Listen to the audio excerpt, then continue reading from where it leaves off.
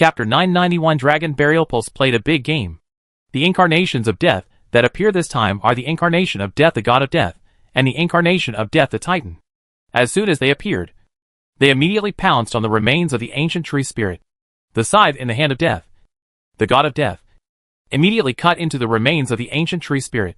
If the ancient tree spirits were alive, and their levels were so different, Death Harvest, the incarnation of death, would definitely have no effect.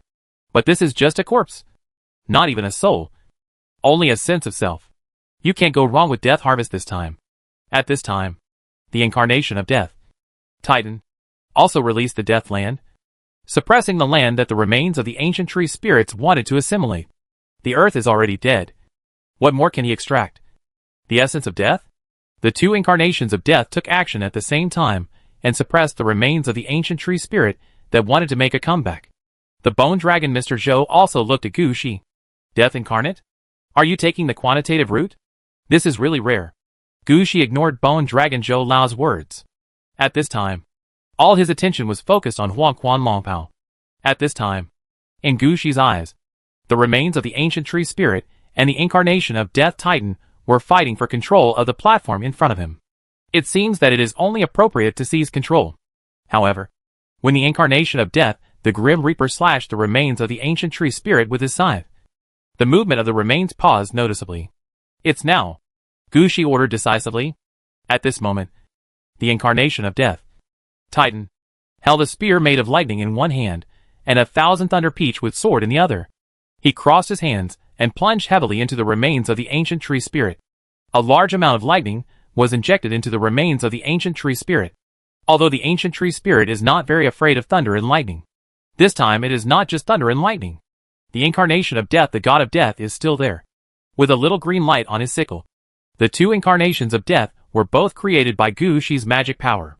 They seemed to have the same mind. When the green light was drawn out, the incarnation of Death Titan raised his hands again and struck down hard. Countless rays of lightning struck into the remains of the ancient tree spirit. At this time, electricity appeared in the sky. Even the bone dragon hovering in the sky was frightened. When the lightning fell, he immediately stepped aside. At this time, the holder of the Huangquan dragon robe also made a move. Seal the altar and pay homage to the general. Bury the dragon vein. Huangquan dragon robe used two moves on the spot. Gu Shi had never used this trick of sealing the altar and worshipping generals. After all, this thing requires one to use one's own experience to strengthen his subordinates. Gu Shi himself doesn't have much experience, so how could he use it indiscriminately? But things are different now. Although there are only remains of the ancient tree spirit in front of me, its level is still there. Once the sealing altar worship general is used, the levels on both sides are not balanced at all.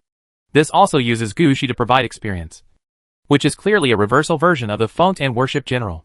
Fortunately, the altar worship general is not as powerful as imagined. At least I was unable to directly raise Gu Shi's level.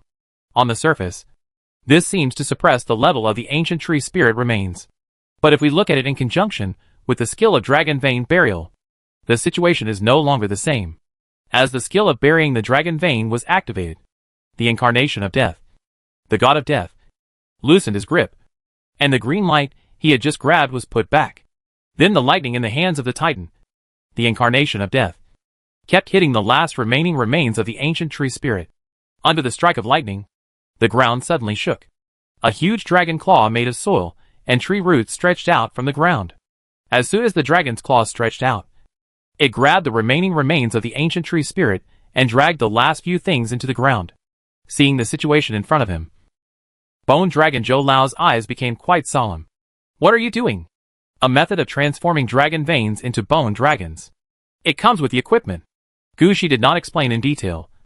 If this thing wants to take root underground, it thinks of itself as a ley line. It treats itself as a ley line. I can also take advantage of this. Through the continuous attack on the wreckage, he instinctively moved everything underground. The level of the bone dragon transformed into this way through the dragon veins is almost the same as that of the original ancient tree spirit. Regarding Gu Shi's superficial explanation, Bone Dragon Mr. Zhou was quite speechless. He understood that Gu Shi was able to do all this thanks to the man in front of him. And his idea is correct. If the remains of the ancient tree spirit want to be resurrected, then all of them should be lured out. If they had thought this way, they would have obtained undead that were above level 25. How could they wait for Gu Shi to take away such a reward? Thinking of this, Bone Dragon Mr. Zhou also had some thoughts. But at this time, Gu Shi raised his head and looked seriously at Mr. Zhou. The Bone Dragon. Mr. Zhou, look, I have now proven that I can handle this ancient tree spirit. Do you want the remaining part to be sent to me? Hearing this, Bone Dragon Zhou Lao's eyes also fluctuated a little. But this was what he had promised Gu Shi before. And now it was hard for him to make any excuses. Okay, I'll have it delivered right now. Just as he was speaking, the vibration of the meeting stopped, and a large amount of green aura surged out from the ground, forming a green ghost dragon in front of Gu Shi. The ghost dragon in front of him was more than 30 meters long. It was condensed by a green aura full of vitality. The surface of its bone-like body was also covered with a green light pattern. As the ghost dragon appeared, a voice came to Gu Shi's ear. The dragon robe of Huangquan succeeded in launching the burial dragon veins. And the new earth veins, the vitality of the ancient tree spirit, were affected and transformed into the direction of the ghost dragon. Part of the effect of the new ley line will be blessed on you. You get the Dryad Life effect, Layer 14. Tree Spirit Life, 14 levels. Magic effect 14 life essences from ancient tree spirits appear in your body. Each time you digest one, your vitality will be strengthened, and your fitness level will increase by 1 level. The magic effect will disappear after 20 days. Please digest all the life essence within 20 days. You have successfully transformed the undead, affected by the Death Lord effect. You are recognized by the Ghost Dragon, Ancient Tree Spirit version. The Ghost Dragon, Ancient Tree Spirit version joins your team. Ghost Dragon, level 26. Summoned object experience, 0/89500. Attack 55. Defense 30. Life 2250. Skills, Undead Creature. Flying Creature. Root Entanglement. Aging Curse. Natural Dragon Breath. Life Extraction. Physical Strength Strengthening. Life Strengthening. Life Recovery. Vine Attack. Flying Leaf Attack. Life Aura. Life Curse. Chapter 992 The Put Away Wreckage. With the appearance of the Ghost Dragon, Gu Shi felt his whole body feel warm. It was as if a lot of life was pouring into his body. This feeling is comparable to the last time Gu Shi drank a large glass of Fire of Life. This time Gu Shi was already quite familiar with this feeling. Facing the enhanced life, Gu Shi showed no expression on his face.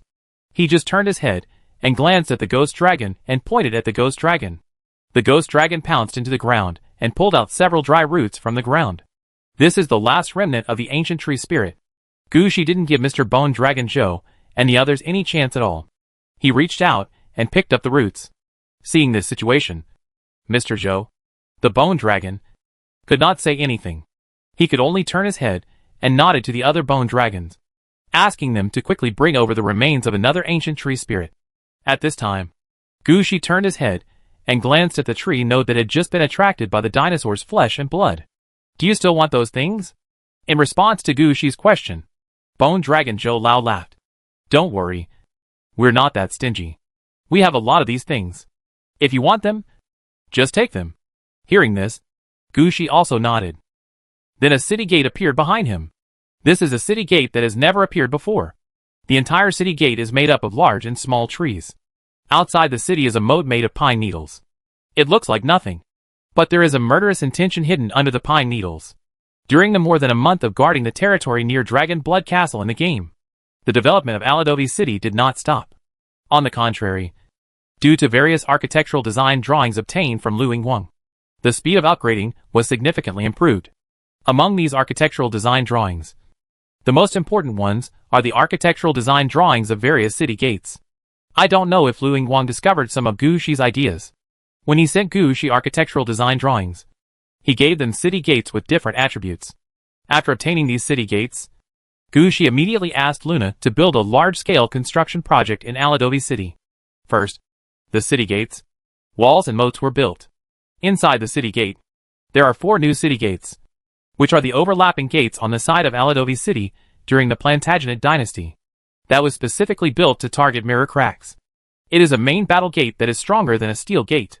This city gate is obviously higher than Gu Shi's main city gate. Not to mention other things. The city gate is divided into front and rear gates. The inner gate of the city gate has 3 turns. There is no way to see the situation inside the city directly from the city gate. which can prove the role of this city gate. Outside the city gate, there are barbs on the ground, external bunker-type defense towers, arrow towers on the city walls, flight points for flying troops, and so on. If we have to describe the style of this city gate, it is roughly the same as the reinforced main gate of Orgrimmar. There is a set of magic gates in the magic area. The style is full of magic. The walls themselves are painted with various runes. The arrow towers behind them are also mainly magic towers. There is a moat outside the city gate that looks quite peaceful. But anyone who doesn't take this moat seriously will die in an ugly way. Furthermore, because the magic plant area was moved, the military garrison really started behind the city gate. And a new city gate was built in the new magic plant area. The city gate is a tree peak gate, which is built of trees and matches the style of the magic plant area.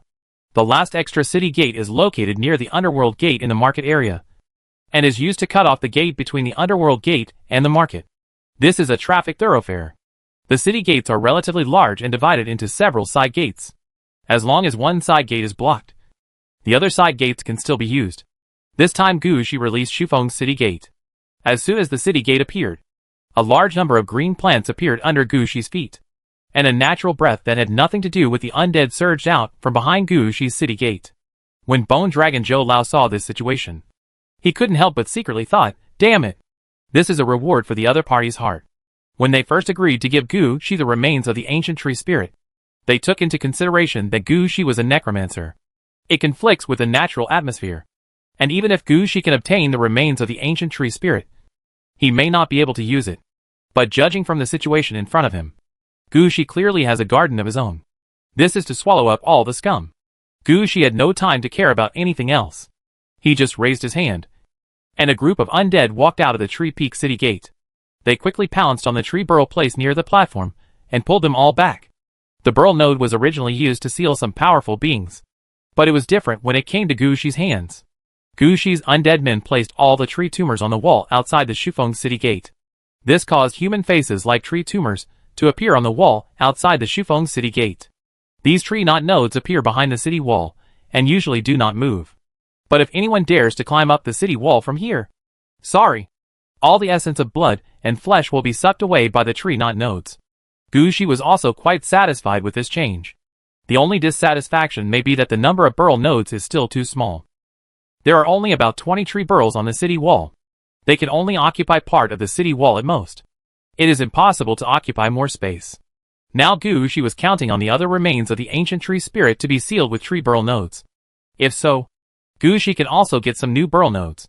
Soon the remains of the ancient tree spirit promised by Bone Dragon Mr. Zhou were delivered.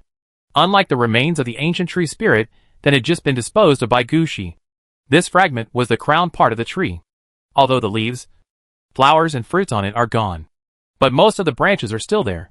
It is precisely because of this that Gu Shi could clearly feel the weirdness of the remains of the ancient tree spirit in front of him. The surface of those branches was pitted, and it was obvious that something had grown on them before, and was eventually dug up. At the same time, some branches have been peeled off. The branches that looked like muscles under the bark were exposed. Before the ancient tree spirit's remains landed, Gu Shi had the feeling of seeing countless corpses piled on top of each other. This feeling was quite strong. If Gu Shi wasn't immune to the influence of the mind, he would have doubted whether his mind had been contaminated by others. Even if he suppressed this disgusting feeling, Gu Shi still felt strongly uncomfortable. This is the first time he has encountered such a situation since he became a necromancer. This made Gu Shi frown involuntarily. At this time, the fire in the eyes of Bone Dragon Zhou Lao was flickering slightly, and he looked as if he had seen something interesting. Chapter 993, All Rewards Obtained. Only when he saw the remains of the ancient tree spirit did Gu Shi believe what the Bone Dragon Mr. Zhou said. The remains of the ancient tree spirit in front of us took the root of the source of pollution, and were much more difficult to deal with than the tree roots. At the same time, the town objects arranged here are no longer tree knots, but another kind of thin one similar to red ribbons. There were many red ribbons only as long as fingers, and the number was quite large. There are some wrapped around every branch. Before, Gu Shi was only paying attention to the remains of the ancient tree spirit and ignored these red ribbons.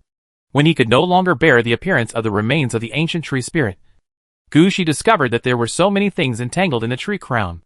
At this time, the bone dragons also placed the remains of the ancient tree spirit on the ground. Two messages popped up in front of Gu Shi's eyes. Discover the remains of the corpse of ancient Dryad Cecilia Gustav, level 29. Discover the special seal blessing rope, purple. It is obviously different from the previous Burl node. As for the remains of the ancient tree spirit, the explanation is the same. But Gushi understands that the handling method here must not be this way. After all, the direction of progress is different. So the way of dealing with it is also different. The remains of the ancient tree spirit in front of you will not turn yourself into earth veins. It is obvious that he wants to spread his aura and contaminate everything that sees it. When we first fought against Cecilia, the players in Balian City must have suffered a lot from this. Gushi's mind moved, and he had some ideas. He turned to the undead beside him, and said, Yonchuan Dragon Rope. Suppress it. The bearer of the underworld dragon robe quickly issued an underworld order to the remains of the ancient tree spirit. A pair of black and white impermanents appeared under the influence of Huang Quan's order. They can be regarded as serious ghosts attracted by Huanchuan's order. As soon as it appeared, it suppressed the aura emanating from the remains of the ancient tree spirit. Under such circumstances, Gushi's ghost team can appear. As soon as they appeared, Bai Wuchang, who was tens of thousands older, appeared, full of Yin energy, and frightened Mr. Zhou, the bone dragon, on the spot. Then, Bai Wuchang quickly dragged up the remains of the ancient tree spirit and headed towards the Tree Peak City Gate. Gushi's order to them was to throw it into Xiamu Lake and transform it through the act of sacrifice in Xiamu Lake. Xiamu Lake can handle this kind of thing. The original Evilwood Lake was filled with the roots of an apple tree. That was an important weapon for the monarch to control the Mirror Underground Palace. And its grade was definitely higher than the ancient tree spirit remains in front of him. In the end, it was also melted away by Xiamu Lake and transformed into nutrients in Xiamu Lake. The remains of the ancient tree spirit in front of me were only level 29. It's impossible to turn the world around like this. Gushi happened to bring it to add some nutrients to the grass and alchemy trees that had just been planted in the magic plant area. As for pollution, Gushi never worried about this. If they want to pollute, just suppress it. After Gushi's men dragged away the remains of the ancient tree spirit, Gushi also looked at the bone dragon Mr. Zhou. Bone dragon Zhou Lao was a little confused. You have taken all the rewards given to you. What else do you want? Fortunately, Wang Yongshou also reacted at this time and quickly said to Gushi, you are waiting for the research resources. Right. Just wait. Those things will be delivered soon. Only then did Bone Dragon Zhou Lao understand what was going on. But this had nothing to do with him anymore. Mr. Zhou, the Bone Dragon, just lay down near the platform and ignored Gushi. What happened next was much simpler. A large number of undead brought various materials to Gushi. Gushi changed the Magic City Gate and opened the magic area to receive these materials. After all these things will be placed in the library. And then, they will be studied by the magic undead under Gushi.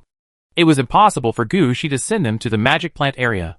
So Wang Yongshou and the others watched the Bai Wuchang who had just appeared appear again, and quickly took away all the information here like a small mountain. Finally, Gushi smiled at them. The city of death is so terrifying, Wang Yongshou muttered, somewhat scared in his heart. In the previous game world, Wang Yongshou still regarded Gushi as a newcomer. Even though he killed the third elder of the Fusion Society, Wang Yongshou did not take it to heart. But looking at it now, it is obvious that something is wrong. Judging from the number and momentum of Bai Wuchang's troops, Gushi's troops are definitely not weak. Although the necromancers of Balian City can drag out a more powerful undead army in a short period of time, but definitely not as good as Gushi. If you really want to fight Gushi, you will need at least 10 necromancers above level 15 to besiege Gushi to be sure of taking him down. Or you have to use the corresponding orange equipment. Otherwise, they might not even be able to touch Gushi's side. Thinking of this, Wang Yongshou couldn't help but shook his head. How could he think of such a thing? Then he walked to Gushi and said, okay, this is the entry and exit voucher for the Jean Terrace. With this, you can enter the Jean Terrace at the core of Balian City. No need to queue. And no need to worry about someone coming over to cause trouble. Wang Yongshou handed the final reward to Gushi. Gushi took the voucher and looked at it, and found that it was something like a pocket watch. Except that this pocket watch obviously couldn't move anymore. This? Yes. This is the access voucher. What you are getting now is the voucher for unlimited time. You can enter as long as you reach the promotion area. Other people's vouchers need to be queued up. And when the pocket watch goes on its own, it is in the process of queuing up. When you are queued, the pocket watch will send out a reminder signal. It is a very simple thing. After this explanation, Gu Shi understood what was going on. He put away the certificate, turned around and walked out. Wang Yongshou brought Gu Shi over, and naturally wanted to send him out. After all, this is a military restricted area, and there are no vehicles or anything. When Gu Shi went out, it would be okay if he released him out. But he was afraid that Gu Shi would run away and end up somewhere he couldn't go. And then the situation would be embarrassing. So Wang Yongshou also quickly stood up and escorted Gu Shi away. After Gu Shi walked away, Mr. Zhou, the bone dragon who had been lying down, raised his head. His eyes flashed with a large amount of blue flames. And he repeated all Gu Shi's actions just now on the platform in front of him. Especially when Gu Shi released the movements of the man wearing the Huangquan dragon robe. He checked them 4 or 5 times. After checking it carefully, he grabbed a bone dragon the size of a normal person's fist. All the information is here. That person has mastered at least 2 magical skills: the Death City and the Death Incarnation. He also has a very special equipment that can summon the Ghost Messenger from the underworld and enlighten the dragon veins. And there seems to be no negative effects, which is a bit problematic. There is also another problem. The person who used Death Incarnation did not seem to be drained of mana. This needs attention. That's pretty much the situation. I can't help you with more. So just take care of yourself. Chapter 994, Promotion. Here we are. Here is the promotion place. It is not a normal game, but a special game world that was developed separately. It's very simple to advance a necromancer to level 10. You just go in and show off your bone dragon or ghost dragon and complete a task. Regardless of the difficulty of the task, it will not affect the player's promotion. After all, at level 5, the direction has already been set, and the road ahead is just a matter of following it, without too many branches at all. When sending Gu Shi to the outside of the Jin Terrace, Wang Yongshou also specifically explained the situation of the Jin Terrace. But Gu Shi just listened to what he said. Gu Shi knew very well that the higher the difficulty of the task, the more benefits he would get when he advanced.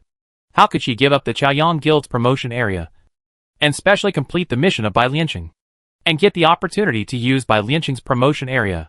Do you really think Gu Shi is in a hurry, and doesn't want to queue? That's simply impossible. Gu Shi knew his situation very well. He has laid a good foundation now. But he can't have any problems when he advances to the next level, which will affect his subsequent development. After waving to Wang Yongshou, Gu Shi turned around and entered the promotion area. Unlike the portal square where you enter the game, there are no open or unopened portals here. After all, this is not a normal game. Gu Shi took the entry voucher and walked around the promotion area. Inside the Jin Terrace is a huge pit with a diameter of more than 10 meters. There is a very obvious sign posted in front of the pothole. Death Knights, please wear a full set of heavy armor. Ride a death horse and jump in. Necromancers, please release their bone dragons and use the bone dragons to clear the way. Please pay attention to the light emitted from the bottom of the passage. White is the easy one and purple is the most difficult. Please choose according to your own strength. Gu Shi held the voucher that looked like a pocket watch and looked around. Gu Shi has determined that the pocket watch certificate in front of him can allow him to enter any promotion channel. He needs to choose a high-quality passage to enter. After walking around for a short half-circle, Gu Shi stood strangely near a blue-quality advancement passage. With Gu Shi, who is immune to psychic attacks, he can clearly feel that a kind of psychic fluctuation is emanating from the surface of the passage in front of him. Don't come over here. Choose the purple channel. If it were an ordinary necromancer, he might have been directly guided by such power. But for Gu Shi, this kind of spiritual power is of no use at all. I couldn't even get his attention. It's just that Gu Shi is a little curious. Is this method of using spiritual power to guide him targeted? Or are all channels arranged? So Gu Shi quietly activated the effect of the spiritual lamp. First, he automatically used his mind shielding ability to hide himself from other sight. Then Gu Shi borrowed the sight of the spiritual lamp to check the situation around him. Gu Shi discovered that not all channels were affected. Only on the other side of the passage that is concentrated together can all the passages be equipped with the power of the soul. Only a few special channels remain that have such spiritual influence. After Gu Shi walked around, he found that most of the channels that were blessed with spiritual influence were blocked by Gu Shi from jumping down. There is only one place where the fluctuations of the soul are emanating. I hope Gu Shi can choose this channel. Gu Shi understood this situation as soon as his mind turned around. This is someone who has done something to control his own destiny. But Gu Shi is not a fool. After seeing this, Gu Shi will naturally not jump into the selected passage. He is not a stubborn person. I have never thought of jumping into an enemy trap knowing that I was in front of me, preparing to face the enemy's trap with my own abilities. In Gushi's mind, he would be more stable this time, and complete the promotion tasks honestly. After reaching level 10, he would go back and deal with those who dare to plot against him. After all, Gushi is not a good-tempered person. If someone dares to plot against me, it's okay if he can't defeat him. If he could defeat him, he would never give his enemy a chance to survive until the next day. After walking around here, Gushi pretended that he was affected by the spiritual power, and took the initiative to walk towards the passage chosen by the enemy. Seeing that Gushi was about to approach the purple passage, his feet suddenly tilted, and he accidentally plunged into a nearby passage. The passage Gushi fell into was the blue passage, which was still some distance away from the purple passage. The entire passage is unremarkable among some nearby passages. But Gushi discovered that the passage in front of him had been specially arranged to have a psychic influence, so that players who came over would involuntarily give up entering. But this was what Gushi found to be the most suitable to enter, because the passage in front of us is still some distance away from the advancement point set by the enemy. It is not counted in the passage near the promotion ground. In other words, as long as normal people follow the guidance of spiritual power, they will not discover this passage. There is absolutely no need for them to arrange such a spiritual effect here. The reason why they set up this kind of thing here is simply because they want to prevent Gushi or anyone else from getting close. This shows that although the current passage in this passage is a blue mission, the quality of the advancement ground is quite high. These are some small tricks used by the managers here to help some high-level children or children from aristocratic families advance to the next level. Behind this promotion ground is a passage with simple tasks, good rewards, and very high-cost performance. The passage in front of him is Gushi's first choice.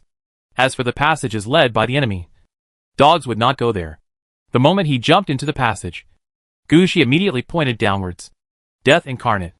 Gushi's Death Incarnation Bone Dragon appeared next to him. As soon as the Bone Dragon, the incarnation of death, appeared, Gushi felt that his falling speed had obviously slowed down. At the same time, various distorted lights appeared all around. This feeling is very similar to the feeling when Gushi entered the phase channel before. But Gushi understood that this could not be a phase channel. He just came here to advance. He has not reached that level yet. Sure enough, the next moment, a ding sound came to Gushi's ears. It was a sound like glass being broken. Then the incarnation of death around Gushi, the Bone Dragon, formed into a ball, protecting Gushi as he fell downwards. When Gushi reacted, he found that he was standing on a strange piece of land. The land in front of me was filled with the aura of death. Looking up at the sky, a kind of blue lightning flashed across the sky from time to time. Gushi seemed to have seen such an environment before, and he couldn't help but murmur something in his heart. Huangquan Road. Chapter 995. The second incarnation of Death Bone Dragon.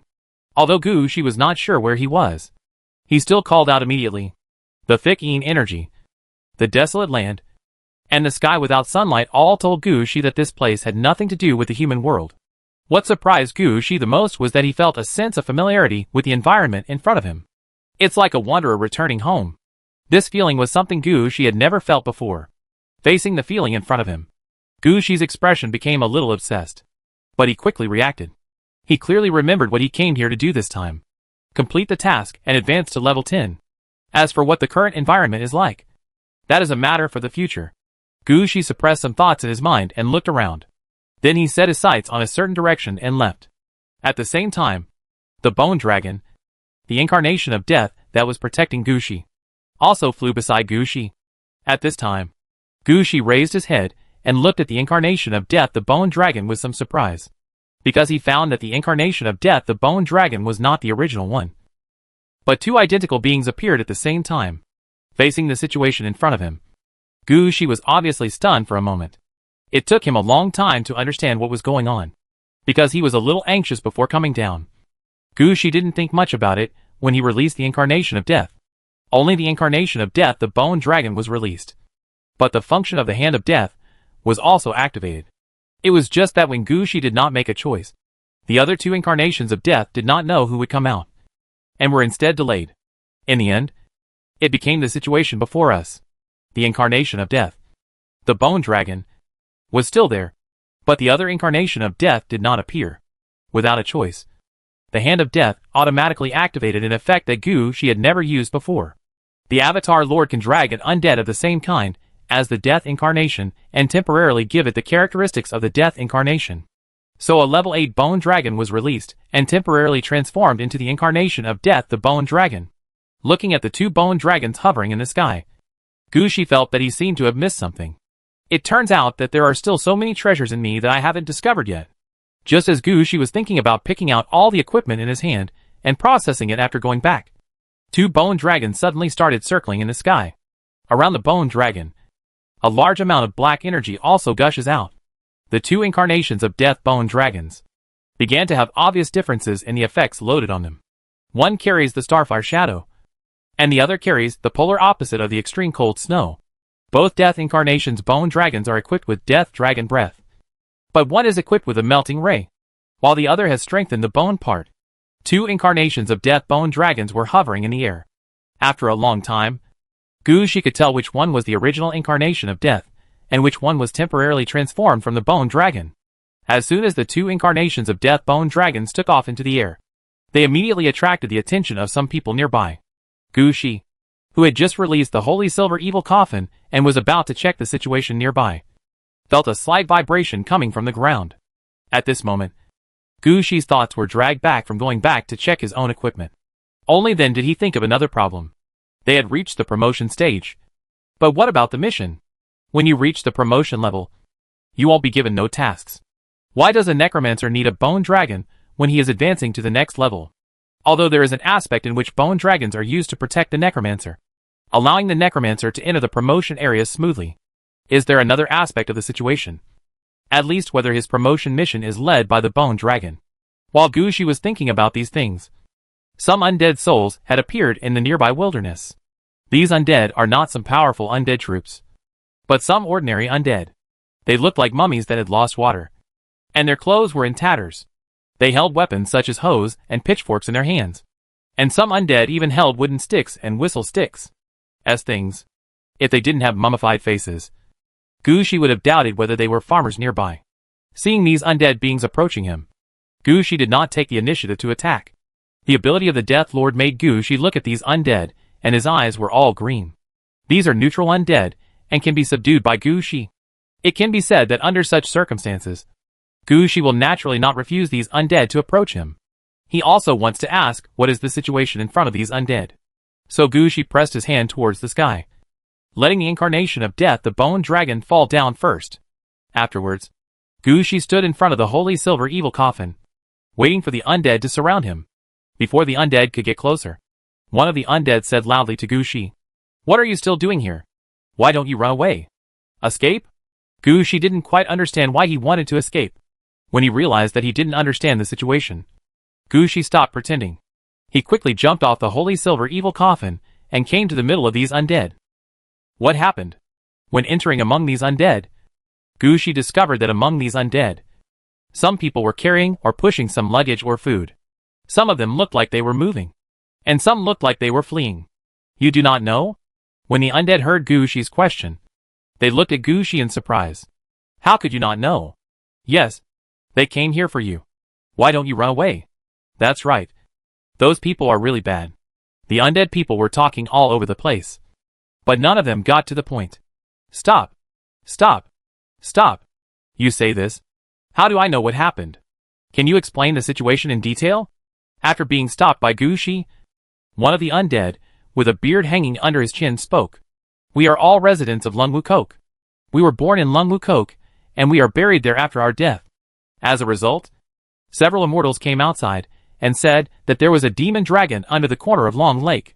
The demon dragon was refining the inner elixirs of 2 different natural disasters, ice and fire. As long as the inner elixir is completed, there will be 9 years of heavy snow and 9 years of severe drought in this area. So they plan to eliminate the demon before the elixir is completed.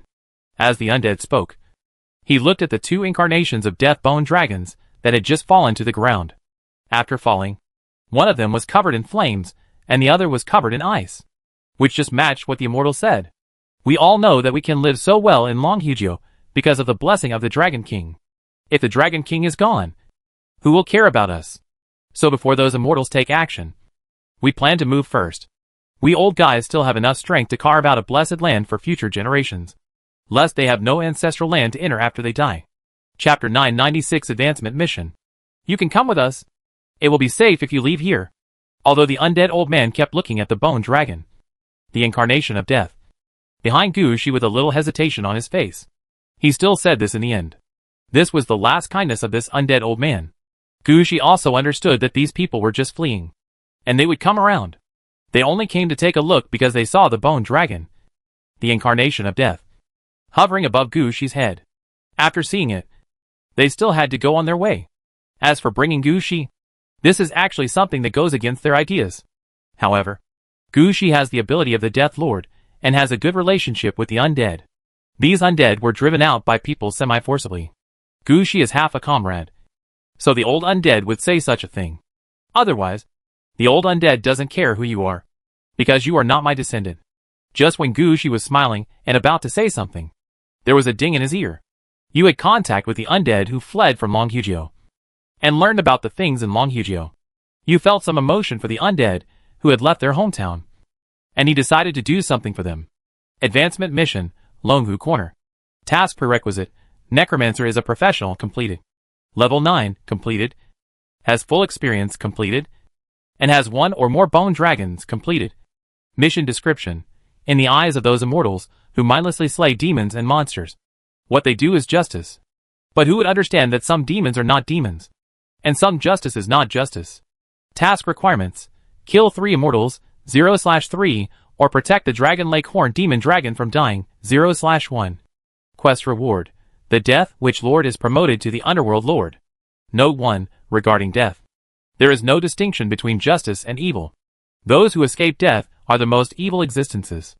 Explanation 2. The Lord of the Underworld and the Lord of the Underworld are at the same level, but the direction is different. Under this mission description, there is also the situation of the Lord of the Underworld. At level 15, you can be promoted to the Lord of the Underworld. At level 20, you can be promoted to the King of the Underworld. At level 45, you can be promoted to the Lord of Taishan Mansion. Seeing this, Gushi understood how his promotion route would change. It turned out to be the influence of the secret record of Taishan Mansion. At the same time, Gushi also knew that he could switch to the route of the Lord of the Underworld at any time later. It's just that the potential of the Lord of the Underworld seems to be insufficient. At level 35, he reaches the peak and becomes the Emperor of the Underworld. There will be no other changes after that. Just some increase in combat power as the level increases. On the contrary, the route of Lord Taishan is more inclusive. No matter when Gushi chooses to take the route of Lord Taishan, he can switch it at any time. Or if he doesn't want to go anymore or finds a better route, he can switch out at any time. Comparing the two, Gushi naturally knew what he wanted to choose. Fighting a brainless immortal? Those who can be called immortals cannot be those above level 30. Right?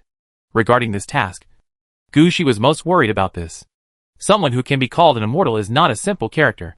The immortals Gushi met last time were Liuju and his group. The weakest ghost immortals all start with a strength of level 25 or above. These immortals in front of me are probably not ghost immortals. If we count them as human immortals, there is a question mark as to whether level 30 is enough. Thoughts flashed through his mind. But Gushi did not give up. He has already arrived here, so naturally he has to complete this task. But Gushi had no intention of letting it go like this. Didn't those immortals say that the dragon in Longhugio is a demon dragon? Then he would go over to support as a dragon. Thank you, elders. I'd better not go there with you. I happened to be going to Longhu Corner once. If I hadn't met you, I'm afraid I would have met those immortals when I went there. If I were not prepared and went directly there, I would be in big trouble. Gushi thanked the old man and hid his rejection in his words.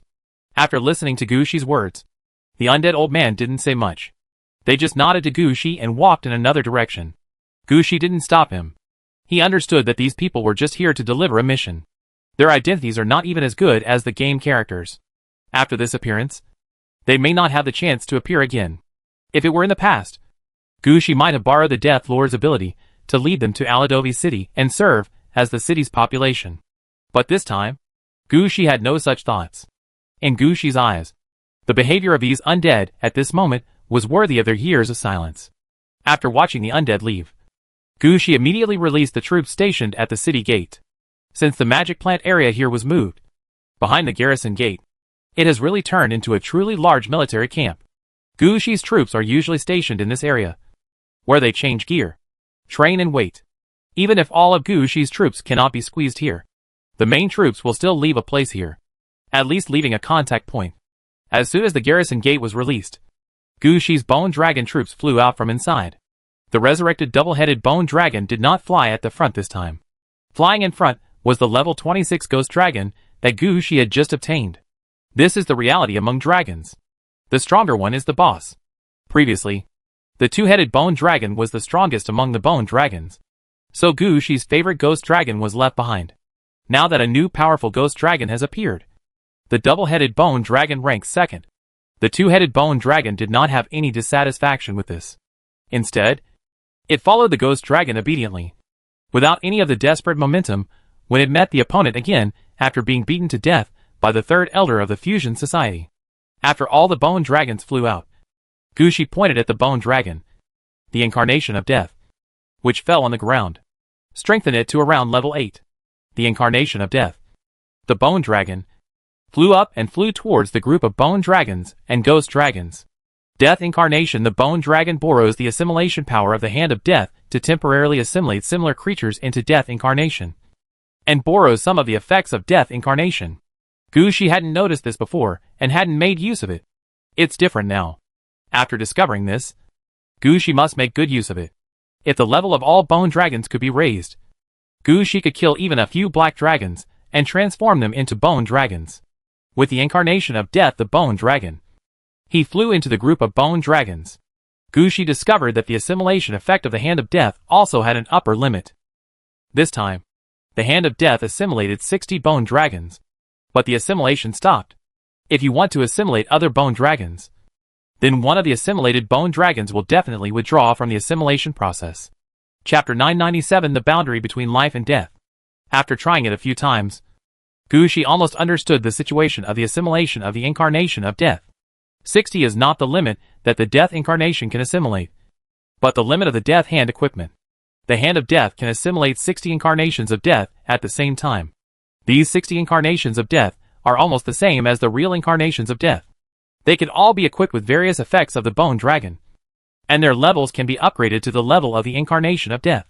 After being killed, the assimilated and borrowed body will appear behind the battlefield. As long as Gu Shi summons the death incarnation again, it can be assimilated again. This made Gu Shi somewhat regretful. Why didn't he know this? If he had known such a thing earlier, he would definitely have used it more. Even when there were materials to strengthen blue equipment, he would have given priority to Death's hand immediately. In fact, Gu Shi didn't even think about it. When he got the hand of death, how many bone dragons did he have in his hand? And after he obtained the hand of death, he immediately had 2 death incarnations at his disposal. Death incarnate, the god of death, has no similar unit that can be assimilated. After a long time, Gu Shi will naturally not consider this aspect. Slowly he forgot about it. If he had not jumped down from the passage and could only release the bone dragon, Gu Shi would not even activate this effect. But it's not too late to start now. After controlling the 60 incarnations of death bone dragons, Gu Shi's confidence increased greatly. He planned to deal with the hand of death properly when he returned. At least to remove the hand of death, quality improves. If possible, by upgrading it to purple quality, he might be able to turn all the level 8 bone dragons in his bone dragon troops into high-level incarnations of death. That way his fighting power will be much stronger. Even if something like the third elder of the Fusion Society were to happen again, his bone dragon troops would not be defeated immediately. While thinking about it, Gu Shi jumped onto the Holy Silver Evil Coffin and headed towards the direction where the group of undead came from just now. The Holy Silver Evil Coffin was running on the ground, and all the bone dragons and ghost dragons were flying in the sky. It only took about 10 minutes to cover a distance of dozens of miles. After rushing out for nearly 60 miles, Gu Shi, who was advancing, suddenly stopped. At this time, he found that the road in front of him had reached the end, and there was a fog outside, as if a wall was blocking Gu Shi. Death? Looking at the fog in front of him, Gu Shi smiled instead. He didn't expect that he would encounter the boundary between life and death here. This mist-like boundary between life and death is not common even among necromancers. Most necromancers have only heard of it. Among the group of necromancers, they all have a legend. As long as the necromancer comes out of the boundary between life and death, he can understand the key to life and death. Even if they die in the game, they can still come back from the underworld with their own strength. Gushi was not sure whether this kind of thing was true or false. But there is no doubt that the fog in front of us represents the boundary between life and death. At this time, Gushi's heart moved. Could it be that this is the key to the necromancer's advancement to level 10? You should know that the route taken by most necromancers is to be promoted to Lich at level 10. The characteristic of Lich is the undead that come out from the dead. In other words, to follow the path of a Lich. In addition to having to create a life box, one must also walk out of death. But now I am facing such a thing. Get out of death? Gushi smiled. He didn't need to think too much at all. As Gushi smiled, the man wearing the Huangquan dragon robe appeared in front of Gushi. The underworld edict. The holder of the Huangquan dragon robe moved slightly, and the fog in front of him receded a lot. Gushi took this opportunity and pointed forward. Gate to the underworld. The huge city gate slowly opened under Gushi's operation. At this time, Gushi opened the door to the underworld. It's just that the direction of the door is reversed.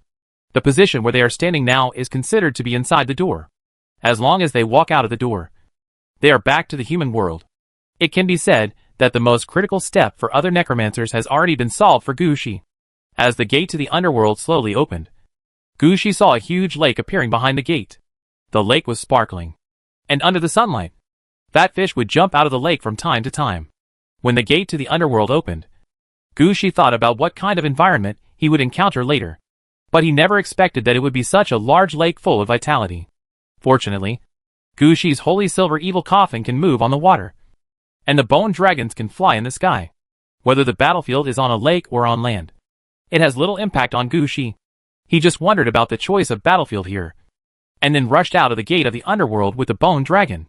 What Gushi didn't know was that when the gate to the underworld appeared on the lake, he had already been noticed by many people. At this time, on a small island covered by reeds in the lake, a death knight riding a silver horse was standing in front of 3 men dressed as Taoist priests. These 3 Taoist priests all carried long swords on their backs, and they also carried different equipment in their hands. Some were carrying gourds made of black crystals. Some were carrying tall white spiritual flags. And one was carrying the weirdest thing. It was a rattan made of countless flowers and plants. On top of the rattan, there are medicinal materials such as ginseng and Ganoderma lucidum. Just looking at the things in their hands, no matter how these Taoists are dressed like immortals, they cannot conceal the evil aura of the weapons and equipment in their hands. Even because of the equipment they were holding, their facial features became a little distorted. In front of them was a water mirror, and what was displayed in the mirror was the gate to the underworld that had just appeared on the lake. Although the door to the underworld has only slowly opened, the thickening energy coming from inside has already shocked all of them. After looking back at the Death Knight in silver armor, the Taoist priest holding the gourd said with a serious face, "Gui Yuanqin, did you say something less? What is the situation with such a big gate to the underworld?" Death Knight Gui Yuanqin was also speechless. "No, this is not the gate of the underworld. I told you that according to the information we got, the person who came over had a Death City in his hands. This is the gate of the Death City. It is for this reason that I will invite the artifact controlled by the family to close the city gate that can be released. But when I want to control the artifact, I won't be able to take action. The battle here will depend on you." Chapter 998 encountered an attack by orange equipment. The moment he stepped into the lake from the gate of the underworld, Gushi felt a deep malice permeate the lake. Gushi didn't care much at first. He thought that those immortals were targeting the evil dragon in the lake. But the next moment Gushi felt something was wrong. Soul Dark Lamp. The holder of the soul lamp appeared in front of Gushi at his command. Gushi stretched out his hand and pressed it on the back of the holder of the soul lamp. Borrowing the sight of the soul lamp, Gushi found that malicious eyes were coming from all directions. Some of them were staring at him, and some were staring behind him. At the gate of the underworld, some of them were actually staring at the wearer of the underworld dragon robe. Gushi had experienced this kind of being stared at from all directions before. Luda's mirror monitoring method has such a function. Now the city of Aradovi is full of such surveillance methods. When Gushi returned to Aladovi city, if he let go of his perception, he could clearly feel similar sights. In other words, someone is staring at me using means such as mirroring. But Gushi was a little curious. What is their vision like? Staring at oneself and staring at the gates of the underworld are both understandable. But what about staring at the Huangquan dragon robe? Could it be that there is something different about the Huangquan dragon robe? Gushi was still guessing something in his mind. And the Ghost Dragon and Bone Dragon troops also began to fly out from the gate of the underworld. As the powerful Ghost Dragons and Bone Dragons appeared one after another, all the eyes that fell on Gu Shi and the gate of the underworld were retracted and turned to the Ghost Dragons and Bone Dragons. Only the gaze staring at Huang Quan's dragon robe always existed. This situation made Gu Shi even more certain that someone knew about the situation of his underworld dragon robe and had the intention to target the underworld dragon robe. Gu Shi's heart moved, and he pushed his hand outward, and the Huang Quan dragon robe took the initiative to move outward.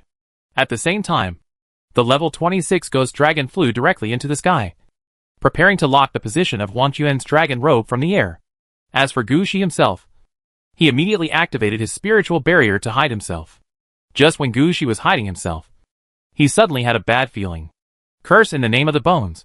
Forbid the gates of the city of death to be opened. A voice rang in the sky.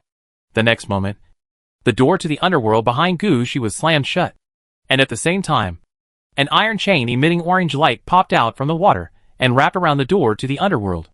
In addition to the orange light on the surface of this iron chain, there is a lot of rust and white bones stuck in the rust. When the iron chain was wrapped around the gate of the underworld, a kind of white bone thread grew out of the white bones, and it was firmly inserted into the gate of the underworld. At this moment, Gu Shi heard a ding sound in his ears. You are affected by the curse of the bone obelisk, auxiliary item. Temporary, and have been deprived of a skill, temporary. You will not be able to use the gate delivery function of the dead city in the next 15 minutes. Obelisk of bones? When the gate to the underworld was attacked, Gu Shi felt it at the first moment. But he never expected that the one who attacked him was the bone obelisk, one of the 3 orange items from Balian City. Gu Shi couldn't figure out why he had offended by Lianchen.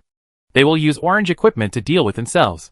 In fact, Gu Shi didn't know that it was not by Lianchen's idea to deal with him, but the idea of the Gua family. The current leader of the bone obelisk, Mr. Gua, the leader of the Gua family last time, felt that there was something wrong when he saw Gu Shi. After all, the person who could kill the 3rd elder of the Fusion Society in the game was definitely not a simple person. His suspicion at the time was that either there was some powerful existence behind Gu Shi, or Gu Shi had some unrecorded orange equipment in his hand. So Mr. Gua delayed Gu Shi's reward for a while, and used the remains of the ancient tree spirit to test Gu Shi. There was no problem with Wang Yongshou. But Mr. Gua, was used as a gunman by Mr. Gua. Through some actions, Gu Shi's strength and equipment can be judged. In their judgment, Gu Shi's Huangquan dragon robe was an orange one. This underworld dragon robe can control the power of Underworld's underworld, and can be used as a ghost warrior in the Bardo. By Wu Cheng, who has 60,000 to 70,000 men under Gu Shi, is proof of this.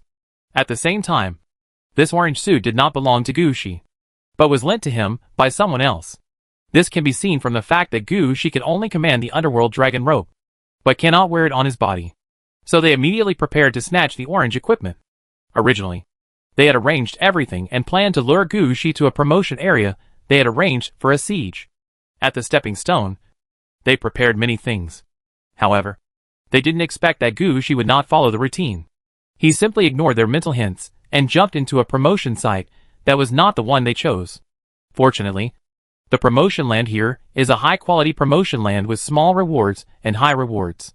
Everything in it has been marked out and is ready to be sold to some high-level children or children of aristocratic families. This gave the Gua family a chance to respond quickly. If they didn't wait until Gu Shi advanced to level 10, they would be like looking for a needle in a haystack. Of course, non-advanced players are not allowed to enter the promotion area. If the Gua family wants to kill people and seize treasures, they must also send players who are also ready to advance. Gui Yuanqin is the person in charge this time. In order to target Gu Shi's 3 magical skills of orange equipment and death, Gui Yuanqin specially brought a bone obelisk when he entered.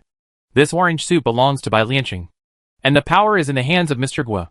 The authentic one must not be brought in by Gui Yuanqin.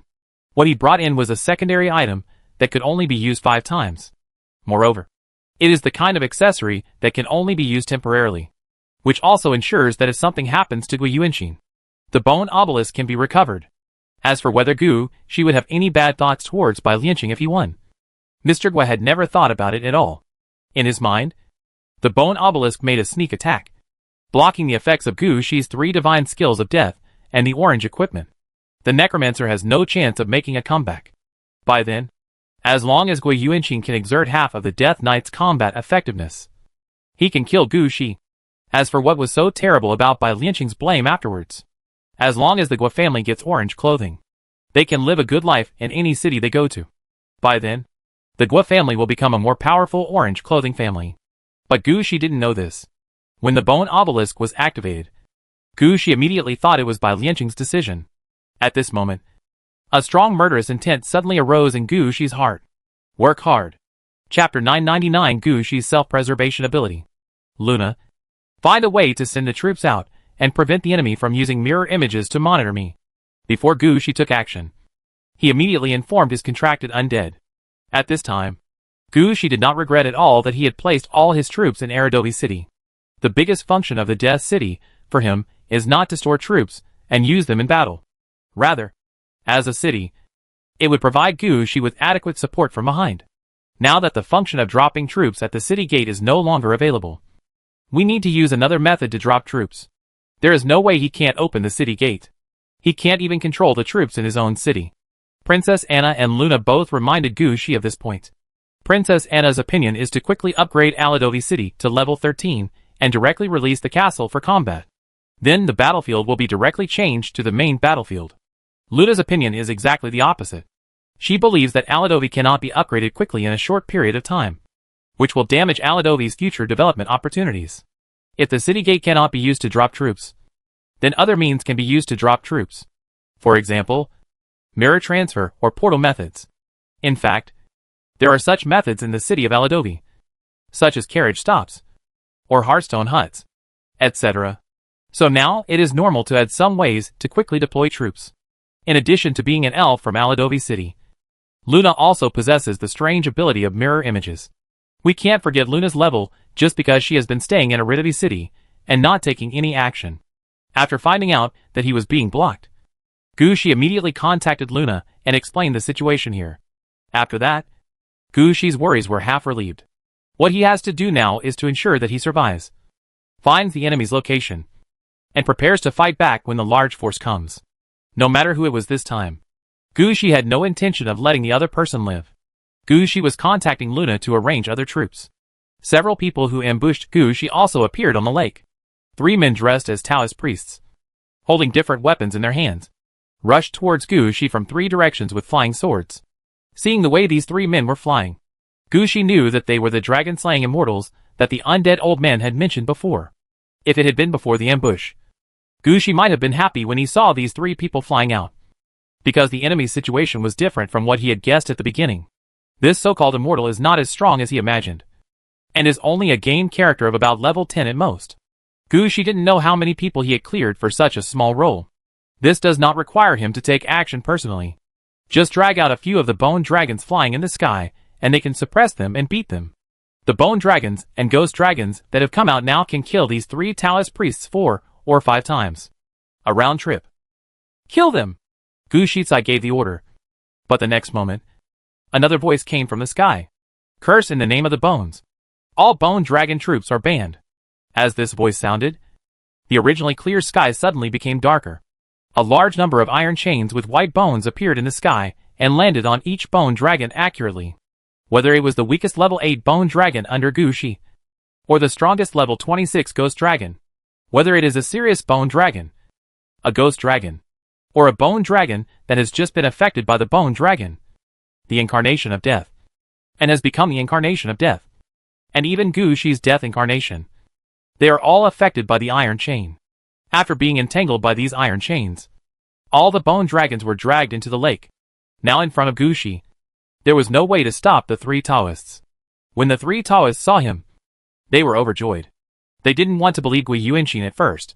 After all, Gui Yuanqing was too weak, and he looked aloof, as if asking them to do things was to give them face. The most important thing is that Gui Yuanqing appeared quite suddenly. After he appeared, he directly took a token and asked them to do something. This made them quite unhappy. But now it seems that Gui Yuanqing is really capable. He said that he could seal Gu Shi's gate to the underworld, and that he could trap all the bone dragons under Gu Shi. But he really did it. Now in front of Gu Shi, there is not a single subordinate. Having made it this far, if they still don't have the ability to kill Gu Shi, then they are really useless. So the three Taoist priests stepped on the flying swords, turned around in the sky, and killed in the direction of Gu Shi. At this time, Gu Shi immediately raised the magic wand without even thinking about it. Death incarnate. It can be said that Gu Shi is quite decisive in doing things. The incarnation of death was released on the spot. Since the bone dragon could not be used, Gu Shi naturally used the other two incarnations of death first.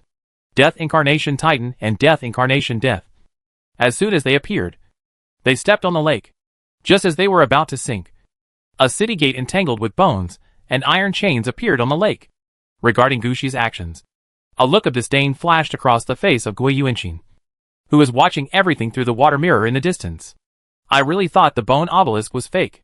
When it comes to sealing your ability, it means sealing it completely, leaving no room for you to make a comeback. Before the seal is over, you don't want to release any city gates. But Gui Yuanqing never expected that when Gu Shi dragged him out of the city gate, what he wanted to release was not the city gate, but the city wall that could appear together with the city gate. On the one hand, the city wall can provide a place for his men to stand without making them unable to stand on the water. On the other hand, because the Death City has passed level 9, everything near the city wall can also be dropped together, such as arrow towers, moats, and even some layouts and units on the city wall. For example, at the city gate where the troops are stationed, there are scarecrows standing on the city wall, and outside the city there are undead tree pits, all of which have strong enough combat capabilities. The Bone Dragon and Ghost Dragon troops are now useless. But that doesn't mean Gu Shi's other troops can't be used. This time Gu Shi released the Steel City Gate, although more than half of the city gate was soaked in water as soon as it appeared. But the nearby city wall managed to become a landing place for the two incarnations of death. At the same time, the strange ghost realm of the Earthbound Dragon was also activated, and a large number of undead that looked similar to the aquatic tribe appeared in the water. Together with the Earthbound Dragon, they faced a Taoist priest head-on. The Earthbound Strange Dragon does not belong to the Bone Dragon, nor does it belong to the City Gate, so Gui Yuanqing's two curses did not lock him. In addition, Gu Shi's two death incarnations really helped Gu Shi block these three Taoist priests. Chapter 1000, Bone Obelisk. After blocking Gu Shi's two abilities, Gui Yuanqing was operating the Bone Obelisk that was temporarily lent to him, preparing to take down Gu Shi's orange equipment in one fell swoop. In his opinion, as long as he used the Bone Obelisk to lock the holder of the Huangquan Dragon Robe and the three Taoist priests killed Gu Shi, the operation would be completed. But he never expected that after he had arranged everything, these three Taoist priests would still be stopped. Gui Yuanqing was anxious now. Although what he was holding was an orange suit, it was a replica of the Bone Obelisk, and it was temporarily loaned to him. He could only use the effect of the Bone Obelisk 5 times. It could only last 15 minutes at a time. Gui Yuanqing's original plan was to seal the gates of the City of Death, seal the strongest Ghost Dragon, and then seal the orange-yellow Spring Dragon robe that was not worn by Gu Shi.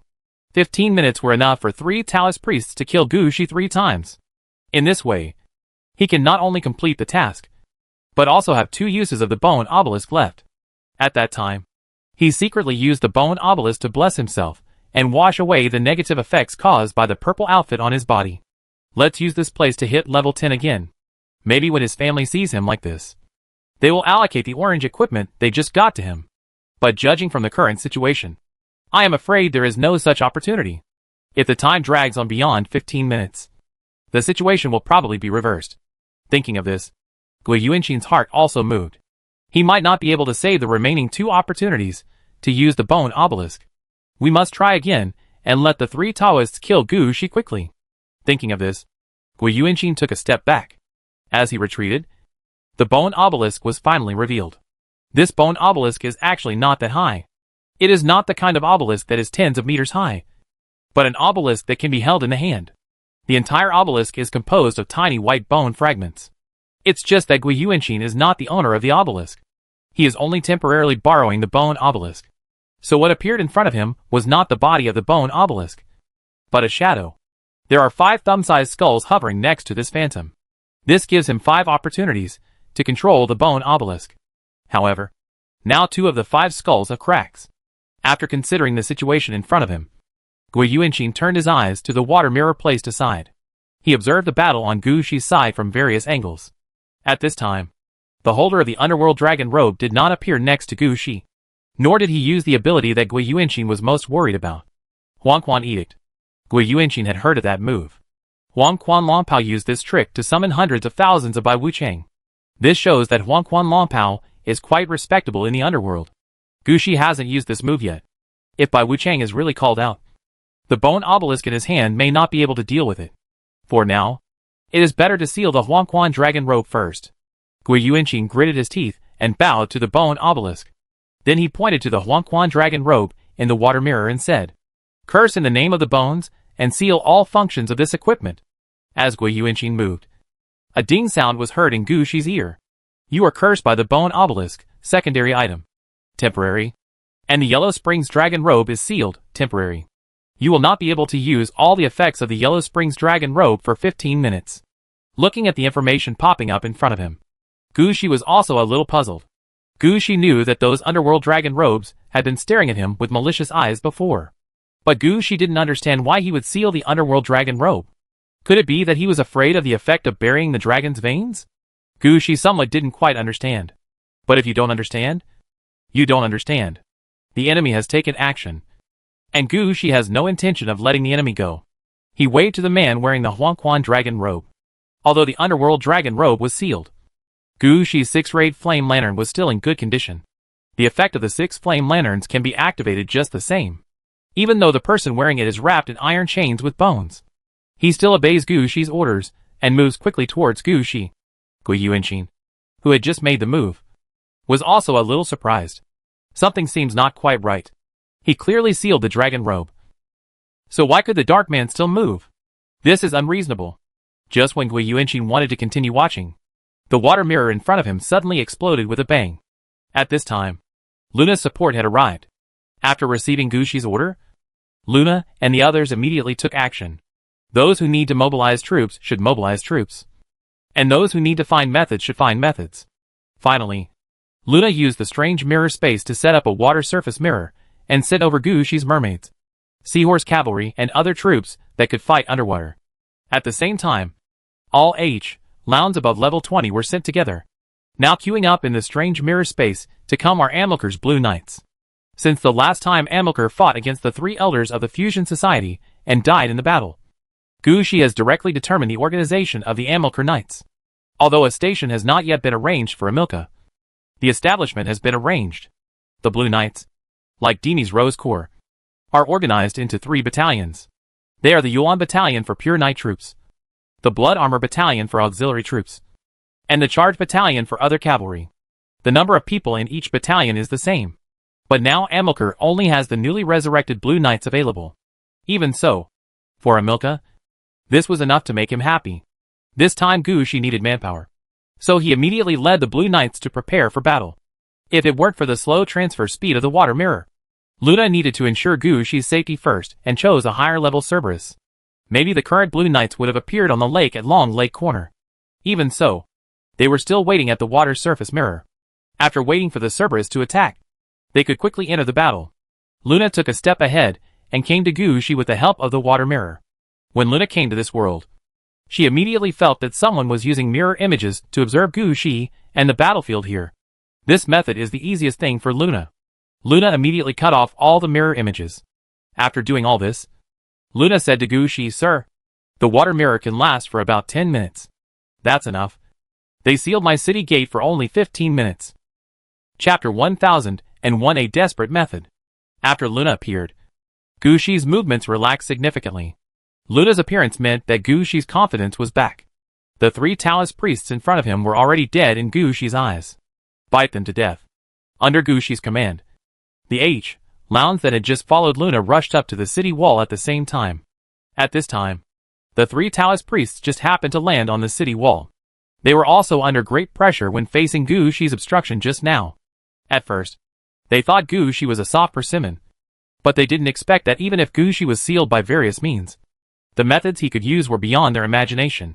They were actually suppressed and beaten by Gu Shi's 2 incarnations of death, especially the incarnation of death, the god of death. At this time, he was holding a variety of weapons, and was suppressing the 2 Taoist priests alone. The 2 Taoist priests could only barely dodge by flying swords, and would attack from time to time. But judging from their attack methods, There was no way they could hurt the incarnation of Death, the god of death.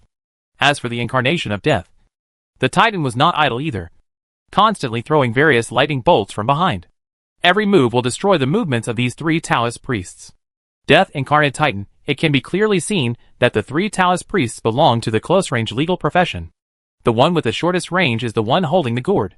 He must rush to a distance of about 30 meters in front of the enemy and release the flames inside the gourd. So he was the most unlucky one. He kept flying forward and retreating due to various attacks. No matter what, he couldn't make an effective attack. On the contrary, there are two other people. One's vines can turn into long whips to attack, which can hit at least 50 meters away. The other's white flags will emit white light, and the range is almost more than 100 meters. Their attacks were able to hit the city wall, and even almost hit Gu Shi. However, they were all suppressed by the two incarnations of death under Gu Shi. No matter how hard he tried, he couldn't hurt Gu Shi at all. Now that Gu Shi's troops have rushed out from underwater, the situation has naturally changed. When the two death incarnations saw this situation, they immediately locked onto one of the enemies.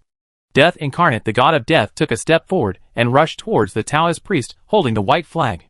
This Taoist priest is the strongest, and the white flag in his hand is also the most powerful magic weapon. This thing is the most difficult to deal with, and something will happen at some point, so he has to deal with it first. So when the first H.L. dog rushed out of the city wall, the incarnation of death, the god of death, took a step forward and slashed in the direction of the Taoist priest with a scythe in his hand. With this sword strike, the incarnation of death, the god of death, launched Death Harvest. The Taoist priest's level is only level 10, while the incarnation of death, the god of death, is now level 17. Under such circumstances, the success rate of Death Harvest can be said to be quite high. With this slash of the knife, the Taoist soul was dragged away by the incarnation of death, the god of death. The Taoist paused in the air and then plunged into the lake. The moment the Taoist priest's body fell into the lake, a dragon more than 300 meters long rushed out from under the lake. The scales on this dragon's body were of two different colors, red and blue. When it rushed out of the water, it just opened its mouth and swallowed the Taoist priest's body that fell down. Gu Shi was also speechless about such a thing. He knew that this dragon was the demon dragon he came to protect. But can you, a protected being like you, stay underwater safely? I finally defeated an enemy, and you ran over to grab the body. It's easy to be accidentally injured.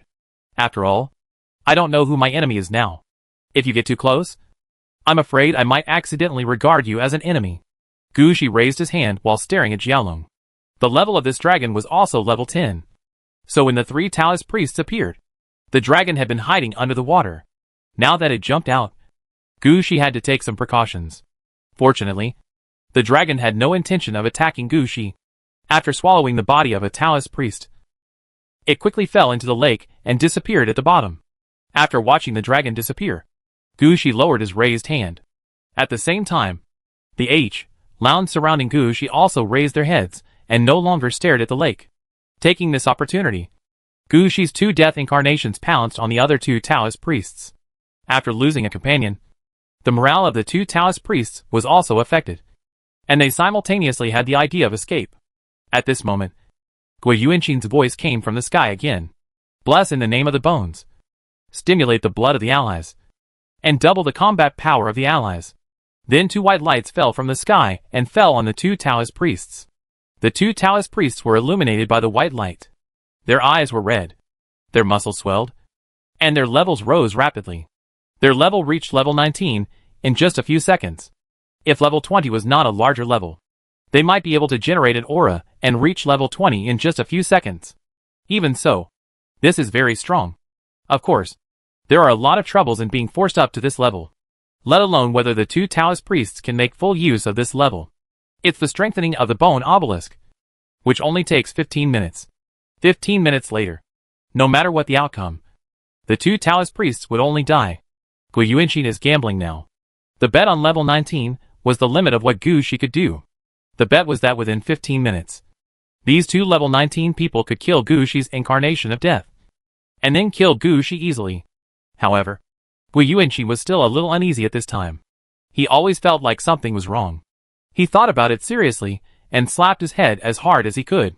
Hell, how could I forget this common sense? After the death of the incarnation of death, As long as the necromancer who controls the incarnation of death still has mana, he can use all his mana to summon the incarnation of death. In other words, as long as Gushi releases the death incarnation quickly, he can use the death incarnation to block the two Taoist priests when the enemy rushes in front of him. At most it just delays time. It seems that I can't stay here anymore this time. Gui Yuanqing gritted his teeth and turned his gaze towards the bone obelisk. It seems that this time, I need to take action myself. So he knelt down towards the bone obelisk again. I bless you in the name of bones, and ask for the power of bones to enter my body, so that I can be invincible in the world. As Gui Yuanqing bowed like this, the shadow of the bone obelisk fell into Gui Yuanqing's body. Then the silver armor on his body quickly changed, turning into a set of gray-white bone armor. With the help of the third characteristic of the bone obelisk, Gui Yuanqing's level temporarily broke through its own upper limit and was upgraded to level 19. Chapter 1002, Ghost. Unlike the promotions of the two Taoist priests, Gui Yuanqing borrowed the power of the bone obelisk to temporarily raise his level to level 19. He didn't need to consume all his life after 15 minutes. But his last chance to use the bone obelisk was gone. The only advantage is that the bone obelisk flies into his body. For Gui Yuanqing, with an extra layer of blessing, his combat effectiveness will be significantly improved. And at the same time, he will not be easily killed instantly. After completing this prayer, Gui Yuanqing stretched out his hand, and a spear appeared in his hand. Then he got on his horse and rushed towards Gushi on his horse covered in bone armor. As he rushed out, the two strengthened Taoists also rushed towards the incarnation of death. At this time, the two Taoist priests had only their instincts left. They held their weapons, mobilized all their strength, and rushed to the incarnation of death. Just when they attacked the incarnation of death, Gui Yuanqing also appeared on the lake riding a war horse. The war horses covered in white armor can run easily on the lake, and their speed is no slower than running on land. In just a blink of an eye, the war horse had run more than 3,000 meters, and was about to rush to the battlefield. But at this moment, the incarnation of death, who was being beaten by the two Taoists, retreated at the same time and jumped onto the city wall. Then more than 30 Lounds sprang out from the city wall. All of these Lounds have halos around their bodies. It is obvious that the weakest among them are those above level 20. Such an existence did not appear in front of these two Taoist priests at first. Now that they pounced out, the two Taoist priests had no time to react. Before they could do anything, their limbs and vital parts were tightly bitten by these dogs. The two Taoist priests really didn't expect to encounter such a situation. They wanted to fight back, but they had to be given a chance to fight back. So many Lounds quickly surrounded them. If they wanted to participate in the battle, they all had to squeeze in. Whether they could bite the enemy all had to rely on grabbing. Under such circumstances, these two Taoist priests didn't want to fight at all, want to have a chance to resist. As long as the dog on one side tears off a piece of flesh and blood, the other one will immediately pounce on it and bite it. When Gui Yuanqing was still more than 3,000 meters away from the battlefield, the two Taoists were bitten to death. Gui Yuanqing, who had been riding on a war horse, was shocked when he saw this situation from a distance. Then Gui Yuanqing couldn't help but curse. Hack, a plant. What kind of situation is this? How come there are undead above level 20 appearing? This is unreasonable. If he had known this would be the case, he should not have come here with only 5 usage sessions of the bone obelisk, or even with a secondary product. This is not a good job. This is obviously a life-threatening job. Gui Yuanqing thought in his mind and changed direction. Without the power of the bone obelisk, he wouldn't be able to do many things. He now has no way to seal up those Lounds like bone dragons. There was no way to resurrect the two Taoist priests who were killed by the dogs. At this time, all Gui Yuanqing could think of was escape. Go out first, and then go back to discuss it with the ancestors at home. In addition to the orange equipment, this Gushi also has undead troops exceeding level 20. The information they received was not comprehensive enough, and they needed to find out the information clearly before taking action. But just when Gui Yuanqing turned the horse's head, he was somewhat surprised to find something. On the nearby lake, a group of knights wearing armor and holding spears were running towards him quickly. Although this kind of knight wears a visor, it can be seen from the blue light emitted from the eyes of the visor that under the armor is a ghost that can make the armor move. The strongest level of this group of knights is over 15, and the total number is between 1,000 and nearly 2,000. Where did they escape from? Hasn't the gate to the city of death been sealed? What Gui Yuanqing cursed in his heart. But he still lay down and raised the bone spear in his hand. Now Gui Yuanqing can only be grateful that when he just jumped out, he borrowed the power of the bone obelisk to strengthen himself. As long as he tries hard, he can still escape from these more than 1,000 pseudo-death knights. When all these knights are thrown away, he can find a place to exit the promotion ground in front of him, so that he still has a chance to go back and talk about this matter. It would be a tragedy if he died here. So Gui Yuanqing lowered his head, sat on the death horse, and increased his speed again. Seeing Gui Yuanqing rushing towards him, Amilcar, who led the Blue Knights, widened his eyes. How narrow-minded must one be to even think of provoking me? No. This guy must be killed. Let him know the strength of his Blue Knights. Then Amilcar raised his spear and shouted, "Ghost Blue Knight! Ghost Light!"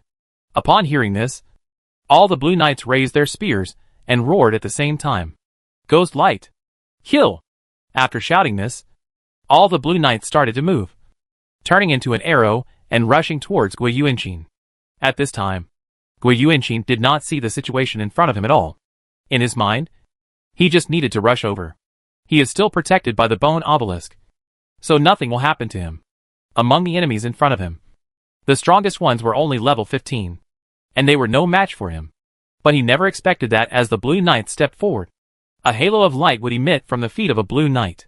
This Blue Knight was obtained by the third elder of the Fusion Society through double death.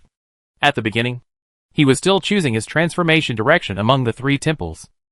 Later, when Amilcar was resurrected and rebuilt the Blue Knights, Gu Shi thought about it, and simply decided on the direction of transformation for the third elder of the Fusion Society, transformed into a Blue Knight, and added to Amilcar's Blue Knights. For such a high-level Blue Knight, Amilcar did not refuse. In his mind, he just wants more Blue Knights now, at least to replenish the strength of his Blue Knights first. The sudden addition of a level 31 Blue Knight supplemented his combat power, but he didn't look high on this Blue Knight. In his eyes, this man was just his ordinary subordinate, and he was used as an ordinary soldier on the battlefield. This time was no exception. The Blue Knight was placed in a position in the middle of the battle formation. When he launched the charge, although his aura was on, he did not rush out of the battle formation, nor did he damage the structure of the battle formation. Chapter 1003 The Bone Obelisk Wants to Escape. Charge! Charge! Attack! Under the leadership of Amilcar, all the Blue Knights of the Blue Knights had their hearts and minds moving toward one goal, and their strength working together. The Blue Knights who just rushed up were like a blue spear, piercing towards Gui Yuanqing. Gui Yuanqing didn't realize something was wrong until the spear came near. The bone obelisk he put into his body at this time protected him at the last moment. The shadow of the bone obelisk flew out of his body and floated above his head. But the gap between him and the Blue Knights is really too big. It's so big that even a piece of orange clothing can't hold it. Not to mention that this is just a byproduct of an orange outfit. Gui Yuanqing only felt a blue blur in front of him.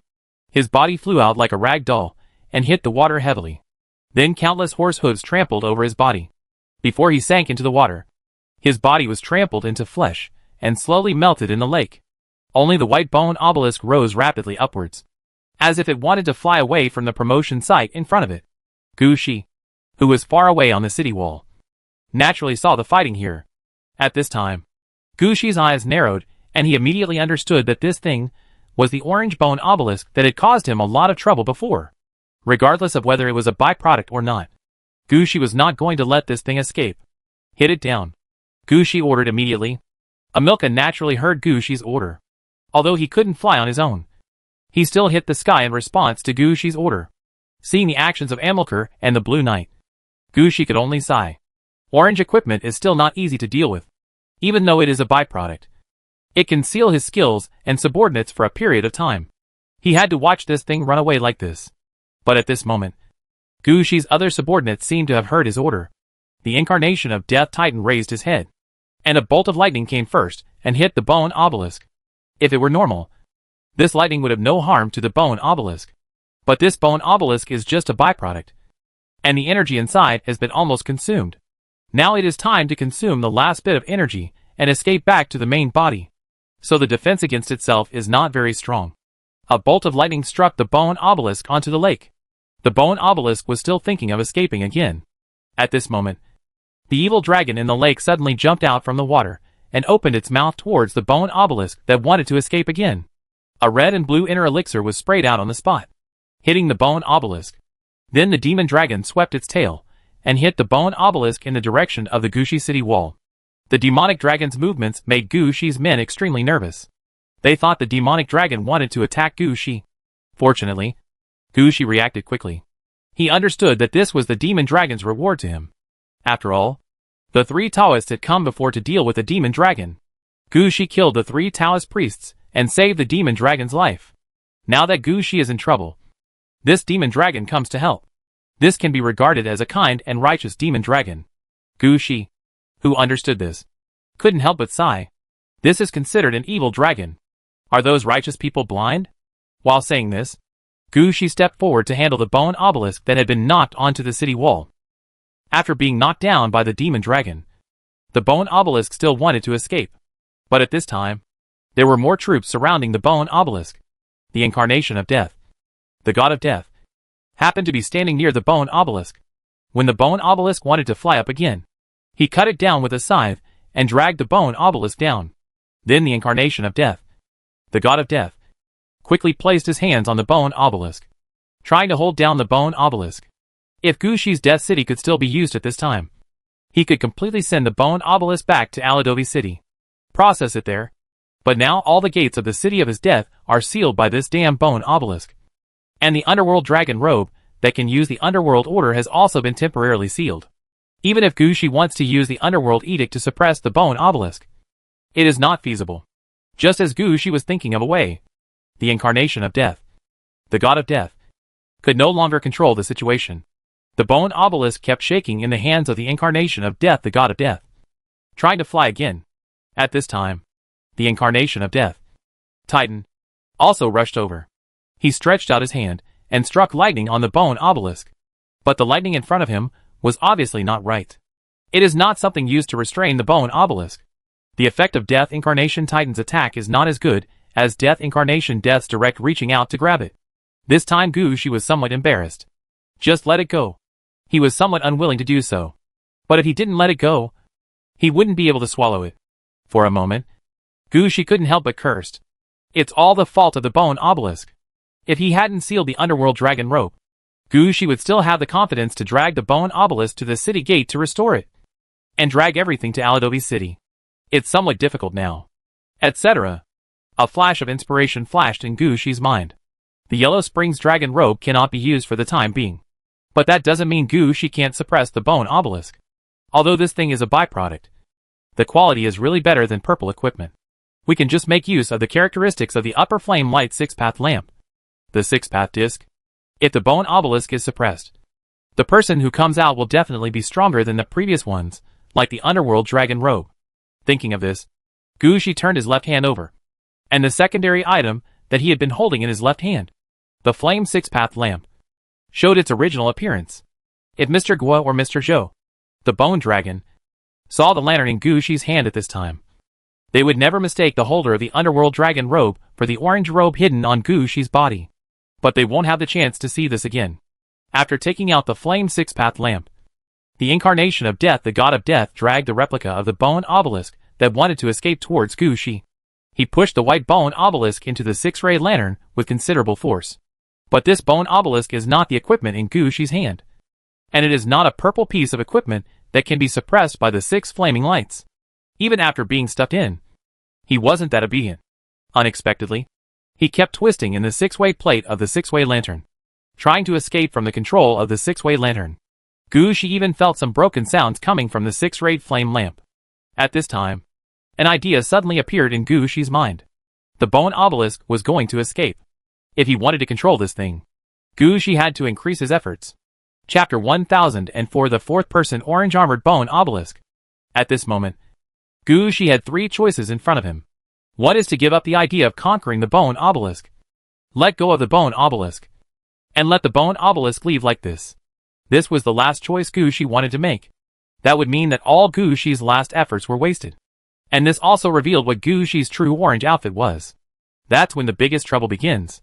So this idea just flashed through Gushi's mind and was immediately abandoned.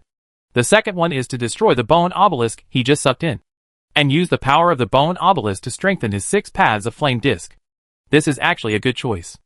In this way, his Flame 6 Paths disc can be strengthened, and perhaps new functions will be derived, or there may be some other changes.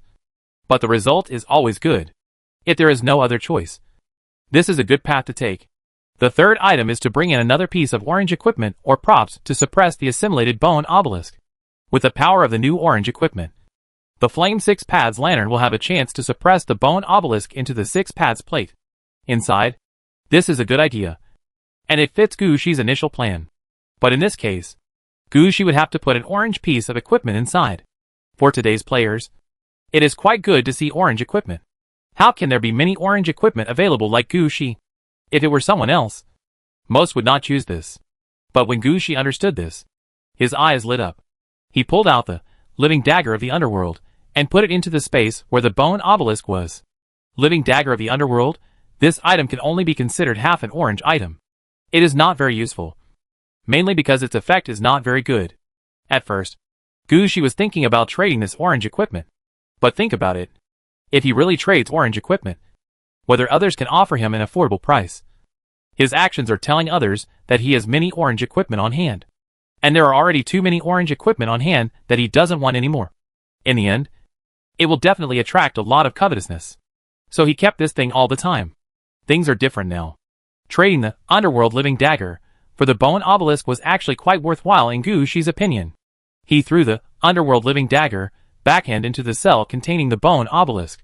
The next moment, the underworld living dagger was disassembled on the spot. An array of orange light poured into the 6 paths of flame light. Then the bone obelisk, which was originally a phantom, became solid. But soon the phantom of the bone obelisk continued to shake, as if it wanted to disappear. Gushi had already spent a piece of orange equipment here, so how could he give the bone obelisk a chance to escape? Gushi stretched out his right hand, and the fox eye ring also lit up. Gushi borrowed the characteristics of the fox eye ring to suppress and purify, and pointed one finger at the inside of the 6-ray flaming lamp. Under such circumstances, the bone obelisk that wanted to be blurred and scattered was stabilized again under the suppression of the fox eye ring. Watching the bone obelisk slowly solidify, Gushi's eyes became much better. He also didn't expect that this bone obelisk would be so difficult to deal with. He had used up the power of 3 kinds of orange equipment to achieve the current situation. If he hadn't had 3 pieces of orange equipment, he might not have been able to suppress the bone obelisk in the end. In fact, Gushi didn't know that his choice was right. But he gave too much.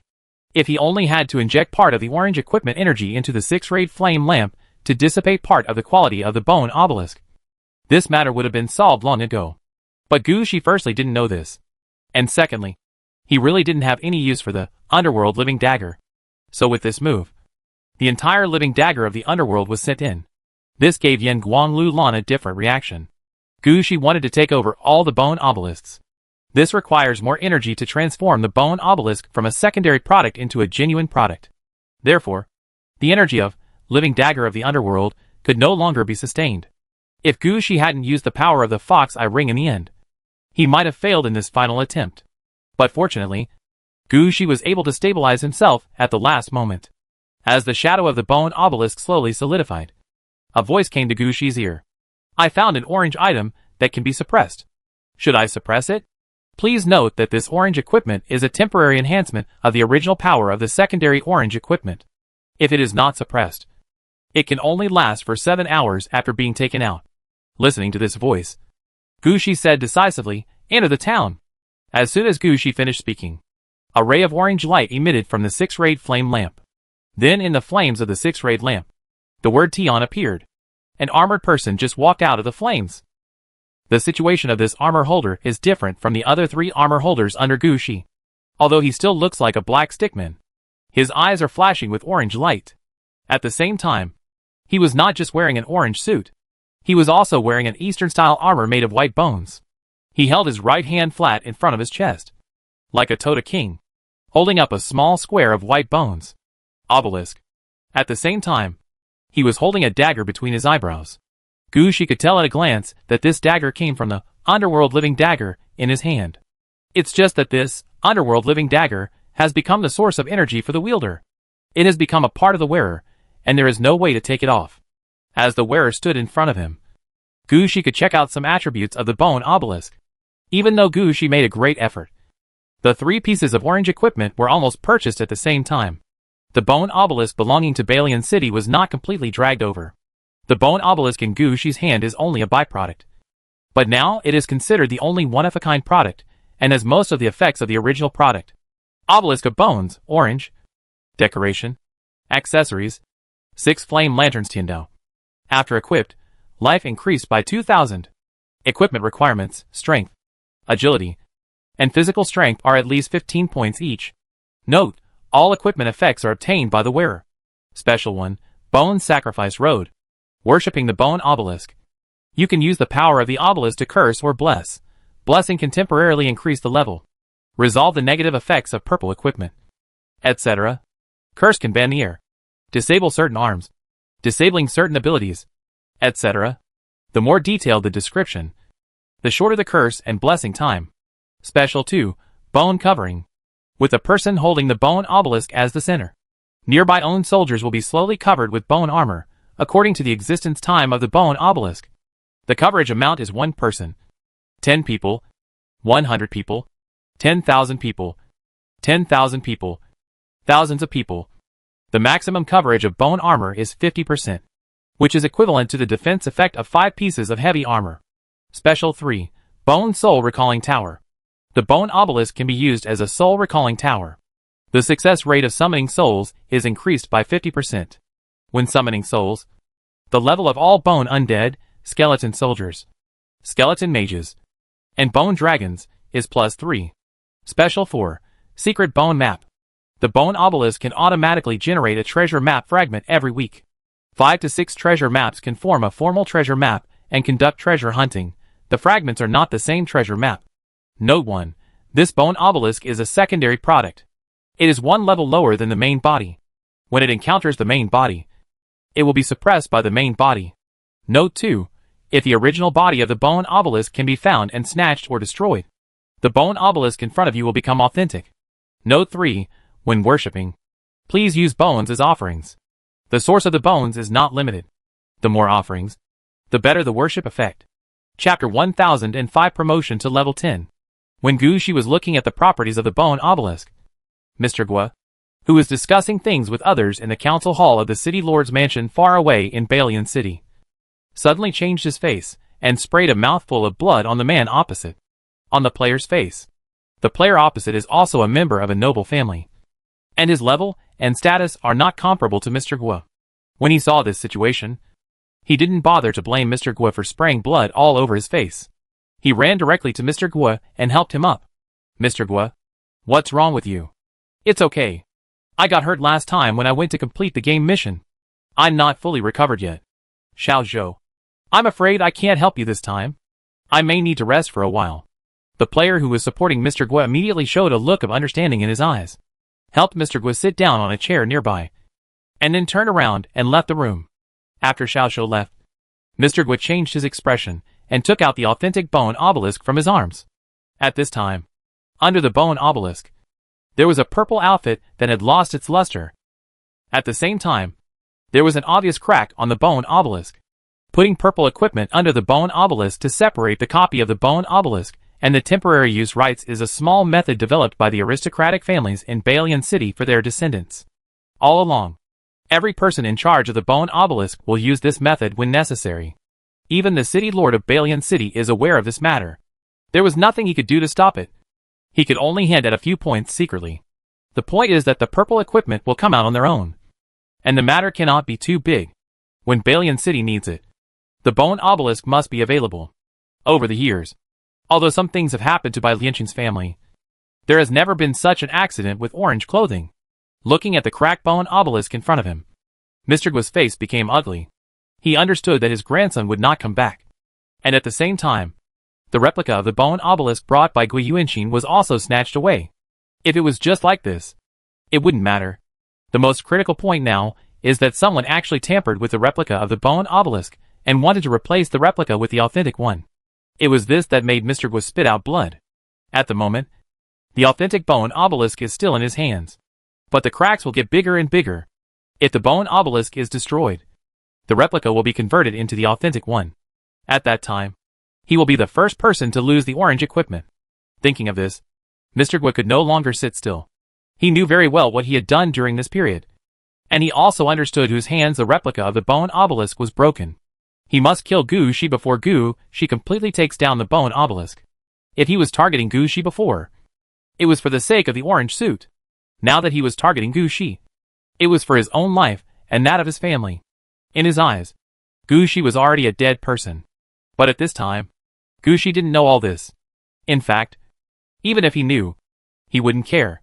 For Gu Shi, the worst that could happen is that he could just go out into the real world and sign up for a master's or doctoral degree. Turning around, he really didn't pay much attention to those aristocratic families in Liancheng who were above level 20. Now Gu Shi is more concerned about his level.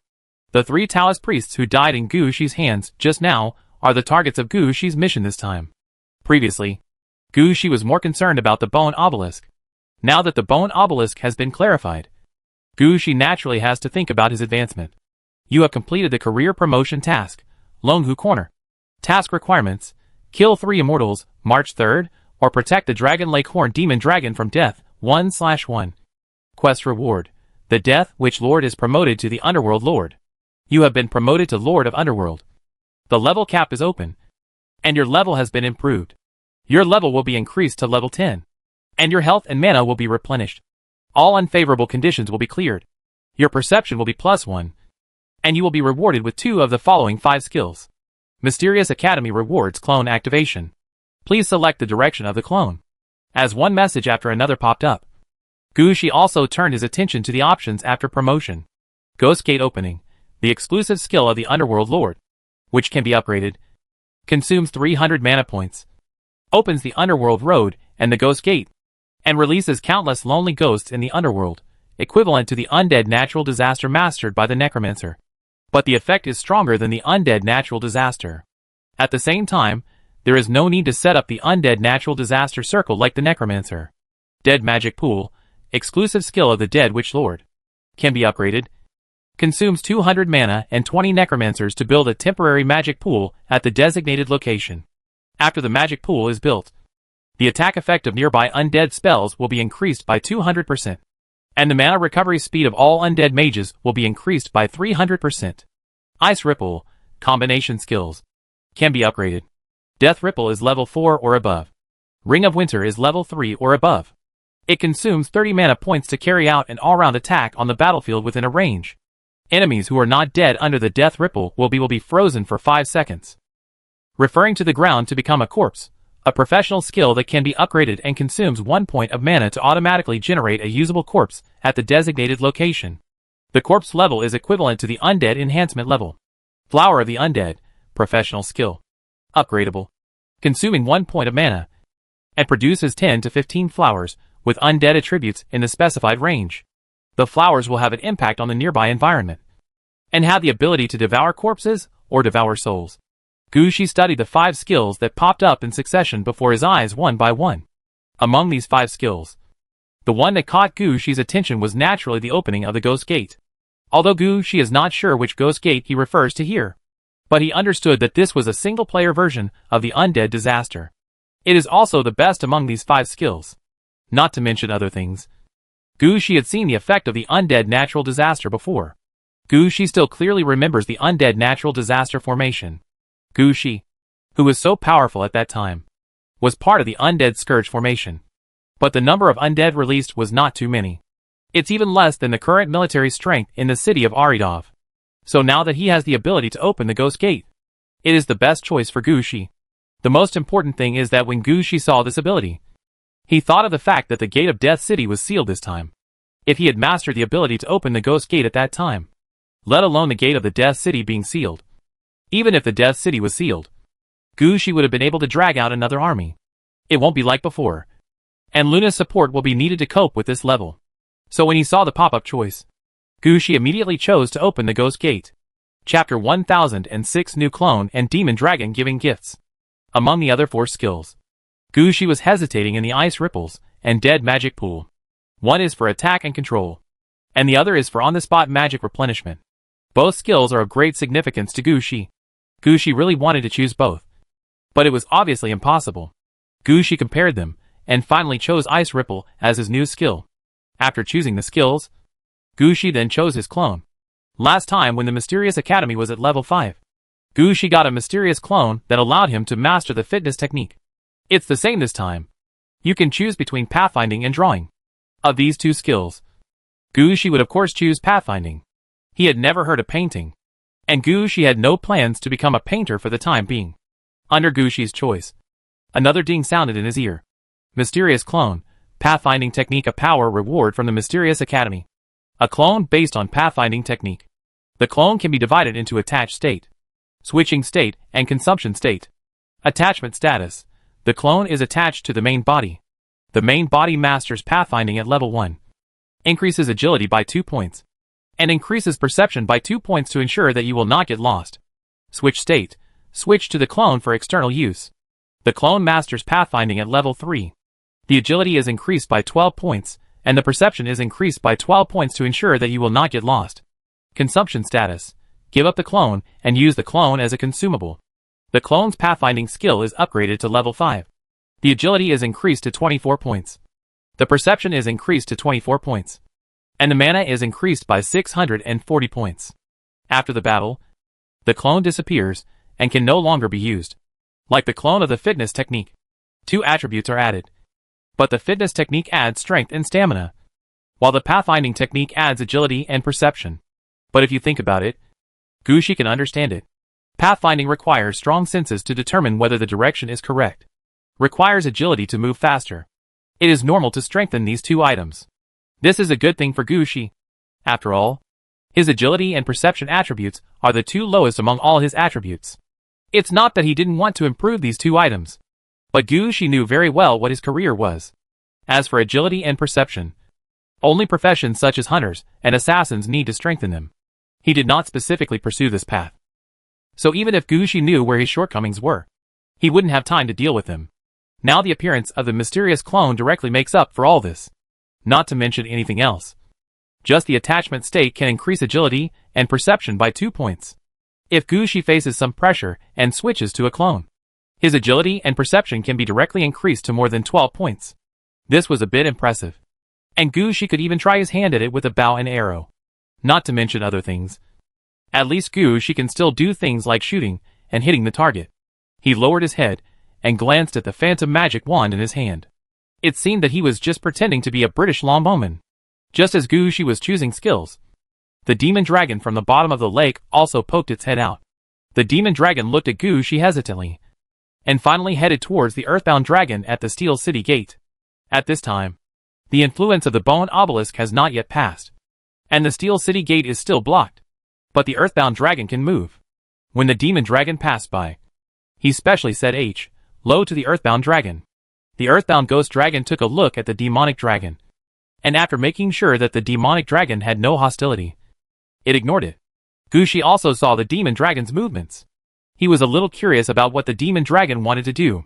So Gushi, who had originally planned to leave immediately, stayed here for a while longer. What happened next surprised Gushi. He didn't expect that the demon dragon in front of him was actually a man of etiquette. After a moment of contact with the earthbound dragon, it dived back into the lake. Then, there was a sound of blowing and beating on the lake. Gushi had heard this kind of blowing sound before in Liuji's wedding procession, but it was obviously not this music. Then Gushi saw that a large number of fish, carrying some pearls or things wrapped in water plants, came to the vicinity of Gushi's steel gate. When these fish swam to the edge of the steel gate, they simply shook their bodies, and threw all the things they had brought over into the strange ghost domain of the earthbound dragon. Slowly, Gushi discovered something. In the strange ghost realm of the earthbound dragon, some undead with fish heads and human bodies began to appear. This made Gushi somewhat curious. He stepped forward to check and found out that what the demon dragon sent over were the corpses of the dead fish demons in Longhugio Lake. The pearl is a demon elixir that the fish demon has not transformed into clearly, and the water plants are all wrapped in bones. This is also the best thing the demon dragon can find. As for the flesh and blood of the fish monster, there is no need to think about it.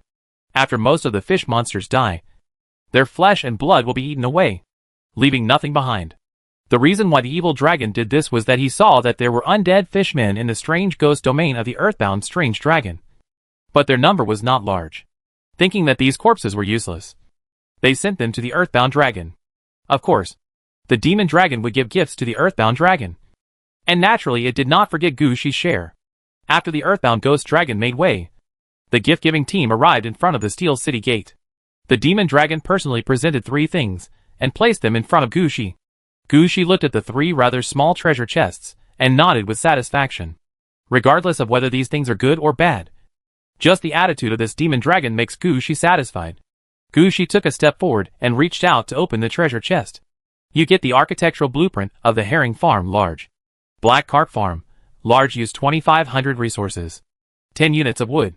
And 10 units of stone to build a black carp farm, large building, in the city. After completion, 30 herrings can be trained every week. After completion, it can produce 150 units of fish ingredients per week. After completion, 150 fish mounts can be trained per week. Herring, level 3 experience, 0 to 200. Attack 4. Defense 3. Life 9. Skills, underwater impact. Body enlargement. You got the Holy Grail, purple, *1. Holy Grail, purple. The Holy Grail has been used by countless people. It contains the wishes of all living beings and the power of the gods, and can be used to predict good and bad luck. You got the essence of the Sun and Moon *300. Sun and Moon essence, a special energy source. It is the power of the Sun and the Moon collected by practitioners every morning and midnight. 1 essence per day is equivalent to 1 portion of normal energy. But it is stronger than normal energy, and can be used in city construction or trade. Chapter 1007, leaving the promotion ground. The gift from the demon dragon was actually not valuable. But for Gushi, all he wanted was face. After all, his battle with the 3 Taoist priests this time, on the surface, was to help the demon dragon breathe a sigh of relief. If the demon dragon doesn't show anything, then no one will help the demon dragon in the future. For this reason, the demon dragon can be said to have given away the best things it could offer, regardless of whether Gushi liked it or not. The demon dragon had to make his own statement. If it doesn't work, the demon dragon may send him away. Fortunately, Gushi is not the kind of person who is difficult to communicate with. These few things are enough for Gushi. This time he came here. Even if he didn't meet the undead old man who showed the way before, Gushi would still help the demon dragon for the mission. After putting these things away, Gushi nodded to the demon dragon. These are exactly what I need. Thank you. After hearing this, the demon dragon's eyes also lit up, and it excitedly circled around the lake. It seemed that he was expressing his happiness to Gushi. However, it really had no other stock. So in the end, it just asked someone to deliver some fish for Gushi to eat. Gushi happily accepted it, and at the same time told the demon dragon about the undead fleeing team he encountered on the road when he came here. The demonic dragon knew as soon as he heard that these fleeing undead souls were the ghosts transformed by the residents under his protection after death. If it were before, it would definitely not care about them. But it's different now. The biggest trouble the demon dragon faced has died, and the demon dragon also swallowed the body of a Taoist priest. This corpse has a strong stimulating effect on the demon dragon. It won't take long for the demon dragon's level to be improved. Then it can shelter a larger area. At the same time, more enemies can be dealt with. Seeing the reaction of the demon dragon, Gushi said nothing more. He just sat there, eating the food brought by the demon dragon, and waiting for the time to pass by. Soon the time for the bone obelisk's ban on Gushi's skills and the bone dragon passed one by one, and all the seals were unlocked. At this time, Gushi also stood up, turned to the demon dragon and said, "I'm getting ready to leave. From now on, you can only rely on yourself." When the demonic dragon saw that the white bone iron chain wrapped around the city gate was retracting rapidly, it knew that Gushi had been waiting here for something. So it did not force Gushi to stay. Instead, he sent Gushi away honestly. However, the demon dragon also played the role of a local snake at this time. When Gushi was about to propose leaving the promotion area, the demon dragon said, "Master, I know a way to leave here. This is a small road that not many people know about." Hearing this, Gushi's eyes lit up. He knew very well how strong the enemy he had to face was. He had clearly jumped out of the trap set by the other party. But in just a few minutes, he was able to arrange people to stop Gushi. This shows how powerful the family behind this matter is. Although Gushi wasn't afraid of them, he didn't want to run into such trouble. Wouldn't it be better to wait until Gushi's level is raised, and then come back to crush him? So Gushi thought about it and said, "Okay, you lead the way. Please, Immortal, Please come this way. Under the escort of the demon dragon, Gushi left the Jinjia area through a passage in the lake that looked like an underwater whirlpool. When leaving, what Gushi saw in front of him was no longer the colorful passage as before. Instead, it is a passage like a flowing water slide. When Gushi went in, it was as if the current was pushing him forward. This driving force is quite strong, and the water channel is constantly twisting and shifting. Let alone Gushi. I am afraid that the water channel itself does not know where it is going.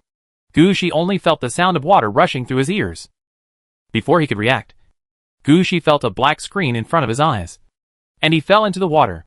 After sticking his head out from the water, Gushi found that he seemed to be in a reservoir somewhere in the sewer of Balian City. This sewer is usually used for flood prevention and drainage. Usually, no one cleans up here, and when Gushi fell down, he was really thrown into the dirty water. That weird smell made Gushi quite uncomfortable. However, Gushi didn't know that after taking this waterway, he happened to decipher some of the Gua family's arrangements against him. After Mr. Gua discovered that there was something wrong with the bone obelisk, he immediately understood what was wrong. As an indigenous family from Baliancheng, the Gua family may not be of a high level, but their background is definitely not weak. They may not be able to destroy a big guild, but if they want to take advantage of one or two small players, it's really easy. Just like that, Mr. Gua had already discussed it with the caretaker at the promotion ground. Graph the exit passage where Gushi is from the promotion area to a private game world. This private game world was accidentally discovered and occupied by the Gua family. The Gua family has been operating here for a long time, and it is now regarded as the Gua family's territory. Some descendants of the Gua family, who have little potential, are arranged to farm here. Mr. Gua led Gushi here because he wanted to use the strength of the Gua family and the existence of the bone obelisk to capture Gushi in one fell swoop. In Mr. Gua's eyes, he has an authentic bone obelisk in his hand, and he occupies this private game world. With the power of the bone obelisk, it is not a problem to win over Gushi. He had seen that Gushi before. The strength is only level 9. This time I go to the level to reach level 10. Level 10 is a level, but the Gua family's level 10 is the starting line recognized by the Gua family. As long as there is enough time, they can transfer enough level 10 players. In this way, the time, location, people are all on their side. What reason do they have for not winning? It's just that Mr. Gua has taken everything into consideration and arranged everything. As a result, Gushi actually left the Jean Terrace by another way. Although Gushi was covered in sewage at this time, it saved him a trouble. This is actually a good thing. Of course, Gushi didn't know all this. At this time, Gushi climbed out of the sewage and looked around. The pathfinding technique was activated, and Gushi instinctively looked towards a sewer path on the left. For some reason, Gushi always felt that there was something behind this path that he should go and take a look at. This feeling surprised Gushi. After thinking about it, he followed the feeling brought by the pathfinding technique and quickly climbed up the sewer pipe and entered a path that was not that inconspicuous in fact. Chapter 1008, Dead Game World. Following the path into Baliancheng sewer space, Gushi discovered that Baliancheng sewers were not simple either. In the sewers, corpses that have been rotted by sewage can be seen from time to time. This situation is rare in Balian City. You must know that in a city that produces necromancers and death knights, there will only be a shortage of corpses, and there will be no corpses littering at all. The best way to clean up the body after killing someone is to directly summon a soul and turn the body into a skeleton soldier, instead of throwing it into the sewer. The appearance of such corpses in the sewers indicates that the sewers in front of us have begun to intersect with some game worlds and are slowly being assimilated. If Gushi had not been attacked by the Gua family and had not obtained a copy of the bone obelisk, if such a thing happened, Gushi might still remember it in his heart and report the situation after he went out. But now, Gushi chuckled. He pretended not to see it. After all, he had heard that there were many such cases in some hidden corners of the city. From time to time, news comes out that some players disappear in corners of the city. This is not bad information like Gushi. After taking a glance at the corpse soaking in the water, Gushi headed in a certain direction based on his feeling. At this time, I have to admit that pathfinding is really useful in this kind of maze. Whenever he reaches a fork in the road, Gushi can always feel in advance what will happen behind each road. At the same time, you will also feel where you can get to where you want to go the fastest. After Gushi tried it a few times, he found that what he felt was right, and he usually felt better and started walking. After all, Gushi is not the kind of path explorer or the Scoia'tael party. Not every route he wants to explore is there. For Gushi now, just go to the most suitable place according to your feeling. On the one hand, he came here to avoid some trouble. And on the other hand, he also wanted to see what was there where he could make him a target. With this thought in mind, Gushi moved forward very quickly in the sewer maze. As he moved forward, Gushi's feelings about pathfinding became clearer and clearer. Before, I just felt which direction would be better to move in. It's different now. Gushi can sometimes clearly see where it is appropriate to move forward, where it is inconvenient to walk, where there are secret passages, and where there are secret doors. It looks like you can walk somewhere, but after walking past, there is nothing in front of you. It feels like walking in your own living room.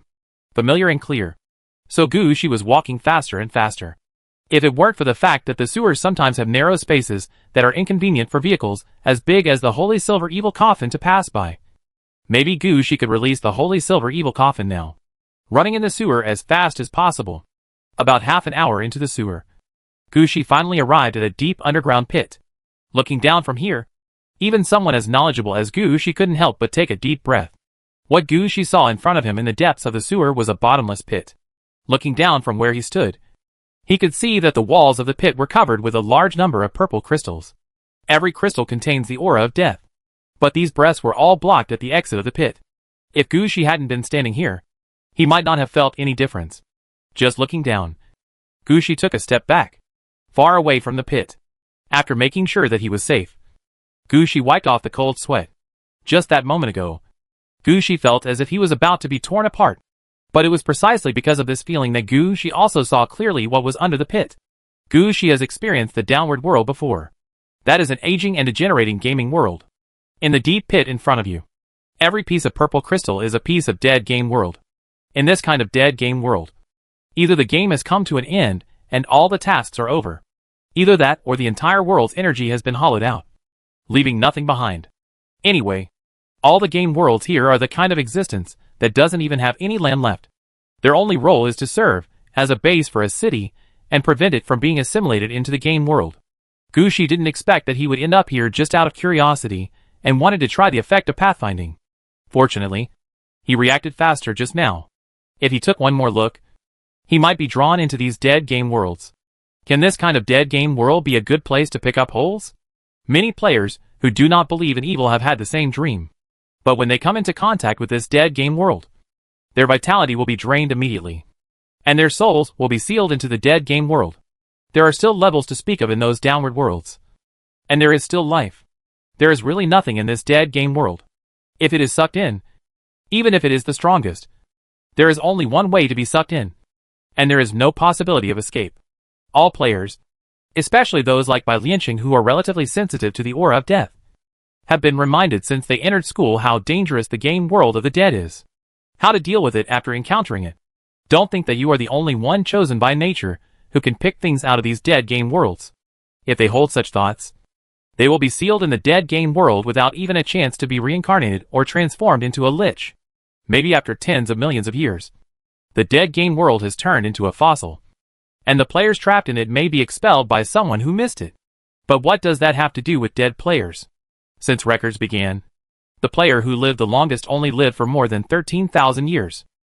It's not even a fraction of the time it takes to turn into a fossil. Why do you want to wait for yourself to become a fossil? After wiping the sweat off his forehead, Gushi found a place to sit down in the corner near the sewer.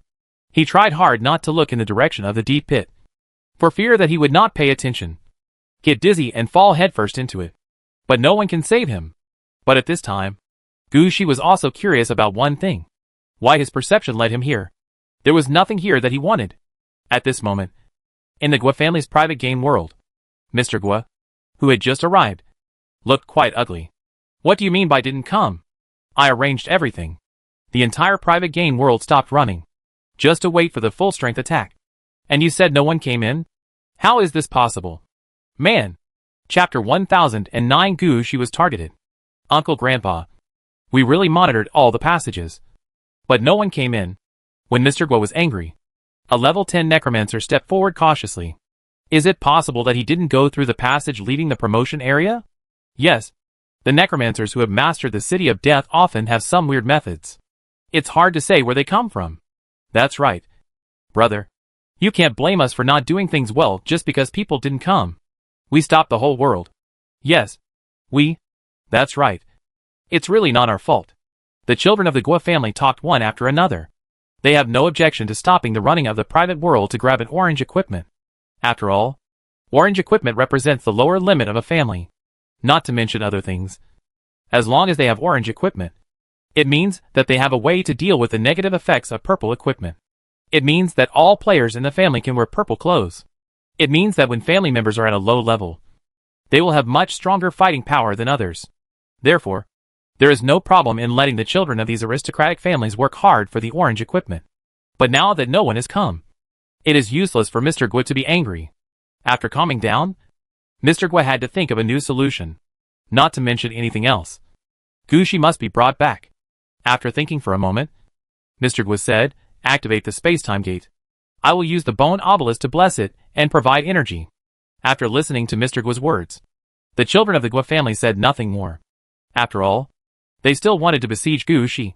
As for the space-time gate they call, it is a special building they installed in their private world. It has the ability to lock items or people and drag things directly from where they are to the private world. Of course, dragging people or items requires energy.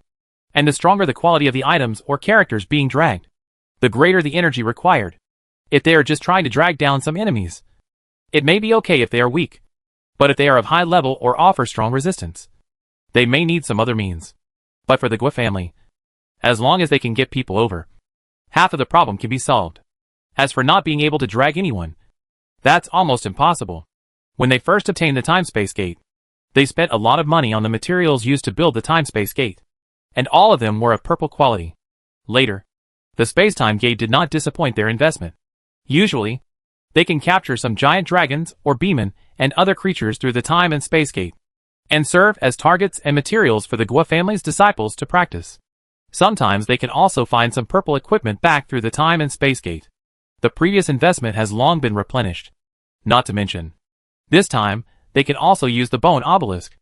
Among the aristocratic families with Bai Lianqing, who doesn't know how effective the bone obelisk's bone sacrificial path is. As long as the sacrifices are delivered, you can get whatever you want. There's nothing the bone obelisk can't do.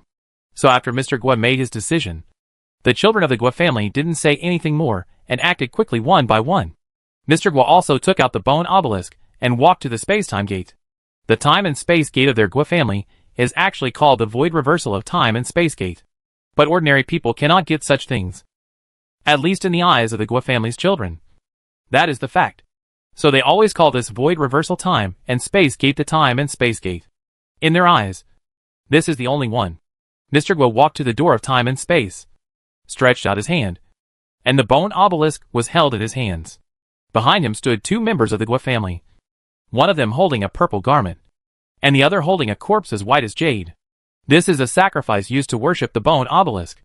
After placing the bone obelisk on the ground, the two Gua family members placed the sacrifices in front of the bone obelisk. Blessed in the name of the bones, the time and space gate can lock the target enemy. After Mr. Gua finished speaking, he bowed forward and bowed to the bone obelisk. After paying their respects, the purple clothes and corpses placed in front of the bone obelisk turned into black ash on the spot, and disappeared around the bone obelisk when blown by the wind. Mr. Gua also released Gushi's appearance at this time. At the same time, the power of the bone obelisk is introduced into the time and space gate. Then Mr. Gua introduced Gushi's appearance into the time and space gate, and at the same time read out the news he could find out about Gushi.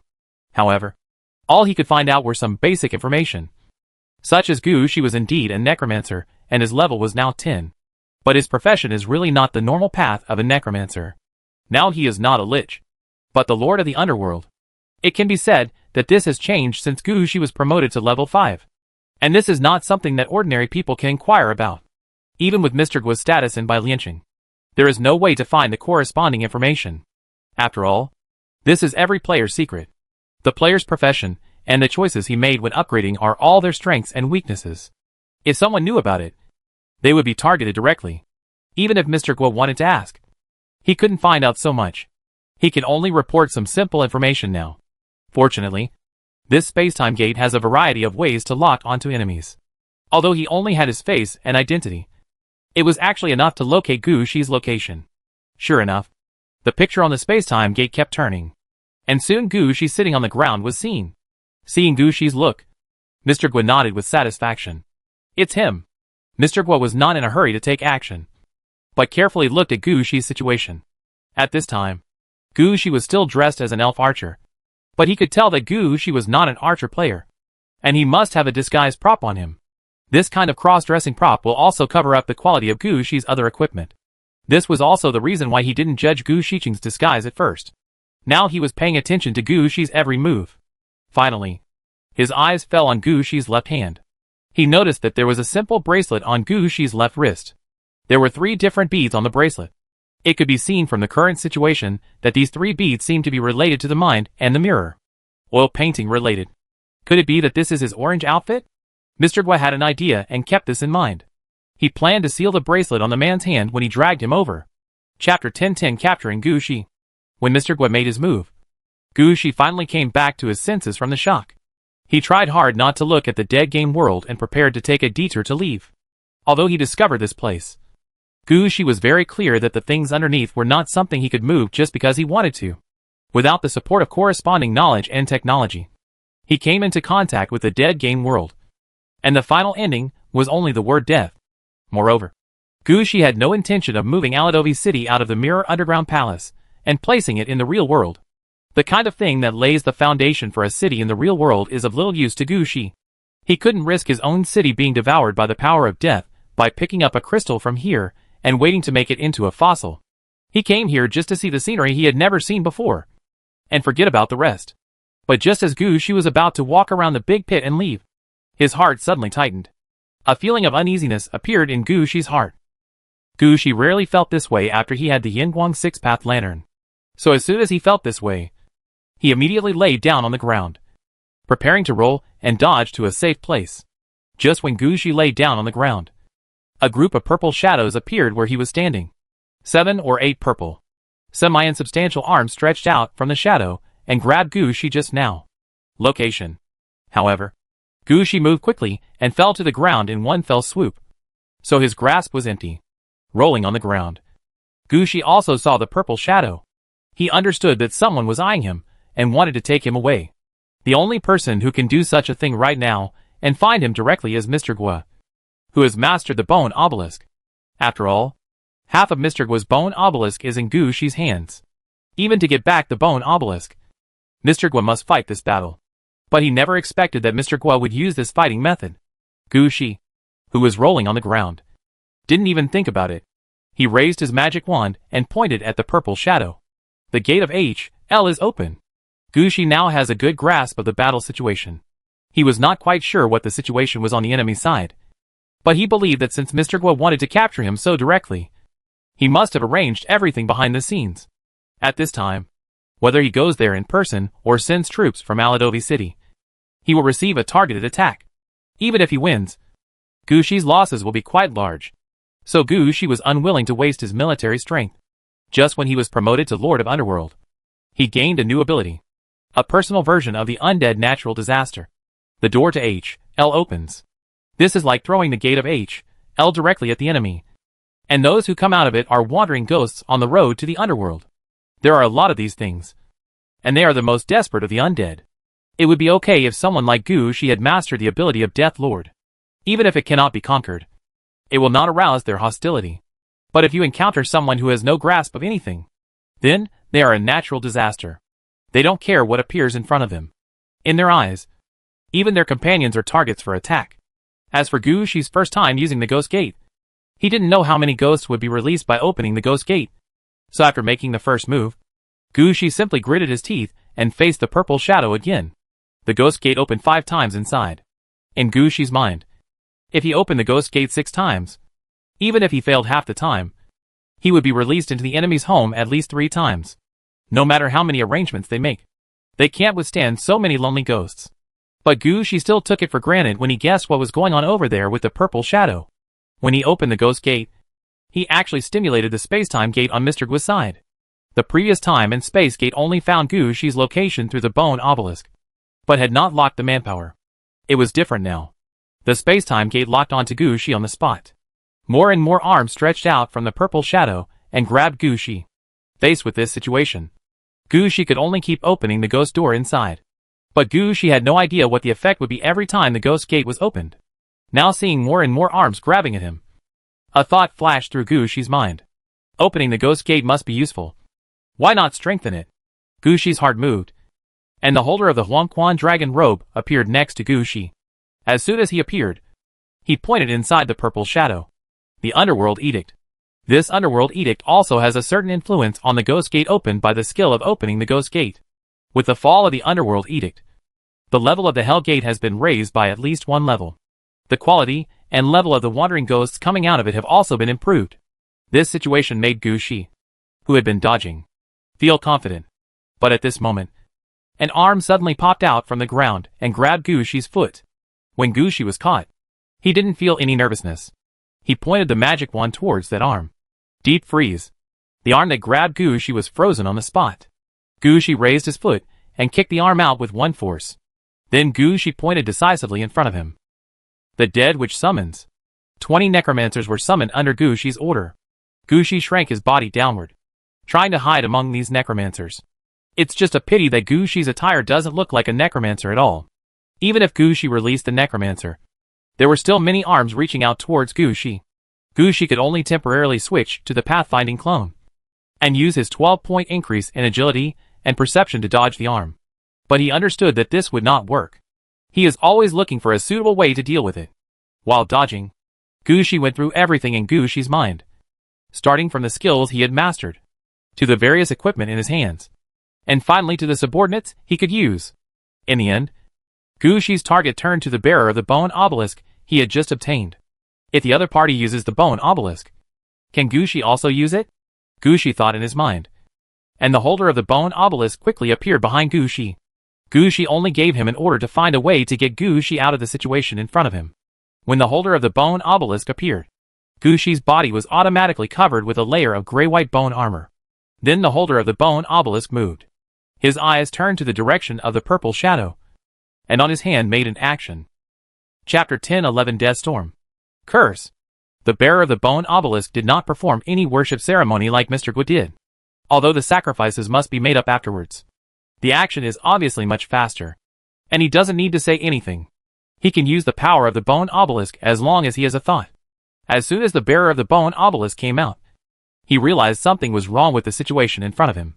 The reason why Gushi was targeted was because of the power of the bone obelisk. To ensure that Gushi is not captured, the most important thing is not to let Gushi be targeted. The bone obelisk is the best at doing this kind of thing. Isn't it just destruction? Just put a curse on it. So the person holding the suit came up with a curse. And Gushi could clearly feel that the arm grabbing him was deflected quite a bit. Gushi was much more relieved at this time. With the current speed, he should be able to dodge it. But at this moment, the bearer of the bone obelisk did something big again.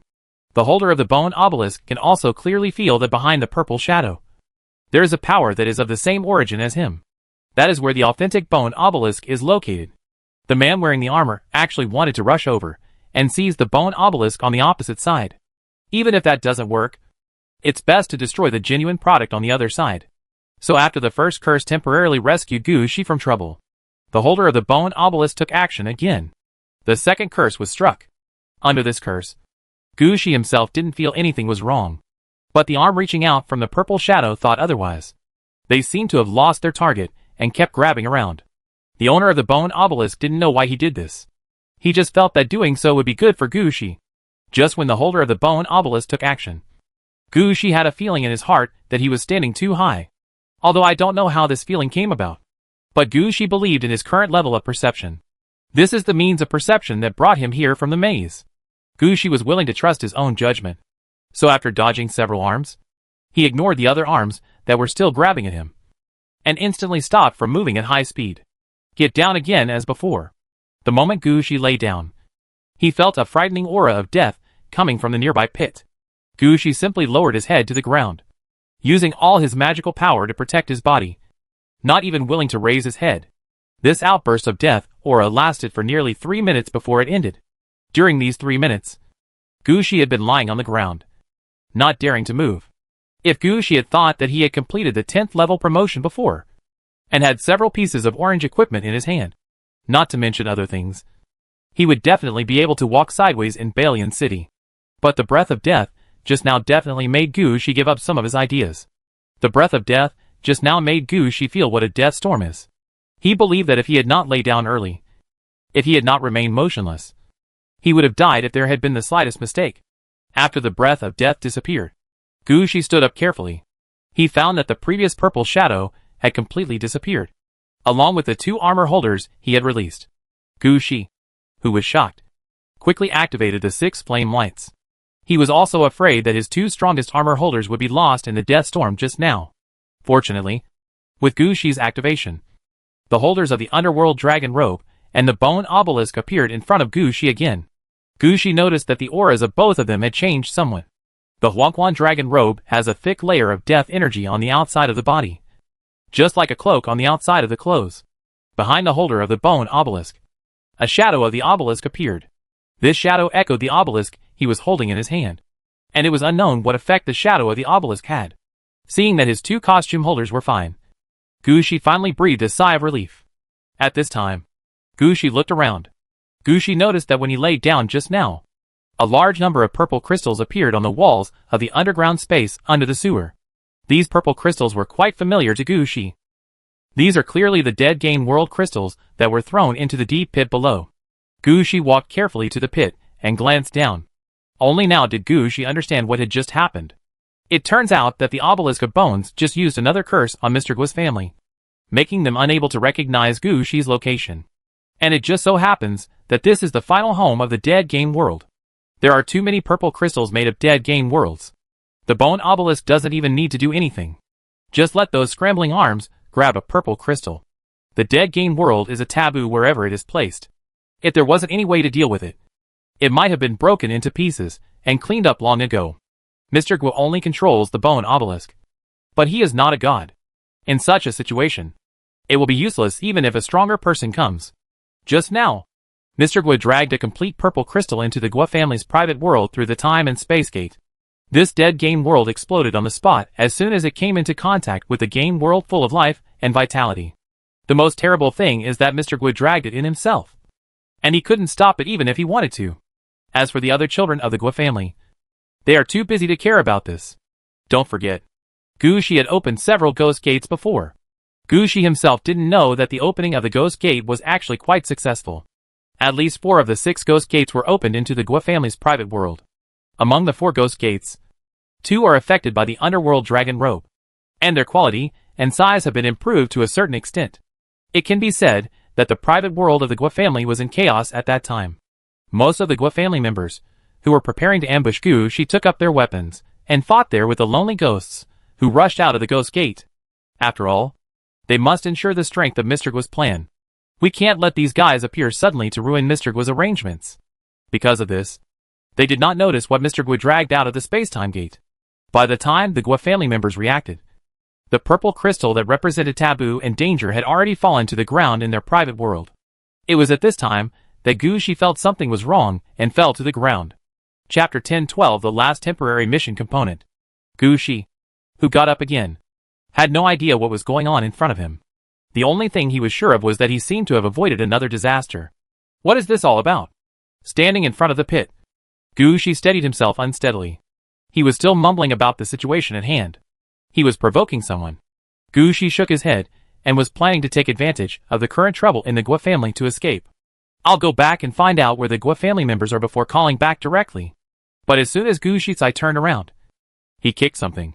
At this time, Gushi was very wary of everything in this place. After all, everything he had seen before proved that everything here was dangerous. If it weren't for the deep pit filled with dead game worlds behind him, Gushi would have jumped back immediately when he kicked this thing, avoiding any possibility of him coming into contact with these weird things. It was precisely because Gushi suppressed the idea of jumping back that Gushi could clearly see what he had accidentally touched just now. It was a right leg with only bones left. This bone has turned into blue crystal, but the bone pattern is relatively complete, and there are no missing bones, large or small. There are some fragments of cement on the bones, and you can tell where the bones were stored before. After the battle just now, Gushi now has a psychological resistance to all crystal products. Now that he sees products like crystal, he wants to step aside first. But Gucci also knew that such a mentality would not work. He is a player after all, so he cannot be mentally unbalanced like this. After suppressing some discomfort in his heart, Gucci finally stepped forward and lifted up the crystal right leg. The moment he lifted his right leg, Gucci felt a strong breath of death coming from the crystal right leg. Fortunately, this kind of death aura was not corrosive, and its effect was similar to that of negative energy. That's why Gucci didn't throw away the crystal right leg immediately. You must know that where Gucci is standing right now is near the pit. If he gets excited and moves just a little bit louder, the crystal right leg will be thrown into the deep pit by him. After calming down, Gucci noticed a prompt popping up on his temporary mission. Your temporary mission. The seal power has changed, and you have found a right leg part that meets the requirements of the mission. Task requirements: find 7 sealed components, June 7th. Assemble and defeat the assembly, 0/1. Gucci didn't expect that he could also find items and parts needed for the mission here.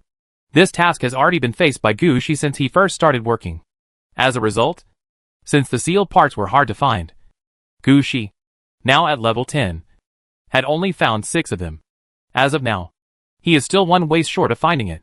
This situation was quite incredible for Gucci. If this were done by other players, they might give up after just a few attempts. After all, it took so long, and it didn't bring any positive benefits to Gucci. Normal players are the kind of people who want to get something today so that they can use it tomorrow. It is quite rare for someone like Gucci to collect parts for more than a year and still not complete them. Gucci also smiled at this. Only someone like him can endure the loneliness and wait until the task is almost completed. While thinking about it, Gucci lifted the crystal's right leg and prepared to put it away. But when he lifted the crystal's right leg, Gucci suddenly noticed that there was a ring on the thumb of the crystal's right leg. This kind of ring is relatively rare. After all, few people would put rings on their toes. This made Gucci somewhat curious. He looked around and felt that there was no danger, so he reached out and took off the ring. The moment the ring was taken off, Gucci only felt as if he was being dragged into an illusion. Damn it! I got hit again. Gucci's first reaction was to curse in his heart. But soon Gucci discovered that he didn't seem to be affected at all. He just saw a world being destroyed in the sky, and the world's natural law is trying to save itself. At the beginning, the self-rescue method of this world is very simple. Players are introduced to self-rescue through some means. But what surprised Gucci was that these players were different from the current players. These players look like ghosts, with translucent skin and muscles. Their bones are more transparent and crystal-colored, and there are starlight nodes one after another inside their bodies. Looking at it from a distance, it looks like it is made up of countless stars.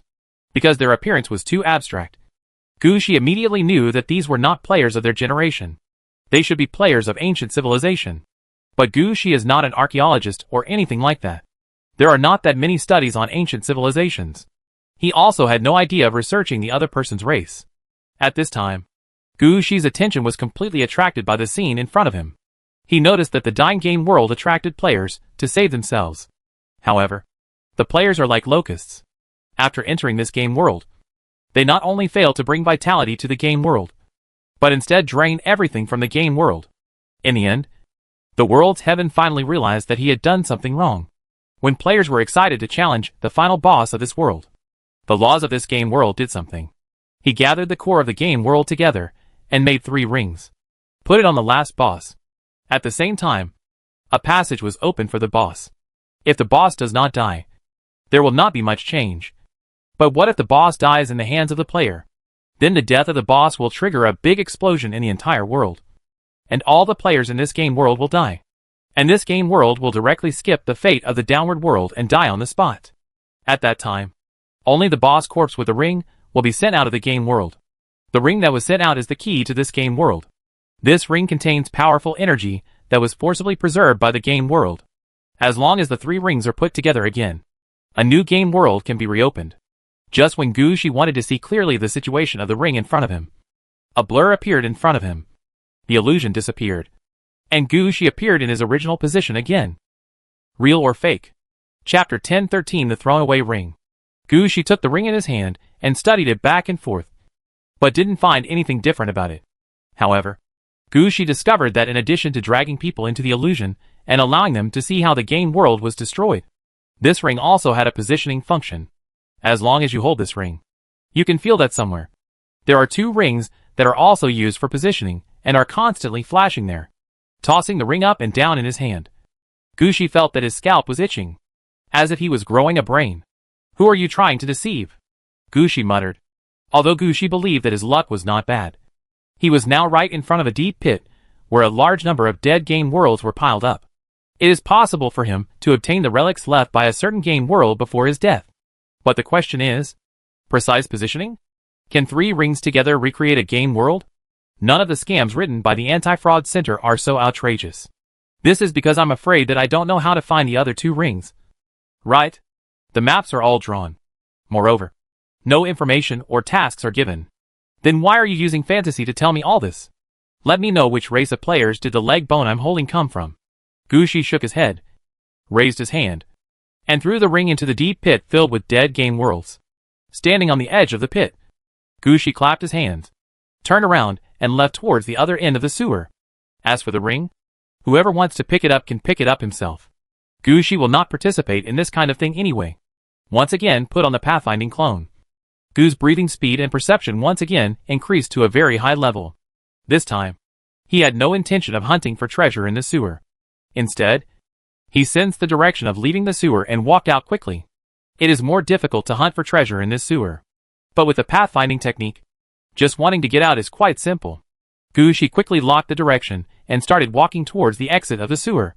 While walking outside, Gushi noticed that some players seemed to be entering the sewer from the sewer entrance. It was obvious what they had found. If it was normal, Gushi might ask if he needed help. But after meeting Mr. Gua, Gushi no longer wanted to help Bai Lianqing. In Gushi's view, Bai Lianqing is not a kind place. On the surface, it is in good order, but privately it is not good either. Gushi no longer has the same attitude towards Bai Lianqing as before. He glanced at the players who were rushing down, hesitated for a moment, and did not stop them. He just left from a position where these players did not notice. There is no thought of reaching out to these players. After exiting the sewer, Gushi looked up at his surroundings before walking in one direction. At this time, Gushi had already activated his pathfinding clone, even if it seemed to him that he was moving forward slowly. In the eyes of others, his speed was not weaker than that of an ordinary vehicle. The direction Gushi was heading at this time was towards the Sunshine Guild. Although his attitude towards Bai Lianqing has changed, Chaoyang Guild is still friendly. At least Chaoyang Guild didn't show any hostility towards Gushi. When the other party showed no hostility, Gushi would naturally not act recklessly. Gushi's idea for what to do next was simple. He has passed level 10, so he can participate in Genesis. In this way, Gushi can get rid of the contract with Chaoyang Guild and join the team of Genesis. Before that, Gushi planned to gather more wool in Chaoyang Guild and learn some knowledge that can be learned after level 10. Let's see if there are any specialties in the guild. After Gushi left this time, he was afraid there would be no chance of coming back. If you don't buy out all the resources within the guild, you don't know when you will be able to buy more next time. In the meantime, Gushi still had 2 opportunities to deal with the dungeon. The reason why he stopped last time was because he had already obtained the admission ticket to the group dungeon. The next time you enter the Westminster Abbey Major Event Dungeon, the subsequent raid will definitely be triggered. The troops Gushi had at hand were enough to handle the group battle, but his own strength was still a little short of that. So this matter has been postponed for the time being. Now Gushi's strength has reached level 10. Not to mention the qualitative changes brought about by the level increase. The enhancement brought about by level is enough to make Gushi confident. Not to mention the surge in troops Gushi had during this period. He just hasn't displayed these troops yet. If shown, Gushi's military strength would definitely be able to crush all players above level 10 in the guild. Let them see that the greatest feature of the Necromancer is that one person forms a group. So in the next period of time, Gushi's focus will naturally be on learning and copying. Gushi estimated that in the past, the registration process for Genesis would take about half a year. As long as the registration is successful, he will represent the Chaoyang Guild and participate in the Genesis battle. Judging from Gushi's professional characteristics and level potential, he will be assigned to the potential group. At that time, whether he participates in guilding or whether he works harder and gets more rewards, Gushi will be able to find his own place in the Battle of Genesis. At that time, it will be the peak period of Gushi's growth. He can improve his level in the shortest time and quickly push his level to level 20 or even level 30. While thinking about it, Gushi ran towards the Sunlight Guild. His obvious archer-like attire, coupled with his supernormal movement speed, quickly attracted the attention of many people. Most people looked at Gushi with strange eyes. In their eyes, Gushi was not a player in their Balian city. Where did the elf archer come from? Why did he come to Balian city? Could it be that some new world suitable for them has just opened nearby? So they came here specially? You're overthinking it. Apart from the undead, Balian city is also part of the underwater world. What are the elves doing here? Changing their job to become a Naga? The players murmured about this situation and didn't pay too much attention to it. However, Gushi once again avoided disaster because of his attire and running on the street. When Gushi came out of the sewer, all the players he saw in the sewer were from the City Lord's mansion. At that time, the City Lord's mansion had already known that the Gua family's private world had been destroyed. The Lord of Balian City had no intention of pursuing any action regarding the annihilation of an aristocratic family. After all, in the game world, being exterminated is a normal thing. If you provoke others and get killed in return, you can't blame anyone else. The reason why the City Lord sent people into the sewers was entirely because one of the 3 orange pieces of equipment in Balian City, the bone obelisk, could not be lost. When Gushi came out of the sewer, the City Lord was searching for a powerful necromancer throughout the city. All the necromancers, who are obviously not right, are all under the surveillance of the City Lord's mansion. Only Gushi, whose appearance and behavior were clearly that of an archer, was simply ignored. Let him easily return to Qian Guild. Chapter 1014. The situation is urgent. As soon as he entered Qian Guild, Gushi felt that the atmosphere within the guild had become significantly tense. Many players are coming and going in the guild, transporting some weapons and equipment. Gushi noticed that this time not only the combat players in the guild were mobilized, but also some civilian staff, or small players without potential, were also mobilized. Even the seemingly useless undead under some players were all mobilized. The entire guild became like a huge arsenal. Comrade, what happened? Upon seeing the situation in front of him, Gushi quickly stopped a passing player and asked, I don't know either. It was just a while ago that the City Lord's mansion issued an emergency mobilization order, asking all guilds to mobilize fully, as if there was an invasion by foreign enemies. Foreign enemy invasion? Gushi also had a puzzled look on his face. Could it be that the fact that he stole the bone obelisk and destroyed the Gua family was discovered? If Gushi really had to face a city's necromancer, there was really no way for him to win with certainty. By then, I'm afraid we may have to ask Li Yufeng to come out in order to help Gushi escape from Balian City. In fact, Gushi didn't know that he really thought too much.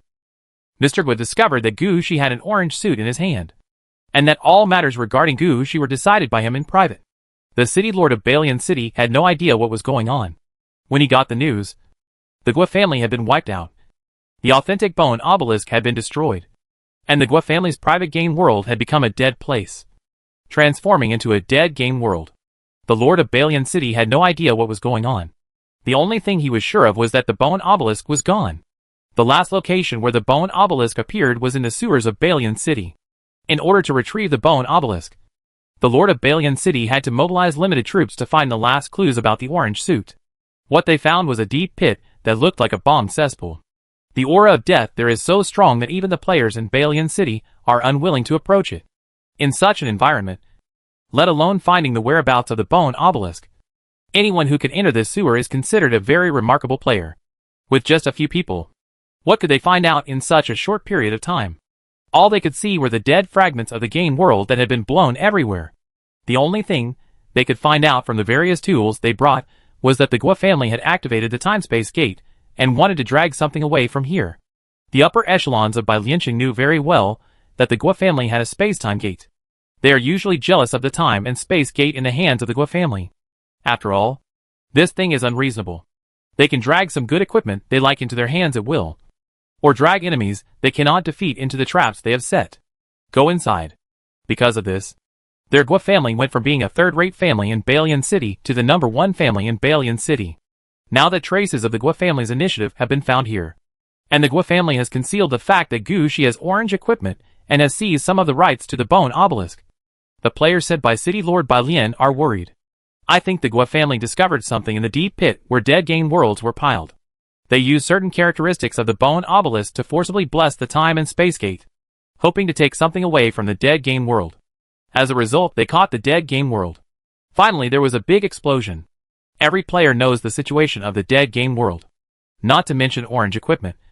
Even if red equipment comes over, there is no way to resist the devouring of the dead game world. The obelisk of bones is finished. It was precisely because of this conclusion that the Lord of Balian City issued an emergency mobilization order to all guilds in the city. By Lianqing's 3 pieces of orange equipment are all useful. The bone obelisk is mainly to ensure the safety of the city, prevent games from invading the city, or prevent foreign enemies from invading the city. There is currently a problem with the bone obelisk, and there may be problems with the city's outer defense line. When the city lord of Balian City found the corresponding orange equipment to consolidate the defense line again, Balian City had to use some means to deal with the situation at hand. What worries the lord of Balian City the most is not the lack of orange equipment. The loss of the bone obelisk only made the city lord of Balian City heartbroken. What really bothered him was that Genesis had begun to lay out its plans. Potential or high-level players in Balian City had already begun to move towards Yuanzhou City. The only people left in the city now are those players who have no potential and have been forcibly promoted through the opportunity of Genesis. They are fine if they are inside the city, but if they are placed on the defensive line outside the city, they are of no use at all. You must know that not all players will take the path of fighting professions. Among players, there are many who strengthened their secondary professions after discovering that they had no fighting talent and embarked on the path of farmers, blacksmiths, miners, etc. On the surface, they are death knights or necromancers, but they really have no combat power. Even for necromancers, the undead around them, or even the contracted undead, are all prepared for their secondary jobs. For example, for a necromancer who works as a blacksmith, the contracted undead around them are either miners or responsible for pulling the bellows. If this was placed on the battlefield outside the city, they would die with it. Therefore, the city lord of Balian City also had a headache. In order to ensure that there would be no problems in Balian City, he had to find a way to solve everything by himself. At this time, the city lords of Balian City were considering whether to ask for help from other cities. As for the players in the guilds in the city, all of them must be mobilized. At least they must protect Balian City before a major chaos occurs in Balian City. Gushi didn't know all this.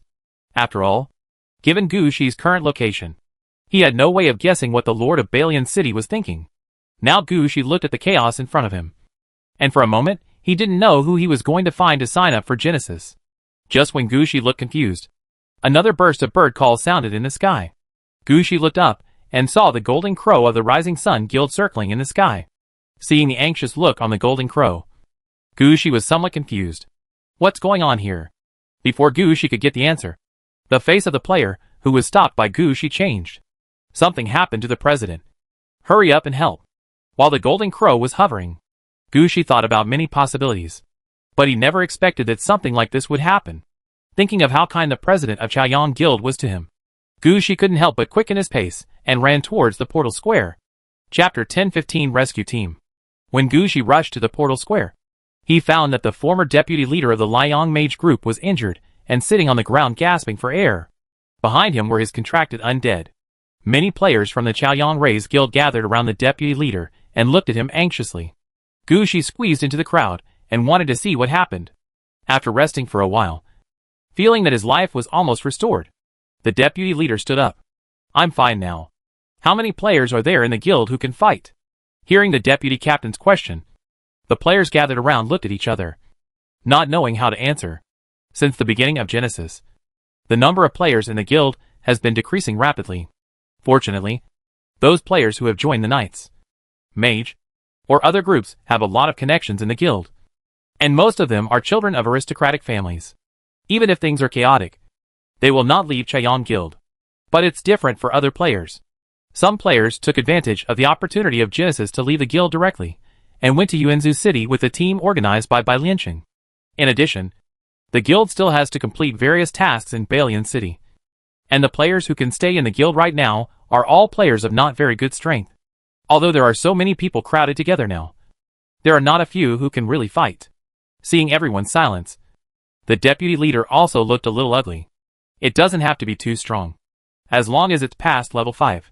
It doesn't matter if you don't have any troops. The guild will find a way to arrange it. I need manpower now. Is there any manpower I can call on? Sign up now, and your guild mission will be completed for a year immediately. The deputy captain couldn't help but increase the reward a lot. For a while, the players looked at each other again and again. And for a long time, they were not sure what happened this time. Fortunately, several players, like the bottom team captain, stood up at this time. Deputy Commander. What happened? The people from the Fusion Society launched their arrangements. And nearly 100 game worlds, with completely different situations, were dragged together by them, causing chaos in the game world. Some passages in and out of the game world have been forcibly opened by them. The monsters in the game are about to be killed. The president is guarding the passage over there. And we need manpower to support the president now. What? How could that happen? How dare they? After hearing the deputy leader's words, the players shouted one by one. As players, they know exactly what the Fusion wants to do. The Fusion Club discovered that there was a problem with their plan and stopped playing the game. Is it any good for them to flip the table like this? If Balian City is destroyed, won't they get nothing? At this time, a player asked, Deputy Leader, didn't you say that all the guilds in the city have sent people over? Our guild's mages and knights have reached more than half. Why aren't they enough? As soon as this question was raised, other players quickly responded. Yes, Deputy Commander. We have already sent out many people, and the battle line cannot collapse so quickly. That's right. Besides, with the manpower we have now, it's useless to improvise some troops. The players talked in twos and threes. It's not that they are not loyal enough to the guild, but that they really have no fighting ability in front of them. Let's talk about the fact that Fusion will blackmail players. After this period of publicity, most players also know about it. Outside the game, black players are inferior to themselves. And inside the game, normal players are inferior to black players. So most players don't want to. The scene suddenly became chaotic. Seeing the chaotic situation in front of him, Gu Shi, who was crowded in the crowd, also shook his head. Just when the deputy leader was about to say something, a golden crow suddenly flew out of the void and landed next to the deputy leader. After catching the golden crow, the deputy leader listened carefully to a few words. Then his face became even more ugly. Okay, I don't ask you to fight against the Fusion Association, but you can always save people. Please do your best to rescue the president. Without the president, the Chaoyam Guild will be finished. The deputy leader's voice couldn't help but lower. Looking at the deputy captain's expression, Gu Shi hesitated for a moment, but finally stood up. Deputy Commander, if you want to save someone, count me in. When Gu Shi stood up, the deputy leader was obviously stunned for a moment, because Gu Shi's style of dress is very different from that of the Necromancer and the Death Knight. The deputy leader also didn't understand why there was an archer in his guild. Who are you? Gu Shi, the one who received the reward during the last Balian festival. After hearing what Gu Shi said, the deputy leader finally reacted. It turned out to be you. Aren't you a necromancer? I remember that I wanted to recruit you into the Sun Mage group. You disappeared later. Why did you change jobs? Become a shooter? The deputy leader looked at Gu Shi with some surprise. Gu Shi also knew that his dress would cause some people to be puzzled, but he didn't explain much. Deputy Captain, I have just completed my promotion and reached level 10. If you want to save people, you can count me in. Upon hearing this, the deputy captain nodded decisively. Okay. Even a carrot can occupy a hole. Even you. With Gu Shi taking the lead, the next thing was much easier. And soon other players came forward in twos and threes. Among these players are Death Knights and Necromancers. The weakest is just over level 5. And the highest is only around level 11. A player like Gu Shi, who had just advanced to level 10, was actually not very conspicuous in the team. After gathering 40 people, the deputy leader had no more thoughts of shaking people. He said loudly, let's set off now. Time waits for no one. You follow me. No matter what happens, don't pay attention. We will just move forward. After speaking, the deputy leader took out a token, opened a nearby portal, and led the team in. Gu Shi followed the crowd and walked into the portal together. Soon all the players entered the portal. About 10 minutes passed after the portal was closed. The new orders were sent to the major guilds by messengers from Balian City. This order is not an order for the major guilds to mobilize players to concentrate their troops. Instead, each guild is asked to conduct self-examination. And all players who have just completed level 10 promotion within 3 days are sent to the City Lord's Mansion. The City Lord's Mansion has a very important task that needs to be handled by the players who have just completed the level 10 promotion. It's just that Gu Shi happened to enter the game and accidentally missed this message.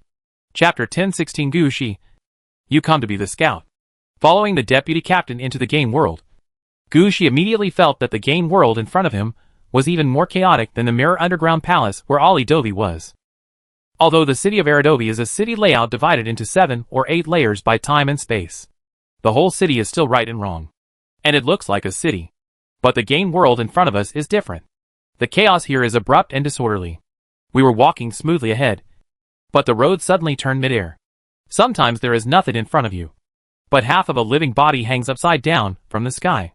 Some trees grow horizontally, and some buildings are directly stretched and enlarged, or directly squeezed into a ball. There is no normal environment here anyway. After entering this game world, Gushi heard the prompt to enter the game, but the prompt sound was intermittent. Not only was it inaccurate, but it also gave players who entered the game world a headache. Don't listen to the beep.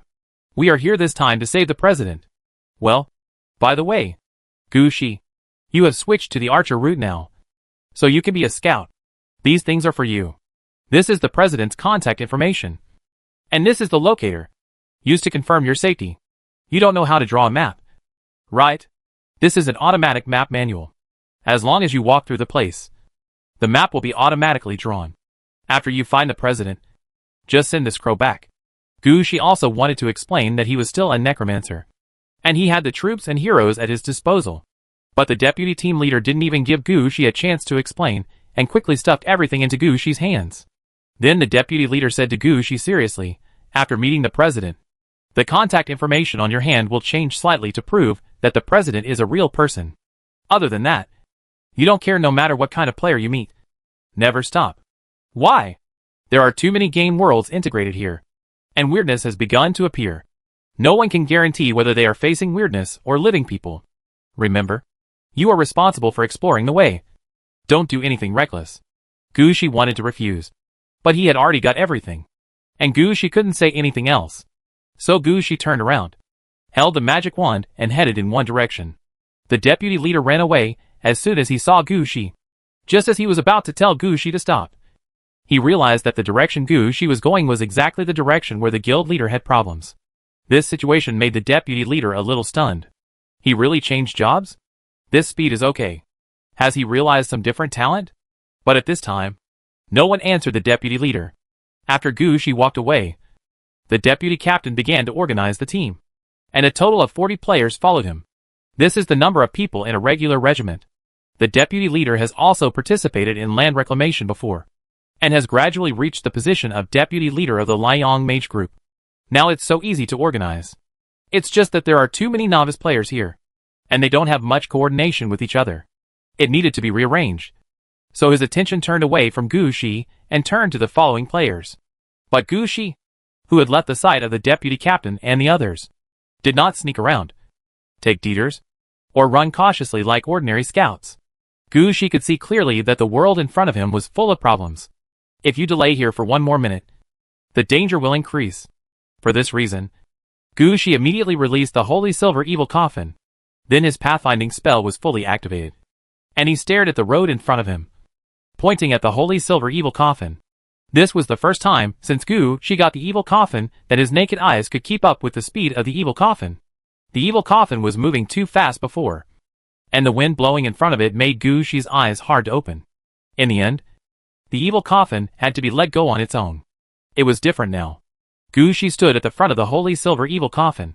His eyes could not only keep up with the speed of the Holy Silver Evil Coffin, but also direct the direction of the Holy Silver Evil Coffin. With Gushi's current agility, he could easily point to the position where he could move forward, and kept pointing in the direction of progress. At the same time, Gushi was still thinking about checking the situation nearby to prevent some enemies from suddenly appearing and slowing down his progress. However, the further the Holy Silver Evil Coffin moved forward, the uglier Gushi's face became. At this time, Gushi also saw that the situation in the game world in front of him was not very good. The deeper you go, the more weird and twisted places you find. Sometimes impassable cracks even appear directly in the ground. Sometimes Gushi could even see 4 or 5 buildings squeezing towards him. Gushi also knew that as a scout, he couldn't just pass by himself. He had to think about the people following him. If he can pass by and the people behind him can't pass by following the route given by Gushi, then what's the use of him as a scout? Therefore, there are many roads. When looking for a path, you must consider the route and method of advancement. Gucci would not take a road that was obviously blown up after walking through it. There is also the kind of road that triggers the mechanism directly after walking through it. And Gucci will not move forward. In addition, Gucci also pays attention from time to time to see if there are any sudden abnormalities nearby. We couldn't let the road suddenly end after Gucci passed by. As a result, the Holy Silver Evil Coffin would sometimes run back and forth in a circle on the way here in order to determine the final route. After determining the route, Gucci will send back some of the maps he just drew in advance, to ensure that the troops behind them will not be too far away from themselves. The route will change when they finally come over, at such a fast and slow pace. It took Gucci nearly 30 minutes to finally find the location of the president of Chaoyang Guild. The reason why Gucci was so sure was that among the people in front of him was the president of Chaoyang Guild. That was because Gucci saw a three-legged golden crow corpse that was clearly over level 20 and was hovering in the sky, compared to acting as the sun in the Rising Sun Guild. This zombified three-legged golden crow shows its truest side. Although it is an undead, the aura emanating from it is the aura that the undead are most afraid of. The strongest sunlight. It can appear harmless to the undead, or it can directly burn all the undead to death. At this time, the three-legged golden crow hovering in the sky was at full firepower. Just by looking over there, Gucci felt his eyes go white, and he felt like he was going blind. At this time, Gucci quickly sent out a signal to the sky. I'm from Chaoyang Guild, and I'm here to support the president. Chapter 1017 The Unusual Three-Legged Golden Crow.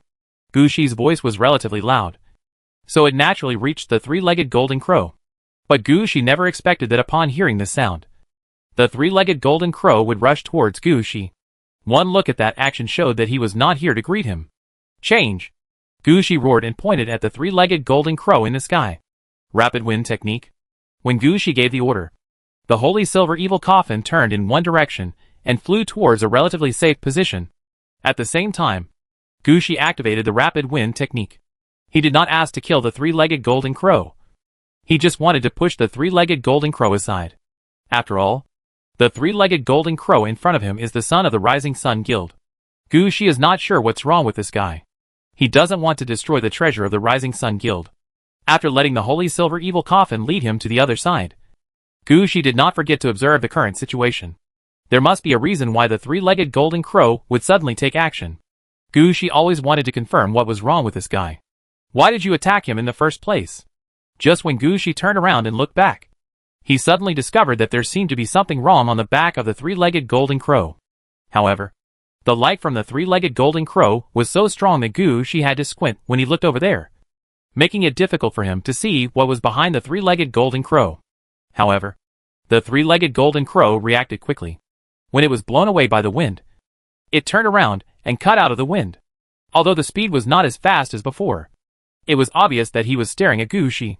Gucci didn't have time to think about it carefully now. While sending the latest map and news to the deputy captain, he led the three-legged golden crow to a farther location. He hoped that he could hold off the three-legged golden crow for a while and let the deputy captain's people get here. Otherwise, he would really kill this three-legged golden crow. After Gucci sent out the map and information, he no longer had too many worries in his heart. At this time, Gucci quickly started to lead the three-legged golden crow forward, centering on the position where the three-legged golden crow was hovering before. At this time, Gucci focused more on guiding the three-legged golden crow. As for the root issues, they were all left to the Holy Silver Evil Coffin. As long as there are no problems in the general direction of the Holy Silver Evil Coffin, Gucci has no intention of excessively stopping it. However, Gucci soon discovered that the speed of the three-legged golden crow that came out under the influence of the gust of wind technique far exceeded the speed of the Holy Silver Evil Coffin. The most important thing is that the Holy Silver Evil Coffin is restrained by the three-legged golden crow in many places. The Holy Silver Evil Coffin was about to cut into the shadows and increase its speed through the shadows. But when the three-legged golden crow shone its sunlight on it, all the shadows disappeared, and the Holy Silver Evil Coffin almost flipped over at this point. Similarly, the Holy Silver Evil Coffin needs to accelerate through the slope to take off and jump over the position. The three-legged golden crow can fly directly over. There is no need to turn on the ground like the Holy Silver Evil Coffin. Sometimes, this three-legged golden crow does not even need to flap its wings. Sometimes, it can just spread its wings and glide in the sky. The flying speed is much faster than the Holy Silver Evil Coffin. If Gu Shi hadn't kept using the rapid wind technique, which delayed the flight of the three-legged golden crow, it might have already flown above Gu Shi's head. The closer the three-legged golden crow flew, the more dangerous Gu Shi felt. It seems that as soon as it flies above you, it will immediately pounce down and tear itself into pieces. At this time, the anger in Gu Shi's heart could no longer be suppressed. At this time, he sent a letter to the deputy captain again, told him about the situation here. And Gu Shi bluntly stated in the letter that the three-legged golden crow was almost flying above his head. If a fight breaks out later, Gu Shi will not stop. Although the three-legged golden crow is the treasure of the Chaoyan Guild, Gu Shi will not risk his life for the guild's treasure. If the opponent really flew in front of him and launched an attack, Gu Shi would not show mercy. Seeing that Gu Shi had already picked up the magic wand, he was ready to fight. The three-legged golden crow that had been chasing in the sky suddenly stopped chasing, screamed in the sky, turned around and flew in the direction it came from. Gu Shi was also shocked by the three-legged golden crow's behavior. He was a little confused as to what was going on. So Gu Shi quickly stopped the holy silver evil coffin and looked towards the three-legged golden crow. Because his back was to Gu Shi, Gu Shi happened to see what was happening behind the three-legged golden crow. Behind the three-legged golden crow, under the golden feathers, there is a golden iron chain. It is obvious that this three-legged golden crow seems to be controlled by someone. This situation left Gu Shi speechless. Could it be that the three-legged golden crow in front of me is not the three-legged golden crow of Chaoyan Guild? Gu Shi was stunned for a moment, thinking seriously about the appearance of the three-legged golden crow. But he found that he really had no way to judge. Because a normal person really has no way to tell which sun in the sky is his or her own sun. If you see it wrong this time, then the situation will be a bit bad. Gu Shi wasted no time here, and even lured the deputy captain and others over. Just when Gu Shi was about to send a letter to tell the deputy leader that he had made a mistake in his judgment, the three-legged golden crow seemed to have been stimulated. It turned over in the sky and crashed into a huge building hanging upside down from the sky. The building in front of us, if it were placed on flat ground, would be a skyscraper with more than 300 floors. It can accommodate at least hundreds of thousands of people. But after being dragged into the twisted game world, this skyscraper seemed to have been there for hundreds of years. Not only were the tiles and glass on the outside gone, but even the cement filling it inside was gone, revealing the steel frame underneath. Looking at it from a distance, it looks like it is about to fall from the sky at any time. When Gu Shi passed by here just now, he immediately chose to drive the holy silver evil coffin around from the side. The same was true for the three-legged golden crow at that time. He had no intention of competing with these steels to see who was stronger. But now, the three-legged golden crow didn't know what kind of stimulation it had, and it actually bumped into it. Boom! After the three-legged golden crow collided, the skyscraper made a strong explosion, as if it had been hit by a missile. Then Gu Shi heard a voice. Want to escape? Then a heavily armored soldier wearing golden armor, and with a blue-skinned octopus had rushed out from the flames. He jumped back and forth on the blown-up steel bars, and was about to fall on the back of the three-legged golden crow that flew out of the flames. At this moment, Gu Shi's heart moved, and his hands moved much faster than his reaction. He made a bow and arrow gesture, and struck the heavy armored soldier. Guts explode? Chapter 1018 Octopus Head Team. When Gu Shi made his move, he heard a ding sound in his ears. However, Gu Shi had no time to pay attention to all this at this moment. After this attack, the blue-skinned octopus head that had not yet jumped onto the three-legged golden crow flipped in the air and hit heavily on a fallen steel pillar. At this time, the three-legged golden crow turned over in the air and flew quickly inside the skyscraper. At this time, it didn't care about what was in front of it. Anyway, it just hit it like this. Even if it was completely injured, it wouldn't be afraid. Looking at the scene in front of him, Gu Shi knew that there was something wrong with the three-legged golden crow. He wanted to follow him and take a look, but Gu Shi still hesitated, turned around and headed towards the position where the three-legged golden crow was hovering. Now that the three-legged golden crow is not chasing me, let's go over and have a look. Check to see if there is anyone over there, and see if the three-legged golden crow is the one raised by the leader of Chaoyan Guild. Let's go! The holy silver evil coffin immediately jumped into the shadows, activated its highest movement speed, and rushed towards the direction designated by Gu Shi. This time, there was no influence of the three-legged golden crow, and the holy silver evil coffin ran quite smoothly. But Gu Shi's heart was not at ease. At this time, Various questions kept running through his mind. One of the most critical questions is whether the three-legged golden crow belongs to Chaoyan Guild. If so, why would you attack yourself? If not, how come it is here? Why would it attack Gu Shi again? Before Gu Shi could figure out what was going on, the holy silver evil coffin jumped out of the shadows. Gu Shi didn't react for a moment, and facing the light in front of him, he narrowed his eyes. Then Gu Shi felt a pain in his neck, as if something had bitten him. Gu Shi slapped his hand back and grabbed a blue thing that looked like a tadpole or a leech from his neck. Only then did Gu Shi realize that not far away, 5 octopus heads similar to the heavily armored octopus heads he had just beaten were staring at him. Because he was relatively close, Gu Shi could clearly see that the eyes on the faces of these octopus heads were all out of place. In addition to a pair of eyes where normal people have eyes, there are also some eyes on the forehead, chin or cheeks. When Gu Shi appeared, all their eyes stared at Gu Shi with wide eyes. He seemed to be wondering, why did Gu Shi appear? No. An idea suddenly came to Gu Shi's mind. The bearer of the soul lamp jumped out immediately without receiving any order from Gu Shi. As soon as he appeared, he decisively blocked Gu Shi with himself. Following the movements of the person holding the spiritual lamp, Gu Shi understood that these octopus heads in front of him were all spiritual masters. Just now they were using their spiritual abilities to influence themselves. But they didn't expect that when Gu Shi faced the killing stone, he understood the horror of mental power. After obtaining the 6-ray lantern of flame, unless encountering some special circumstances, Gu Shi always turned it on to avoid the effect of psychic power. As a result, they used their spiritual power on Gu Shi at the first opportunity. Not only did he fail to control Gu Shi, but he also released the person holding the mind lamp. Gu Shi, who understood this, didn't hesitate and pointed at those octopus heads. When these octopus heads saw Gu Shi raising the long bow in his hand, they immediately made different actions. 2 octopus heads wearing red kimonos immediately retreated, and 1 octopus head wearing heavy armor rushed forward with a weird weapon. The remaining 2 octopus heads held a water gun filled with blue liquid in their hands, ready for battle. It is obvious that their team is a team of fighting law, animal husbandry and 2 attackers. It's just that Gu Shi didn't recognize any of the weapons in their hands, from those used by mages to those used by warriors. Facing the soldiers rushing towards him, Gu Shi immediately made a shooting motion. Defense? Dodge! The octopus-headed warrior who rushed out let out a weird scream. Although he couldn't understand what the other person said, the meaning of his words appeared directly in Gu Shi's mind. It seems that people with psychic powers are different. It's actually possible to have direct spiritual communication like this. Gu Shi even thought of a possibility in his mind.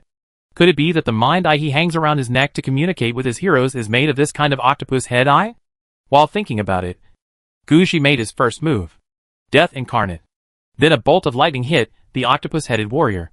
This octopus-headed warrior was wearing heavy armor, holding a short staff in his left hand as a shield, and a 2.5-meter-long soft knife in his right hand. In the hands of the octopus head, this soft knife is like a long whip. It can twist flexibly and cut at the enemy in front of it at will. It's just that whether it's a short cane or a soft knife, it has no defensive effect against lightning. When a bolt of lightning struck, the octopus-headed warrior was immediately knocked away by the lightning. At this time, 2 octopus heads holding water guns fired at Gu Shi at the same time, and a large ball of blue liquid sprayed at Gu Shi. Unexpectedly, at this moment, Gu Shi's 2 incarnations of death appeared on the battlefield. This time Gu Shi used the Titan, the incarnation of death, and the god of death, the incarnation of death. The lightning just now was the power of the incarnation of Death Titan. Death incarnate? He is not a shooter. He is a necromancer. An octopus head behind him couldn't help but scream when the meaning of these words flashed through Gu Shi's mind. He was also shocked. He raised his head decisively and looked at the octopus head. Although the 2 octopus heads who retreated to the back were both dressed in red robes, there were some problems with the details on their bodies. The octopus-headed man who spoke had marks on his sleeves that looked like a pool of mud. Gu Shi immediately had the feeling that the mud was a kind of undead. Is the octopus head in front of me a necromancer? Gu Shi was a little confused as to how he could make such a judgment. But this does not mean that Gu Shi will forget the current situation. When Gu Shi wanted to understand the situation at hand, he did not stop his movements. Field of fire. Rapid wind technique. Ice ripples. Gu Shi cast 3 spells in one breath. However, when Gu Shi's spell was released, the 2 balls of blue liquid also hit Gu Shi's face. Under the action of the flames and strong wind, 2 groups of blue liquid collided with the flames. Unexpectedly, there were two booming sounds not far from the octopus-headed warrior.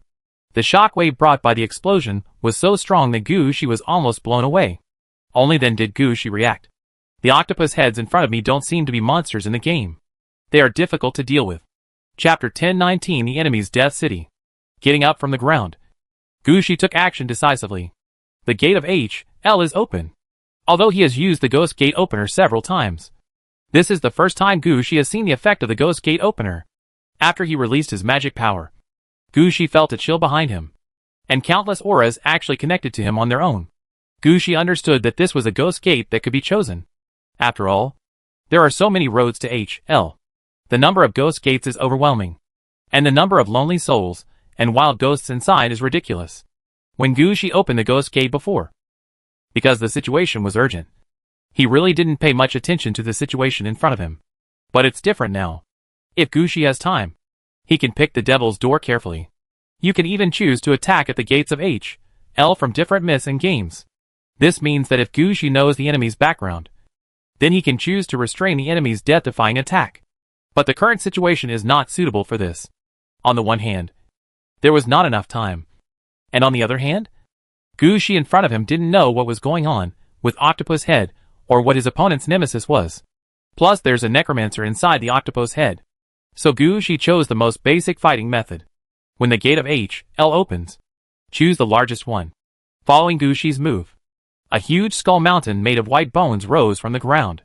After the skull mountain appeared, it quickly rose up on the spot and turned into a small volcano more than 30 meters high at its peak, directly separating Gushi from the octopus head. The octopus holding the water gun shot several times in the back of its head, and they all landed on the skull mountain. Each shot could make the bones fly everywhere, but it could not hit Gushi. Only the fastest octopus-headed warrior rushed in front of Gushi, and was suppressed and beaten by Gushi's two avatars of death. Not long after the hill-like ghost gate appeared, the first undead, like a mummy, climbed out from the top of Skull Mountain. Then a large number of undead swarmed toward the octopus heads behind them like water. When the two octopus heads holding water guns saw something was wrong, they raised their water guns and attacked the undead. The water guns in their hands are very powerful, and the shooting speed is relatively fast. They can even spray themselves like a laser. But there is a problem. That is, this water gun does not have much ammunition. There is no water left after firing the water gun. Had to retreat to the rear to replenish. In this way, the number of water bombs fired will be reduced, and the suppressed undead will take this opportunity to pounce in front of the octopus head. At this time, the two legal octopus heads at the end were also ready. The octopus head, who recognized the incarnation of death at a glance, had already begun preparations when the H.L. gate was opened and released. Before the undead spirits in the ghost gate came out, a strange underground gate appeared behind him. The pillars on both sides of this gate are different. One side looks like a stalactite hanging from the top, and the other side looks like an ant nest rising from the ground. Between the pillars on both sides are a group of silt monsters. These sludge monsters have translucent bodies of various colors. Inside their bodies, you can clearly see a large number of bones of different origins. If Gushi's sight had not been blocked by the skull mountain transformed into a ghost gate, he would have exclaimed in surprise when he saw the situation in front of him. City of Death. Because what the octopus-headed necromancer in front of him is using is to drop the Death City on the city gate. Ordinary necromancers may not be able to distinguish this kind of thing clearly, but Gushi has mastered the 3 divine skills of death, and he knows this clearly. Among the undead rushing out of the enemy's city gate, there were also several undead heroes under Octopus Head. These undead heroes are different from the various undead sludge monsters before. They also look like sludge monsters, but they are obviously larger. At the same time, their bodies are not like the sludge monsters, which only have different origins. Bone. Inside their bodies, there is a complete octopus head that has not been processed in any way. Under the leadership of these undead heroes, all the undead troops that looked like sludge quickly lined up in categories and rushed outward. At this point, any normal person can see that although these undead souls all look like mud, they are actually classified into different categories. These sludge undead, like normal sludge undead, are divided into skeletons, zombies, ghosts, vampires, and so on. However, normal people can't tell the difference between the red and transparent mud monster and the other ones, except that they are certain that they might be vampires. After these undead souls rushed out from the city gate, they faced the undead souls that appeared from the Skull Mountain transformed by the Ghost Gate. The undead that rush out from the Ghost Gate are all ghosts without souls. Some of them have some strength, and some are just ordinary undead, with varying levels. But the Silt undead didn't care about this. When faced with the undead rushing down, the Mud undead collided head-on. Let's fight these undead. It would be fine if the Silt undead were killed by someone. But if they kill other undead, the situation will be different. Their bodies will wrap up the corpses of the undead. Then the bodies of these sludge monsters will grow larger, until they reach a certain size, and then quickly divide into 2 or 3 clones. It can be said that such sludge undead do not need a necromancer to summon spirits or something. They can summon spirits for themselves. While the octopus-headed necromancer was dealing with the Ghost Gate Skull Mountain, Gushi also cooperated with the 2 incarnations of death to kill the octopus-headed warriors. This octopus-headed warrior has a rather weird weapon in his hand. But there is something to say. The weirder the weapon, the faster you die. The octopus-headed warrior had a good idea at the beginning. The short cane could be used as a shield. As long as he moved quickly, he could block most attacks. But the question is why the shield needs to be so big. Those were all experimented with by someone who risked his life. Someone used his life to prove that blocking his whole body is the true function of the shield. Facing attacks from all directions, the shield can be used in one fell swoop. The short cane requires you to swing your hand very fast to block it. The gap here is huge. As for the soft knife, the attack range is large. But in the face of close combat, this thing is completely useless. Because the soft knife retracts, the one it cuts is yourself. Coupled with Gushi shooting magic arrows from behind, the 2 incarnations of death easily suppressed the octopus-headed warrior. Finally, before the octopus-headed warrior could react, Death, the incarnation of death, cut out the soul of the octopus-headed warrior with a scythe. But at this time, Gushi's expression was full of surprise. Chapter 1020 is Octopus Head a player? You kill a Midana Doka player. Whip Swordsman. Level 11. And you get 788 experience points. Player? How could it be a player? When he saw the message popping up in front of him, Gushi's mind was filled with questions. He has never seen such a player before. Although among the players, there are some who make themselves become neither human nor strange. For example, a black player, or a necromancer who died in battle can turn into a lich. But there are traces to be found. How did the octopus head in front of me transform? Moreover, Gushi had never heard of any city taking such a route. The most important thing is that there doesn't seem to be only one octopus-headed player in front of him. Gushi never noticed the beep when it attacked the one that controlled the 3-legged golden crow before. Looking through it now, it turns out that the octopus head is also a player. It's just that he is a knight. A level 12 sky beast knight. Comparing it like this, Gushi immediately understood that the 2 people holding water guns and the 2 magicians were also players. This situation can already be seen. Either there was a city in a place that Gushi didn't know where the entire population had been transformed into this kind of octopus head. Either the octopus head in front of him belongs to another player race that has come into contact with the game world. To use ancient language, they are aliens. Thinking of this, Gushi couldn't help but look up at the sky. What is all this? Can he still regain his 3 views? But the opponent has already come to fight. So let's fight. After killing the octopus-headed player named Ami, Gushi took the 2 incarnations of death and prepared to run to the skeleton mountain at the gate of hell. But just as he was about to start, a large number of sludge-like undead poured out from the skeleton mountain at the gate of hell. As soon as these mud monsters appeared on the top of the skull mountain, Gushi understood that these mud monsters were the opponent's undead troops. Although Gushi didn't quite understand the situation of the undead in front of him, their strength should not be underestimated. At the same time, Gushi could also feel that the enemy had a complete system of undead troops. There are even heroes in this army. This situation is obviously not right. When he first came over, there were only 5 people on the other side gathered together. So how could there suddenly be such an extra force? Let's talk about the troops that the necromancer brings with him. That's simply not possible. Most necromancers either don't have many undead troops with them, or they can't collect them. Otherwise, when Gushi first joined the Chaoyang Guild, he would not have been used as a tool for transporting troops. Gu Shijin had never seen any undead troops around him before. At the same time, judging from the situation of the troops coming out in front of him, the possibility of them being put away is very small. After eliminating some unrealistic options, the remaining options, no matter how impossible they are realistic. Looking at the mud undead pressing on the skeleton mountain transformed by the ghost gate, Gushi blurted out the first thing he said. City of the Dead? As soon as Gushi said these words, the skeleton mountain not far away collapsed with a roar. A large number of undead that had not yet climbed out of the skull mountain were all pushed back. At this time, Gushi also saw the city gate behind the octopus-headed necromancer. Just as Gushi guessed, this is the unique method of Death City. At the same time, batch after batch of new undead troops were walking out of the city gate. For the first time, Gushi felt what it was like to encounter a city of death. From a city gate, a steady stream of powerful troops came out. Those who can face such pressure without collapsing are all players with a big heart. At this time, the octopus heads also saw their companions killed by the incarnation of death. Their expressions were quite angry. Only the octopus-headed necromancer looked calm. Don't worry. I will avenge Amid Anadoka. Mika Dodo. Kill them! Under the command of the octopus-headed necromancer, a mud undead holding a battle flag rushed out. The battle flag behind this mud undead is 5 meters high, and painted on it is a mud pattern made up of 16 skulls. Unlike other undead heroes, this one has at least 3 complete human heads in his body. Leader level? There is no halo, and the level does not exceed level 20. The battle flag behind it is interesting. Grab it. Gushi judged the enemy's situation at a glance. And then a city gate made of trees rose behind Gushi. Compared with the city gate of the octopus-headed necromancer in front of him, Gushi's city gate is obviously much larger. At the same time, there are obvious city walls on both sides of the city gate. The city walls are covered with scarecrows.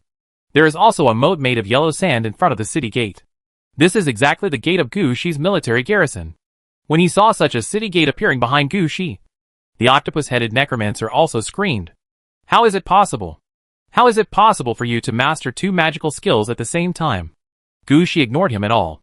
Amilcar rushed out of the garrison gate with his blue knights. Also rushing out together were the white-robed cavalrymen with rainbows hanging on their bodies. When Amilcar saw this situation, he knew what Gushi was thinking without asking. The white-robed cavalry were temporarily placed under his command. So Amilcar immediately turned his attention to the sludge undead who had formed an army. Notice the leader in front? Kill him, and the battle flag behind him will be yours. With the battle flag, your blue knights are halfway done. I'll find a base for you later, and you'll be done. Hearing this, Amilcar looked excited. Ghost Blue Knight. Ghost Light. Then all the blue knights raised their spears and roared at the sludge undead in front of him. Ghost Light. Kill! When Gushi released his city gate, the octopus-headed necromancer's eyes widened. He had a crazy look on his face, and the tentacles on his face kept waving, screaming in an incomprehensible language. But their words have a certain spiritual whispering effect. Even if you don't want to listen and don't understand, it will reach other people's ears. How is it possible? How could he control the city of death? These 2 sentences still made Gushi a little doubtful. Is this city of death really this guy's skill? Why does it look so different? However, Gushi didn't pay much attention. After Amilcar attacked, Gushi's other troops also rushed out as the 3 most traditional battalions under Gushi. The Black Spear Battalion, the Bone Cutting Battalion, and the Demon Sacrifice Battalion are now all located near the gate of the garrison city. As soon as they arrived at the battlefield, they didn't need any instructions from Gushi at all. They just stood in the most suitable position on the battlefield. Chapter 1021, Grabbing the City of Death. All troops move forward and release the Bone Dragon troops. Don't let that guy escape. This is Gushi's first battle with the enemy's Death City. He is well aware of the situation in the City of Death. As long as the owner of the Dead City feels danger, he can retreat to his own city at any time and close the city gate. No ghost can find the existence of the Dead City. Therefore, desperate battles rarely occur between dead cities, unless you can hold them back before they escape back to the City of Death. Don't let the other side have a chance to take back the city gate. This happens rarely. But the situation in front of him made Gushi see an opportunity to capture the opponent's Dead City. He had a feeling that the octopus-headed necromancer in front of him didn't know much about the City of Death. At the same time, he is not very confident. Gushi had already mobilized troops from his own City of Death, but he still didn't believe that Gushi could master 2 of the 3 divine skills of death at the same time. I don't know what's going on in his mind. Gushi would not pay too much attention to such a situation. The other party has placed such a big bait in front of him. If Gushi didn't eat it, he would be wasting the opportunity in front of him. So after sending out all his troops, Gushi himself was not idle. He decisively released the main city gate and the steel city gate, and they happened to be stuck on the left and right sides of the enemy's city gate. At this time, another legal system in Octopus had also realized that something was wrong. He used another method to stimulate his companion and make him wake up from the blow. Nicholas Duo. Wake up quickly. Now is not the time for you to go crazy. Have you forgotten our mission here? The eyes on the octopus-headed necromancer's face spurted blue blood at the same time, and he let out a sharp scream. After waking up, the octopus-headed necromancer finally reacted. He ordered decisively, "Release the mud basilisk." Damn it. What's going on with those flying dragons that are all bones? Are you bullying me for not having a two-legged flying dragon? Under the command of the octopus-headed necromancer, a special undead force rushed out from the city gate. There are not many of these undead troops. Only about a dozen. But their levels are quite high. Almost at the level 13 level. The appearance of this undead is naturally the undead style of the octopus head. No matter what. The outside of the body is covered with mud. But beneath the mud, there were not random bones or rotten armor like the previous undead. In the translucent mud is a complete giant bone snake 15 meters long. Many human remains are wrapped in the ribs of bone snakes. It can be said that apart from the fact that this thing can't fly, it feels like a mud version of a bone dragon to Gushi. Looks like you're trying your best? After releasing the troops, Gushi already felt confident. The enemy wants to fight. Then beat him until he dies. Gushi waved his hand, and the 60 bone dragon troops that had just rushed out had obviously changed their appearance. As an octopus-headed necromancer, he is the most sensitive to this point. He looked up to the sky, a trace of doubt flashing in his eyes. How can this be? Nicholas Duo. What's wrong with you? Another octopus-headed magician was speechless. What kind of situation is this? You just woke up from the chaos. Why are you so confused? The octopus-headed necromancer pointed at the bone dragon in the sky and said, "That's not right. Normally, there can be only 1 to 3 incarnations of death at most. This is already the limit. Why do I look like there are 60 incarnations of death?" The octopus-headed undead never imagined that Gushi had the hand of death in his hand. That was a good thing used to strengthen the death incarnation and develop various effects of the death incarnation. Gushi himself didn't know he had such a thing in his hand before. This method was just mastered by Gushi. 60 bone dragons, strengthened by the incarnation of death, simultaneously sprayed death dragon breath at the silt snake monsters on the ground. With this spray, the sky was dyed pure green. The mud snake monster that had just rushed out of the city gate actually raised its head when faced with such a situation, and struck a blow at the bone dragon in the sky. When the bone dragons breathed out the death dragon's breath, the mud basilisk also sprayed out their own rays. A gray light. Some are like the melting ray of the bone dragon, the incarnation of death. But the effect is exactly the opposite of the fusion ray. This is a petrification ray. After hitting the enemy, it can petrify the enemy, and has a certain chance of directly killing the enemy. It can be said that this method of attack directly improved the status of the mud basilisk. With such a type of soldier, no one in the ranks of the necromancer would look up to him. It's a pity that what he met was a bone dragon transformed by death. Not to mention that the level of these bone dragons has been upgraded from level 8 to level 18. Some of their situations have also been added with the effect of the incarnation of death. The invincible effect of the incarnation of death also fell on the bone dragons. Even if these bone dragons are turned to stone and killed by their eyes, they have only exited from the state of death incarnation. They can still fight as bone dragons. In addition, the number of these mud basilisks is really too small. There are only a dozen silt basilisks. What can they do in this situation? After a burst of death dragon breath passed, the mud snake monsters were all wiped out, regardless of whether they have been transformed into the incarnation of death. These bone dragons have no intention of stopping here. They quickly rush towards the other side city gate.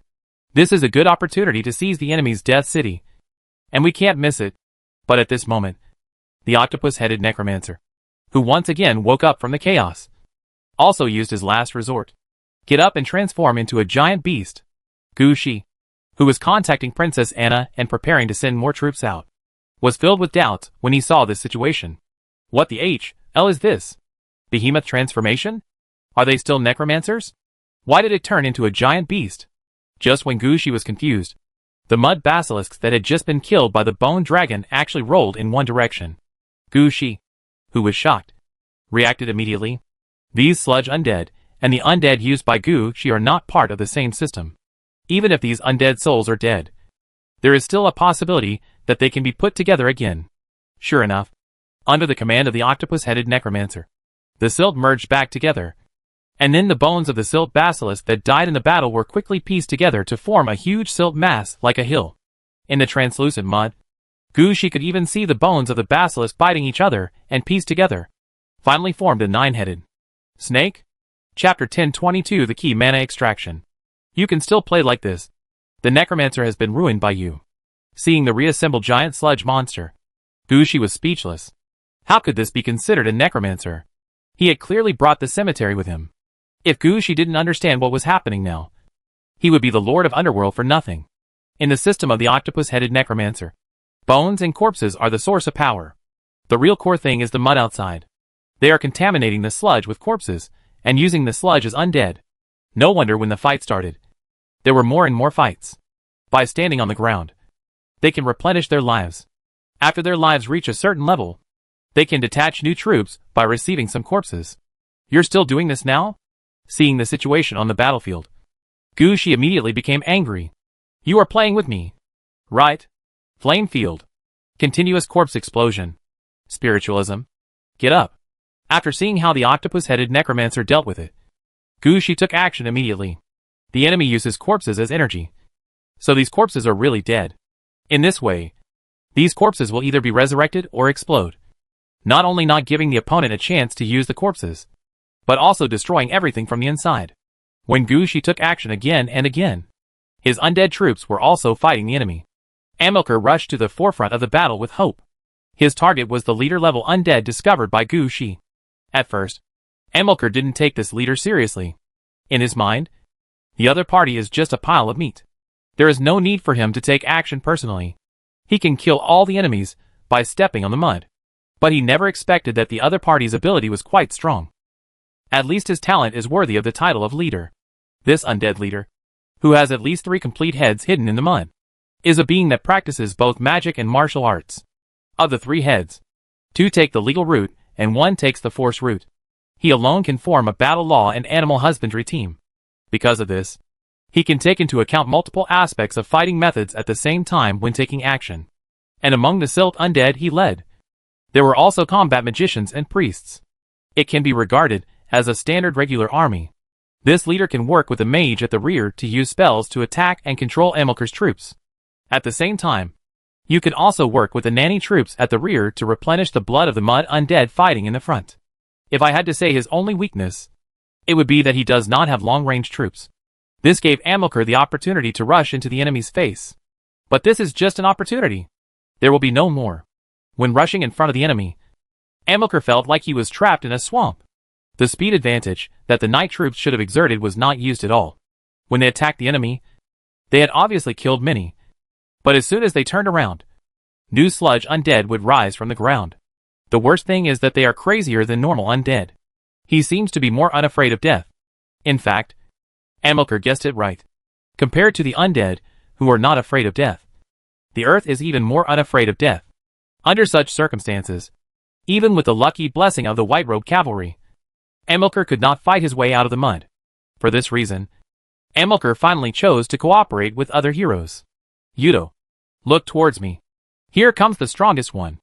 Amilcar raised the spear in his hand towards the rear, giving Yudo a direction. Yongdo knew very well what the strongest method of his demon sacrifice camp was. Mana extraction. He had just finished setting up the magic ritual, and business started coming in so soon. Amilcar's request was actually not that difficult. Gushi is currently dealing with the octopus-headed necromancer, and has no need for him for the time being. That Yongdo would not refuse to help his companions. So Yongdo acted quickly and started the ceremony at the altar that had just been decorated. The enemy leader seemed not to have noticed the situation here. He was still commanding his troops to surround Amilcar's blue knights. The way he fought gave people the feeling of a plasterer, smearing layer after layer of mud on the wall. For the bone-cutting battalion and the black spear battalion, this attack method may not have a good effect. But against the knight troops, who have high requirements for speed, this fighting method is quite disgusting. It's no wonder that a proud person like Amilcar needs someone to help break the situation. Yudo quickly completed the magic ritual and grabbed Amilcar in the direction pointed by his spear. Mana drain. The next moment, a large amount of magic power like mud and water was drawn out. The amount of this wave of mana being drained made Yudo feel that something was wrong. It seemed like the amount would be more than he thought before. Before Yongdo understood what was going on, Gushi shouted loudly, "Yongdo, keep pumping. Arroyo, Robbie, step back and protect Yongdo." While Gushi was talking, the movements of the mud undead, who were fighting Amilca not far away, were obviously much slower. Their bodies were like dried mud. If they moved a lot of them would appear on their bodies. Cracks. Seeing this scene, Gushi understood that for these sludge undead, the corpses and bones were the source of power, and what normal people thought of as mana was like lubricant to them. Without the bones, these mud undead would have no power, and without their mana, the mud undead would disperse automatically. It can be said that manipulation of corpses and mana is the key to dealing with the undead in the mud before you. Previously, Gushi had carried out a series of corpse explosions on the corpses, and used the necromancy technique to tear apart the inside of the corpses, and these had already shown results. But no matter how good the effect is, it is not as good as the one obtained by Yongdo's mana extraction. As soon as he saw the scene in front of him, Gushi knew that Yongdo's side would become the key to the entire battle. Maybe when we attack the Death City next time, we will also need the methods used by Yongdo here. So Gushi decisively brought back the two powerful troops and asked them to protect Yongdo. At the same time, he did not look at Amilcar, but focused on the octopus-headed necromancer. After the effects of Gushi's corpse explosion and summoning of souls, the Hydra, which had not yet been fully assembled, collapsed again. The bones in the mud blew the mud everywhere. Seeing this, the octopus-headed necromancer couldn't help but scream, "How dare you do this? I want you to die and turn into stone, giant beast soldier." Before the octopus-headed necromancer finished speaking, the Bone Titan, who had been following Gushi, threw a lightning spear towards the side, scattering the gathered Hydra bones again. Chapter 1023, Death City Attack and Defense. As soon as the Bone Titan took action, Gushi also immediately noticed that the Bone Titan's mood was not right. Since Gushi's Bone Dragon troops had become stronger and stronger, the Bone Titan has become more and more silent. He usually just follows Gushi, and the transformed undead team takes action in battles. He looks like a lucky man. But this time, the Bone Titan not only took the initiative, but also seemed very excited. There must be something wrong here. Gushi looked at the Bone Titan with some confusion, but he did not try to stop the Bone Titan's actions. At this time, the White Bone Titan seemed to be going crazy, firing lightning arrows one after another in the direction of the gathering bones of the Mud Basilisk, as if it wanted to vent all its mana.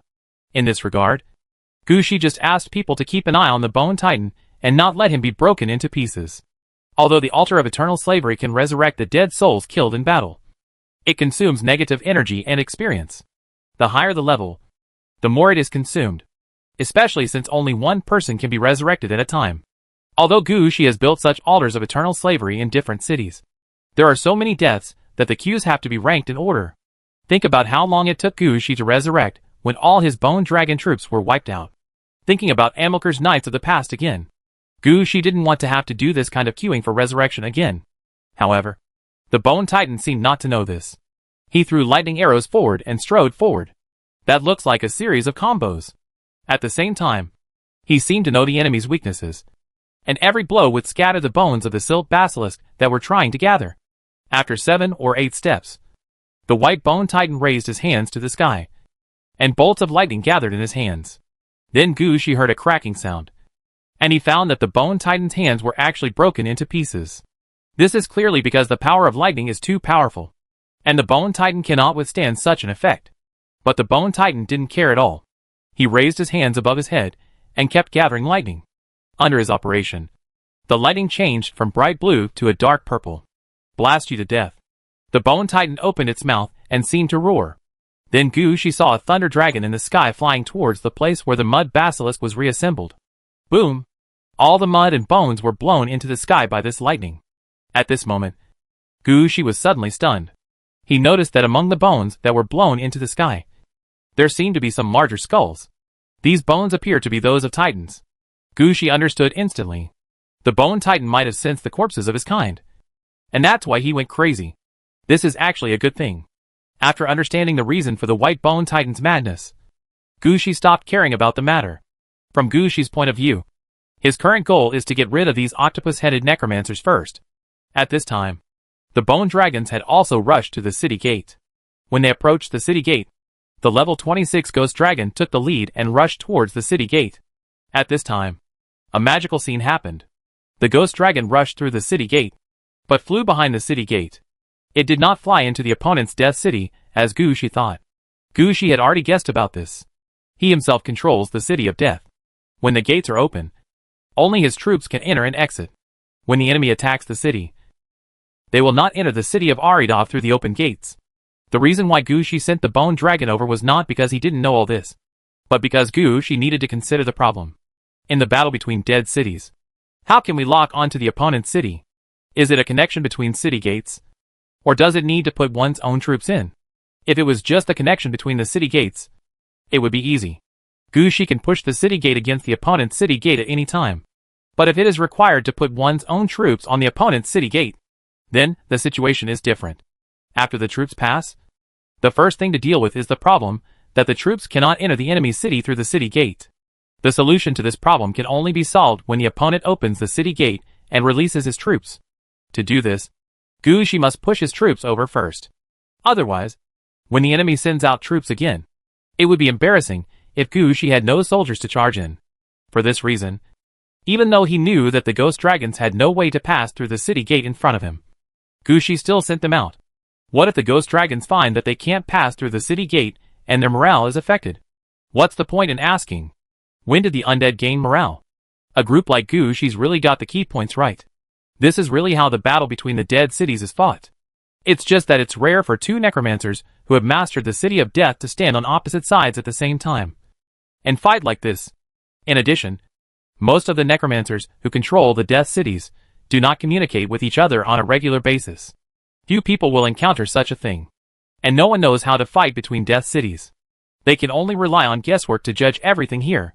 In fact, Gushi was lucky this time, and he found the right direction in his first trial.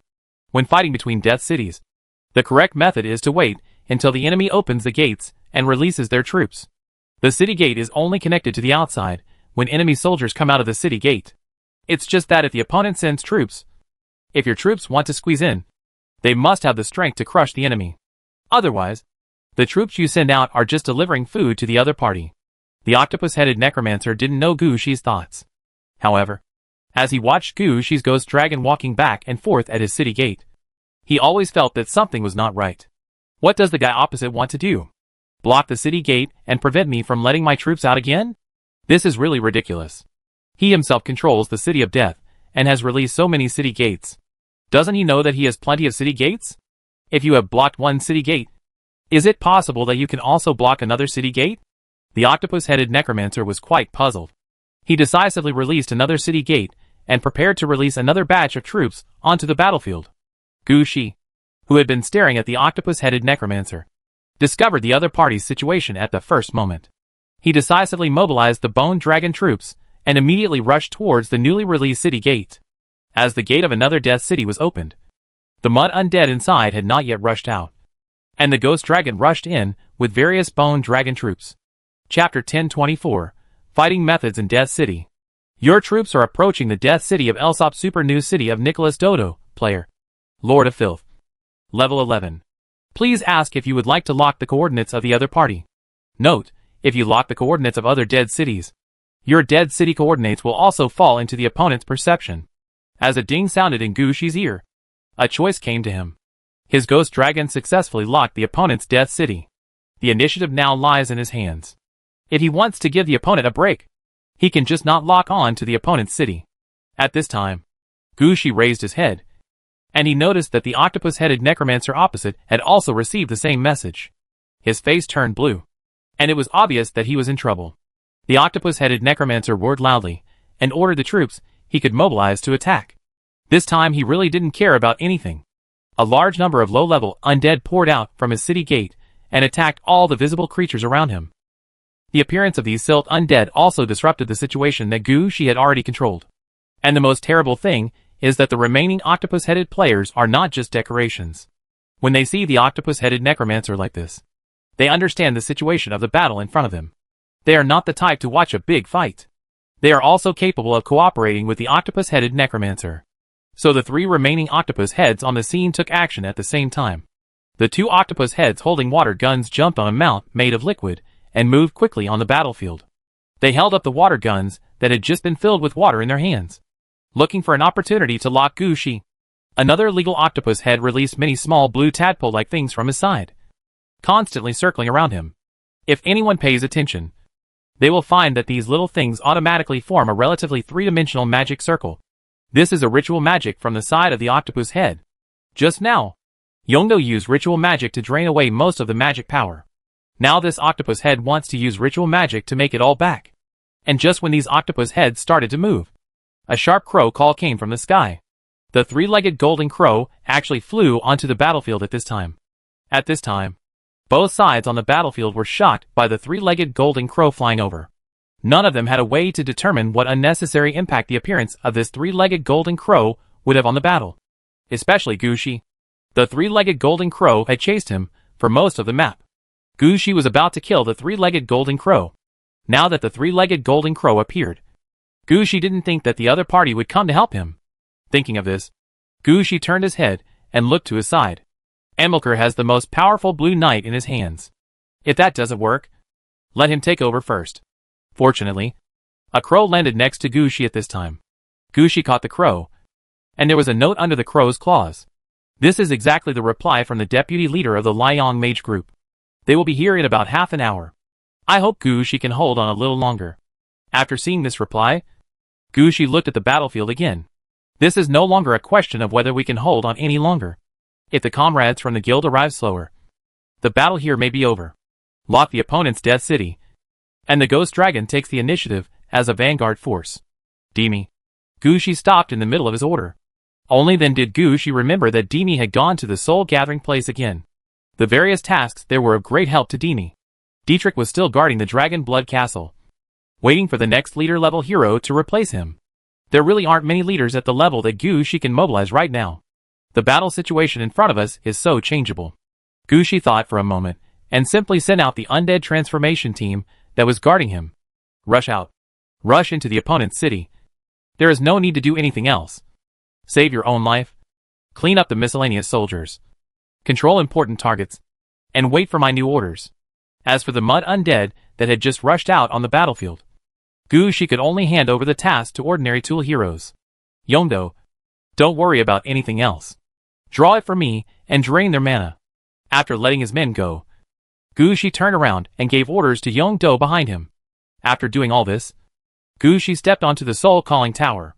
At this time, the holders of the Underworld Dragon Robe and the Soul Lamp were following Gushi. Gushi actually wanted to release the holder of the Bone Obelisk, but he hesitated for a moment. The Bone Obelisk was very well known in Balian City. Most players have heard of this orange piece of equipment at one point or another, and they all know who owns it. If Gushi brought out something similar to the Bone Obelisk, it would most likely attract the attention of the players. Under this situation, Gushi's mind was still very clear. He decisively stood on the top of the summoning tower, raised the phantom magic wand, and used the tower to control the entire battlefield to summon souls on the entire battlefield. Under Gushi's summoning, all the corpses on the battlefield were affected. Although Gushi did not release the Bone Obelisk, some of the passive effects of the Bone Obelisk still played a certain role. Among them is the biggest feature of the Bone Obelisk. The effect of the Bone Soul Recalling Tower is activated.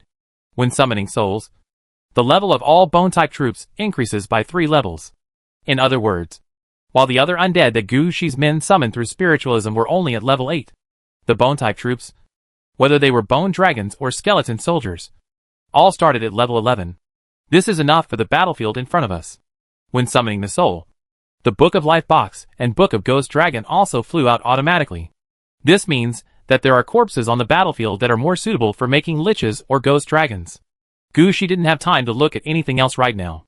He was operating purely as a fool, summoning souls in an area on the battlefield. It doesn't matter if there is a suitable body underneath. Under Gushi's control, the sludge undead on the battlefield were in bad luck. The corpse inside the body turned into a skeleton soldier, and he raised his weapon and chopped it off. And their mana was still being drained away, and the silt that made up their bodies quickly dried up, and eventually even turned into powder. For a while, the battle was in Gushi's hands, and Gushi even had the troops to turn back to support Amilcar, who had not yet taken down the opponent's leader. At this time, another magic octopus had also completed his own magic ritual. A beam of light centered on him and spread outward. Looking at the beam of light flying high into the sky, Gushi always felt a little uneasy. He looked up at the sky, and with the influence of the light pillar, something seemed to be pulled towards him. Chapter 1025 Stealing the City. Saw a ghost. Looking at the huge city gate that appeared in the sky, Gushi couldn't help but mutter something. This city gate that appeared in the sky was actually more like a huge, dark blue, semi-biological warship. This thing has long and flat sides, and looks like a metal awl. On both sides of the awl are 3 light blue octopus tentacles. The tentacles of this octopus are woven together to form a gate, and a strange blue light ball appears in the tentacle gate. As the light group appeared, the strong wind began to suck everything around into the gate, and even formed a strong wind in the sky. Gushi knew at a glance that this was the gate of Octopus Head's base, or something like a sky aircraft carrier. This thing is obviously used to capture people or drop it on the battlefield. If it is just normal, it will appear. It will take time for them to fall down from such a high level. This time is enough for Gushi to find a way to deal with it. But in the current battlefield, Gushi also had a headache. The chaos on the battlefield now is almost equivalent to him operating on multiple fronts by himself. Not only had the leader on Amakur's side not been defeated, but the enemy's Death City still needed to be dealt with. At the same time, the situation on the battlefield is not good. If he does this again, Gushi's pressure will suddenly increase. However, facing such pressure, Gushi also gritted his teeth. Let the Black Dragon camp come out. Gather all the skeleton shooters together, and shoot down everything falling in the sky. Liches and corpse witches all come over and get ready for battle. Isabella, all the priests are handed over to you. And the medical tent is also there. You can use it yourself. It doesn't matter whether the undead die or not. The most important thing is that the battle line cannot collapse. Under Gushi's order, various troops mobilized quickly. A large number of undead troops quickly deployed at the 3 city gates and joined the battle in batches. At this time, the octopus-headed necromancer also noticed the situation on Gushi's side. He understood that Gushi was stronger than himself. As the owner of Death City, the number of troops he can bring out is not as large as Gushi's. The level is not as high as Gushi, especially now that Gushi has discovered the weakness of his silt undead. Gushi's spiritualism technique directly pulled out a large number of skeleton troops from his sludge undead body. Not to mention the previous corpse explosion and mana extraction. This directly destroys the foundation of the silt undead. The mud undead on the battlefield have been under pressure. Now that their portal appeared in the sky, Gushi suppressed all the troops at once. This opportunity was seized by him. This is a good opportunity. Now is the time. The octopus-headed necromancer also has a relatively strong army of silt undead, numbering around 3,000 people, all of whom are above level 13. However, these are all the most elite cores in his hands, and it can even be said that more than half of them are warrior-level units. Their personal combat effectiveness is beyond the normal undead combat effectiveness. The octopus-headed necromancer has been holding these sludge undead in his hands, in order to find an opportunity to make a big comeback.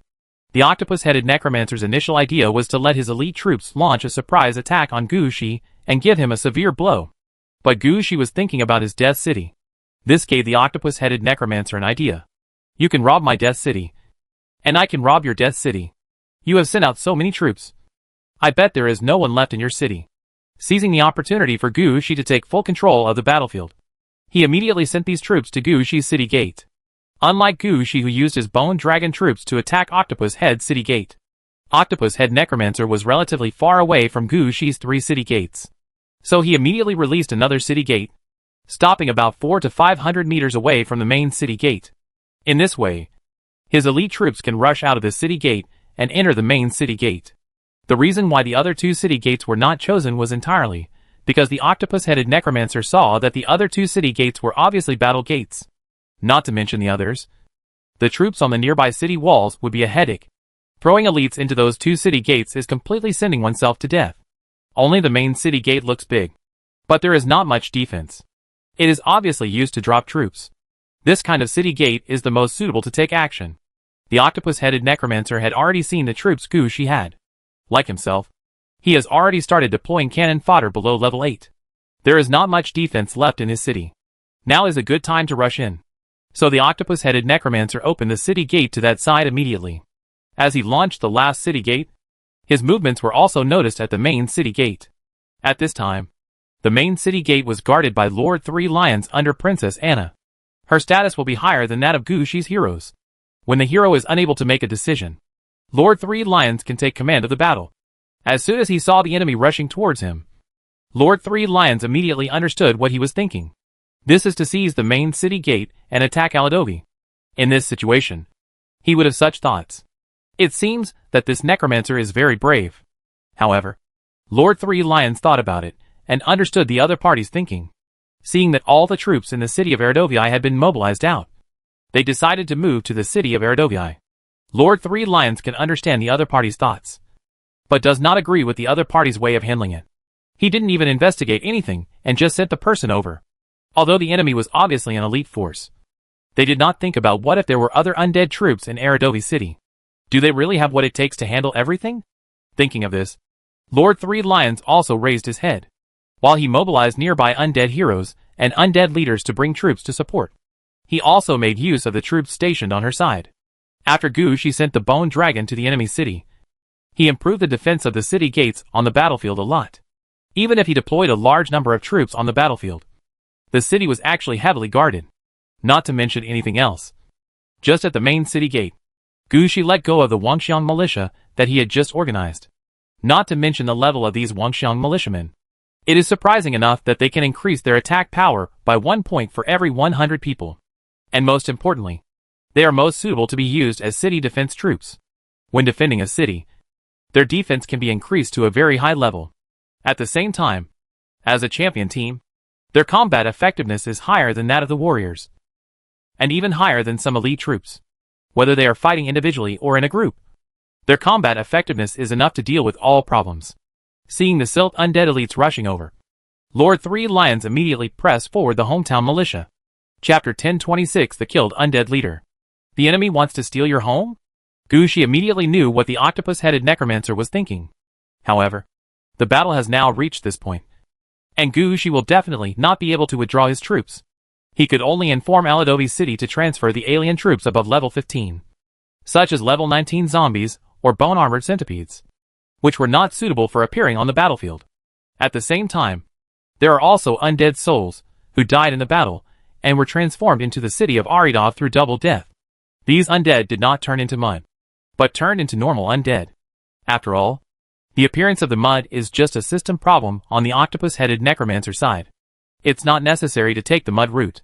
Among these undead, there are also many leaders and heroes. Under the mobilization of Princess Luna and Anna, they are rushing towards several city gates that have been released. It can be said that Eredovi City has enough power to deal with thousands of enemies.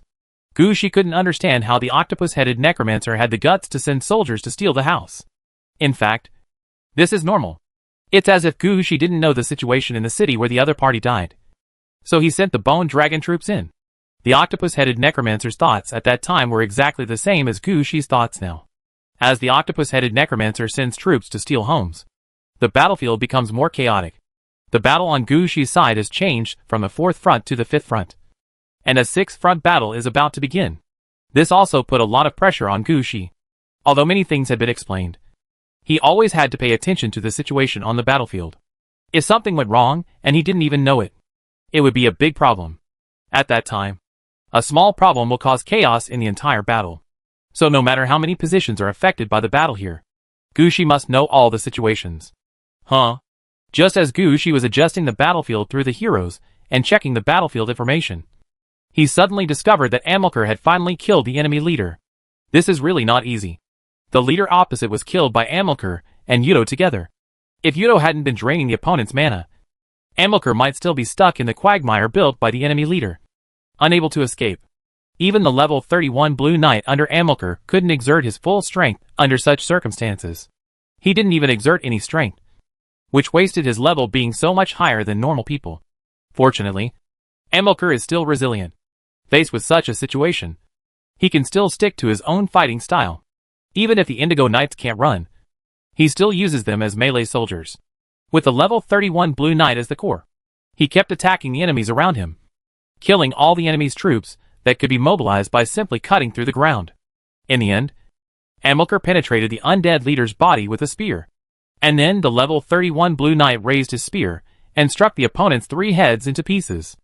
Only then did he complete the attack on the undead leader. Kill. When he killed the undead leader, Gushi immediately saw the situation over there. He gave Amilcar decisive orders. Amilcar, keep the battle flag. Now lead the Blue Knights to kill that magician. Gushi pointed at the remaining legal octopus head. The portal in the sky was created by him. Now he is shooting a beam of light into the sky, guiding a group of octopus-headed players to fall from the portal. The skeleton shooters from the Black Dragon camp are attacking these octopus-headed players. However, the effect was not very obvious. The Lich and the corpse which also attacked in that direction. But the opponent stood far away, and the spell could not fall on the head of the octopus-headed magician. Instead, the troops of the Lich and the corpse which blocked the two octopus heads holding water guns. Now the octopus-headed player in the sky is about to fall to the ground. If Gushi doesn't stop him, the situation in front of him will change again. So Amilcar was sent out by Gushi as soon as he had his hands free. When Amilcar heard this, he didn't care that the Blue Knights were now somewhat injured. He raised the spear in his hand and roared loudly. Ghost Blue Knight. Ghost Light. The Blue Knights also roared. Light of Ghost. Kill! All the Blue Knights began to charge again. The depression trapped by the enemy's undead leader was all swept away while running. They ran faster and faster. And finally, like a piece of blue lightning, they hit the octopus-headed player directly. At this time, the legal octopus head was also worried. He planned to shake people over. But he never expected that in addition to sending out positioning when shaking people, a portal also needs to maintain positioning when the portal is opened. It's not the kind of approach where I give you coordinates and you decide what to do. But if he gave the coordinates, then he must always maintain the stability of the coordinates. Otherwise, the portal will be closed directly to you. What left this legal octopus head speechless the most was that all the octopus head players who came through the portal were temporarily transferred. When some of them came over, they had not yet reacted from the last battle, or there were problems with their formation, so they would definitely come down slower. In addition, the Black Dragon camp directly focused on this place as soon as it appeared. When the players came down a little, the Black Dragon camp's bows and arrows directly hit them. This makes the player with the octopus head come down significantly slower. This exposes the French octopus head directly in the most conspicuous position on the battlefield. Now when the Blue Knights rushed towards the legal octopus head, he was also a little anxious. They are all players, and the legal octopus head is not the kind of tough-minded person. He won't risk his life in battle like the game characters do. He also saw what happened when the Blue Knights killed the undead leader just now. There is obviously a halo circulating there, and it is obvious that there are soldiers above level 20 in this team of Blue Knights. If they really rush at it, the French octopus head will not be able to survive. Thinking of this, the legal octopus head couldn't help but turn his head and look at the necromancer in the distance, hoping that the necromancer could give him some help. But things are not going well for the octopus-headed necromancer at this time. The troops sent abroad were the limit of what he could use, and the 3,000 troops sent out to steal homes were his last resort. Now he was asked to find troops for the French octopus head. What he hoped most was that his comrades above could come down quickly and help him. Otherwise he really couldn't bear it anymore. Chapter 1027. If you don't join the battle, what's the point of having you? Yeah. While Gushi was fully focused on the battlefield, something strange happened in the sky again. The three-legged golden crow ignored the wounds on his body that were still dripping blood and rushed towards the beam of light coming from the head of the legal octopus. At this time, at the portal let out by the positioning light beam, a group of octopus-headed players were walking downwards along the light beam. Most of these octopus-headed players are heavily armored warriors and knights. The three-legged golden crow is heading towards one of the octopus-headed players. If Gushi pays more attention here, he will find that the three-legged golden crow is attacking the octopus-headed player that landed on the back of the three-legged golden crow before. The three-legged golden crow discovered the knight who had previously controlled it, so it took the initiative to attack the light pillar. It doesn't matter if the three-legged golden crow attacks. It directly disrupts the rhythm of the octopus-headed player's whereabouts. You must know that the octopus-headed players also rushed downward several times at the beginning, and the shooting from the Black Dragon camp below still put a lot of pressure on them. This time, they originally planned to let the warriors and knights protect the light beam and block the arrows. But they never expected that they would encounter such a thing as the three-legged golden crow going crazy. The three-legged golden crow is not only big and high level, but also in a crazy state.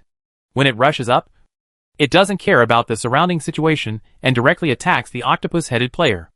Such a three-legged golden crow gave them quite a headache. The most terrible thing is that they have no idea which side the three-legged golden crow belongs to, and why they are attacking them. For a while, the octopus-headed players were a little at a loss. Finally, an octopus-headed player screamed, "What are you still waiting for? Control this soulless guy." "Captain, it's not that I don't want to."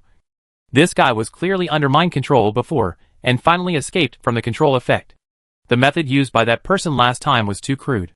And now the mind control is simply not working. It's just that this guy is filled with hatred. Before he resolves his hatred, he has no way to control it. Okay, stop arguing. If one person can't control his mind, then several of them will go up together. The comrades below are almost overwhelmed. If we don't go down, the comrades below will be gone. Several octopus-headed players argued for a while, and finally decided to join forces to deal with the three-legged golden crow. But just when they were about to take action, the three-legged golden crow heard a voice, and turned to look in another direction. At this time, at the edge of the battlefield, the deputy captain had arrived with 40 players. When they saw the situation in front of them, they were all confused. Who can tell them what the scene in front of them is like? Didn't you agree to use scouts to explore the road? It seems like they are exploring the road now. They are directly attacking the city. Not to mention other things. The number of undead troops here has exceeded the number of undead troops led by the deputy captain and all his players. Previously, the deputy leader also heard that Gushi was the lucky man who mastered the 3 magical skills of death. But he never expected that Gushi, who had already changed his profession to a shooter, would still have so many undead troops under his command. This is unreasonable. At this moment, the three-legged golden crow in the sky flew down directly, and the deputy captain realized what he was here for this time. He quickly took out a signal torch made of metal and special pieces, raised it above his head, and waved it at the three-legged golden crow. Seeing the flames from the signal torch, the three-legged golden crow quickly fell towards the deputy leader's position. The arrival of the deputy captain and others naturally attracted Gushi's attention. Gushi wanted the deputy captain to help him at first. I didn't expect such a thing to happen. This made Gushi a little confused. Could it be that the three-legged golden crow in front of him was really the one raised by the president? But he has been here fighting for so long. Where is the president? Just when Gushi was confused, the deputy leader took out something else from his pocket. If Gushi got closer, he would find that it was the mummified corpse of a ferocious ferret. To put it simply, it was the weasel who did it. The deputy captain placed this thing in front of the three-legged golden crow. The three-legged golden crow glanced at the deputy leader, opened his mouth, and made a difficult sound. It's Xiao Fu. How is the situation outside? President, don't come out yet. The enemies haven't been cleared yet. As the deputy team leader spoke, he stuffed the weasel in his hand into the mouth of the three-legged golden crow. That's right. The three-legged golden crow in front of you is not only the one raised by guild leader Young. It is also protecting the guild leader's safety. After feeding the dried weasel to the three-legged golden crow, the deputy captain gave the order decisively. He had already seen that Gushi had gained the upper hand. Now is the perfect opportunity to kill the drowned dog. So the deputy commander gave the order decisively. All Death Knights are here to protect the three-legged golden crow. Necromancers, use all your mana. I am going to set up an undead natural disaster circle. Don't worry. As the deputy leader of the Liang Mage Group, I have deployed the undead natural disaster array countless times. There won't be any problems. Your current cooperation is not in place yet. We are fighting a cooperative battle. You are temporarily unable to do so. So we have a natural disaster of the undead. Kill the enemy directly. After that, we have no use for these undead summoned by the undead scourge. They can just help us delay the enemy's pursuers and allow us to leave safely. Now, listen to my orders and act. Everyone, move quickly. Don't worry about the troops in your hands. Invest all your troops. The deputy captain shouted while instructing his players to quickly arrange their arrangements. At this time, it can be seen that the deputy captain is really powerful. When Gushi served as the cornerstone of the undead natural disaster array, a large number of players were invested in it. As a result, the layout took a long time, and the troops provided were not enough. In the end, Gushi took it hard. But the undead disaster array set up by the deputy captain in front of him is not like this. The speed at which he deployed the undead natural disaster array was not only fast, but also quite accurate. He would also make adjustments based on the nearby environment and terrain. After the arrangement is completed, there is no need for players to act as the cornerstone of the undead Scourge Circle. They only need to act as a source of mana. He can handle the rest by himself. Of course, the undead troops brought by the necromancers are not idle and useless at this time. After the undead Scourge array is activated, the newly summoned undead will be mixed with the undead brought by these necromancers and sent directly to the battlefield. It can be said that the undead troops they brought were the backbone. Chapter 1028. The Blue Knights forming combat strength. The deputy captain set up the undead natural disaster array from a distance, and both Gu Shi and the octopus-headed necromancer noticed it. The octopus-headed necromancer secretly breathed a sigh of relief, while Gu Shi cursed secretly in his heart. A bunch of slickers. These people clearly use themselves as the main cannon fodder in the front. Don't they see the situation clearly? Now there is no need for any undead natural disaster at all. Just send people over. But they would rather set up some undead natural disaster array there. This really doesn't take Gu Shi seriously. Gu Shi rolled his eyes at this, and finally shook his head. Next time something like this happens again, he won't try to act like a good person. At this time, Amilcar had also rushed to the legal octopus head. At this time, the octopus-headed players on the Pillar of Light also accelerated their descent. However, because of the three-legged golden crow's obstruction just now, their descent speed was obviously much slower. The skeleton shooters of the Black Dragon camp held them back for a while. Even if they rushed forward, they would not be able to take action in time for Amilcar's charge. At this time, the level 31 Blue Knight in the Blue Knights suddenly took action. This Blue Knight is actually very angry. He had been mixed up with the Blue Knight before, and he didn't have any dissatisfaction with that. But while Amilcar was fighting the enemy, the Blue Knight's abilities were not used at all. This made the Blue Knights hold their breath a lot. Now the Blue Knight can't stand it anymore.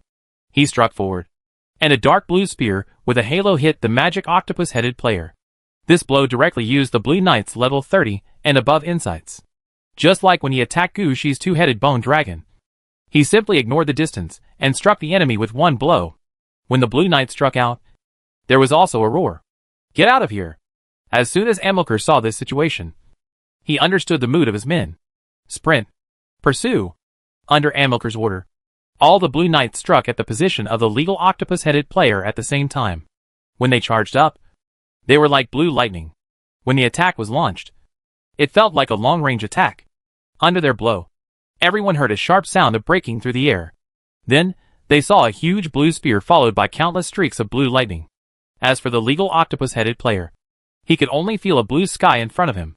The legal octopus-headed player wanted to escape immediately, but he found that he didn't have the strength to even move, and could only watch the blue sea swallow him up. Boom! With an explosion, the beam of light that reached the sky disappeared. The airship-like portal in the sky was closed. The octopus-headed players who were descending along the light beam, as well as the players who were about to come out of the portal, all lost their platforms to cling to and fell from the sky on the spot. Amilcar below seemed to vent her dissatisfaction and shouted excitedly. Run! Fight! Attack with all your strength! Don't let them fall!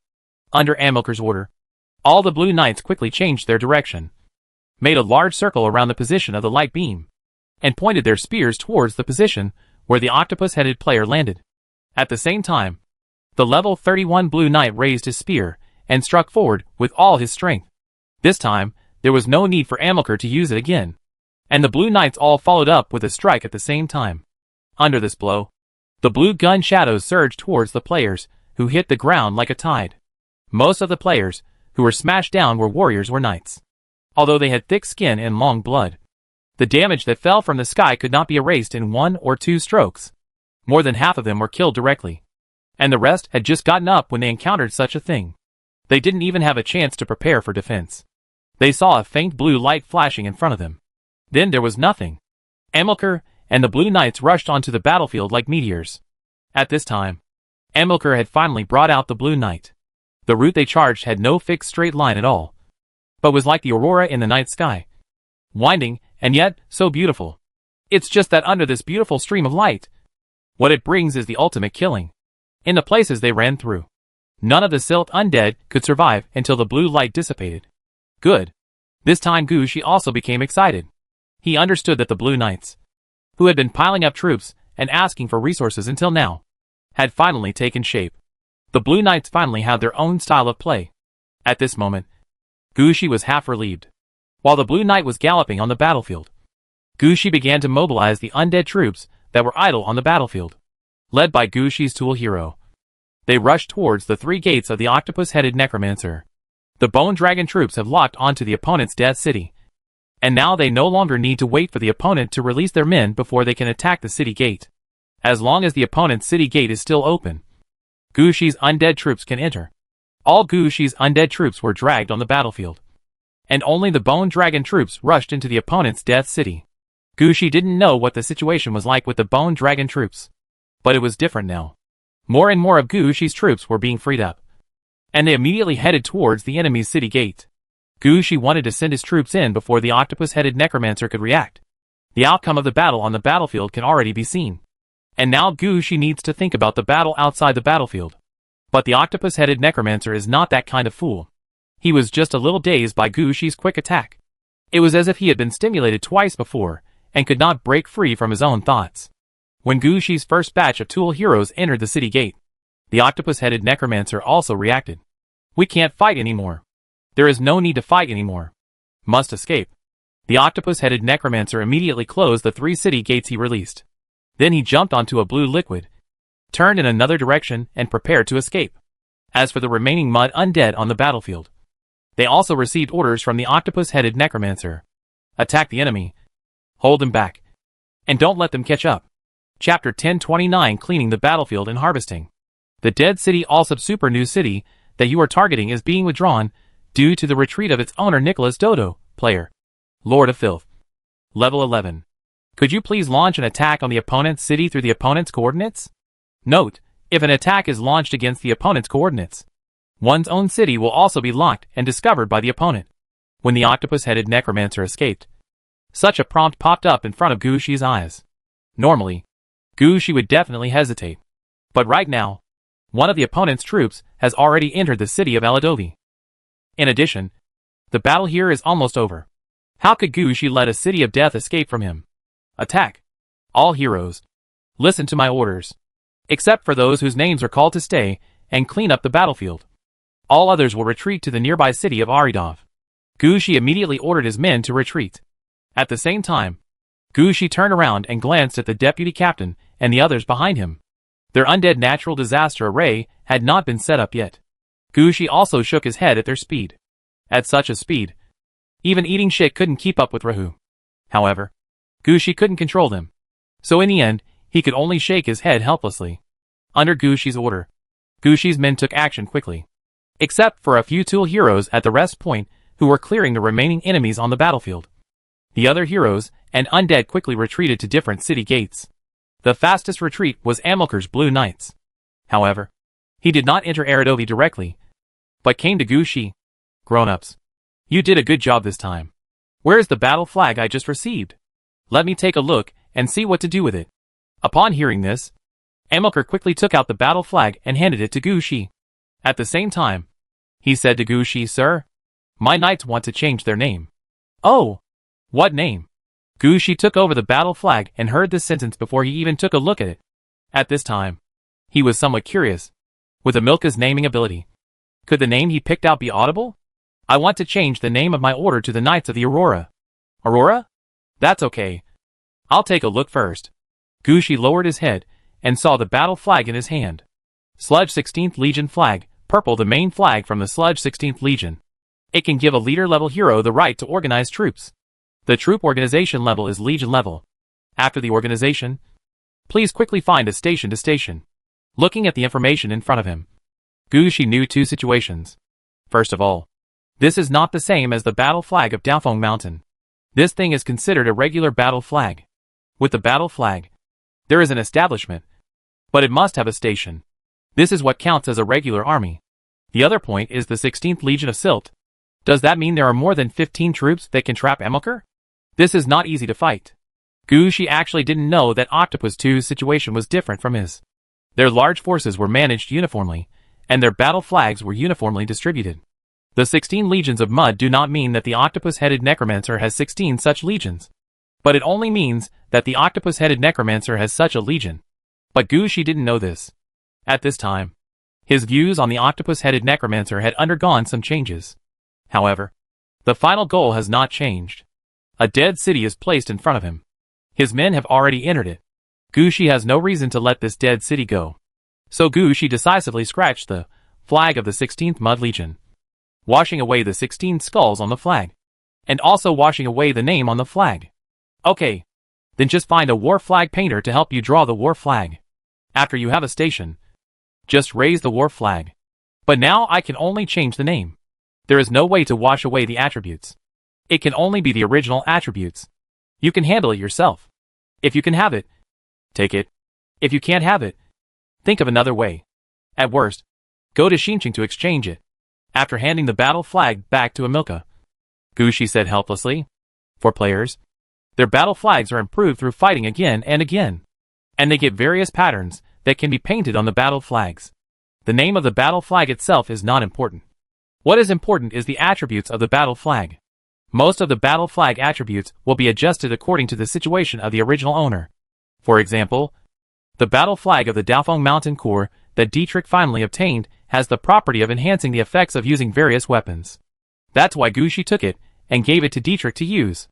The current battle flag of the 16th Legion of Silth is actually more focused on the combat balance of his troops.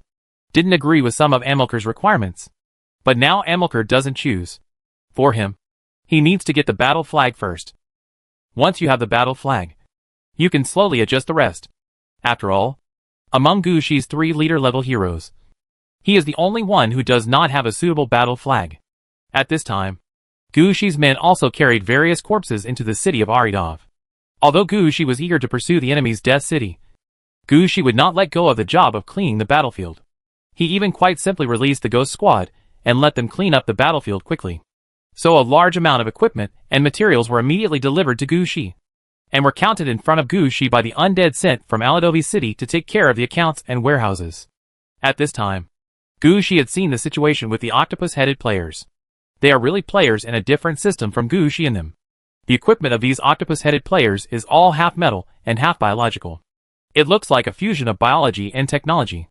If you don't mind the appearance of these things, there are some that are more practical. At least the octopus-headed players who died here had 1 or 2 pieces of purple equipment. However, Gushi didn't care about the things these octopus-headed players were carrying. After taking a look at the equipment found on the battlefield, Gushi had no intention of keeping these things for his own use. In Gushi's mind, it is better to remake these things than to use them directly. If it doesn't work, just use these purple clothes as sacrifices. Anyway, they are needed at the Bone Obelisk. At this moment, several Bai Wuchang floated over, dragging 3 heads and a large number of bones. This is the body of the previous undead leader? Gushi could see the origin of these heads at a glance. At the same time, he also thought that the undead leader had held back Amilcar's Blue Knights for a long time. It seemed that this was a good material. And now Gushi became interested. He waved to several Bai Wuchang. Record it, and send it to Shiamu Lake. I'll handle it when I get back. Chapter 1030 Siege Equipment. Gushi was thinking about chasing the enemy's death city. So he just ended up cleaning the battlefield hastily, and did not deal with the soil contaminated by silt. If it weren't for the negative energy in the soil, he would have to remove all of it. The undead under Gushi have already tried it. And the Iron Hand from the Iron Ghost Claw actually has other ways of use.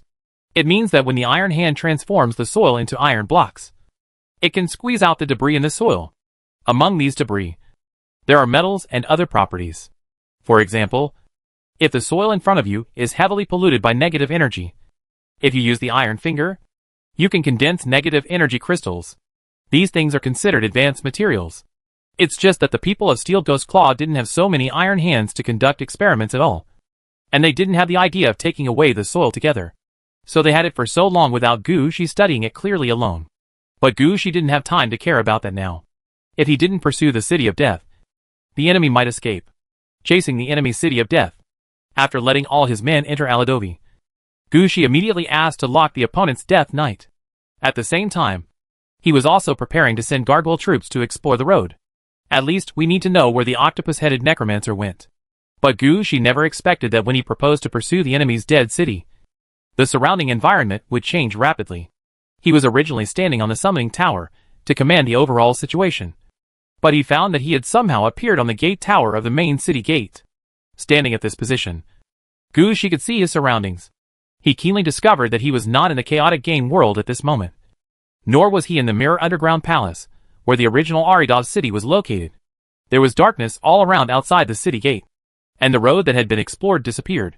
About 30 miles away from the main city gate, the gate of the City of Death that Gu Shi had seen before was attracting Gu Shi's attention. So this is what the so-called pursuit is like. Standing on the city wall of the main city gate, Gu Shi immediately understood that the battle between the Death cities was not fought in the places where the respective cities were stationed. It is a battle between two cities.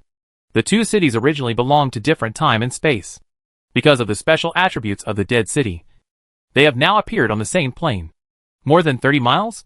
Gu Shi glanced at the enemy city in the distance, and a glimmer of light flashed in his eyes. I'm afraid this distance cannot be covered in a short time. You are? By the way, Lord Three Lions. Right? Have you dealt with the undead that stole the house before? Gu Shi looked around while considering the distance to the enemy city, and soon he spotted Lord Three Lions, who was also on the city gate tower. It's been dealt with. Their strength is pretty good, but their numbers are a little smaller, and they don't have much coordination with each other. When they fight, they always fight on their own. Just separate them and deal with them. It's not that difficult to fight. And this time it was the Wangxiang militia who took action. Their combat effectiveness was strong enough. Facing such a battle, especially the street fighting during the defense of the city, was basically their home field. No heroes are needed. They can handle the battle themselves. It seems that these militiamen are very useful. When there are more militiamen in the future, we will arrange for them to defend the city in Aladovi City. Gu Shi muttered to himself as he arranged the situation here. At this time, Luna, Shea and Princess Anna also arrived here. Grown-ups. Looking at the three contracted undead under his command, Gu Shi nodded. You have also seen the current situation. I found a dead city. 4 of our heroes have entered the enemy city with their troops, and the Bone Dragon troops have also entered. It can be said that we have occupied a certain position in each other's city. In addition, most of the enemy's troops have been cleared this time. We now have a great chance of winning. But before taking action, we still have to ensure the safety of our city. Princess Anna, if I remove half of the troops, can you handle the security of Aladovi City? Don't worry, sir. Not to mention withdrawing half of the troops. Even if all the troops in the city are withdrawn, I can still defend the city of Aridov with only the undead left in the city. Princess Anna is quite confident about this. That's good. In addition, Princess Anna, you should also prepare various siege equipment. In addition to the catapults that should be there, I also need city assault vehicles and ladder trucks. And there are a lot of them. Even though it's a game, you still have to look good when you're on the cover. This is not like the Heroes of Might and Magic game, where you can conquer the world with just one catapult. If you really want to attack a city, you need at least 100 catapults to knock down the enemy's city walls in an instant. If there are not so many catapults, it would be better to get some Cyclops or something. Ordinary Cyclops have the ability to throw stones, and the stones they throw are equivalent to the attack effect of a catapult. If that doesn't work, try Earthquake Magic. Anyway, although Gu Shi had never attacked a city, he had learned a lot of theoretical knowledge. He understood that as long as he could rush into the city, the rest would be easy. The biggest problem in a siege was how to rush in. Although Gu Shi already had 4 troops in the opponent's city, now that Gu Shi and the others were far away, he was not sure whether there were other arrangements in the opponent's city. Gu Shi needs to take the worst-case scenario into consideration. After hearing Gu Shi's request, Princess Anna said immediately, "We have siege weapons. We can send a batch over now." Princess Anna said calmly, "Since the blacksmith shop was built, an arsenal was also built. The blacksmith shop is responsible for re-equipping the troops in the city, while the arsenal is responsible for making various siege weapons.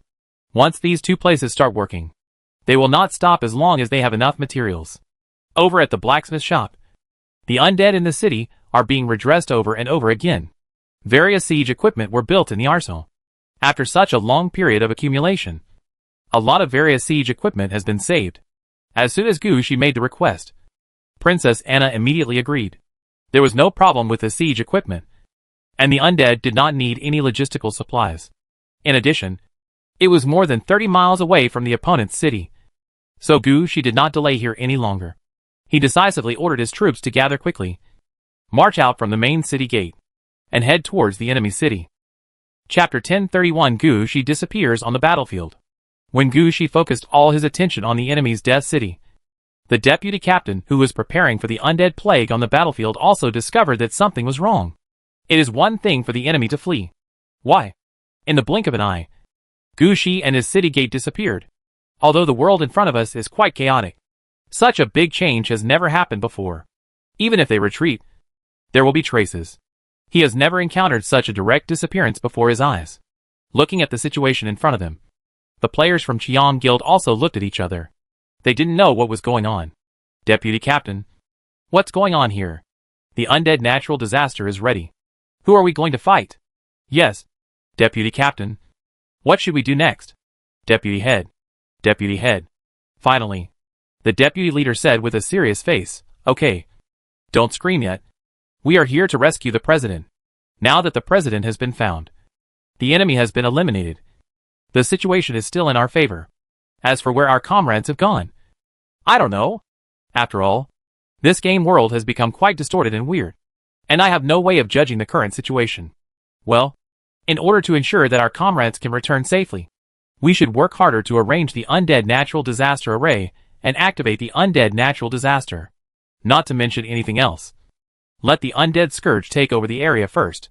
This way, you can have a guarantee when your comrades return. As for what happens next, we still prioritize the safety of the president and protect him first. As for the undead scourge array, I will leave you the control method. Please rest assured, our Chaoyang Guangmeng Guild is a warm-hearted guild and will not give up on any of our comrades. Therefore, in order to ensure the safety of our comrades, everyone should work harder and quickly deal with the undead natural disaster array. As the deputy leader spoke, he actually took out a crow, quickly recorded the situation here, and left behind the method of operating the undead natural disaster array. Not to mention anything else. If Gu Shi appears here again, he will get support from all the undead summoned by the undead scourge array nearby. After releasing the crow, the deputy leader looked in the direction in which the crow was flying. But at this time, the crow kept circling in the sky and had no intention of delivering the letter. This situation made the deputy head of the group somewhat puzzled. What was going on? How could there be a time when the letter could not be delivered? The deputy captain actually didn't know that the battle over the City of Death between Gu Shi and the octopus-headed necromancer had already begun. This is a battle between two players who have mastered the City of Death. Other outsiders simply cannot participate. So not only did they lose Gu Shi's whereabouts, they couldn't even send a message or leave a message. At the same time, Gu Shi did not know the situation in the outside world. At this time, Gu Shi was discussing with Princess Anna and others about the troops that could be mobilized.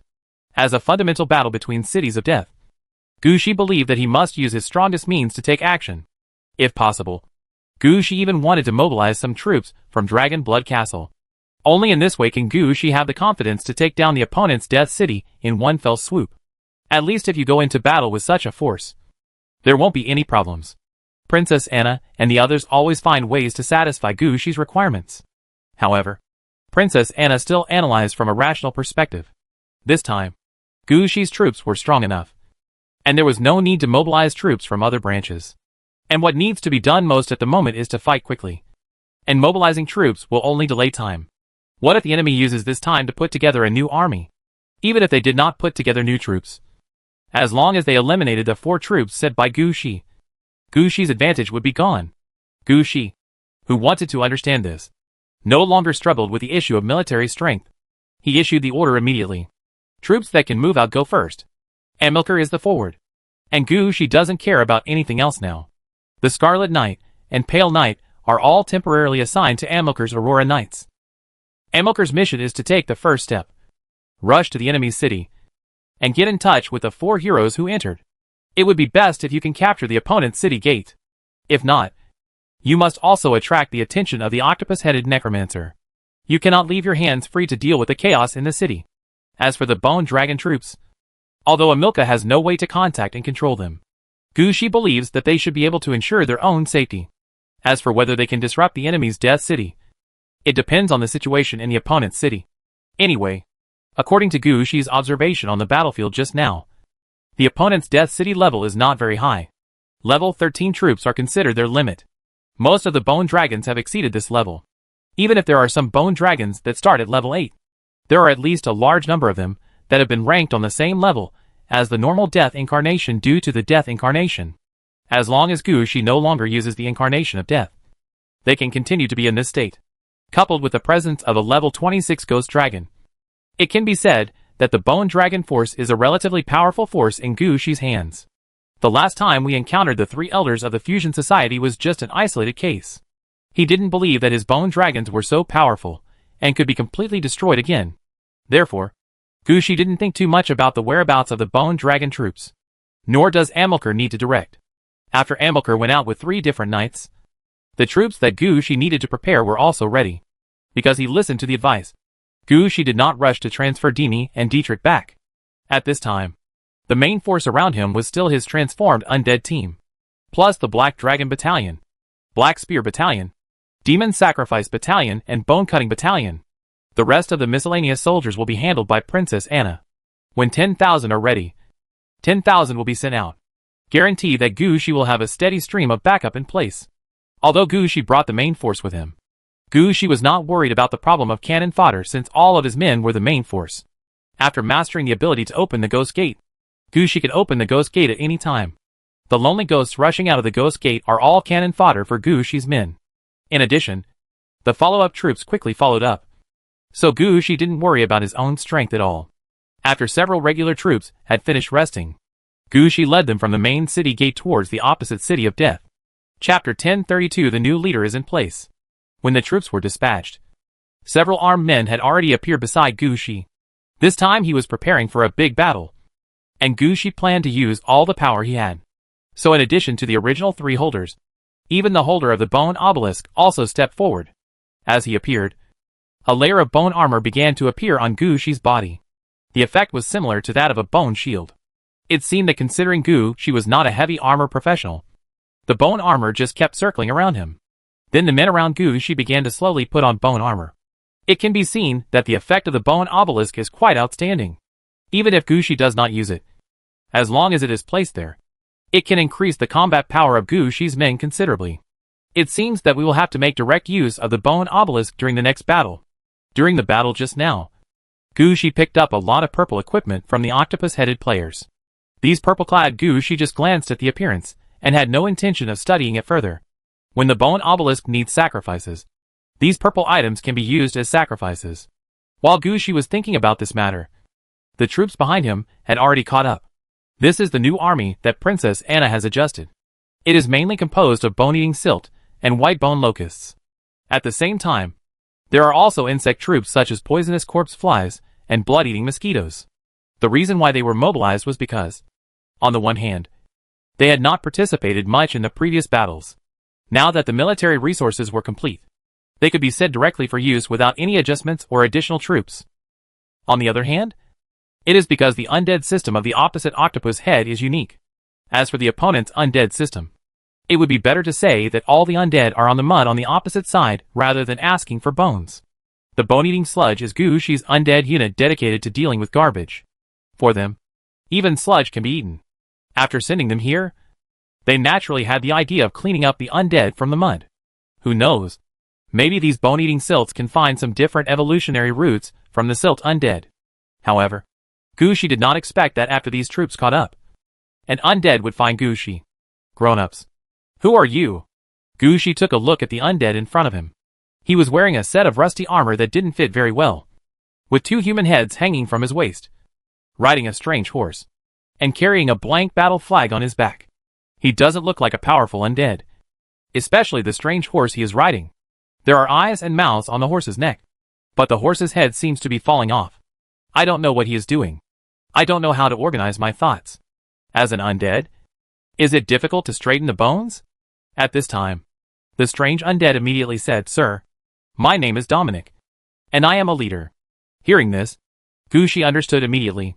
This is the undead leader who was reincarnated in Aladovi City after Amilcar killed the undead leader of the octopus-headed undead and was affected by double death. It seems that he will have another leader-level person under his command. Gushi clearly saw the previous battle between Dominic and Amilcar. It can be said that in terms of combat talent, Dominic is better than Amilcar, who only wants to charge with the knights. This is an existence that can be let out to stand alone. While Gushi was thinking, he checked Dominic's attributes, which confirmed his guess. Dominic, level 10. Summon. Undead leader experience, 0/25,000. Attack 6. Defense 5. Life 125. Mana 170. Talent, Mixed Legion, for each additional unit of a different race under his command. The rest of the Legion, the corresponding attributes of the arms will be improved. Skills, Offensive skill level 3. Defense skill level 3. Leadership skill level 2. Shooting skill level 3. Leader, can command 4,500 soldiers plus 3 heroes plus 14 boss troops at the same time. Mixed army? Gushi looked at the situation in front of him and understood why Princess Anna had let this leader come with troops, like bone-eating sludge and white bone locusts. This talent is quite interesting. The more chaotic the troops he organizes, the more blessings his men receive. Anyway, it is a serious undead army, and it will not have any good effect in his hands. It can be said that he and Amilcar are two completely opposite entities. Amilcar only wants knights, while Dominic wants everything. It turns out to be you. After knowing Dominic's origin and situation, Gushi's expression became visibly enthusiastic. You came just in time. When we get under the opponent's city gate, you can help me command the undead troops that are coming later. I have enough heroes. But some heroes are not powerful enough and can only be used as tools. There is no way to stand alone. Your arrival has solved a big problem for me. Dominic nodded, agreeing to Gushi's request. Then Gushi began to ask about the situation with the octopus-headed necromancer. But Dietrich's situation was different. Dominic had no way to answer Gushi's question. When Gushi asked the question, he opened his mouth, but didn't know what to say. It felt like part of my memory had been erased. Gushi was somewhat surprised by this situation, but also somewhat relieved. He believes this is a form of protection for players. If the player's leader is resurrected by someone else, he can still remember what happened to the previous player. Then who does this leader belong to?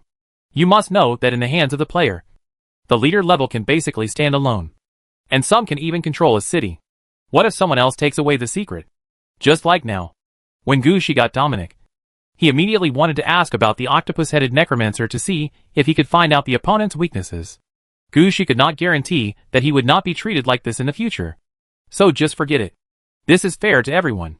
So Gushi immediately changed the topic and asked him about his opinions on the undead troops under Gushi's command. Now Dominic can talk a lot. He was reluctant to talk about the serious undead under Gushi, but he could talk a lot more about the undead such as bone locusts and bone-eating sludge. Although he had only been in contact with these undead for a short period of time, Dominic quickly mastered their characteristics and came up with several ways to use them against them. Although these are just words on paper or not. For Gushi, this also proves Dominic's ability and direction. This is a leader level that can be used immediately. Chapter 1033, The Captured City Gate. More than 30 miles is actually not that far for the undead troops. Even if they bring zombies with him, it only takes a few hours. Not to mention that Gushi didn't take the zombies with him in order to rush on the road. It only took him less than 2 hours to cover a distance of 20 kilometers. At this time, the enemy city wall has appeared far away at the end of the road. From this position, Gushi could already clearly see the situation in the other city. That city is still full of the chaotic and twisted style of octopus-headed players. The city walls are high or low. Sometimes the surface is made of metal. Sometimes it is just mud. And sometimes there are eyes growing on the wall to observe the outside world. It is obvious that the style of the city walls here is also unified. On the city wall, Gushi's undead were already fighting against the sludge undead of the octopus-headed necromancer. The octopus-headed necromancer also didn't expect that Gushi would pursue him closely. He had already escaped. But Gushi still sent someone out. At the same time, he didn't expect that Gushi's attacks came in waves. It is true that the undead heroes sent in at the beginning were tools. But the troops they brought were still somewhat powerful. At least when Gushi provides troops to heroes, he always chooses them according to regular troops. Not to mention anything else. All the troops that join the undead heroes start at level 8. Even the skeleton soldiers are at level 8. They had gone through at least 2 rounds of equipment changes. And they were holding +2 weapons and equipment. Some have experienced great wars, so their levels and equipment will be even better. The tool heroes who led them were all heroes who had experienced 1 or 2 battles in Aladovi City. They may not be that conspicuous in some places, but if they are thrown into the enemy's city to fight guerrillas, that is not a problem. After they dispatched, they immediately understood Gushi's thoughts. First ensure that you survive in the opponent's death city. then destroy important locations in the city. For example, a city gate or a city wall, or a barracks or a blacksmith shop.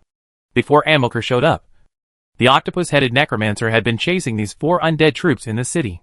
As a result, due to insufficient troops, and the fact that the octopus-headed necromancer did not believe that Gushi would catch up, he thought there was still plenty of time, and did not act in a hurry. In the end, the pursuit and suppression battle turned into a street fight inside the city. It took up a lot of energy of the octopus-headed necromancer. As for the bone dragon troops that were the first to rush into the city of death, they destroyed the city at will, leaving the octopus-headed necromancer without any means. Under such circumstances, the octopus-headed necromancer naturally did not notice the situation outside the city. So this gave Amilcar, who acted as the vanguard, an advantage. With the cavalry attacking with all their strength, he covered 30 miles in less than 10 minutes. When he rushed to the enemy's city wall, he found that the enemy had not even had time to close the city gate.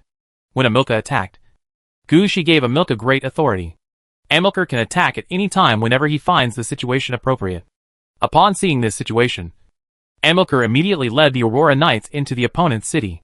However, when he wanted to rush to the enemy's city center, he was attacked by the militia in the city.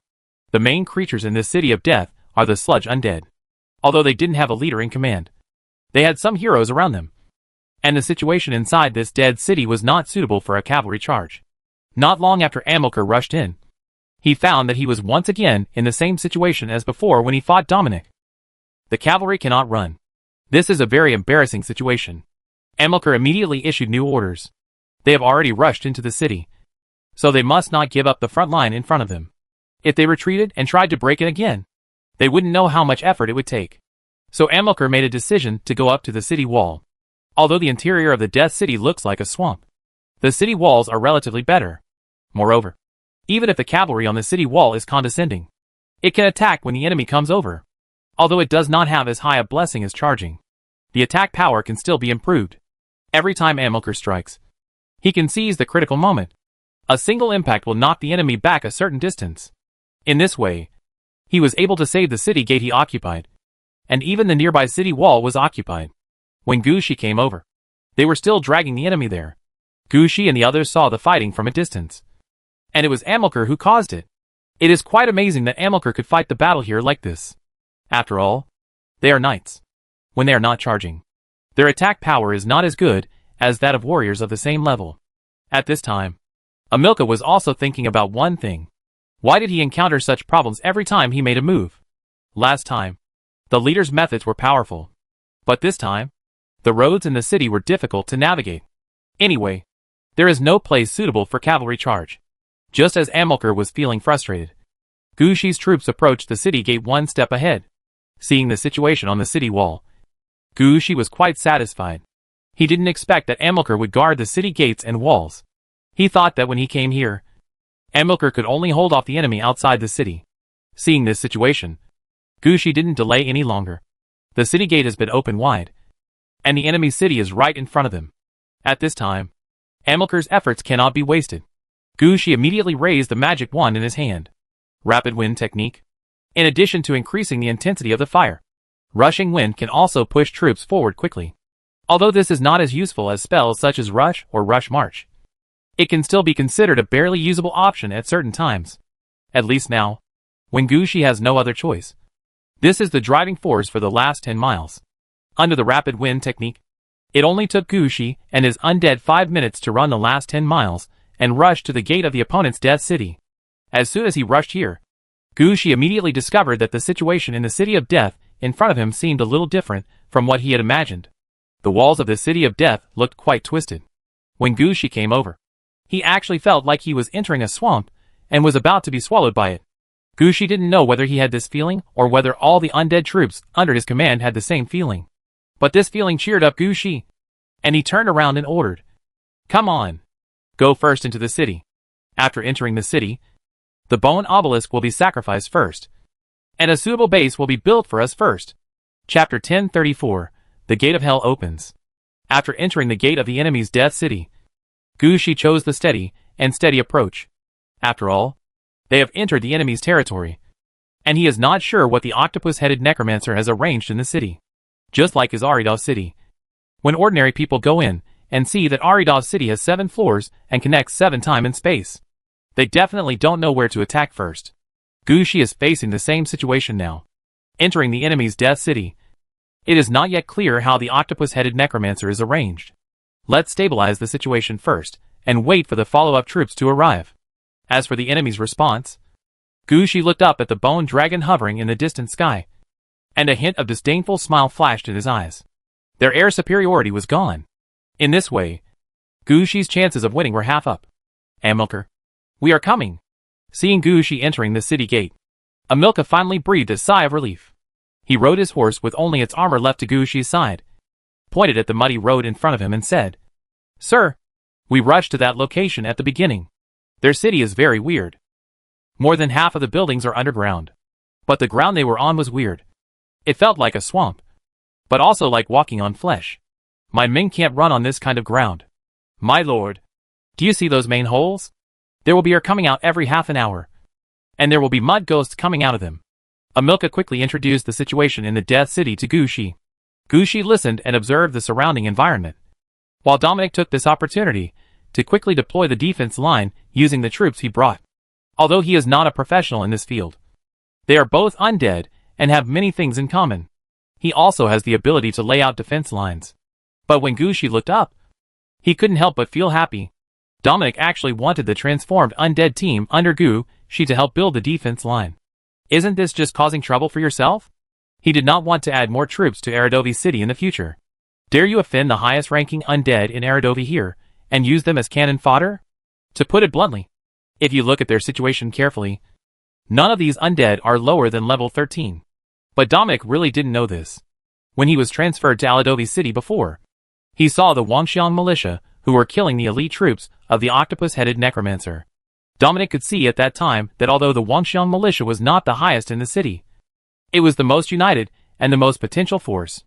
As a result, before he could finish sighing, as soon as the battle was over, the Wangxiang militiamen put down their weapons and went back to be civilians.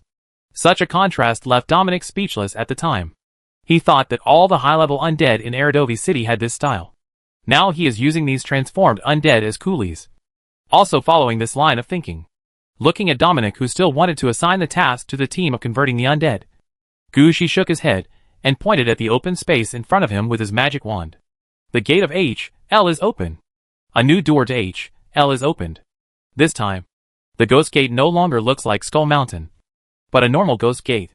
The door looks relatively large. It is made of blue stone without any patterns. It looks like a large arch with a height of more than 30 doors. If it were not for the large number of yellow talismans attached to the ghost door, it would not be at all. No one would think that this place is going to H.L. But once this yellow talisman is attached, the situation changes. Gushi just stood in front of the ghost gate, and he felt like a great evil energy was about to pour out from inside. However, Gushi still opened the ghost door in front of him. Gushi has already decided that if there are vicious things coming out, then let them all go into the enemy's city. If there are controllable undead, then let them come here to do hard work. There was no way he could prevent his leader from recruiting troops in the future. When Gushi opened and closed the ghost gate, a piercing scream came to his ears. A large number of ghosts, all squeezed into human bodies, poured out of the ghost gate. These things were like blue missiles, flying towards the distance. But no matter how they fly, half of their bodies will always be stuck in the ghost gate. This situation left Gushi quite speechless. Unexpectedly, the skill of opening the ghost door is also a skill for opening blind boxes. The undead in front of me are probably useless. The moment the ghost gate opened, Gushi already knew what was going on inside. The ghost gate in front of you is a prison-type ghost gate, which is used to seal evil spirits. Even if the gates of H.L. are wide open, the evil ghosts inside cannot escape completely. They can escape to a relatively far place, but they will be dragged back immediately. Just like it is now. The ghost that had just flown several hundred meters away was pulled back again before it could stay on the ground for a moment. But Gushi had a feeling, just like what happened just now. If there were enemies nearby, these ghosts that escaped from the gates of H.L. would definitely drag the enemies back to the gates of H.L. This is a good turret, and it has unlimited ammunition. After just one glance, Gushi had an idea in his eyes. He wanted to write down the information about the gate of H.L. in front of him. The next time you open a ghost gate, You can choose the ghost gate in front of you alone. But now is not the time to think so much. The gate of H.L. before him did not solve Gu-Shi's problem. Gu-Shi now wants to find some coolies for Dominic. Instead of finding yourself a super long-range, powerful turret. So Gu-Shi finally pointed in another direction. The gate of H.L. opens. Gu-Shi was lucky this time. When the gate of H.L. opened, nothing happened. This time, what appeared in front of Gu-Shi and the others was a serious ghost gate. The ghosts that came out of the ghost gate were all mummies-like ghosts. They walked out of the ghost gate in a line, looking around and not knowing where to go. After seeing these undead, Gu-Shi waved to Dominic. Dominic, you can use these undead as coolies. The undead troops under my command are still useful. Dominic said oh, and called these undead spirits out. And Gu-Shi actually sent out his team to transform the undead. They have only one mission: to disperse into the enemy's Death City and occupy important buildings in the city. Chapter 1035, Dropping the Bone Obelisk. Dominic still didn't understand Gu-Shi's idea. But after he had undead that could serve as coolies, he didn't insist on using the undead to transform the undead team. So the team that transformed the undead immediately dispersed, leaving only a few key troops such as the Black Dragon Battalion and the Black Spear Battalion to guard the area. Gu-Shi's 4 armored men had been standing by his side, waiting for his orders. Huangquan Dragon Robe. Deal with the nearby land. Originally, this matter was to be handed over to Titan. His land of death can just control the silt in front of us. However, the battle situation on the Bone Dragon side requires Death Incarnation, and it is not convenient for me to replace Death Incarnation with Titan now. Huangquan Dragon Robe. The ground transformation here is left to you. Upon hearing this, the holder of the Huangquan Dragon Robe immediately understood Gu-Shi's thoughts. The most troublesome thing about the Death City in front of us is the situation on the ground. But as long as the ground is cleared and turned into a ground that Gu-Shi can control, then everything will not be a problem. There are many ways to control the ground. The best method of operation is naturally the Death Land of Titan, the incarnation of death under Gu-Shi. As long as he stood there, the ground would transform in the direction Gu-Shi needed. But the problem is that among the Bone Dragon troops in the city, there are 60 Bone Dragons that imitate the incarnation of death. They are the main force controlling the sky of the Death City before us. It is not difficult for Gu-Shi to summon the incarnation of death again. But if these 60 Bone Dragons that imitate the incarnation of death are not there, he might be ambushed by the enemy. Gu-Shi wouldn't make a mistake here. So at this time, if you want to adjust the nearby ground to make it suitable for Gu-Shi's style, you can naturally only use Huangquan Dragon Robe. The holder of the Huangquan Dragon Robe stepped forward decisively under Gu-Shi's command. Bury the dragon veins. Huangquan Longpao used a dragon burial vein skill on the spot. However, he did not fully complete this skill. Dragon burial vein is the ability to transform earth veins into bone dragons or ghost dragons. But what Gu-Shi wanted right now was not to take away the earth veins of this dead city, but let this earth line be reorganized. As a result, the dragon burial vein in Huangquan Dragon Robe was only half done. When the power of the earth veins was about to gather, Huangquan Longpao pressed down to disperse the gathered power of the earth veins. As a result, the mud ghost dragon that was about to condense successfully was directly dispersed, and a large amount of death breath mixed with soil was beaten back into the ground. So the soil mixed with the breath of death returned to the ground, and the land near the city gate in front of him was renamed Gu. After finishing all this, the holder of the bone obelisk, who had been standing behind Gu-Shi, also walked up to Gu-Shi, and he stretched out his hand to Gu-Shi. Gu-Shi understood the other person's thoughts at a glance. He fumbled in his backpack and took out some of the purple clothes he had just gotten when cleaning the battlefield. When these pieces of purple equipment were held in his hands, they were still twisting and turning, trying to automatically equip them on Gu-Shi. However, Gu-Shi did not give these purple equipment any chance. He raised his hand and stuffed all of them into the hands of the holder of the bone obelisk. The holder of the bone obelisk came to the top of the city wall carrying several pieces of purple clothing. He raised his hand, and the bone obelisk that was originally held in his hand flew out automatically, getting bigger and bigger, and finally became 10 pieces, 5 meters high. As soon as the holder of the suit released his hand, the bone obelisk flying in the air fell towards the open space below. At the same time, he raised his legs and kicked the 2 pieces of purple equipment thrown in hand to the position where the bone obelisk fell. The moment the bone obelisk hit the ground, a large number of arms made of bone stretched out from the ground, supporting the bone obelisk upwards. Then layers and layers of bone fragments began to appear on the ground. It was like laying layer after layer of cement on the ground, laying a foundation on which the bone obelisk could be placed.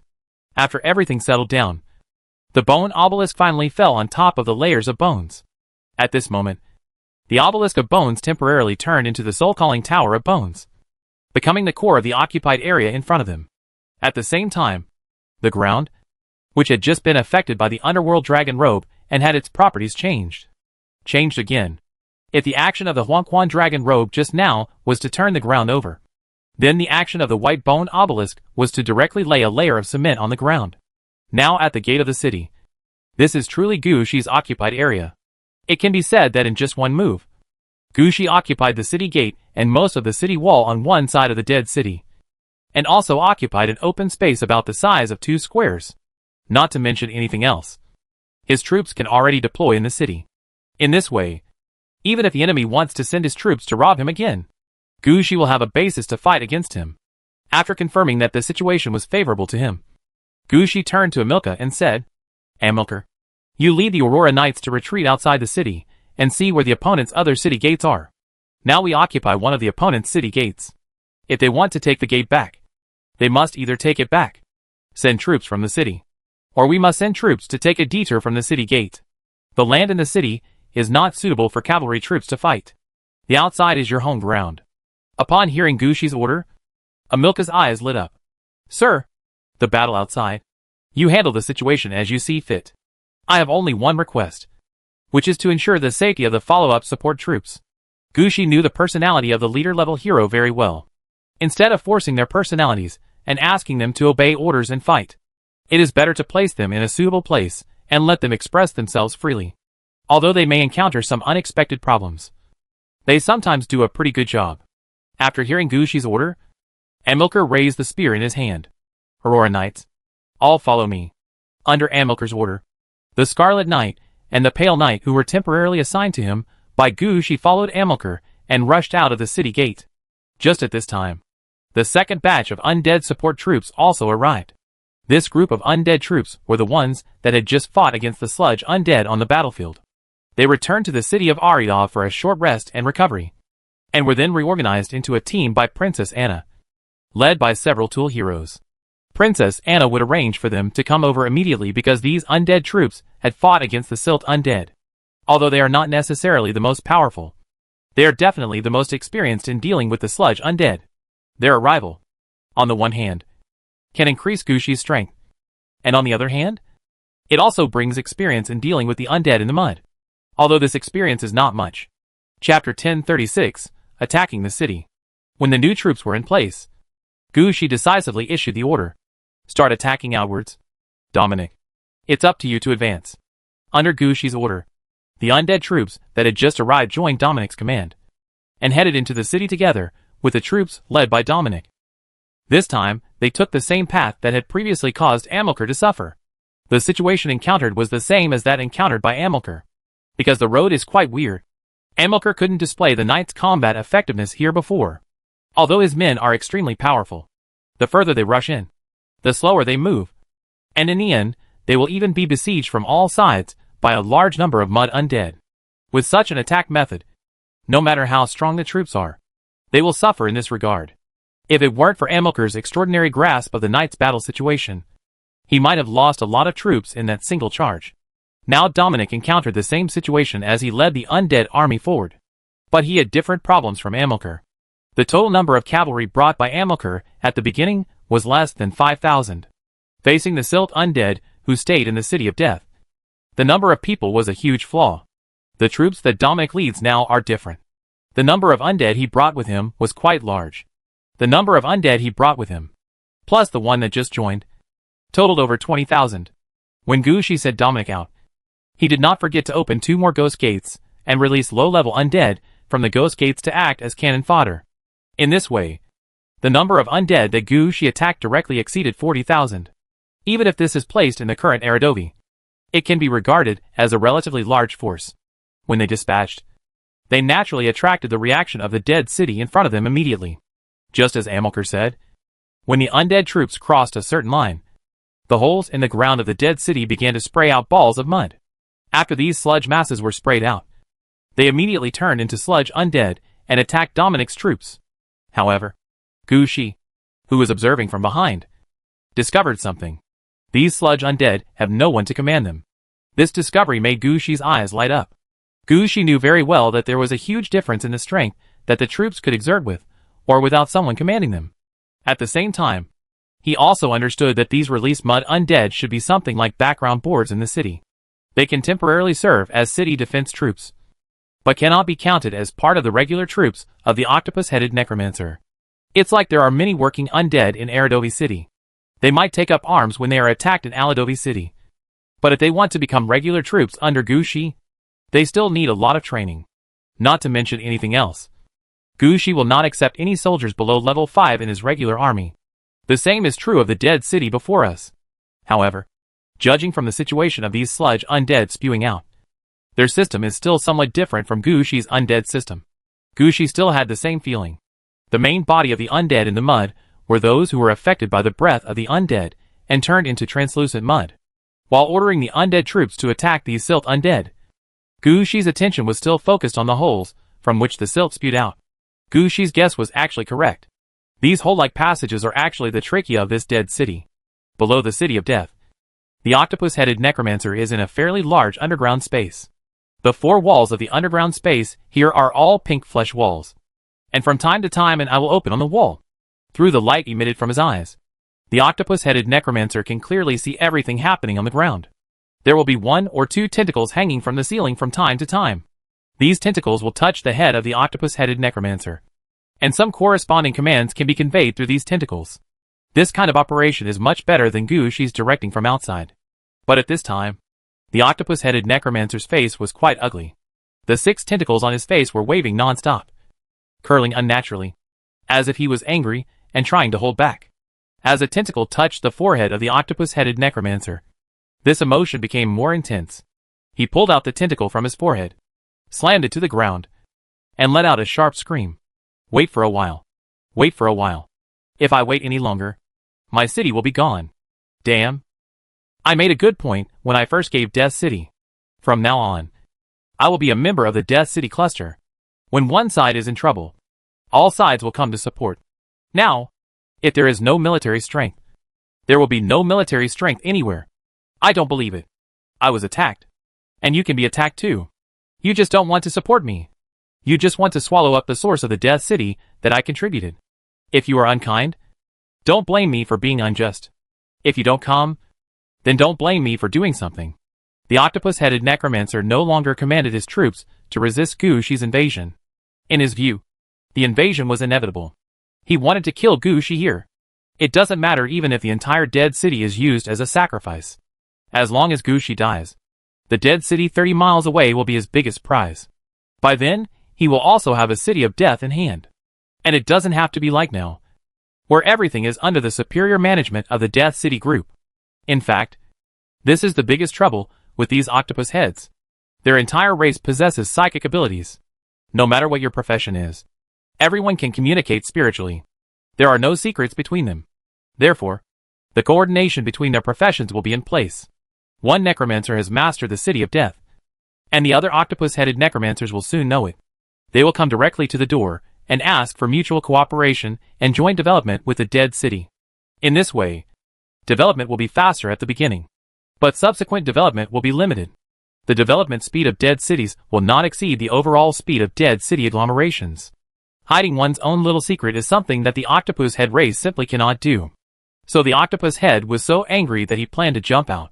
He thought about sacrificing his own city of death, wiping out Gu Shi, and then conquering Gu Shi's city of death. Then the city of death will be his alone. Even if he wanted to soar into the sky, no one could stop him. Chapter 1037. Where does the uneasy feeling come from? With different ideas in mind, the octopus-headed necromancer took off all his equipment, pulled out the tentacles stuck on his head, and ran on the ground without wearing anything. After taking off all the clothes, you can see that the back of the octopus-headed necromancer is also covered with large and small eyes. These eyes are of different sizes and shapes. In short, this guy is weird with clothes on, and even weirder without clothes. After stripping himself naked, he laid on the ground, pushing his body downwards. With each squeeze, his body sank a certain distance into the ground. Finally, It disappeared into this space. And deeper underground, there is a huge heart with half of it missing. This is where the octopus-headed necromancer came. When he reached the heart, the octopus-headed necromancer stretched out his hands and stabbed them into the heart, which was taller than himself. Then countless blue tentacles, like silk threads, came from all directions and pierced his body heavily. While the octopus-headed necromancer was doing this, Gu Shi, who was at the gate of the City of Death, suddenly felt a little uneasy. At this time, the holder of the soul lamp also walked up to Gu Shi. Although he didn't speak, his actions were already telling Gu Shi that there was something wrong with Death City. Gu Shi put his hand on the back of the person holding the spiritual lamp and observed through the sight of the spiritual lamp. Gu Shi found that in the Death City in front of him, all sightlines were scattered, as if his sight was everywhere. This situation made Gu Shi stunned for a moment. But he reacted immediately, because Gu Shi knew that from the previous battles, those octopus heads had always had psychic abilities. The way they observe their enemies is through telepathy and other methods. Their line of sight is not as direct as that of humans. Instead, it's like clouds covering the sky. Although he was not used to it, Gu Shi still found some clues from this distorted vision. Through the sight of the spiritual lamp, Gu Shi could feel that the power of spiritual perception in the sky was always inadvertently sweeping over him again and again, even if he was protected by the double protection of the soul dark lamp and the 6 flame lamps. There was no way to stop the other party from monitoring him. It can be said that every move he makes is under the surveillance of the other party. If that were the case, Gu Shi wouldn't have much reaction. This is the opponent's territory. Such a large city of death. It would be unrealistic if the opponent's necromancer didn't have any means of control. But when this spiritual perception swept over him, Gu Shi felt like a mechanical scan. This feeling made Gu Shi feel quite unreal. He had a feeling that the person behind Death City seemed to be preparing to do something. He had only one goal: to keep an eye on Gu Shi and prevent him from leaving this city of death. Thinking of this, Gu Shi looked back at the city gate that he had taken down, and couldn't help but shake his head. This doesn't seem right. There is a gate in the opponent's Death City that has been controlled by Gu Shi. Now whether the city gate is open or closed is all under Gu Shi's control. So what if Gu Shi puts all his troops in? Is it possible that the octopus-headed necromancer still wants to close the door and beat the dog? If he really wanted to think so, Gu Shi could perform a trick for him right now. I jumped out and then jumped back. Therefore, trapping Gu Shi and his troops in the city to fight was not the idea of the octopus-headed necromancer. So what does he want to do? Is there anything he must do to keep an eye on himself? But what should we keep an eye on ourselves? He is standing here now, letting the enemy come and fight. But he can't beat him, etc. At this moment, a thought flashed through Gu Shi's mind. If you can't solve the trouble, then solve the people who caused the trouble. Gu Shi is currently fighting against the opponent's city of death, and his troops have also entered the opponent's city of death. Those 40,000 to 50,000 silt undead rushed out, but their strength was not as strong as Gu Shi's troops. Under Dominic's command, the same number of undead troops were suppressing the silt undead. The mud that could previously hold back the Knights of the Aurora Legion was nothing to the infantry. Dominic was commanding the troops, moving forward step by step. We are about to approach the city's Parliament Hall. It won't take long for Gu Shi to occupy such a city area and lay a solid foundation for annexing this dead city. As long as this urban area is occupied, this dead city will have no chance of making a comeback. Whether to attack or defend, to advance or retreat, is all within Gu Shi's control. The octopus-headed necromancer wanted to make a comeback, or he could find more troops and block Gu Shi's path from the outside. Otherwise, he would have to find a way to kill Gu Shi. More troops are obviously impossible. If he had strong enough troops, he could have used his own troops in the Twisted and Patchwork game world before, and there would be no need to wait until now. So he wanted to get rid of himself directly. Thinking of this, Gu Shi couldn't help but raise his head. There is a level 31 Blue Knight on Amilca's side, and a level 26 Ghost Dragon in the sky, although the Cerberus did not follow him. With these two around, as long as he did not encounter the same enemy above level 25, he should not be in danger. Then what method will the octopus-headed necromancer use to deal with himself? Gu Shi's mind was full of questions, but he couldn't find the answer. Unlike the depressed Gu Shi, Dominic didn't have so many ideas. Unlike Amilcar, who charged forward with his cavalry, Dominic's fighting style was a wall-wiping style. The layers of troops were like plaster. After one wave was applied, another wave immediately followed. Amilcar's cavalry was so controlled by such attack methods that it was unable to exert its full strength. Now this trick also works on the guard troops in the dead city. When Gushi raised his head, he could see that the troops led by Dominic had moved forward some distance. I saw them digesting the territory they had just conquered. They were seen getting closer and closer to the city's council hall. Gushi, who couldn't figure out what the problem was, felt moved when he saw Dominic's fighting style. Although Dominic's memory has been washed away, but the fighting style is still there. Maybe he'll know something. Chapter 1038. Think clearly about what the enemy wants to do. Dominic, from where I'm standing right now, do you have any way of killing me directly? Gushi, who was feeling depressed, found a way, and he tried to ask quite simply. No, my lord. I don't have enough troops. And although my fighting looks stable, it's also slow. When I attack, it is difficult to kill with one blow unless an encirclement is formed. There's nothing I can do about it. The person who commanded the cavalry before might be able to make a sneak attack, but he made too much noise when he charged, and his mind seemed to be a little bad. He did things in a straightforward manner, and it was easy to find the direction of the attack, but it was easier to avoid it. Dominic, who was commanding the troops to fight against the sludge undead, heard Gushi's question and immediately spared some of his energy to explain. Gushi thought about it and asked again. Then if you use the city in front of you to defend, and I have already invaded, and given the current situation, you have to kill me to make a comeback, what will you think of? There is no good solution. We can only abandon this area and retreat to the wall behind for defense, using space to buy time. There's really no way around a sneak attack or an assassination to turn the tables. Dominic is just a leader-level hero, not a god. In this situation, he really has no choice. The most they can do is slow down Gushi's attack speed and call for some support. If support can be called in, there may be a chance for a comeback. If there are no reinforcements and the city gates are occupied, there will be no hope. Dominic talked about the defense of the city in detail, and even put down the command work at hand. But when Gushi listened, he didn't hear what he wanted. Seeing that Dominic's attack progress had slowed down, Gushi also shook his head. Forget it. Just attack first and take down the council hall in front of you. Okay. Dominic said nothing more after hearing this. You have to occupy the meeting hall first. Only when you occupy it will the place belong to you. What Dominic said was an ordinary sentence, but it suddenly opened up Gushi's thinking. It's yours only if you take it. What if the city of the dead doesn't belong to that octopus-headed necromancer? Think about it.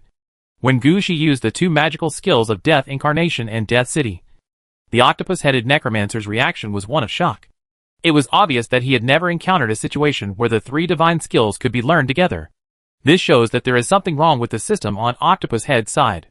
This city of death may not be his. If the octopus-headed necromancer was not the master of this city of death, there would be much he could do. For example, destroy the dead city in front of you. There are many ways to destroy the dead city in front of you. Just bury some explosives underground and detonate the entire dead city. For example, releasing a flood or other spells. This is the opponent's territory, and it is convenient for the octopus-headed necromancer to do whatever he wants. As for the city of death being destroyed, and Gushi also dying along with it, wouldn't the city of Aradovi become vacant? The octopus-headed necromancer can take the opportunity to kill him and seize the city of Aradovi. At that time, the necromancer will still control the city of death, and Gushi will be gone. Thinking of this, a trace of killing intent flashed in Gushi's eyes. Really good at playing. Gushi thought carefully, and then moved to the area near the holder of the bone obelisk. At this time, he was sitting cross-legged under the obelisk that had become the bone resurrection tower. When he saw Gushi coming, he immediately opened his eyes. Find the owner of this city. The necromancer. He is still in this city. No matter what he wants to do, destroy it directly and let him bite back. Upon hearing this, the holder of the bone obelisk stood up and walked towards the undead troops nearby who had not yet attacked, where he picked up skeleton soldiers. Regarding the behavior of the man holding the bone obelisk, Gushi was just stunned for a moment before he understood what the other person was thinking. This is selecting sacrifices. For Gushi, as a necromancer, he had quite a lot of sacrifices such as bones. This time things are going to be bigger. Gushi couldn't let the small lose the big in this matter. Gushi, who understood this, quickly stopped the movement of the holder of the bone obelisk and summoned the spirit on the spot. Borrowing the corpses of the silt undead that Dominic had just killed, Gushi easily recruited hundreds of skeleton soldiers, because of skills such as the bone resurrection tower and undead enhancement. Once these skeleton soldiers are recruited, they are all level 11 powerful skeleton soldiers. although they have no weapons. Their bones are obviously much thicker and stronger than normal skeleton soldiers. At the same time, the color of their bones also changed significantly. The bones of normal skeleton soldiers are mostly yellow or gray in color, but the bones of these upgraded skeleton soldiers in front of them are either white jade or jet black. At a glance, it can be seen that the bones of these skeleton soldiers have been strengthened by negative energy, and they are all considered to be of the highest quality. Although they may not be as good as the Bone Dragon or the Bone Titan, they are already quite good among skeleton soldiers. When the holder of the Bone Obelisk saw these skeleton soldiers, who had just been summoned, he stopped for a moment. Then he immediately walked up to these skeleton soldiers, looked at the situation of these skeleton soldiers, stretched out his hand to grab them, and he led the two tallest skeleton soldiers towards the Bone Obelisk. The two skeleton soldiers did not resist, and were dragged along like this. When they arrived in front of the Bone Obelisk, the white bones on the ground dismantled the bodies of the two skeleton soldiers. Only two skulls were left under the Bone Obelisk. After placing the skull in the right position, the bearer of the Bone Obelisk took out two pieces of purple equipment and placed them on the skull. Only then did he act according to Gushi's orders. Gushi's order was very detailed. When dealing with the Bone Obelisk, we also followed this detailed approach. Gushi only felt a blessing and a curse from the Bone Obelisk. After that, the holder of the Bone Obelisk took away two more skeleton soldiers, and performed another sacrifice, adding a curse and a blessing. Only then could Gushi's request be met. After doing all this, the person holding the Bone Obelisk nodded to Gushi. Although Gushi didn't know what the Bone Obelisk had done, he was still willing to believe in the effects of the orange equipment. He said that the arrangement has been completed, so it can be considered as arranged.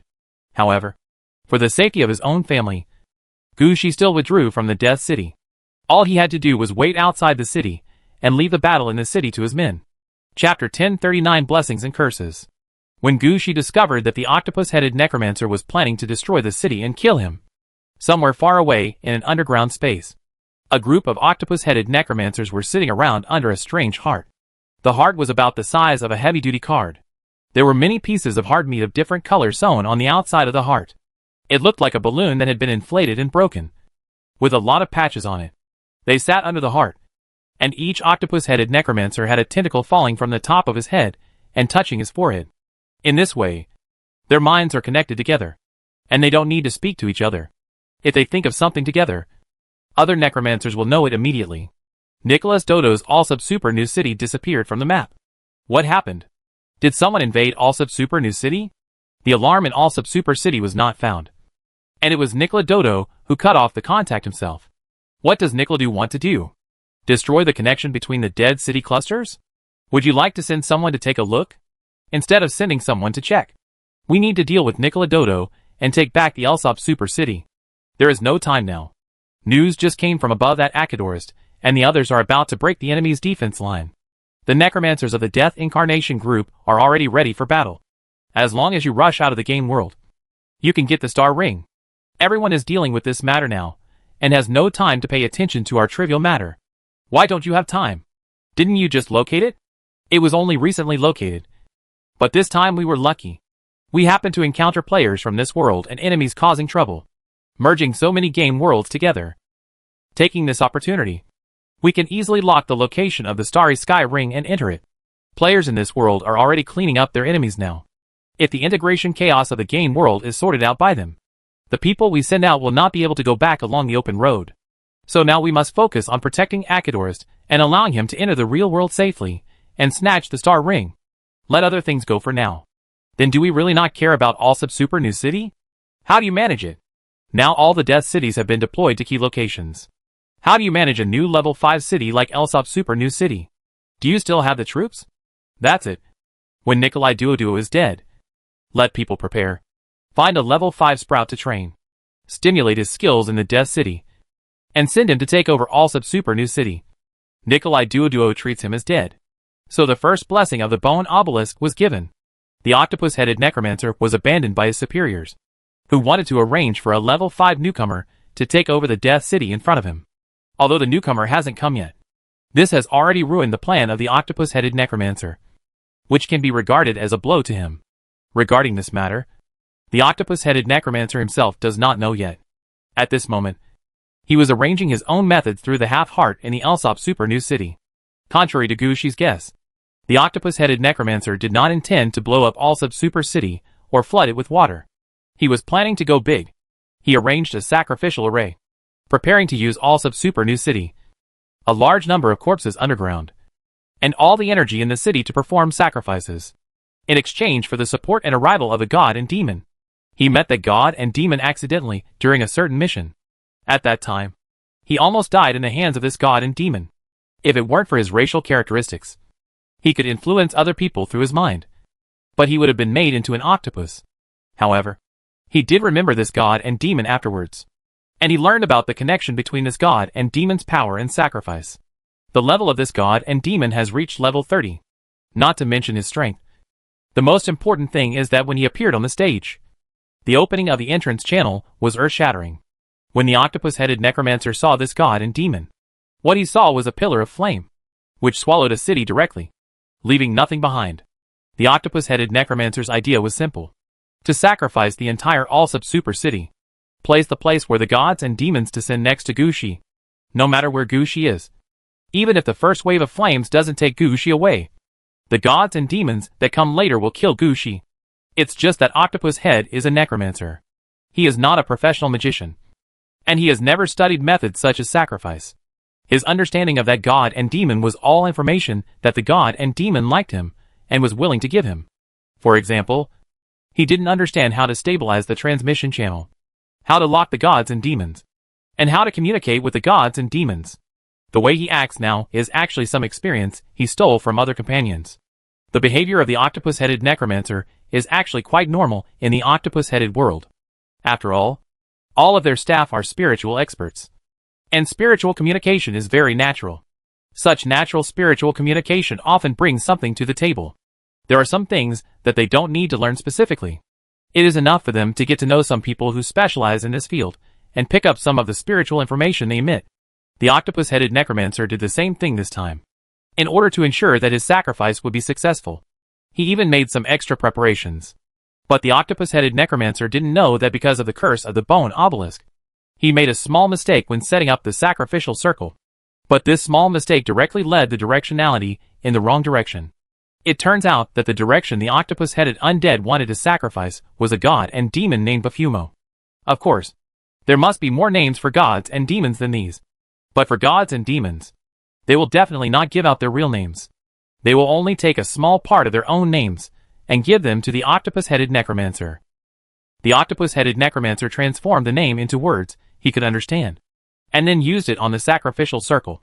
Because his academic performance didn't seem to be very good, and the text was translated by himself, and he was cursed by the bone obelisk, the direction of the sacrifice turned to the altar of Baphomet.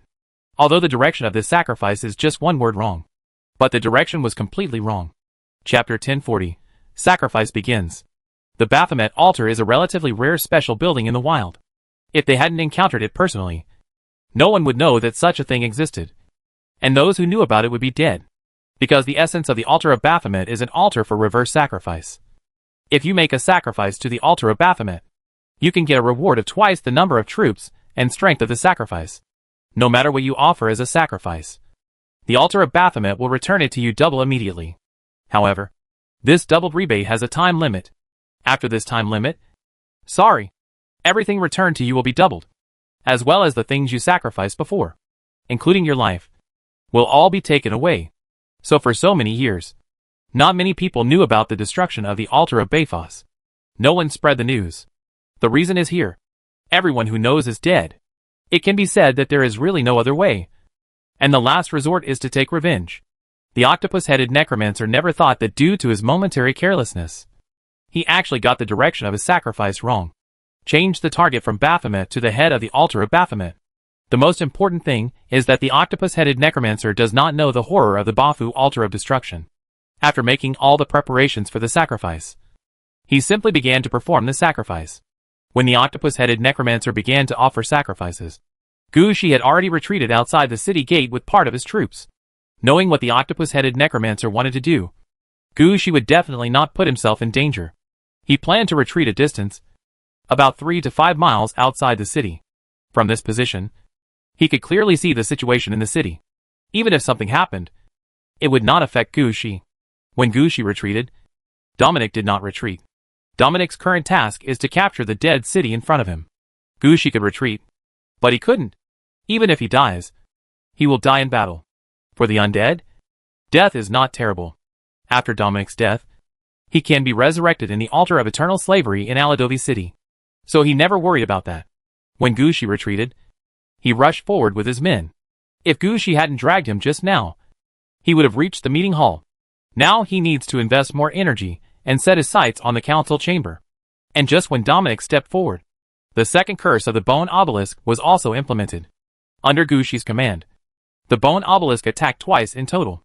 The first time was a blessing and a curse. The blessing directly changed the owner of this city of death, and the curse directly caused the octopus-headed necromancer to sacrifice in the wrong direction. The second time is a curse and a blessing. This curse is a targeted curse. It is no longer like the previous one. It depends on luck, and it is not sure whether it can be implemented. The goal of this second curse is quite clear. Doesn't the octopus-headed necromancer want to sacrifice the entire city of death? Sorry, you can't leave. In the heart of the underground, the octopus-headed necromancer, who had just completed the sacrifice, suddenly heard a strange voice coming from his ears. The voice was barely audible, but through spiritual perception, the octopus-headed necromancer understood the meaning of the voice. Curse in the name of the bones. At this time, everyone in the city is prohibited from leaving the city. What the hell? The octopus-headed necromancer roared immediately. He knew something was wrong. If he cannot leave Allsop Super New City, he will be sacrificed together with this dead city. This is not what he wants. Although the prompt sound that popped up later told the octopus-headed necromancer that the duration of this curse was not long. Only 15 minutes. But it didn't make the octopus-headed necromancer much happy. 15 minutes is enough time for 2 sacrifices.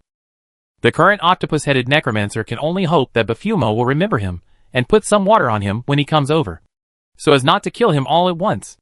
At this moment, the octopus-headed necromancer suddenly felt that something was not right. There seemed to be spatial fluctuations in the city. This is someone using space magic in the city. No, it's not a space spell, but a positioning teleportation spell. Necromancers don't know this kind of magic. However, in the Death City cluster, in order to ensure the connection between each Death City, people were specially hired to arrange the coordinates for locating the transmission points in the city. No matter how the octopus-headed necromancer reported to the superiors before, he hoped that the superiors would send someone over. There was no response at all. And now there was a sudden space fluctuation. What was going on? They couldn't have sent support. Right? The octopus-headed necromancer was also speechless. We didn't send support long ago, and now we're sending people here. What does that mean? It's too late now. He has already sacrificed the super new city of Elsop. It won't be long before Lord Baphomet arrives. No matter how many people come then, it will be useless. The entire Allsop super city will disappear together. At this moment, the octopus-headed necromancer suddenly felt the ground shaking. The sacrificial circle he had set up before had started to operate automatically. This kind of thing startled the octopus-headed necromancer. Why did it start so soon, and he hadn't escaped yet? The octopus-headed necromancer hurried forward to stop the magic circle from being activated. At the last moment, the octopus-headed necromancer had only one thought: he could not die. As long as the magic circle stops now, he still has a chance. At worst, we can start again in 15 minutes. As long as he communicates more, he believes that there will be no problem with Lord Baphomet. But when the octopus-headed necromancer stepped forward and was about to stop the power supply to the magic circle, he discovered that he had lost control of Allsop Super City. This has never happened before. Although he gave up control of the Allsop Super New City, it does not mean that he gave up everything. If there was no Allsop Super City, what else would he sacrifice? Himself? What the hell is this? The octopus-headed necromancer hammered the ground. After hammering a few times, the octopus-headed necromancer finally realized that now was not the time to be angry. It is time to stop this magic circle. If the magic circle continues to operate, not to mention the control of Allsop Super New City, even Allsop Super New City will not be left. So the octopus-headed necromancer didn't care about anything else. He quickly crawled out from the ground where he had arranged the magic circle, prepared to go to the core of Allsop Super City to see what is going on. Who took away his control of Allsop Super New City? At this moment, the sacrificial circle was completed ahead of schedule. Chapter 1041. Another Death City is sent. Until the sacrificial circle was activated, the octopus-headed necromancer had not noticed that something was wrong. He thought that the activation of the sacrificial circle in front of him had something to do with him being trapped inside. It wasn't until the sacrifice was halfway completed that the octopus-headed necromancer realized something was wrong. It was said that he would make a grand appearance and turn heads with his first move. What about the flame beam that was promised to destroy a city? Why is there nothing? It's like the sacrifice failed. It couldn't be that Baphomet gave him a false name. Then the octopus-headed necromancer saw the surroundings darken rapidly, as if something had been swallowed. Even he himself was affected, and the entire city of death was plunged into darkness. Only the position occupied by Gucci still has its own color. Dominic, who was commanding the undead troops in battle, also noticed the situation here. He immediately thought of the question Gucci had asked him before. Looks like the octopus-headed necromancer is going to cause trouble. But Dominic just lowered his head and paid no attention to the matter. Even if they cause trouble again, the fighting here cannot stop. As long as the city doesn't explode, he will keep fighting. This is Dominic's fighting style. After all, Dominic's fighting habits are built up layer by layer in this way. Rhythm is very important. If the rhythm is disrupted, not only will he not be able to continue fighting, but he will not even be able to escape. Since we can't escape now, we might as well keep fighting. So Dominic just looked up at the darkened place and attacked forward again. The person holding the suit sitting under the bone obelisk noticed Dominic's situation. He raised his head, and then lowered his head. A skeleton soldier standing behind the armored man disappeared, and a small blessing fell on Dominic. Maybe this small blessing is nothing to the wearer, but to Dominic, this is an opportunity. After adding such a blessing, the wearer no longer cares. He closed his eyes again, and all his mind fell on the bone obelisk. When Gucci retreated, he also planned to take the bone obelisk away, but the wearer himself didn't want to. Gucci did not force this. The person holding the suit knew the situation best. If he chose to stay, it meant that the situation was beneficial to him. Gucci may not believe it in other holders, but the holder of the bone obelisk is different. He is a mixture of 3 orange suits. His strength has exceeded the normal level of the orange equipment in Gucci's hand. If he thinks it's okay, then it's okay. Gucci, who was outside the Death City, naturally noticed the strange movements in the Death City. At this time, Gucci stood on the top of the holy silver evil coffin, looking at the Death City 3 miles away from a distance, with a trace of fear flashing in his eyes. Fortunately, I guessed what the octopus-headed necromancer wanted to do. Otherwise, he would definitely be the one trapped in the Death City and staring blankly. At this time, the 4th and 5th waves of troops sent by Aladovi arrived just in time. The 4th wave of troops is the siege equipment troops requested by Gucci. Just as Princess Anna said, there are a large number of siege equipment in Aladovi City. There are as many as 100 catapults of the same model here. All the catapults were pushed by skeleton soldiers. Behind the catapults were carts transporting stone bullets. On each cart was a special stone bullet. This stone bullet cart is a modified and enlarged version of the ammunition cart. In a cart, 5 stone bombs can be placed, which can be used by a catapult for 1 wave of attacks. Stone bullets are made from a mixture of stone, mud and bones. It's not a pure polished stone bullet.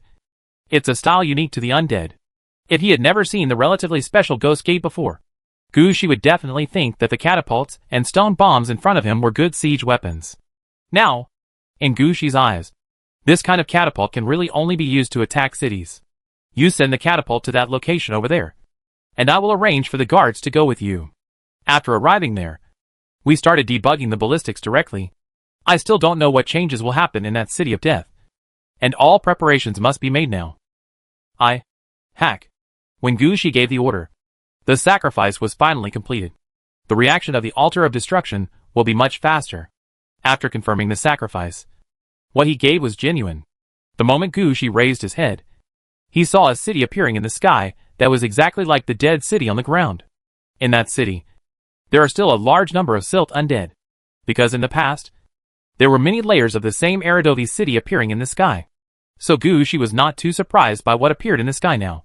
What really surprised him was that the city in the sky actually fell to the ground, slowly merging with the dead city on the ground. This was the reason why Gucci was surprised. An idea occurred to him. On the octopus head player's side, all the death cities wouldn't be concentrated together. Right? If one dead city cannot withstand it, another one will be immediately released to support it? But this doesn't make sense. Doesn't the octopus-headed necromancer want to destroy his own city of death and kill himself? How could such a thing happen? Not only Gushi didn't understand, but even the octopus-headed necromancer in the city didn't understand. Wasn't it promised that Master Bayfiend would come out to destroy the world? Where are the people? How could a new dead city be sent here? This is not Lord Bayfmol's style. The original Lord Bayford destroyed a city in one fell swoop and even kicked the passing dogs to death. If it weren't for his psychic abilities, he wouldn't have survived. The situation in front of him was obviously not Lord Bafemi's style. Moreover, the octopus-headed necromancer clearly felt that the new city of death that had just fallen was exactly the same as the city of death that he had sacrificed before. Could it be that the name left by Lord Bafemi is wrong? Is this sacrifice the legendary doubled blessing? If this is the case, the octopus-headed necromancer may have an idea. Now that he is still hiding underground, there is still hope if he can really double his troops in the city of death. He can sacrifice the dead cities he just sent down. From one dead city became 2. 2 became 4. 4 became 8. Even if the level of the troops in the city is not high by then, the number will definitely be high. He can still withstand the battle in front of him. Just when the octopus-headed necromancer was thinking too much, the last of the 4 moves of the bone obelisk came down with a blessing. Chapter 1042. The battle begins again. The last blessing of the bone obelisk is to lure out the enemy for a fight. Previously, the owner of the bone obelisk had a very clear idea of the strategy at the beginning. First, let's take a stab at the bottom of the cauldron and cut off the support of the octopus-headed necromancer. If you destroy the other party's plan, no matter what the other party plans, everything will be destroyed. After that, he trapped the octopus-headed undead in the city, preventing him from escaping. This last blessing is a blessing to all enemies. Let them be confident that they will rush out from their own city to fight. After all, the curse and blessing time of the bone obelisk is limited. If the enemy lays an ambush and waits until the curse ends, there is a real possibility of escaping. If they rush out, the situation will be different. No matter how small Gushi's troops were, they were still stronger than the troops in the city. When Dominic took action, the person holding the bone obelisk had already seen the opponent's strength. Although it was quite interesting to be able to spew out a large amount of silk undead from the ground. But it doesn't mean that these sludge undead are very strong. They had no heroic commanders, no battle formations or anything like that. After rushing out, they just started fighting. If they don't rush out, they might be able to hold on for a while. As long as they rush out. Whether it is Dominic who is still in the city, Gushi outside the city, or even the bone dragon troops in the sky, or Amilka who is looking for opportunities outside the city, they can understand what a crushing blow is. As the last blessing was activated, the man wearing the armor stood up and pointed at Dominic, who was rushing forward. The bones used to pave the ground were pushed forward until they reached Dominic's feet. Dominic sensed this situation immediately. He looked back and found that the holder of the suit had moved the bone obelisk forward a certain distance.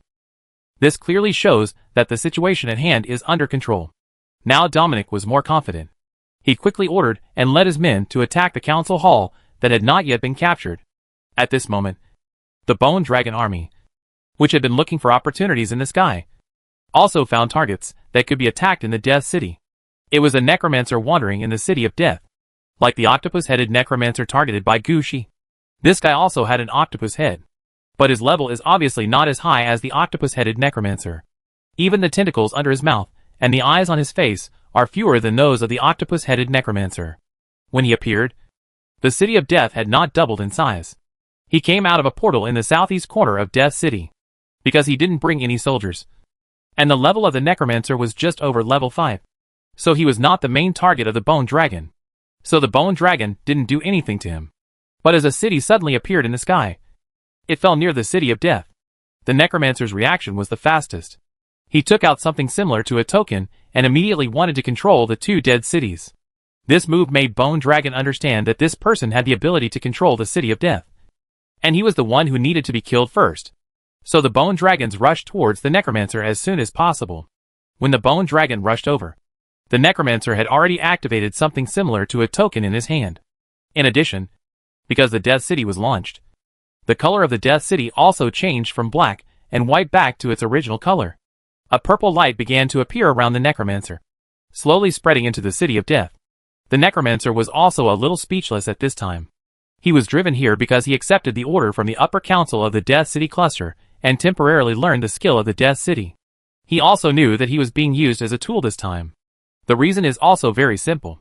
Something happened to the previous octopus-headed necromancer Nicholas Dodo, and he was unable to control the City of Death. The Dead City agglomeration needs a tool man to go over and take charge. Just make sure the City of Death operates normally.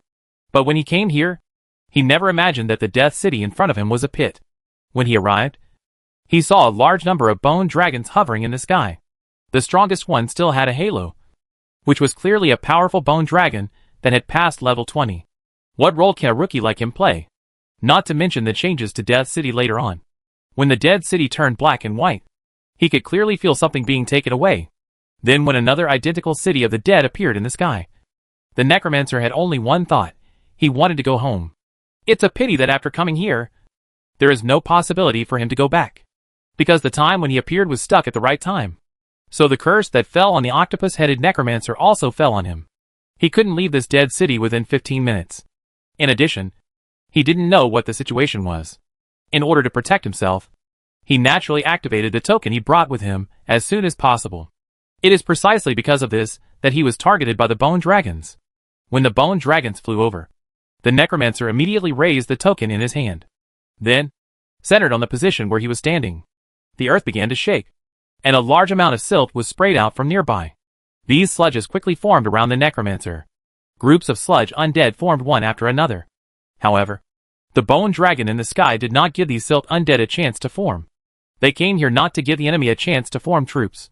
So the bone dragon sprayed at the mud undead below. 60 bone dragons blessed by the power of the incarnation of death simultaneously sprayed out green light. Death Dragon Breath. When this wave of 60 rounds of Death Dragon's Breath fell, it directly swept through the mud in this area. When the Death Dragon's Breath was almost consumed, it sprayed all at the necromancer. On the body, the level of this necromancer is only level 5. Faced with such an attack, the necromancer has no chance to defend himself. He just raised his hand to block his eyes, and then he saw green in front of him. After waiting for the green light, the necromancer had died in the breath of the Death Dragon. Not even a body was left behind. Only a token that looked at half metal and half creature. When the bone dragons saw the token, they rushed down and grabbed the token without saying a word. At this time, the octopus-headed necromancer also rushed out from his hiding place with the blessing of the bone obelisk. Chapter 1043. Enemies out of the city fighting in the field. When the octopus-headed necromancer rushed out of his hiding place, it was the beginning of the final battle between Gu Shi and the octopus-headed necromancer. Facing twice as many troops, the octopus-headed necromancer became more confident. Although the extra troops did not restore his troops to their original level, it did give him some troops to use. Although these troops are all militia and low-level undead troops, but the quantity is pretty good. The most important thing is that the double of the Altar of Destruction of Baif is a true double. Even some of the troops that had been forgotten by the octopus-headed necromancer were dug out from the corners by the Altar of Destruction and put on the bright side. Now that these troops have been taken out, the total number has exceeded 60,000. Even the octopus-headed necromancer himself didn't expect that he could get so many troops. When he commanded troops before, he didn't even command 30,000 troops. After emerging from his hiding place, he immediately mobilized his troops without even wearing any clothes. Although his Death City has doubled in size, he can clearly feel everything he can control in his city. Under the mobilization of the octopus-headed necromancer, these sludge-like undead moved in one direction from all directions. Although the octopus-headed necromancer had been suppressed by Gu Shi before, it was not because of his lack of experience or lack of brains, but there were only so many troops he could bring out of the Death City at that time, coupled with the fact that he was arrogant and failed to notice the strength of Gu Shi's troops. He was beaten to pieces by Gu Shi. Now that he has seen that he has enough troops, the octopus-headed necromancer has more ideas. At this time, his goal changed. This time, his goal was to be with Gu Shi outside the city. As long as he kills Gu Shi, he can still get Gu Shi's Death City. Gu Shi didn't have many troops around him now. The strongest bone dragon was still flying in his Death City, and the knights who had previously had a strong impact were outside the city. With his city twice as big, it would be a while before he could get back to running back. Dominic is attacking and his rhythm cannot be disrupted. At the moment, Gu Shi doesn't have many troops around him, so it's a good time for him to take action. So the octopus-headed necromancer immediately mobilized the mud undead, ordered them to go out from several city gates, and quickly pounced towards Gu Shi. But are the troops around Gu Shi really weak? Gu Shi himself didn't think so. Although the most elite team of transformed undead has been sent to the City of Death, But all 4 of his main battalions are by his side. When the undead under the octopus-headed necromancer came around from all sides, Gu Shi noticed it immediately. Although he didn't know what the octopus-headed necromancer was thinking, Gu Shi still thought he was crazy. That's not how you seek death. The necromancer does not rely on the number of undead under his command. Spells are the foundation of the necromancer. Even though Gu Shi didn't have many troops around him, he didn't take the tens of thousands of mud undead seriously. The gate of H.L. is open. Looking at the undead rushing towards him, Gu Shi used the ghost gate to open immediately. And this time Gu Shi used more than one ghost gate to open. His magic power was sufficient and strong enough. And Gu Shi easily released 15 ghost gates to open. These ghost gates were directly thrown into the rushing mud undead. As the ghost gate opened, some of the sludge undead that came over were squeezed into the ghost gate. The undead spirits in the ghost gate were blocked before they could rush out. When Gu Shi released the ghost gate and opened it, he already knew that this situation would happen. He wanted the same effect. Use the ghost gate to attract these undead souls. Then Gu Shi raised his hand, and all the skeleton archers in the Black Dragon camp raised their bows and arrows. And a wave of arrows rained down on the position where the mud undead rushed. The mud undead was nailed to the ground under this wave of arrow rain. But their body is the mud. Even if part of it is nailed to the ground, they can give up this part and move forward. At this time, Yongdo from the demon sacrifice camp also took action. He used mana extraction again to extract the mana from these sludge undead. But the situation in front of him was different from the sludge undead that was taken out to fight by the octopus-headed necromancer before. The sludge undead in front of him did not belong to the regular army of the octopus-headed necromancer. The regular troops of the octopus-headed necromancer, and the mana that summons them, are all based on the octopus-headed necromancer. Their magic power belongs to themselves. But these mud undead in front of us are different. They are the defense forces in the city of death. Their magic comes from the dead cities. As long as the dead city is still in the hands of the octopus-headed necromancer, they can be continuously replenished from the dead city's energy. The mana extraction used by Yudo now has some effect. But the effect is not that obvious. Although the sludge undead will also become dry as their mana is drained, they will soon get back on their feet. This is not as easy to fight as before in the outside world. At this time, Gu Shi also understood why the octopus-headed necromancer sent out these sludge undead. He thought he had an invincible army and wanted to use this army to destroy Gu Shi. But he underestimated Gu Shi too much. Did he really think that Gu Shi was just an ordinary necromancer? When the mana extraction was not as effective as before, Gu Shi threw the flame field towards the sludge undead. Various fire effects appear directly in the sludge undead. The damage caused by flames to the sludge undead is quite acceptable. Although you can't ignite them directly, you can still stop them from moving forward. At this time, the undead that rushed out of the ghost gate also started fighting with the silt undead. They don't have any decent weapons and equipment. When fighting with the silt undead, it often takes 3 or 4 undead to kill one silt undead. But the undead in the ghost gate seemed to be endless. No matter how the silt undead climbed up from the ground and devoured their bodies, the undead that came from behind always jumped out without hesitation, attack and cut through their ranks. While using magic, Gu Shi also issued an attack order to his undead troops. In Gu Shi's opinion, the mud undead in front of him were all here to give experience. If you don't take this opportunity to let your undead troops improve their combat experience, how long will it take? Therefore, the 4th wave of undead troops that had just arrived were immediately released by Gu Shi. Chapter 1044 Experience Pack. Unlike the 3rd wave of undead troops, the 4th wave was really the undead troops selected by Princess Anna in Aladovi City. They had some potential, but had not yet reached the standards of a regular army. Princess Anna's attitude towards the undead army is the same as Gu Shi's. It is a good thing to have potential. But undead that have not participated in battles and are not of sufficient level are nothing in the eyes of Gu Shi and Princess Anna. Under normal circumstances, these undead soldiers should participate in battle missions in the barracks and patrol the city of Aladovi. After raising the level, they will be assigned to the subordinates of the Tool heroes. Only by fighting all the way can we stand in front of Gu Shi. This time it gave them a chance. Enemies that can be killed continuously appear in front of you. This is the best time for them to show off their fighting talents. Gu Shi pointed the way, and all the undead troops rushed out. They didn't care that the silt undead had stronger recovery abilities than them. In their eyes, these silt undead were pure experience packs. After all, these silt undead can die again after dying once. And that experience has truly fallen on the undead soldiers. Therefore, Many undead are fighting around a single sludge undead, fighting on their own. After killing them, they will wait there. As soon as the mud undead comes back to life, they will immediately come forward and attack again. When the fourth wave of troops went out, the troops of the mud undead were quickly cut apart. In addition to the parts blocked by the opening of the ghost gate and the parts burned by the flame field, the number of mud undead that can really rush more than 1,000 meters in front of Gu Shi has not reached 10,000. They didn't have an organization or anything. They just piled one on top of the other, rushing towards Gu Shi like a flood. At this time, the Black Spear Battalion, who had been guarding Gu Shi, took action. During this period, Gu Shi's 4 major camps, namely the Black Dragon Camp and the Demon Sacrifice Camp, were in the limelight. The 2 main battalions, the Black Gun Battalion and the Bone Cutting Battalion, have not performed well. Now that the enemies are all in front of us, the Black Spear Battalion will not let them go. So Arroyo immediately stood at the front with a tomahawk in hand. Before the sludge undead could rush over, he led the troops of the Black Spear Battalion forward with thick black smoke. At this time, most of the soldiers in the Black Spear Battalion were above level 9. The number of people has also reached the highest standard of the Black Gun Battalion. Arroyo himself has reached level 11, and his equipment is all blue.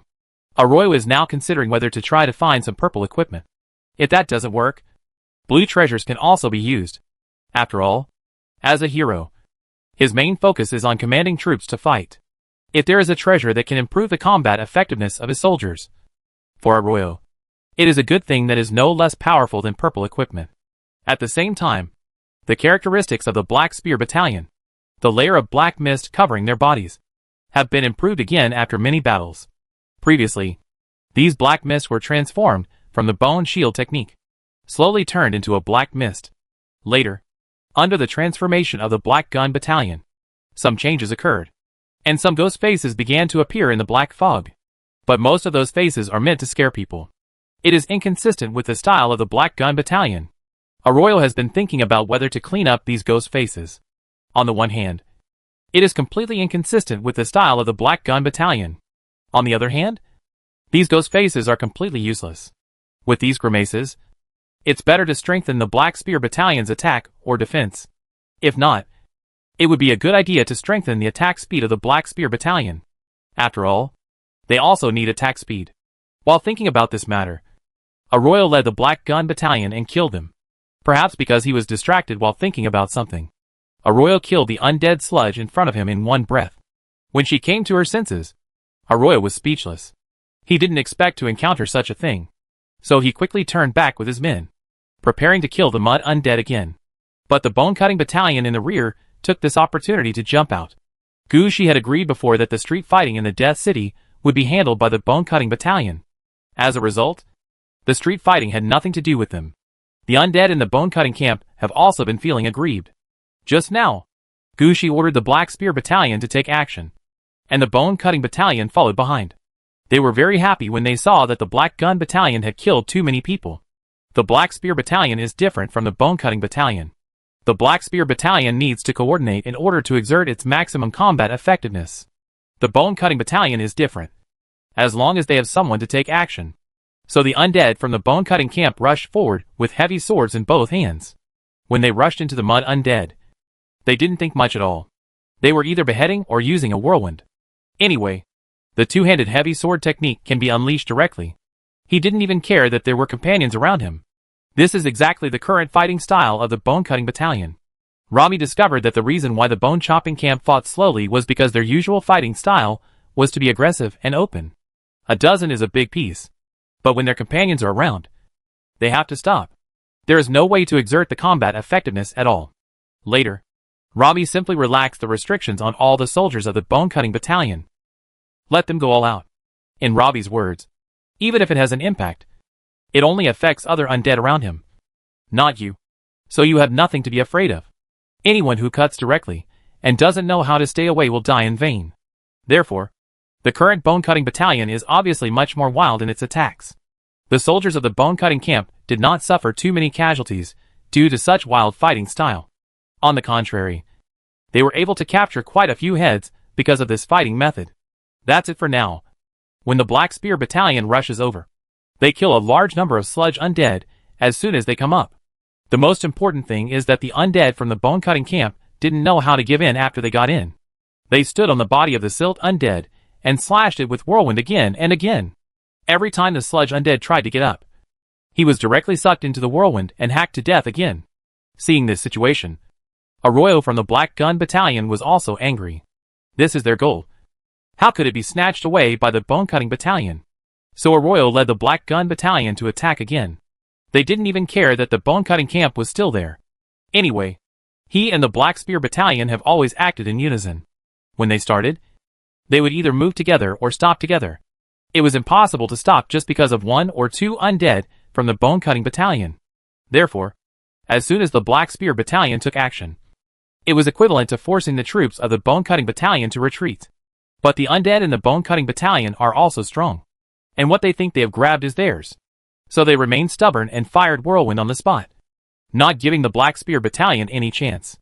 The undead barracks under Gushi were like stone mills, squeezing the silt undead together and cutting them constantly. Chapter 1045 Killing. The tens of thousands of silt undead under the octopus-headed necromancer were divided up by Gushi and became the best experience package. The octopus-headed necromancer himself doesn't know it yet. In his opinion, Gushi's defense was the weakest. With so many troops, it would be absolutely no problem for him to rush over and kill Gushi directly. Now he is waiting for Gushi to be killed so that he can rob Gushi's Aridov city. But as he waited, the octopus-headed necromancer felt something was wrong. Why his connection to the sludge undead seems to have disappeared, and why control of his dead city is being stripped away from him. The octopus-headed necromancer wants to use his telepathic abilities to find out what's going on. But he suddenly discovered a situation. As the control of the dead city was peeled away from him, the area his telepathy could see became smaller and smaller. After all, the telepathy that enveloped the entire city of death before was the authority given to him by the city. Without the authority, he could only use his own means to telepathize. At the level of the octopus-headed necromancer, it was still a question whether the battlefield could be covered. Without other intelligence support, he became blind on the spot and had no idea what was going on outside. In fact, he didn't know that the sludge undead under his command were all regarded as experience packs, and were almost lost. He also didn't know that Bone Dragon had already sent the token to control the Death City to Gushi after killing the new necromancer sent by the Death City group. He didn't even know that Gushi's undead transforming combat team had already targeted him. The reason they haven't taken action yet is not because they want to let the octopus-headed necromancer go, but because the octopus-headed necromancer has always been very vigilant. Gushi's undead combat team has never found a suitable opportunity to take action. On the contrary, as more and more transformed undead combat teams came over, the situation became somewhat constrained. After all, these combat teams do not report to each other. If Gushi were here, he could still make them obey. Now that Gushi is not here, they all want to grab the crucial achievement of killing the enemy leader. In the end, they almost started fighting. Fortunately, these undead people also know the depth. As time passes by, they all understand that the matter cannot be delayed any longer. If you delay any longer, the record may be gone. So several undead, who were obviously of higher level, stood up. They discussed with each other and arranged the matter. The strongest ones took action to kill the octopus-headed necromancer, while the others watched from the outside to prevent the octopus-headed necromancer's men from suddenly jumping out to attack or save people. After arranging everything, the strongest undead quickly took action. This time, a total of 10 of the strongest undead were dispatched. There are all kinds of undead races among them. The levels are almost all level 18. Of course, they did not reach level 18 directly when Gushi transformed, but it was a level they fought for bit by bit.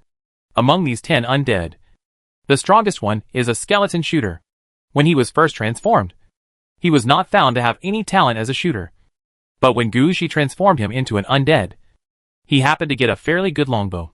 In addition, the corpse had no other characteristics, so Gushi installed a long bow on it. The result was such a skeleton shooter. And when it was time to transform, his level was reduced by 3 levels. That is, to level 14. Gushi almost thought something was wrong.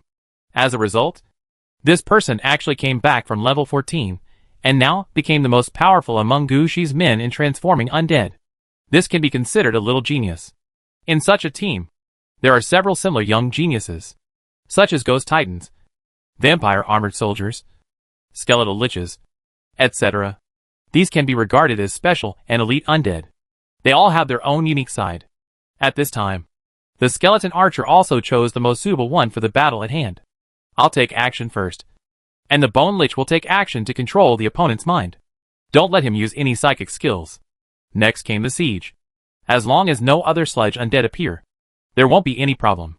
After the skeleton archer finished explaining his plan, he raised the longbow in his hand and got ready. The longbow in his hand is a rather ordinary looking longbow. There are no carvings or gorgeous decorations on it. It looks ordinary. But who would have thought that when this longbow was drawn? What happened to this longbow? Behind the skeleton shooter, the shadow of a crescent moon actually appeared. A long arrow condensed from moonlight appeared on the longbow. When the skeleton shooter took action, the octopus-headed necromancer finally realized that something was wrong. He didn't even need to turn his head to see the skeleton shooter who was about to attack. As a ray of moonlight passed by, the octopus-headed necromancer felt a heavy blow on his back. And then, he flew forward. When he fell heavily to the ground, a golden square shield hit his head. This golden square shield is held by a vampire heavy armor soldier. This vampire has mastered a variety of vampire movement methods, including teleportation, bad transformation, and normal movement. Now in order to fight, he naturally teleported behind the octopus-headed necromancer. The octopus-headed necromancer was still thinking about counterattack, when 3 iron chains composed of bones fell from the sky and wrapped around the octopus-headed necromancer's head. The 3 chains carried a faint blue chill that froze the octopus-headed necromancer's head instantly. This is exactly what the bone lich does. After controlling the octopus-headed necromancer, the remaining undead quickly took action and launched an attack on the octopus-headed necromancer from all directions.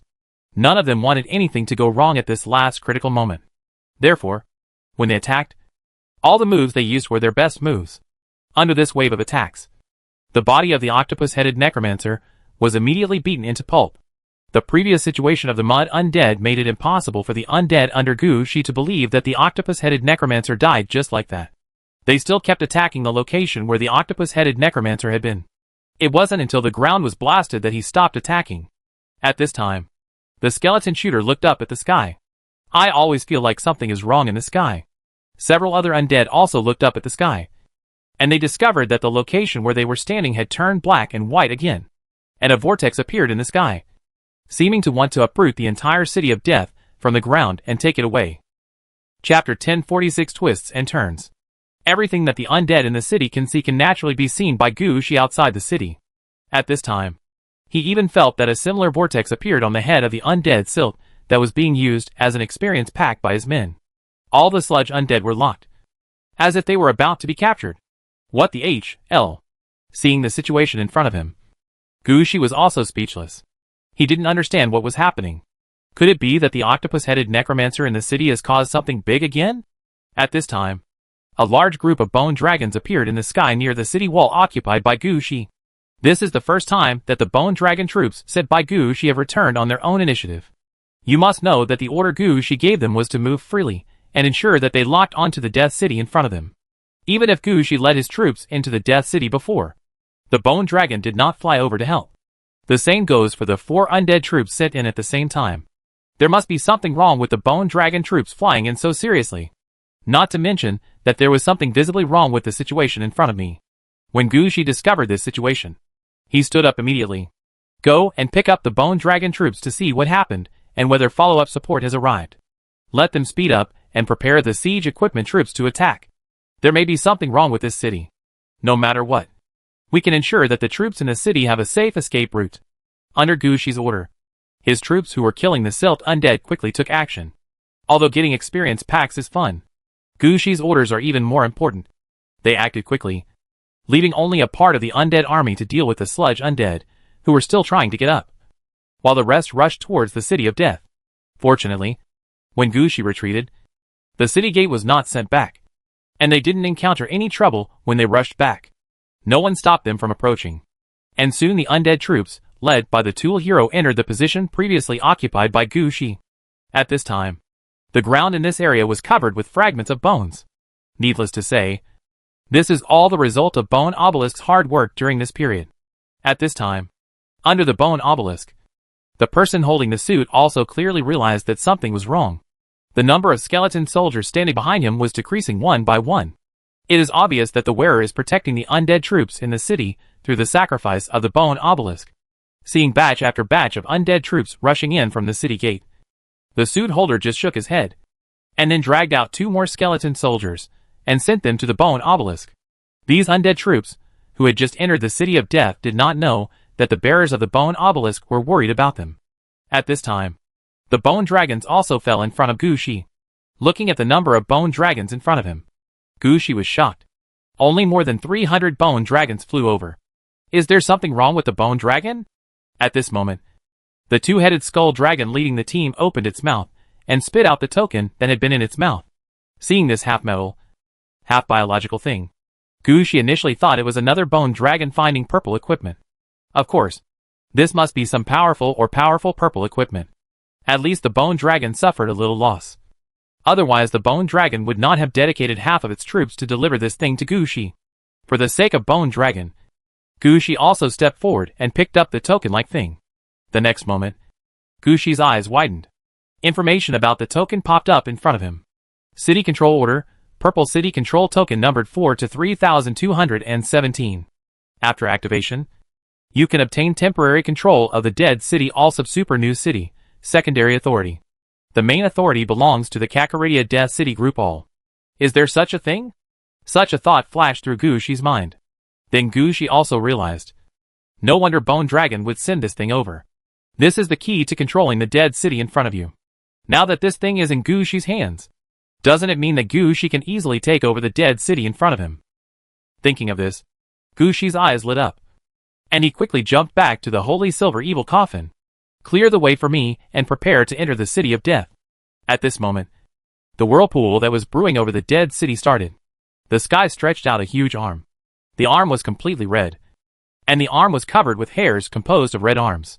When they stretched out from the sky, those red arms seemed to come alive, as if they wanted to grab everything below. What is this situation? Gu Shi's mood was full of twists and turns today. The Holy Silver Evil Coffin stopped immediately, as it was about to start. At the same time, in the city of death, the shadow of a bone obelisk rose up, and this shadow enveloped the part of the city that Dominic had defeated.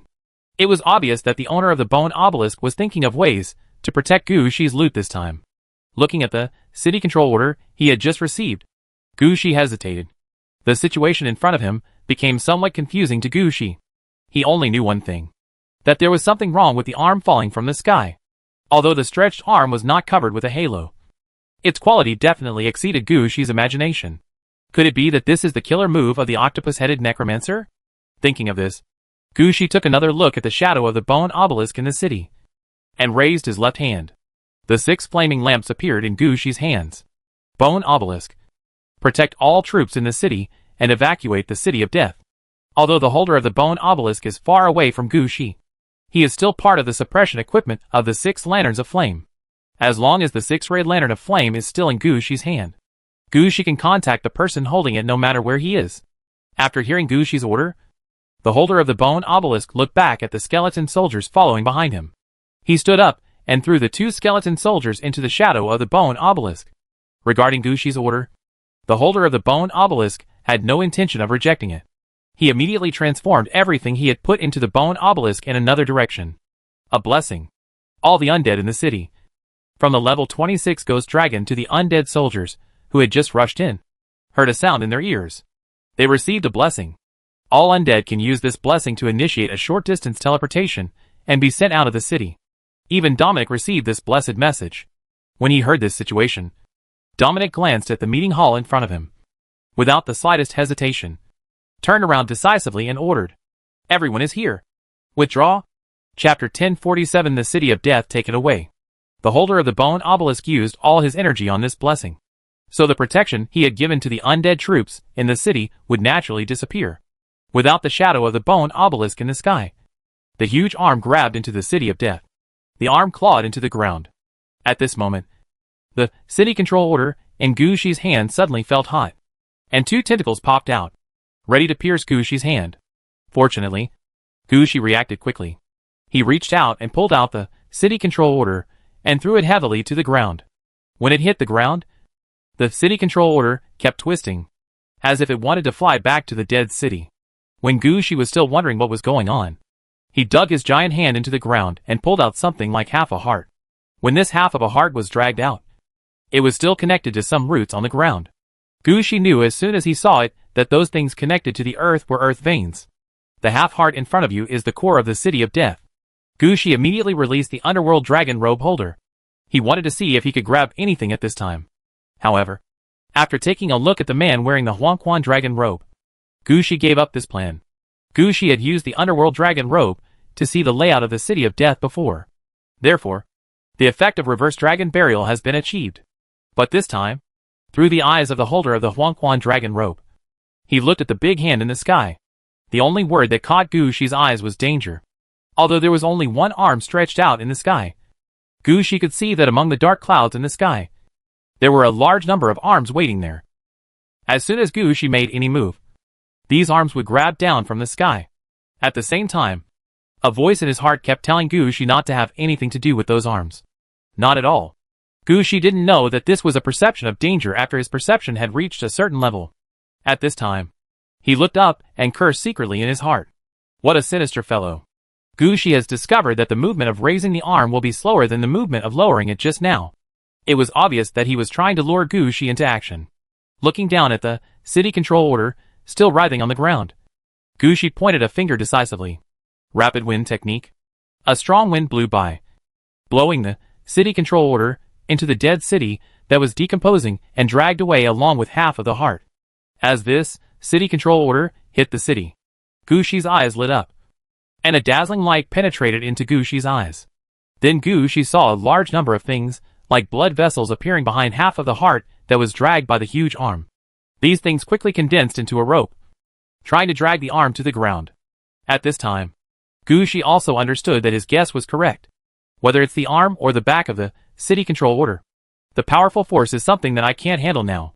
If he had just rushed in with the city control order to seize control of the Death City, he would probably have been caught between these two powerful forces and torn into pieces, etc.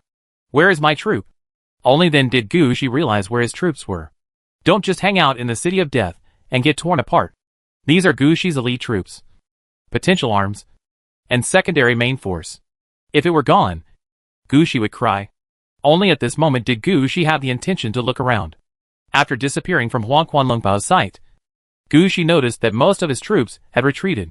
Not only Dominic and Amilcar led their troops to retreat to the vicinity of Gushi, but even the Bone Dragon and the 4 undead troops who first entered the city of death also retreated to Gushi's side.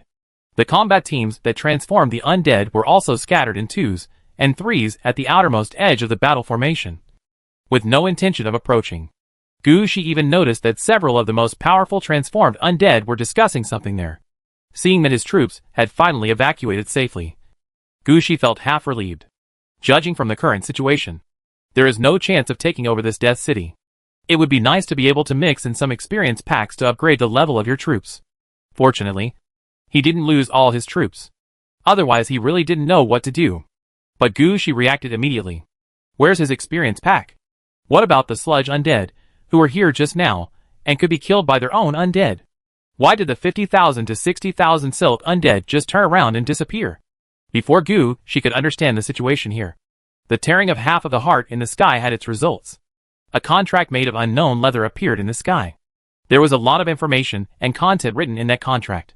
Gushi felt his eyes burning after just one glance. He even had the idea of gouging out his eyes. Gushi immediately understood that there was something wrong with the contract. He quickly closed his eyes.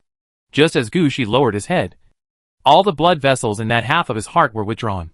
The contract just now was telling the octopus heads behind the Death City cluster that the octopus-headed necromancer had taken the initiative to make sacrifices before. He was well aware of the requirements and rules of sacrifice. At the expense of this dead city and all the troops in the city, twice the number of troops was obtained. Bathme Altar also gave twice the number of troops, and even copied the Death City exactly. Now the octopus-headed necromancer dies. It was time for him to pay the price. In addition to the soul of the octopus-headed necromancer, there are more than 60,000 silk undead in this dead city. And even everything underground in the city belongs to the Bathme Altar. If the Death City group behind the octopus-headed necromancer is not convinced, then come and tear it apart. Let's see if the Death City cluster can handle it when the penalty clause of the contract is finally activated. The Death City group actually wanted to pull this Death City back. But seeing the price to pay, the Death City group also gave up. It's okay not to be a coward here. The octopus-headed necromancer took the initiative to sacrifice. And he also got what he wanted. Even if time is reversed, the contract is considered completed.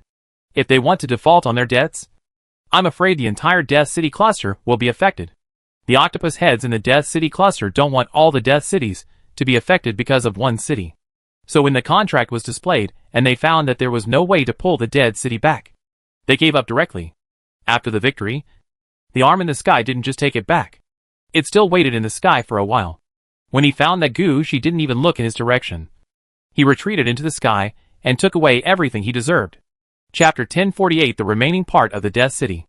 Loss. After everything calmed down, Gushi also understood that this time the battle was over. He pursued them and made great efforts to send out troops. In the end, he even mobilized more than half of his own troops. Nothing was gained. Gushi only felt that he had really suffered a big loss this time. Fortunately, there was a wave of experience packs for him, so he didn't suffer too much. In addition, every time the Silt undead are killed, double death will be activated.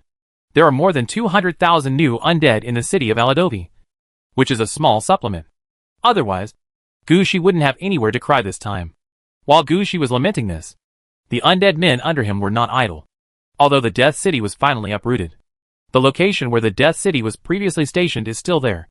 By the time Gushi came back to his senses, Dominic had already led some troops and took the initiative to explore downwards along the uprooted foundation. Gushi was also a little surprised when he heard the news. Including Dominic, Gushi already has 4 leaders under his command. But among the 4, Dominic is the only one who takes the initiative. Other leaders need to make arrangements before they can do anything. It seems that some subordinates do not just have the potential to be leaders. They want to stand alone and have their own ideas. Come to the location where the Dead City was just now. Gushi noticed that there was only a deep pit more than 30 meters deep in front of him. As for the size of this pit, there is no need to ask how big the original Death City was. How big this pit was. When Gushi stood on the edge of the pit and looked down, he found that the bottom of the pit was covered with a thick layer of black ash. The faint negative energy on the black ashes proved to Gushi that these were all used ashes. It's just that some people regard these things as the foundation of the City of Death. Although Baith destroyed the altar and uprooted the City of Death, but the black ash was not removed. To some extent, he left something behind for Gushi. Dominic, who came down one step ahead, is rummaging around here with his men, wanting to see what is under the black dust. Unlike Dominic, Gushi was most interested in this kind of material that was large in quantity and had no effect. He jumped into the deep pit riding the Holy Silver Evil Coffin. The noise when the Holy Silver Evil Coffin fell made Gushi realize that the black ash here was more than just the layer he saw on the surface. The black ash here was very thick, at least 1 meter deep. He reached out and grabbed a handful of the black ash, and found that it was somewhat similar to the champion fighting spirit that Gushi bought in the Soul Gathering Land. Broken ashes, Gray get up again after being killed. The ashes of skeletons that have experienced hundreds of deaths can be used to strengthen skeleton soldiers or skeleton weapons and equipment. Looking at the attributes in front of him, Gushi knew that these things were definitely not the ashes left by skeleton soldiers who had experienced more than 100 deaths. As mentioned above, the octopus-headed necromancer must have some means of mass-producing bones and ashes. It's like collecting souls who have won every battle in the soul-gathering place. The broken bones and ashes in front of me must have come from some inconspicuous little thing. However, after taking a look at the black ash all over the ground, I gave up the idea of finding out the origin of this black ash. If these black ashes were really useful, there are so many of them here that even she wouldn't be able to use them all. The most important thing now is how to transport all the black ash back. If Gushi was in the outside world now, he could directly throw a city gate on the black ash, letting the Bai Wuchangs work hard and do the work of miners. But the space he is in now is temporarily generated specifically for the battle between 2 dead cities. In fact, when Gushi defeated his opponent, this space should actually belong to Aladovi City. But the problem now is that the octopus-headed necromancer's City of Death has been taken away. Only such a big hole was left. Now that the outside world is not considered, Gushi has no way to release the city gate. There is no city gate, and it is more than 50 miles away from the main gate of Aladovi City. Relying on Gushi's ghost team to transport away all the black ash here is basically like throwing you a spoon and asking you to empty the seawater. This is somewhat embarrassing. As for other methods, Gushi took a look at the black gray here. If these were bone fragments, he would be able to perform some large-scale soul summoning. The kind of broken bones and ashes in front of me is like a person who has turned into ashes. And even if he wants to summon his soul, he can't. If you want to empty this place, you must find another way. At this time, Gushi's transformed undead also jumped down from the pit. They quickly came to Gushi's side. Gushi transformed the undead one by one with his own hands. It was precisely because of his familiarity with them that Gushi always used them as his personal guards. This time when they followed Gushi and jumped down from above, Gushi didn't have much thought. But Gushi never expected that when they arrived at Gushi's side, the skeleton archer leading them would actually come to Gushi. What's wrong? Gushi was a little confused. But he still asked. As transformed undead soldiers, these undead have some self-awareness. Although most of them cannot speak, Gushi is not incapable of methods such as soul whispering. Under Gushi's intervention, the skeleton shooter immediately took out something. Sir, when we were seizing a building in the city, we discovered the appearance of the enemy leader. At that time, we gave up other targets and took the initiative to attack the enemy leader. After the other party's death, a change occurred in the sky. For this reason, we did not stay for too long. We just robbed some of the enemy leader's relics and then withdrew. But when we left the city of death, we felt more and more that there was something wrong with the enemy leader's relics. We originally wanted to divide the things privately, but now it seems that it is better to give it to the adults. As the skeleton shooter spoke, he took out what he got from the enemy leader. Those are a few eyes that are still full of vitality. When these eyes were taken out, they turned towards Gushi. Gushi could even see the emotion in his eyes. A mixture of unwillingness and disbelief. It's obviously not like the enemy stayed before death. On the contrary, it was as if the eyes came alive. Eye of Vitality, blue eyeballs that can be installed in some special places. It has the effect of strengthening the player or strengthening the equipment. If you take it, you can gain some spiritual skills or magic. The level does not exceed level 1. Chapter 1049 The Special Eye of Vitality. The situation of the Eye of Life is quite normal. The half-metal, half-biological style purple outfit Gushi got before was almost the same. Although there are a lot of these vital eyes, they look like they were dug directly from the body of the octopus-headed necromancer. But it's not worthy of the attention his men put on transforming the undead. What's wrong with these? Look! My lord! As the skeleton archer spoke, he brought his bow to Gushi. Gushi took it, and took a look and found that an Eye of Vitality had been placed in the center of the skeleton archer's long bow. Gushi looked at it doubtfully, and couldn't help but be stunned for a moment. Gushi clearly remembered that when he transformed the skeleton archer, he picked a longbow with pretty good attributes for the skeleton archer.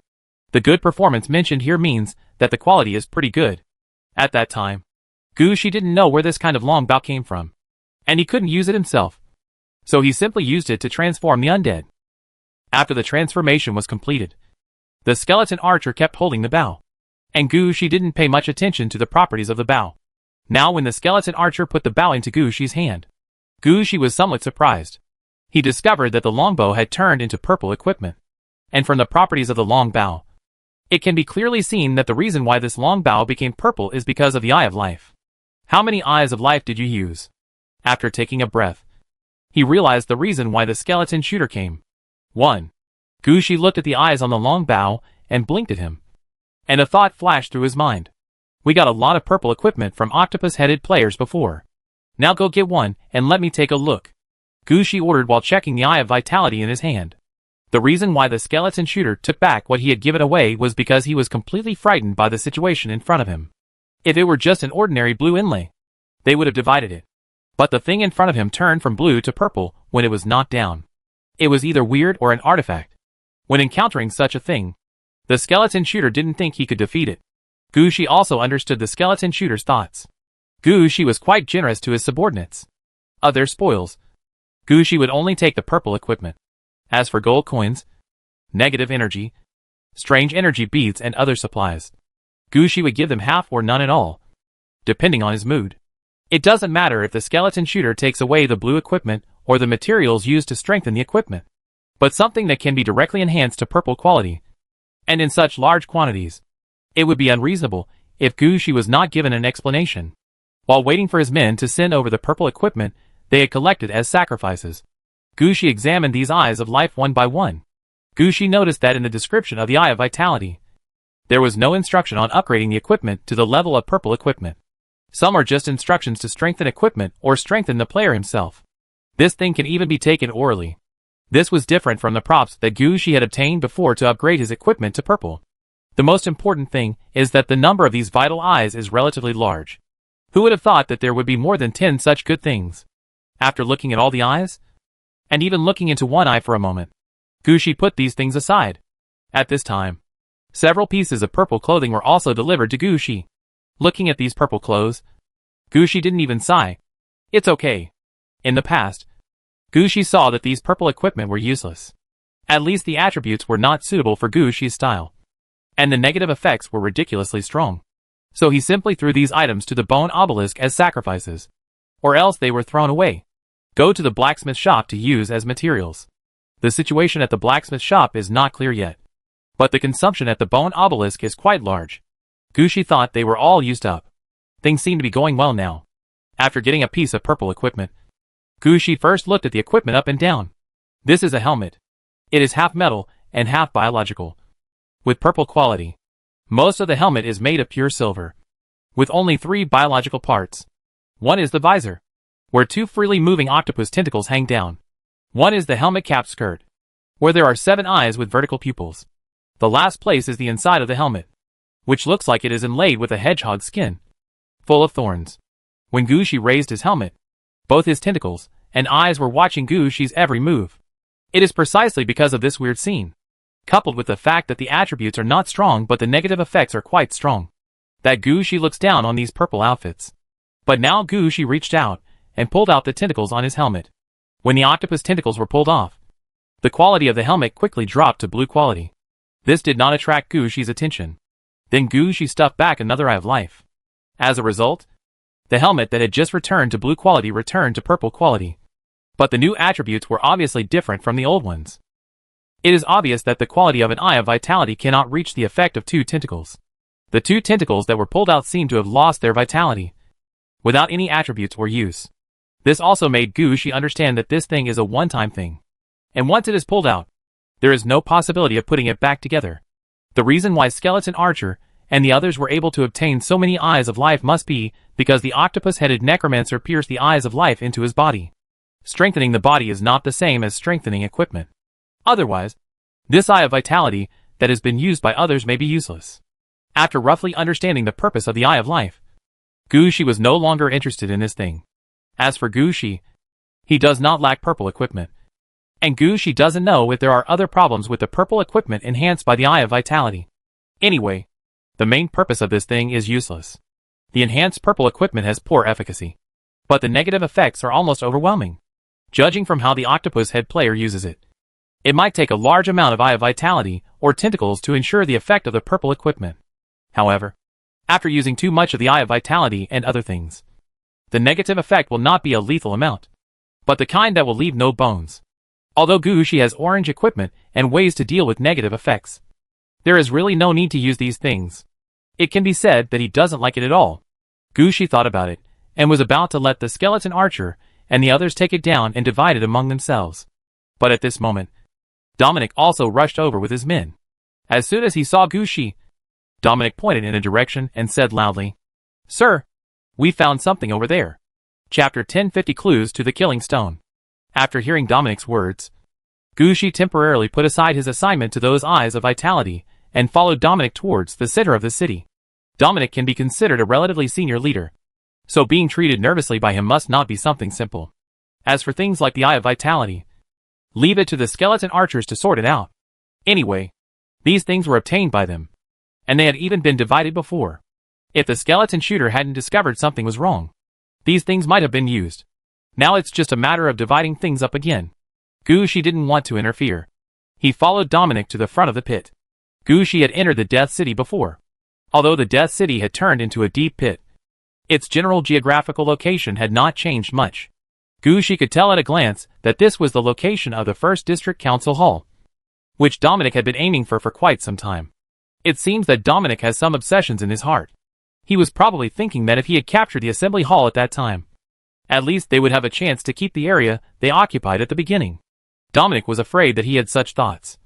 So he dug deep here, and finally dug up something. With this thought in mind, Gucci came to the location pointed by Dominic. At this time, dozens of undead were clearing away the black ash here. A black stone was revealed under the black ash. Looking at it from a distance, Gucci thought that the ashes of the young shattered bones had been left for too long and had solidified into a large stone. He was about to laugh at Dominic's nervousness. But the next moment, Gucci felt a mental shock. If it weren't for the fact that Gucci and Six Paths Lamp's immunity effect had always been a spiritual power, he would have been affected this time. At this time, Gucci also understood that this was something buried under the meeting hall, and it should have the effect of strengthening the spiritual power. This is consistent with the situation of octopus-headed players. Under the influence of this black stone, Dominic's obsession amplified, and it is possible that he regarded it as an important item. However, this kind of black stone is not of much use to Gucci.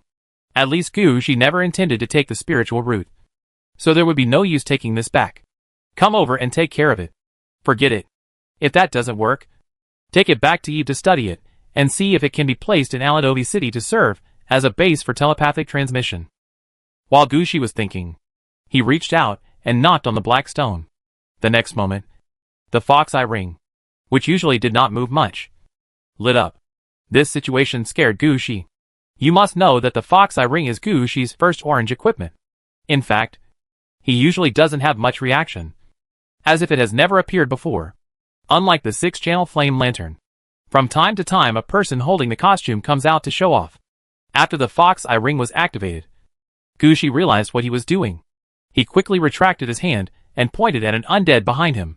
Dig this thing out. Under Gucci's command, the undead quickly took action and dug the black stone out of the ground. Dominic was also stunned when he saw that Gucci was more nervous about the stone than he was. However, Gucci had no intention of explaining this to Dominic. After digging out the black stone, he commanded the undead to start smashing the stone. The stone was smashed into small pieces, and Gucci was picking among the small pieces of stone. Gucci would pick up every small piece of stone and take a look at the light. Slowly, Gucci picked out several different small stones from them. After selecting all the smashed stones, Gucci held 4 or 5 small stones with a look of hesitation and pity in his eyes. From the process of selecting stones just now, Gucci has confirmed some situations. The stone in front of me is really made of solidified black ash. But this processing method is not natural, but artificially produced. It's like concrete cement blocks. Black ash is the most common material here. But what really attracted Gucci was not the black ashes, but the small stones he found inside. Among these small stones, Gucci can find some powder of the killing stone through the fox eye ring. This means that someone behind the octopus head player must have found at least one killing stone. If this were not the case, Qin Huyen Ring would not have reacted like this. The current Gucci just didn't know whether the other party got the orange equipment from the killing stone, or whether he got something from the power of the 9 tails. And Gucci still hasn't figured it out yet. There is no uniqueness in orange clothing. All he knew now was that after such a long time, he finally found clues about the killing stone. If orange equipment is not unique, then Gucci is not in a hurry. After all, in this set of 9 pieces of orange equipment, any missing piece will affect the effectiveness of the 9 tails divine power. Unlike the bone obelisk or the 6-rayed flame lamp, if it is gone, it is gone, and it does not affect the use of other equipment. The 9-tailed divine power is short of 1, and the most critical skill here cannot be used. And Gucci believed that if the octopus-headed players really got one of the 9 tails divine power kits, they would definitely want to collect other kits. They themselves are players in psychic spells. If they know that there is an artifact that can obtain a full set of psychic spells, they will definitely want to occupy it. Even if you don't use it yourself, you can't let others master it. After all, for octopus-headed players, psychic power is their foundation. If their spiritual abilities were suppressed, their entire race would face extinction. So Gucci immediately guessed that as long as the octopus-headed player discovered the 9 tails divine power kit, they will definitely pursue and investigate. They even make various uses of the killing stone. The current practice of mixing the powder of the killing stone into black ash to make concrete stones may be one of these methods. After putting down the stone with the killing stone powder in his hand, Gucci turned to Dominic and said, "Your discovery this time is very useful to me. Now I will give you a task. Go and check if there are any similar stones under the broken bones and ashes. If there are any, bring all these stones back to me. After hearing Gushi's order, Dominic didn't ask why. He immediately left with his men. After Dominic left, Gushi's eyes turned to the black and gray. At this time, Gushi also understood that he was not without gains. Things buried under the black ashes of the Death City may be more useful to him than the Death City. Chapter 1051 The Role of Black-Gray. After discovering the killing stone powder, Gushi became more careful in handling the things buried under the black ashes. Bai Wuchang's ghost team was still called over by Gushi. They don't need to transport black ash. They only need to transport the black ash from the pit to the ground. Afterwards, a large number of undead were dealing with the black ashes. What Gushi meant was to sift the black ash first. After that, they will all be loaded into trucks and transported back to Aladovi City. The black and gray undead being transported are all a group of undead that have just emerged from the city of Aladovi. They were all transformed from the nearly 60,000 silt undead beings who were killed over and over again. Now the entire Aladovi City is working hard to deal with the spoils of war. Even Princess Anna didn't have much free time. She simply couldn't spare the time to organize these undead. So in the end, she simply sent them all over and asked them to help transport things. As for transportation vehicles, for the time being, ammunition trucks used to transport ammunition are used. If there are no transportation vehicles, the undead can also carry them on their backs. Anyway, the undead are not afraid of getting tired, as long as they are loaded up and can walk back and forth like this. At most they will waste more time on the road. As for the things sifted out of the black ashes, the undead will immediately sort and package them. Statistics will be conducted every hour, and the latest data will be sent to Gushi. While his undead men were dealing with Hei Hui, Gushi himself was not idle either. In addition to studying stones with killing stone powder, he also devoted part of his energy to black ash. This black ash indicates that it can be used to strengthen skeleton soldiers or skeleton-like weapons and equipment. However, Gushi found that the effect of strengthening was not obvious. The black ash that almost buried the skeleton soldiers could only increase the attributes of one skeleton soldier by 0.1. This consumption is somewhat wasteful. After all, it would take Gushi a lot of time just to transport so much black ash from the pit. If you had one attribute, that's fine. But if you had 0.1 attribute, it can only be used by skeleton soldiers. So what's the use? Of course, in addition to strengthening the skeleton soldiers, Gushi also used this black ash on the bone dragon, the incarnation of death, and on the bone obelisk. But after the experiment, it was found that the effect was not very good. At this time, Gushi finally understood why the octopus head player discovered the function of this black ash so early, but ended up using it only as the foundation of the City of Death. There's really no way to make good use of this thing. Just as Gushi shook his head helplessly, and was about to conduct other experiments, new news came from the city of Aridov. The first batch of black ash has been delivered to Aladovi City. The 4 contracted undead men under Gushi all took a portion of the black ash back for research. The news that just came proved that it was not that Hei Hui was useless, but that it had not yet found a suitable direction. In the city of Aladovi, the 4 contracted undead all have real needs for Hei Hike. The first person to discover the effect of black ash was Princess Anna. When she got the black ash, Princess Anna immediately thought of the cinders in Victoria's city. That stuff had caused the fire in Victoria and had Victoria rebuilt. As the original princess of Britain, Princess Anna naturally knew the situation of cinder. She used the same method to deal with coal slag to deal with the black ashes. It turns out that it really works. Although black ash is also gray, it can provide energy, and the total amount is quite a lot. So Princess Anna immediately put forward the demand for her own black ash. But Shea immediately put forward her own needs. She found that the black ash was consistent with the properties of the mummy she had traded with Gushi before. So she took some, and went to the mummy to ask about the situation. As a result, the mummies thought it was a good thing, and they prepared to import it in large quantities. The most important thing is that they directly quoted a high price. For such a situation, Shea didn't know whether it was better to agree or not. Although Luna and E's reactions were slower, they still had a certain direction. After Luna got the black ash on her hair, she discovered that the black ash has a strong shielding effect.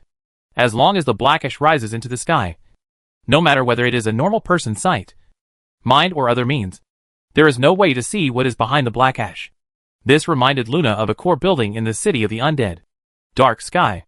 As a city of death, Adobe City can freely construct core buildings as long as the city level increases. Dark Canopy has never been one of Luna's main choices. After all, Adobe City itself is not in the game world where Gu rests his usual games and battles. Instead, it is located alone in the Mirror Underground Palace. A Dark Canopy is not a necessity. So even if Luna knew that there was such a core building, she had no idea of building it in advance. Now that Hei Hui is here, it gives Luna a chance. This kind of black gray can also be used to peek into the soul. And it will definitely be useful when added to the dark sky. Not to mention Eve's side. She was the only contracted undead who asked Gu Shi for a large amount of black ash without producing any results. In Eve's thoughts, she couldn't find a direction.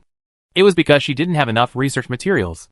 If she has enough research materials, she can conjure flowers. In Eve's eyes, this kind of black ash can be used as a building material, a fertilizer, and a magic material. Anyway, there must be many ways to use it. It's okay for Princess Anna to use it as energy source. And it can also be used to decorate the dark sky. Just can't let Shaya sell it cheaply. The mummies would import black ash in large quantities, which shows that they have figured out how to use this black ash. There is definitely a future here. Selling raw materials directly is a waste. Although there is a large amount of black ash that cannot be transported back now. These black ash will eventually be dug out. When there is no black ash, they have developed some new methods. What will they do when there is a lack of materials? In the end, we can't find another similar Death City to fight in. Although there is a Death City complex behind the enemy, Gu Shi must be able to defeat it. Therefore, not all of the black ash can be sold. Some must be kept. Regarding the different opinions of the 4 contracted undead, Gu Shi also looked helpless. Fortunately, the amount of black ash is relatively large now. Judging from the current situation, the black ash here may not be exhausted in less than a month or 2. In a short period of time, Gu Shi didn't have to worry about Hei Hui being hollowed out. But at this time, another problem faced Gu Shi. Can this space last another month or 2? Chapter 1052, Changes Brought by the Eye of Vitality. It was the first time that Gu Shi encountered a battle between Death Cities. And he didn't have a guide to lead the way. Gu Shi also didn't know how long this space could exist. If the Death City had not been taken away by someone before, he could still occupy the Death City. But the Death City in front of him was gone, leaving only the black and gray foundation. Gu Shi didn't know how long this place could last. After all, there is always a time limit for cleaning up the battlefield. It can't be maintained forever. At least after Gu Shi leaves, he may not be able to stay here. What if Gu Shi's departure is deemed to have given up on everything? Anyway, it is impossible to deal with black ash like mining. Gu Shi must find another way. At this moment, the skeleton shooter who had just ran down to separate the Eye of Life ran over again. Grown-ups, did you find anything else? Gu Shi glanced at the skeleton shooter. No. The skeleton shooter also said a little speechlessly. There is a small situation. Gu Shi looked in the direction pointed by the skeleton shooter. And then Gu Shi discovered a situation. Behind him stood a strange undead ghost. The undead seemed to be composed of 2 undead put together. The weapons of the 2 undead were covered with eyes with tentacles. What's going on here? We redivided the Eye of Life before. But most people are unwilling to use the Eye of Life anymore. They all thought that the purple equipment after the enhanced Eye of Vitality was not effective, and the negative effects were too high. In the end, all the Eyes of Vitality were focused on the 2 brothers. They actually want to use the Eyes of Life to keep stacking them to see what they can strengthen. As a result, they put all the Eyes of Vitality together. And finally it became the current situation. Had they placed the Eye of Life on themselves? Gu Shi looked at the 2 undead souls that were about to merge together, and couldn't help but ask. No. Their 2 goals were to use the Eye of Life to strengthen their own weapons. But when they released the Eye of Life, the 2 weapons collided with each other. When the 2 of them tried to snatch the weapons back, an accident happened. And it ended up like this. At this time, Gu Shi paid attention and found that although the 2 people were fused together, their sanity was still there. And they were not crazy because of the fusion in front of them. Of course, there are also reasons why the undead don't care about appearance. Looking at the 2 undead fused together, Gu Shi thought for a moment. I have an idea. I will use you to transform the undead again and combine you into one undead. Of course, if you don't want to, you can go out and fight. After dying in battle, I think you can resurrect through the altar of eternal slavery. But there are naturally advantages and disadvantages here. If you perform the undead transformation again, then the enhancement of the Eye of Life you receive should be able to stay. but it will become more difficult to separate you. If you die in battle and are resurrected through the altar of eternal slavery, you will definitely be in the original situation. But the Eye of Life may not be usable. Anyway, I'll leave it here, and you can choose what to do with it. Gu Shi's words made everything clear. As for how to choose, it depends on the judgment of these two people. So the two of them glanced at each other, and then stepped aside to discuss. In the end, they were reluctant to part with the Eyes of Life they had obtained in exchange, and finally decided to let Gu Shi perform another undead transformation, because these two undead spirits are not actually dead. Therefore, the process of transformation of the undead will be much simpler. The main purpose of Gu Shi is to adjust their bodies and straighten out their conditions. As long as their bodies can control everything here, they generally don't need to die once and come back again. This transformation method will be much simpler than before. Gu Shi didn't plan to go to Xiamu Lake to deal with it. He asked Yudo to find some skeleton mages to help set up a magic circle, and then let the two undead sit in it. At the same time, he observed the two undead on the spot. One of the two undead is a zombie, and he uses a two-handed sword among the two weapons. The other was a skeleton soldier holding a bone spear in his hand. When these two people merged together, their bodies were in chaos. Part of the skeleton's body melted into the zombie's abdomen, and the other part of the body grabbed the zombie's sword. But the skull's head fits perfectly into the zombie's head. Only then did the zombies not merge into his body. However, the situation of this zombie is not too good. He holds a weapon in each hand. It's not that he doesn't want to put it down, but the sword and spear in both hands have been integrated with his arms, and there is no way to let go. At the same time, he was dragging the lower half of the skeleton soldier's body on his lower back. Although he was standing steadily, his movement speed was obviously a bit slower. Now that Gu Shi had to deal with it, they naturally stood in the magic circle. After they stood in, Gu Shi easily separated the two bodies temporarily, but the two bodies had already begun to merge. It was unrealistic to separate all these things before killing them. Moreover, Gu Shi could not transfer all the power of these two bodies to the zombie. After all, the skeleton soldiers also have obvious sanity, and Gu Shi cannot use them all at once. So when merging, Gu Shi still needs to think more about it. In the end, Gu Shi completely dismantled the two bodies, beat the bones into the zombie's body, separated the zombie's flesh and blood, and covered the skeleton soldier, turning it into a half-zombie, half-skeleton soldier with 2 heads and 4 arms. It's just that it's different from the normal 2-headed and 4-armed situation. The 2 heads here are not 2 heads on the left and right, but 2 heads in front and 1 behind. The head in the front is a zombie, and the head in the back is a skeleton soldier. The same goes for the 4 arms, except that the front pair of arms belong to skeleton soldiers, and the back pair of arms are zombie arms holding weapons. Gu Shi couldn't take off the weapon on his arm. To take this thing down, you must remove all the Eyes of Life on the weapon. The Eye of Life is the opportunity for these two undead souls. Once it is taken away, they will have nothing. What else to transform? Wouldn't it be better to directly resurrect them from the dead? So Gu Shi did not remove the Eye of Vitality, but moved the position of the Eye of Vitality, and placed part of the Eye of Vitality on the flesh and blood of the zombie, and the bones of the skeleton soldier. In this way, the influence of the Eye of Life can be resolved. After doing all this, Gu Shizai used the undead transformation technique to reactivate the undead in front of him. Chapter 1053 being targeted. Because the two undead themselves did not die in the battle, the activation of the last step of Gu Shi's transformation was actually the simplest step. But Gu Shi never expected that something would go wrong during the activation step. As Gu Shi activated, eyes one after another appeared on the bodies of the two undead. These eyes were all like eyes of vitality, full of spirituality, and they closely followed Gu Shi's every move. What the hell? When Gu Shi saw this situation, he couldn't help but take a step back. Originally, his undead transformation would not fail. At most the level of the transformed undead would be lowered. But the situation in front of him made Gu Shi unable to determine what the situation was. Just when Gu Shi took a step back, the fused undead body became significantly larger.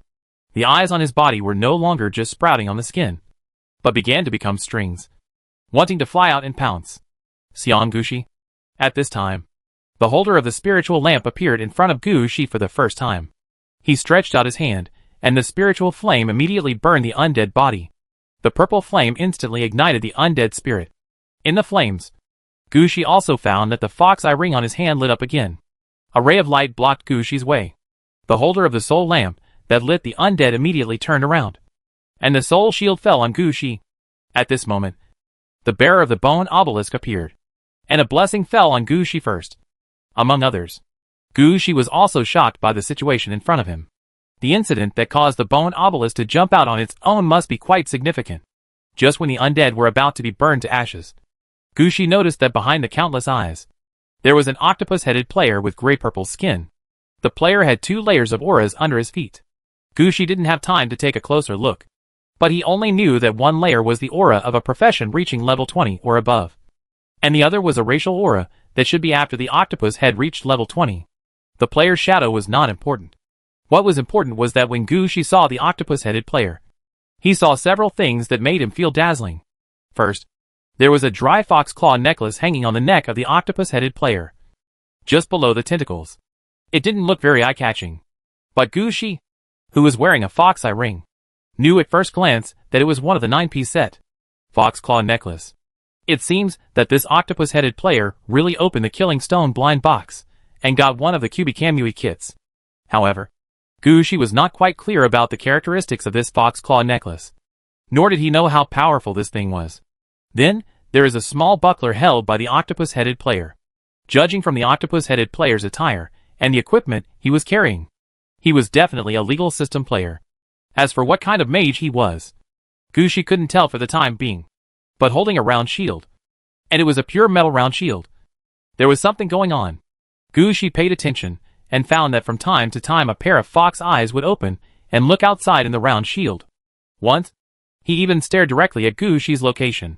If Gushi had not been affected by the psychic shielding effect in advance, coupled with the blessing of the bone obelisk, the other party might have been able to see Gushi directly. Fox spirit shield.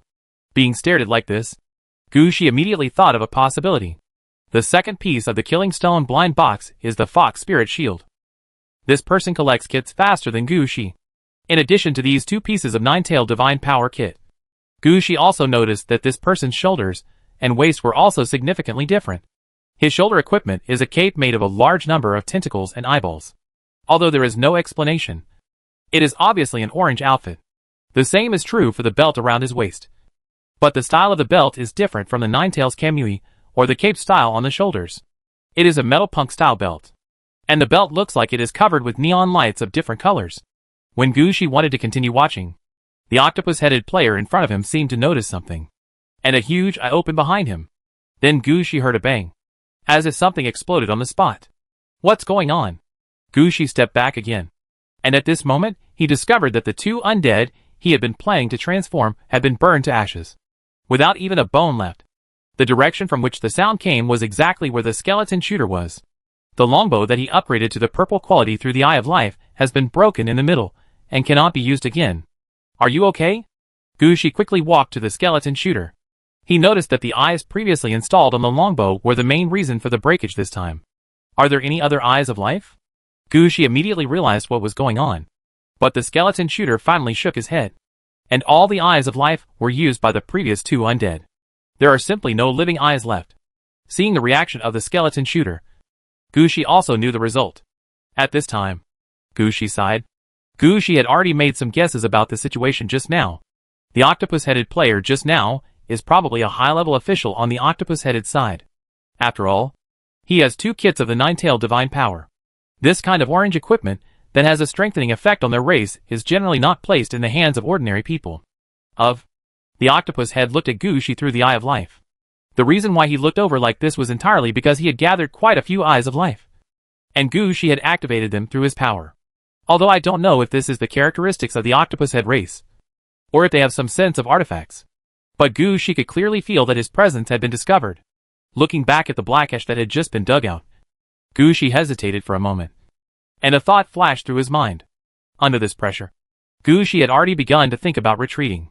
But facing the black gray in front of him, he was somewhat unwilling to accept it. The city of death that he could have taken was taken away. Now I don't even plan to leave a foundation for him. What's this thing? As a result, Gushi is now unable to advance or retreat. If he gives up, Gushi will really have nothing. But if you don't give up, you will be targeted by someone, and you don't know what kind of powerful enemy will come. Finally, Gushi turned to look at the person holding the bone obelisk. Give me a blessing. and I will also contribute a little bit to help transport away some of the black ash. Others will prepare, bring what they can see, and prepare to retreat. The holder of the bone obelisk nodded, reached out, and grabbed a handful of the ashes placed on the undead transformation formation, ready to begin the sacrifice. Chapter 1054 The Last Minute. Please increase the power of the spell. When the holder of the bone obelisk was preparing to bless him, Gushi whispered something. He knew that the bone obelisk would have its own judgment. But what Gushi needed to do this time was something he had thought about at the beginning, but had not done. Gushi gave up before because he did not have enough magic power, and the power of the spell was not enough. In addition, Gushi guessed that if used like this, the spell would be useless. But all the black ash would be wasted. But it's different now. Gushi understood that he could see the octopus-headed player, and noticed the 2 pieces of Ninetales power kit in his hand. And the octopus-headed player would also be eyeing him. Now Gushi can't care so much anymore. In fact, according to Gushi's previous habit, he should just give up the black and gray in front of his eyes, and hide away. But the effect of the black ash itself, as well as some things buried under the black ash, made Gushi really reluctant to part with it. He finally decided to give it a try. If it works, pack some black ash and go back. If it doesn't work, forget it. It only takes a few minutes anyway. Even if the octopus-headed players locked onto Gushi, they didn't come over so quickly. Now Gushi still has some time. Although the holder of the bone obelisk didn't understand Gushi's thoughts. But he still immediately took action to bless Gushi. After receiving the blessing, Gushi did not take action immediately, but called all the bone dragons together. This time when we were attacking the Death City, the number of bone dragons did not change much. After all, the dead cities have been taken away, and the earth veins beneath the cities are definitely gone. Even if Gushi wanted to bury the dragon vein, he wouldn't have a chance. As for the silt undead in the city, they were all taken away together with the silt undead who served as Gushi's experience pack. They really didn't even leave any bones for Gushi. In addition, the silt undead that defended the city before were all the most ordinary silt undead soldiers. Not only were there no giant beasts, there were not even flying troops. The double death transformed a large number of undead. But the bone dragon did not receive any supplement. But for Gushi, it would be fine as long as there was no loss to the bone dragon. After these bone dragons flew over under Gushi's order, Gushi used the hand of death to turn 60 of them into the incarnation of death. But this time, all the incarnations of death transformed from bone dragons had nothing on them. The purpose is to free up more space and achieve a higher flying speed. These 60 bone dragons flew on the periphery of the bone dragon group, and the rest were all gathered together, circling clockwise above the black ash pit. After arranging the bone dragons, Gushi raised his phantom magic wand and used the spell he had always wanted to use on the black ashes in the pit. Rapid Wind Technique. This is a spell that Gushi had thought about from the beginning. He wanted to use strong winds to blow the black ash to Aradovi City. However, his level of Rapid Wind Technique is only about that. He can fan the flames during battle, but it will be more difficult to blow the black ash of the entire city into the sky. Not to mention blowing all this black ash to Aradovi City. So Gushi just thought about it, and put the plan aside. Now that Gushi was about to give up here, he naturally wanted to try this method. If that doesn't work, he will perform a spiritualist here. If there is no result, Gushi will ask the bone obelisk to use the black ash that cannot be transported away to perform a sacrifice. Anyway, if Gushi tries a few more times, he can always find a way to deal with the black ash. Fortunately, after receiving the full blessing of the bone obelisk, the power of Gushi's wind technique increased many times. In fact, if he was not pressed for time, Gushi wanted to ask Yongdo to see if he could help set up a ritual formation for the wind spell. But now, Gushi didn't even want to complete the ceremony. He just wanted to get rid of everything here as quickly as possible. When Gushi exported all his mana, thick black smoke also surged from the pit. The black smoke is blackish blown up by the wind. Gushi gritted his teeth and stretched his hand upwards. The black smoke turned into a huge head. It looked like Gushi was gnashing his teeth there. Gushi also didn't expect that things would turn out like this. After using the rapid wind technique, there is no way to stop it. He also has to control the wind to blow these things where they want to go. Fortunately, the wind had already blown up the black ash. So Gushi no longer needed to invest any more magic power into it. Coupled with the strengthening of the rapid wind technique, Gushi did not vomit blood and fainted. Even so, Gushi understood that he might not be able to hold on for much longer. He had already exerted his best effort to lift the black ashes from the ground. If he wanted to transport them over a distance of dozens of miles, he was afraid that he did not have enough magic power and energy. So Gushi immediately gave up his original idea and pushed Heihui towards Aladovi City. At this time, Gushi was ready to choose the second option. He sent all the black ash to the bone dragon. At this time, 60 bone dragons that had transformed into death incarnations rushed into the black ash. And with the power of the death incarnation, they dragged all the black ash into the air. It's like the incarnation of death. The bone dragon controlled the black mist around him. This is why Gushi called out the bone dragon and didn't bless them with various kits. Now these bone dragons that have become the incarnation of death are constantly circling around the black ash, slowly forming a huge tornado in the black ash. At the same time, the black ash is absorbed around the bone dragon. After that, the bone dragons flying inside also started to move together. Although they can't absorb the black ash on their bodies, they can still do it with Fae. So they flew away with the other bone dragons. As a result, the sandstorm caused by Gushi flew towards Aladovi City. Although in the process of flying over, a large amount of black ash fell from the sky. But this is much better than leaving all the black and ash in place. Unable to be taken away, Gushi could still afford the loss on the road. After the black ash was blown away, only some things originally buried under the black ash were left in the pit. Here Gushi saw broken bones and weapon fragments all over the place. If this had happened a few minutes ago, Gushi would have been very happy. But now, Gushi could only give up. Ghost team, take as many as you can in 1 minute. Bone obelisks. The rest will be used as sacrifices for a sacrifice. My request is very simple. Block this road and cut off all locks on me. Chapter 1055. The Power of the Obelisk. The ghost team transformed by Wu Chang quickly pounced down. As Gushi's dedicated battlefield cleaning force, they knew very well what to take first, and what to take later. 1 minute is enough for them. Although there is no way to move everything here, but just picking something useful, they can still do it. When the ghost team took action, the holder of the bone obelisk was not idle either. He jumped directly into the pit, and took a few steps forward. As time was short, the bearer of the bone obelisk had no time to walk around. He found a relatively suitable position and sat down. The bone obelisk was released by him. At this time, the ghost team also quickly left with the picked things. The bone obelisk held the target, and immediately released the full power of the bone obelisk. Although he is only a secondary item, he is supported by 2 pieces of orange equipment. The most important thing is that the original product has been destroyed. Even if his product is not authentic, it is the closest thing to the original product. Every time the bone obelisk is used, it is an opportunity to improve its quality.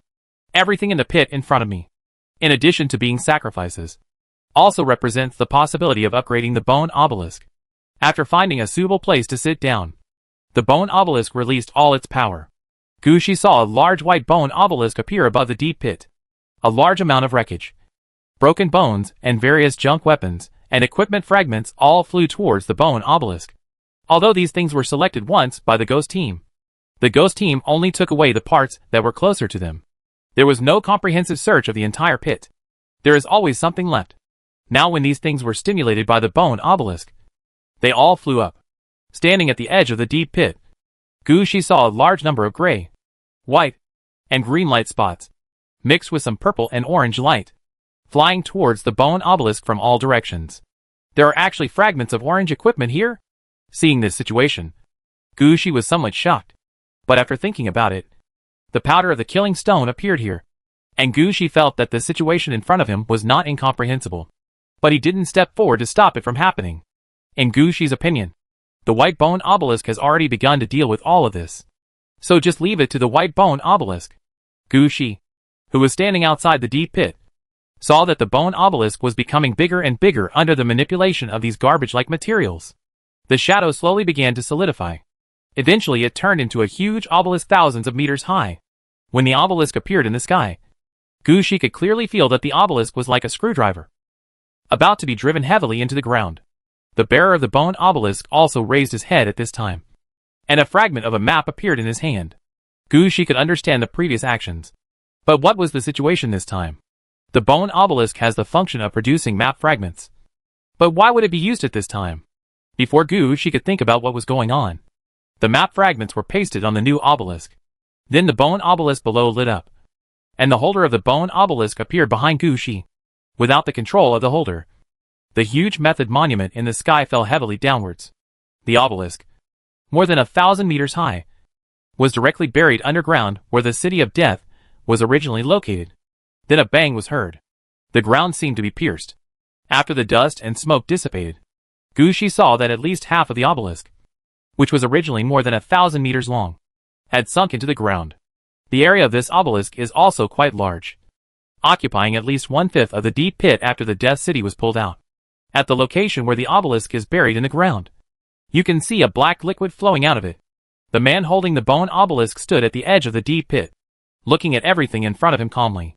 And Gushi was also a little helpless. The person wearing the suit was very good, but the only problem was that he couldn't communicate. I can only guess what the person wearing the suit did. Fortunately, Gushi's vision is pretty good now. At this time, he could see that the holder of the bone obelisk used all the remaining materials as sacrifices, and suppressed all the foundations left in this dead city, as he requested. This is enough for Gushi. In Gushi's mind, it is enough that the things here are not wasted and his safety is guaranteed. In fact, others didn't know that the obelisk put down this time was far beyond his imagination. Although most of the materials used to make the obelisk are gray or white equipment and debris fragments. But the purple and orange light that Gushi saw before was not just a dazzling sight. Among so many material fragments, there are actually some purple and orange pieces mixed in. Although the number is not much, it depends on what it is compared to. Compared with the gray and white equipment fragments, the number is naturally small. But if you put it in the obelisk in front of you, that's enough. The obelisk in front of us has a hint of orange due to the influence of these fragments. There are no other functions. But as long as this obelisk is suppressed, if others want to break it, they must destroy an orange equipment to break it. None of the bearers of the bone obelisk had expected the effect to be so good. If he had known this effect would happen, he would not have spent all his money on this obelisk. But now that the obelisk has been arranged, there is nothing we can do even if we regret it again. When the black liquid flowing out from under the obelisk fills the deep pit in front of you, this operation will be completed. Even if the octopus head player sends someone over, they won't be able to appear here directly. As for the map fragments that the holder of the bone obelisk had punched in before, that was specially prepared by the owner for Gushi. Wasn't Gushi's previous request to cut off the lock on him? The man holding the bone obelisk placed all the locks on Gushi on the map. Even if the octopus head comes looking for it, they also have to find several other pieces of map fragments and piece together a complete map before they can find Gushi's location. When they didn't find enough fragments, they couldn't even find Gushi's shadow. As for whether they can scrape together enough pieces, this simply needs to be thought about, because these map fragments can only appear in the hands of the bone obelisk. The octopus head players can only find the first fragment at most, and they won't even see the remaining fragments.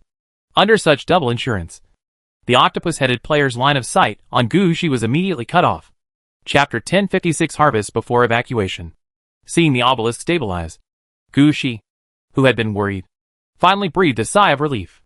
He sat down on the ground and tried to calm down, although Gushi kept muttering that this battle was in vain. But in fact, Gushi knew that his gains from this battle were quite good. But compared to getting a new Death City, the harvest in front of me is still almost meaningless. After standing up again, Gushi waved to his men. Forget it. Let's sort out the harvest and prepare to retreat. Under Gushi's order, the ghost team placed the things they grabbed from the pit at the last minute in front of Gushi.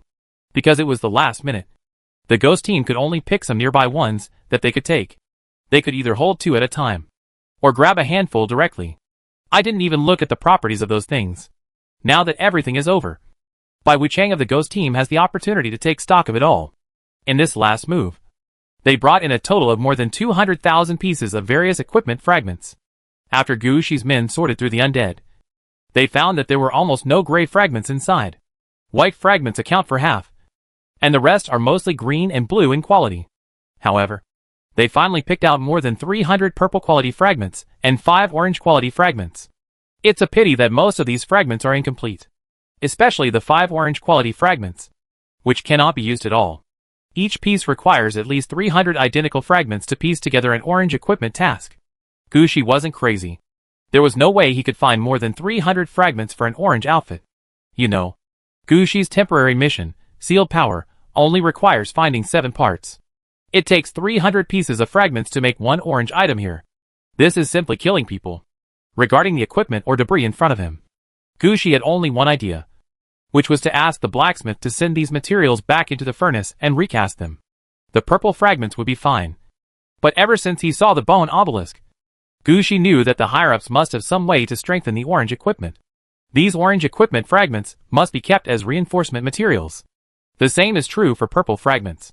The previous transformation of the undead also made Gu Shiming realize that the undead under his command have become stronger. Even undead soldiers cannot always use +1 and +2 standard equipment. They all need to be equipped with some purple clothes. After these purple fragments are recast, they can be used to strengthen the weapons of ordinary soldiers. It can be said that as long as these fragments are transported back, the weapons and equipment in the hands of the main force and elite troops in Aladovi City can be upgraded to at least one level. After listening to the report of the undead, who came to take stock of everything, Gushi nodded. Is that all? Nothing else? There are also about 70,000 remains. There are bones, internal organs, and some muscles. The quality is mostly green to blue. There are about 100 purple ones and 2 orange ones. The undead, who was in charge of counting and recording, said this while taking out 2 things and showing them to Gushi. Gushi took a look and found that one of the 2 items was a half-cut rib and the other was a golden stomach. Gushi didn't need to look carefully to know that one of these 2 things was used to strengthen skeleton soldiers, and the other was used to strengthen zombies or vampires. For Gushi, these materials were a timely gift. You know, Gushi still has a batch of corpses on his hands. The most important of them are the body of King Yikshayushu and the body of Dietrich that was originally recovered. Although King Yikshayushu himself is only at level 19, he took the initiative to leave his body in order to reach level 20. That body is considered the most complete and the most useful. Gushi's level of undead transformation has improved a lot. Plus, he has completed the promotion this time, so he should be able to deal with the level 19 corpse. Gushi was ready to make good use of the body of King Yikshayushu and conduct another wave of undead transformation. In this battle, Gushi also saw many weaknesses of his own troops. Among them, the lack of elite troops and powerful troops is a very serious problem. Gushi believed that by saving the guild president this time, he had repaid the training the Chaoyam Guild had given him. After returning, Gushi can apply to participate in the Battle of Creation. The enemy he will face by then will be even more powerful than this time. The most important thing is that there may be players equipped with orange equipment among the enemies in Genesis. There will be existences above level 20. There will be masters who master the 3 divine skills of death. With his current strength, it is no problem to defeat some ordinary players. However, if facing the same genius, Gushi's troops might not be enough. Not to mention other things. There are only a few troops above level 20 under Gushi. Apart from the level 26 Ghost Dragon, some Lounds can be used reluctantly. None of the others are usable. The 2-headed skeleton dragon and a zombie have reached level 19. Just step over and you can reach level 20. The results of it, the 2-headed bone dragon was destroyed twice, and its level returned to level 19. The zombie was okay, and he usually came out to participate in battles. But his experience level was slowly rising, and there was nothing anyone could do about it. So Gushi now had to change his approach. See if you can bring the level of undead, you can transform closer to level 20. Send all these to Shiamu Lake. Soak in the lake first, and take the things to warm them up. This can be regarded as the harvest of this time. Don't let it go to waste. While Gushi was dealing with the harvest from the battlefield, the obelisk he had just put down also vibrated slightly. However, just as the bearer of the bone obelisk promised, the obelisk before them cut off all covetousness for Gushi. Especially now, the black liquid has almost filled the deep pit left by the original dead city. Those who wanted to locate and deploy through the original death city simply had no way to get here. Gushi also noticed the slight vibration of the obelisk. And at this time Gushi also smiled. He knew it was safe now. So Gushi waved his hand. That's it. We've done everything we can. Everyone has packed up their things, and we're ready to go back. Under Gushi's order, the last undead who remained here cleaned up the battlefield, took the things they had just packed, and headed towards Aladovi City on the road paved with black ash. Chapter 1057. The Black and Gray Road. The Road of Tribulation. When he returned to Aladovi City, Gushi saw many bone dragons lying at the main city gate. The black ash swept in by them piled up into a hill at the main city gate. Luna is directing the undead to transport the black ash to urban areas that have not been used yet. Seeing Gushi coming, Luna also floated in front of Gushi. Sir, Do you want to send someone to collect the blackish outside? Gushi looked back and understood what Luna meant by the black and gray outside. That was the black ash that fell from the sandstorm when the bone dragon flew here. Because the black ash was relatively fine. And later the undead transporting supplies stepped on it. The black ash was now mixed with the soil, turning it into a black dirt road. It's not too difficult to collect these black ash. You just need to send some undead to dig out the soil along the way, and deal with it when you come back. But Gushi still shook his head. Not to mention that most of the black ash was forcibly transported.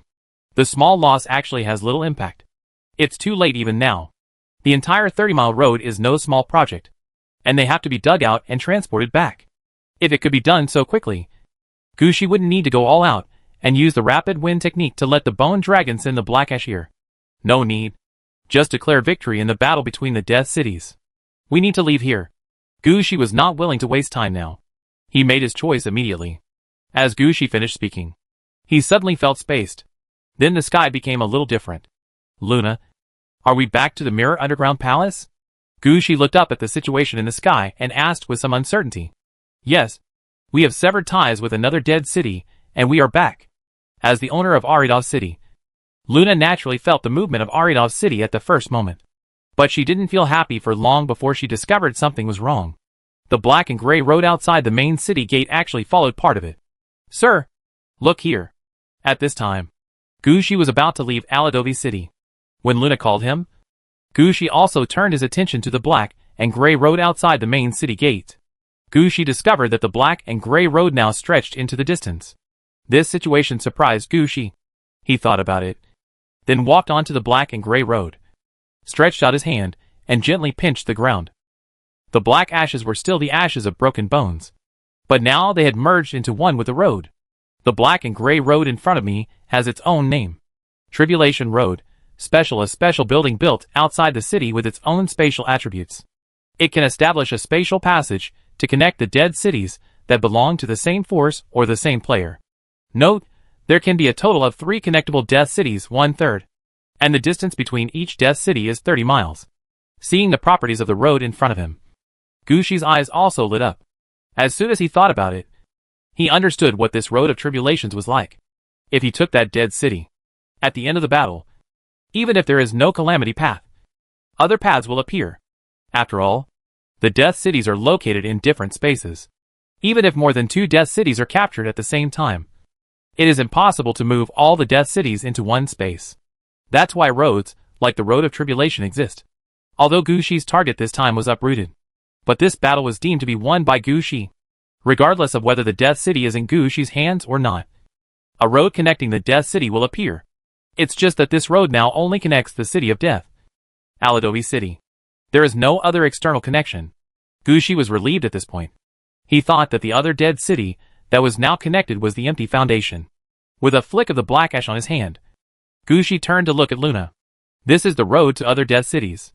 It seems that there will be a lot of battles with death cities in the future. No matter how many dead cities there are, I can manage them all, Luna said with confidence. Everything she said was true.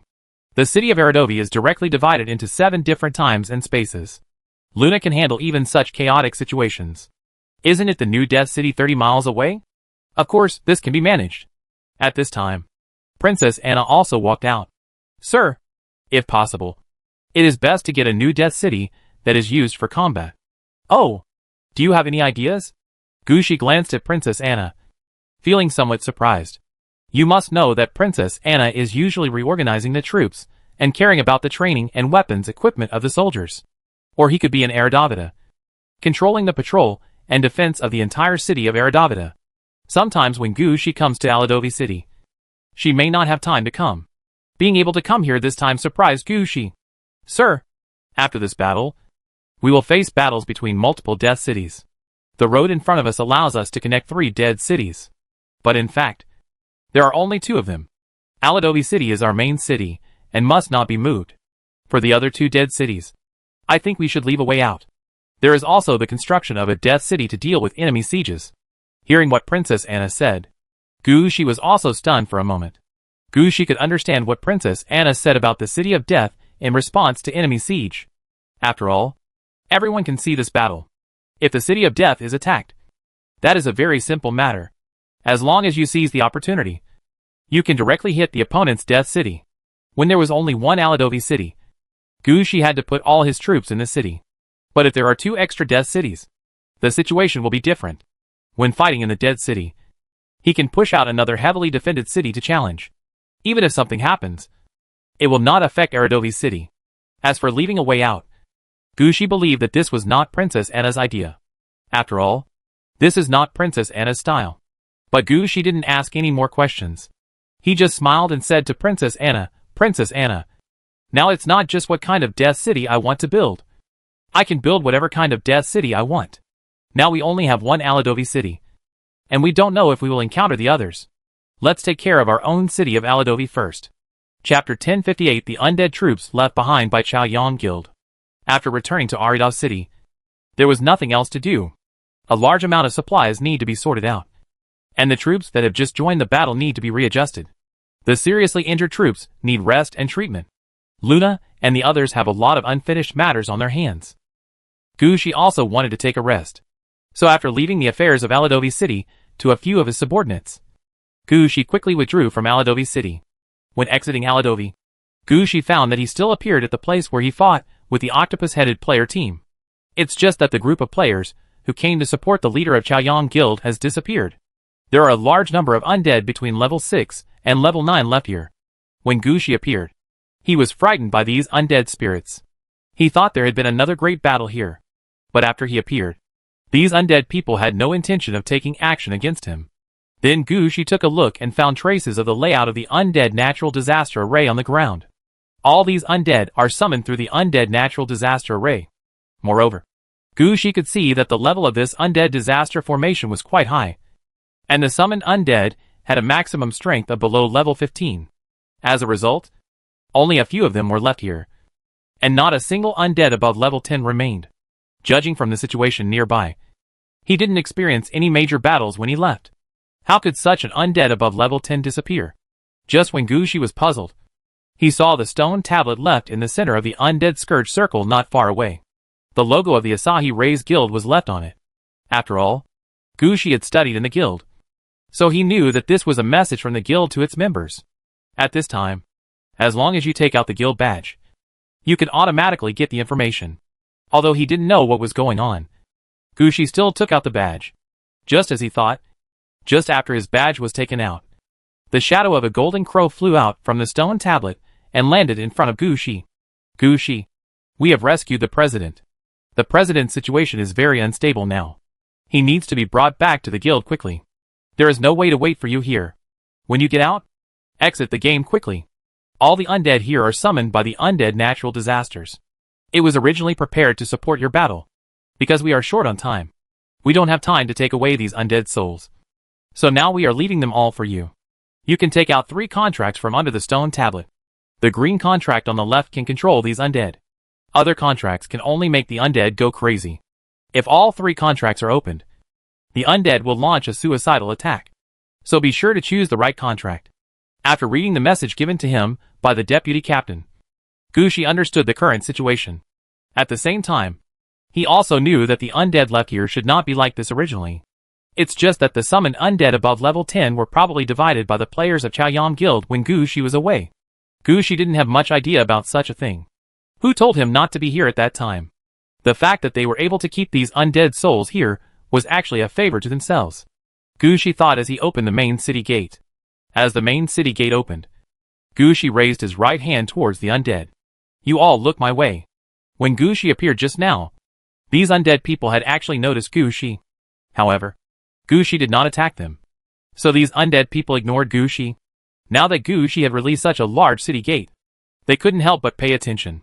As soon as Gushi spoke, they all looked up in Gushi's direction. "I am a member of the Chaoyang Rays Guild. This is my badge." You can all see that this undead natural disaster circle was released by our Chaoyang Rays Guild. They have a certain connection with you. Now that they have left, you can join me. Become my troops. Anyone who is willing to follow me now should enter my city gate. Someone will arrange for you and give you equipment later." Having said this, Gushi couldn't help but pause. He didn't take a closer look just now. But now he found that the undead natural disaster array was sometimes a little bit good. Those are the summoned undead. fully equipped. Unlike Gushi's double death, all the transformed undead were naked and had nothing in their hands. At least, they have complete equipment. Gushi didn't pay much attention to it before, but now he saw that they looked like a fairly regular army. There are all undead in the army, starting from skeleton soldiers to corpse witches.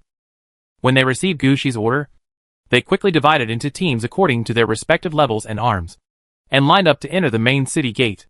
At this time, Gushi also clearly saw the number of undead in front of him.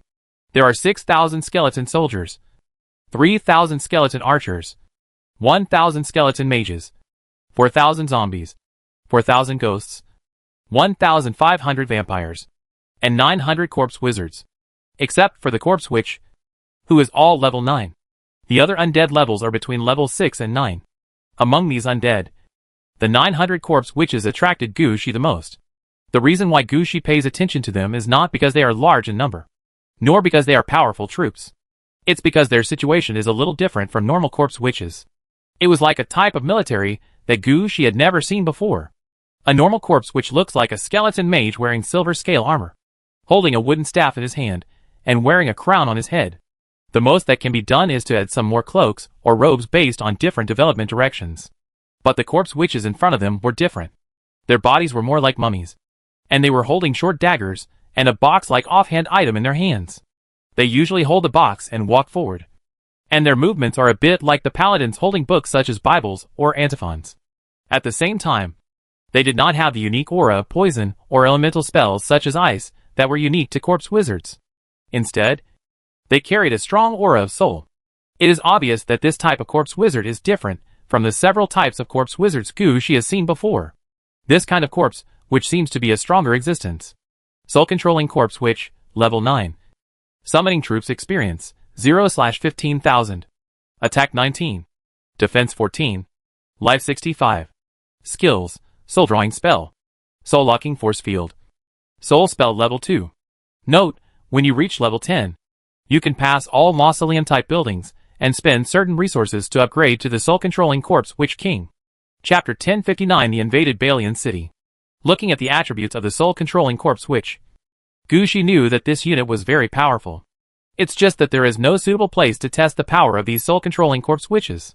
When sending them into the city of Eredovii, Gushi also specifically instructed that the other undead could be disbanded and reorganized into troops. But these soul-controlling corpse wizards must stay with him and serve as his exclusive long-range troops. After putting away all the undead, Gushi took another look at the surrounding situation, and his last gaze fell on the stone tablet in the center of the undead natural disaster array. When the people from Chiyam Guild left, they were afraid that Gushi would not be able to control the undead, so they left him with a way to control the undead. Now Gushi is of no use. In that case, let him stay here with these things. Gushi just glanced in that direction, shook his head, and quit the game. However, there are some problems in the game world in front of us. It was because multiple games merged with each other and mutated, so Gushi's exit was not smooth. When applying to exit, a designated exit location was given for Gushi to exit from. But when Gushi arrived at the designated location, he found that the location had been covered by newly arrived fragments of the game world.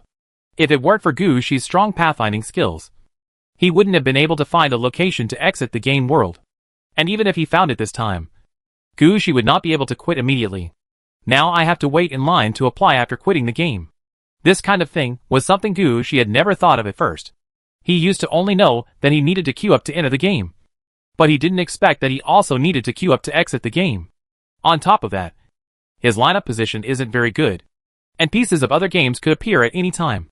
Every time a fragment of the game world appears, it will destroy the environment here, causing Gushi to almost miss the passage out of the game world. Sometimes a large number of enemies would appear and attack Gushi who was waiting to leave. Gushi had to take action. In this way, Gushi forced himself to stay in this game world for 2 days before he left. I have had a very poor rest these 2 days, because the environment here changes from time to time. Gushi has to stay alert at all times. It can be said that he couldn't eat well or sleep well. Fortunately, Gushi waited until the signal to quit came. Otherwise he really doesn't know how to quit the game. However, Gushi never expected that he would encounter such a situation after exiting this game world that was merged with many worlds. When he walked out of the portal, he was almost washed away by the flood. Fortunately, Gushi reacted quickly and released the water dragon beast immediately. So he didn't drown in the water. When the water dragon beast lifted Gushi out of the water, he was surprised to find that Gushi did not fail to exit the game, and was sent to a new game as he imagined. At this time, he has officially exited the previous game world. He is now in Balian City. However, Balian City's defense lines seemed to be affected. The embankment outside the city was washed away by the flood, and the water from Balian Lake outside poured into the city. The flood immediately flooded half of Balian City. The portal through which Gushi exited happened to be in the flood, almost taking him away. Gushi understood what was going on and looked around. How so? Gushi looked helpless. Shouldn't we return to Chayam Guild? What happened? Gushi was somewhat worried. Judging from the current situation, there seems to be something wrong with Bai Lianqing's situation.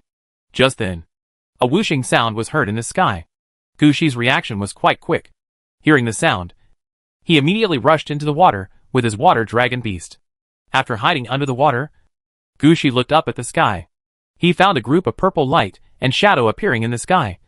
And the whistling sound just now came from this purple light and shadow.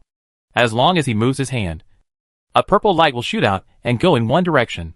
That purple light is quite dangerous. Even if a nearby building is hit by the purple light, it will instantly turn into black ash and disappear into the air. In the sky opposite to the purple light and shadow, stood a man wearing heavy white armor. The man's body is heavily muscular and apparently 3 times the size of a normal person. However, he was covered with a layer of white gauze. The white gauze draped over his body was like white mist and like a breeze, always changing. City Lord? Gushi could tell at a glance what the burly man was wearing. This is clearly one of Bai Lianqing's 3 orange pieces of equipment. The sky is full of white gauze. This piece of equipment has super strong defense and super powerful air and water spell blessings. It has a very strong effect when using air and water spells. The City Lord in front of me, who looks like a physics professional, can fly in the sky so easily. It is completely the ability of a master-level flying thaumaturgy. During the battle, the City Lord also showed other abilities, such as Door to Another Dimension, Magic Mirror, Counterattack, Undead Killer. These are all top-notch chi spells. The same is true for the water system. Mirroring, Prayer, and Teleportation are all the most powerful water spells. At this moment, in the hands of the City Lord, it was as easy to use as the most common spell. He showed everything in the sky, which made the players below miserable. This kind of battle between orange equipment and high-level magic is not something that ordinary players can withstand. Sometimes stray bullets in the sky will instantly kill players fighting nearby. Gushi, who was watching the battle underwater, didn't know what was going on. Why was Bai Lianqing invaded? What to do now? Come forward and support the City Lord? Although Gushi had 2 pieces of orange equipment in his hand, so he didn't have to worry about being injured by stray bullets. But how could he explain that he had such a thing? Not to mention the bone obelisk in the 6-rayed lantern. Gushi didn't know whether the thing could provide any help to the Lord of Balian City once it appeared in his hand. But he knew for sure that he would become the main target of attack by the Lord of Balian City. Let's forget about the matter here. At this time, don't mess around. While Gushi was thinking, he opened the city gate and released the level 26 Ghost Dragon. When the Ghost Dragon rushed towards the direction of the purple light and shadow in the sky, Gushi himself went in another direction. He has already stepped in to help the City Lord, and the battle here is not something he can participate in. It's better for him to stay far away now. But just as Gushi closed the city gate and prepared to escape, a loud bang suddenly came from the underground of Balian City. It seemed like something exploded. Chapter 1060. Don't come over. We've been fooled. There's something wrong with that direction. When there was an explosion on the ground, Gushi still had the intention to look in the direction of the explosion. However, he immediately discovered that the location of the explosion seemed not quite right. If Gushi remembered correctly, that direction should be the location of the pit where the dead game world was stored. How come someone ran over there and started bombing? Isn't this like throwing firecrackers into a manure pit? What do they want to do?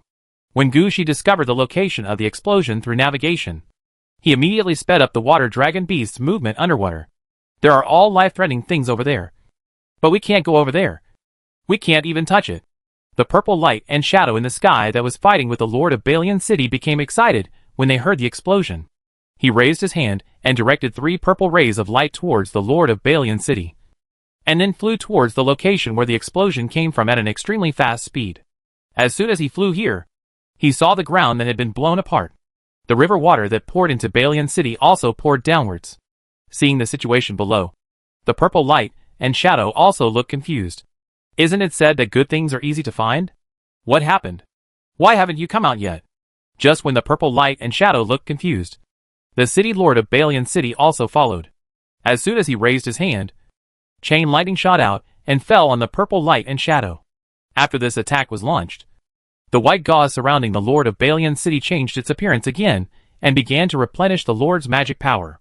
At the same time, the city lord also stared at the purple light and shadow in front of him. Inside the purple light and shadow is a player with an octopus head. Unlike Gushi, as a city lord, the city lord of Balian City knows a lot about things in the game. He also knew that the gaming world was not exclusive to humans alone. In the game world, there are players of other races. Like humans, some of them came into contact with the game world accidentally and eventually integrated into it slowly. Some are races in the game, which came to the fore because one or two masters came out and took their own race with them. Others are the result of humans entering the game, discovering that other races are good, and slowly transforming into them. Anyway, this game world is not filled with only human players as Gushi knew. It's just that due to problems with the game system, players can't integrate with each other. There is not much connection between them. And by Lianqing actually belongs to a world that was thrown deep into the game. There is also less contact with other races. Some players may never meet players of other races in their entire lives. In this way, only high-level officials such as city lords will know about players of other races. At the same time, they also understand that in the game world, if they encounter players of other races, they will fight. Things like this that directly hit the real world rarely happen. This time, the octopus-headed players coming over were not just one or two. They came as a group of at least 10 people. And all of them were wearing orange uniforms. They suddenly appeared out of the game. If the city lord hadn't reacted quickly and sent them to Balian Lake immediately, maybe all 10 of them would have been released into Balian City. Even so, they still came in with 5 people. The city lord blocked one who turned into purple light and shadow. And the military leader of Balian City blocked another one. The remaining 3 disappeared into Balian City. It can be seen from the current explosion that they have entered the sewer. They were attracted by something, and happened to come here when Balian City was under attack by the Fusion Society. Most of the troops of Lord Balian City were in the battle to besiege the Fusion Society, and they took this opportunity to attack. The city lord looked at the situation below with a rather ugly expression. As a result of this battle, Balian City's population experience will be set back at least 100 years. But all of this is just the whim of the octopus-headed player. How could the city lord of Balian City be willing to do this? The 3 octopus-headed players who disappeared now are coming out. City Lord Balian planned to make a big move and kill the 3 octopus-headed players who got the things. Don't let them take anything away. But when the City Lord flew to this place, he found that there was no movement below. It was as if the big explosion just now had wiped out everyone. After staying in the sky for about half a minute, the City Lord reacted immediately. The enemy is gone just like that.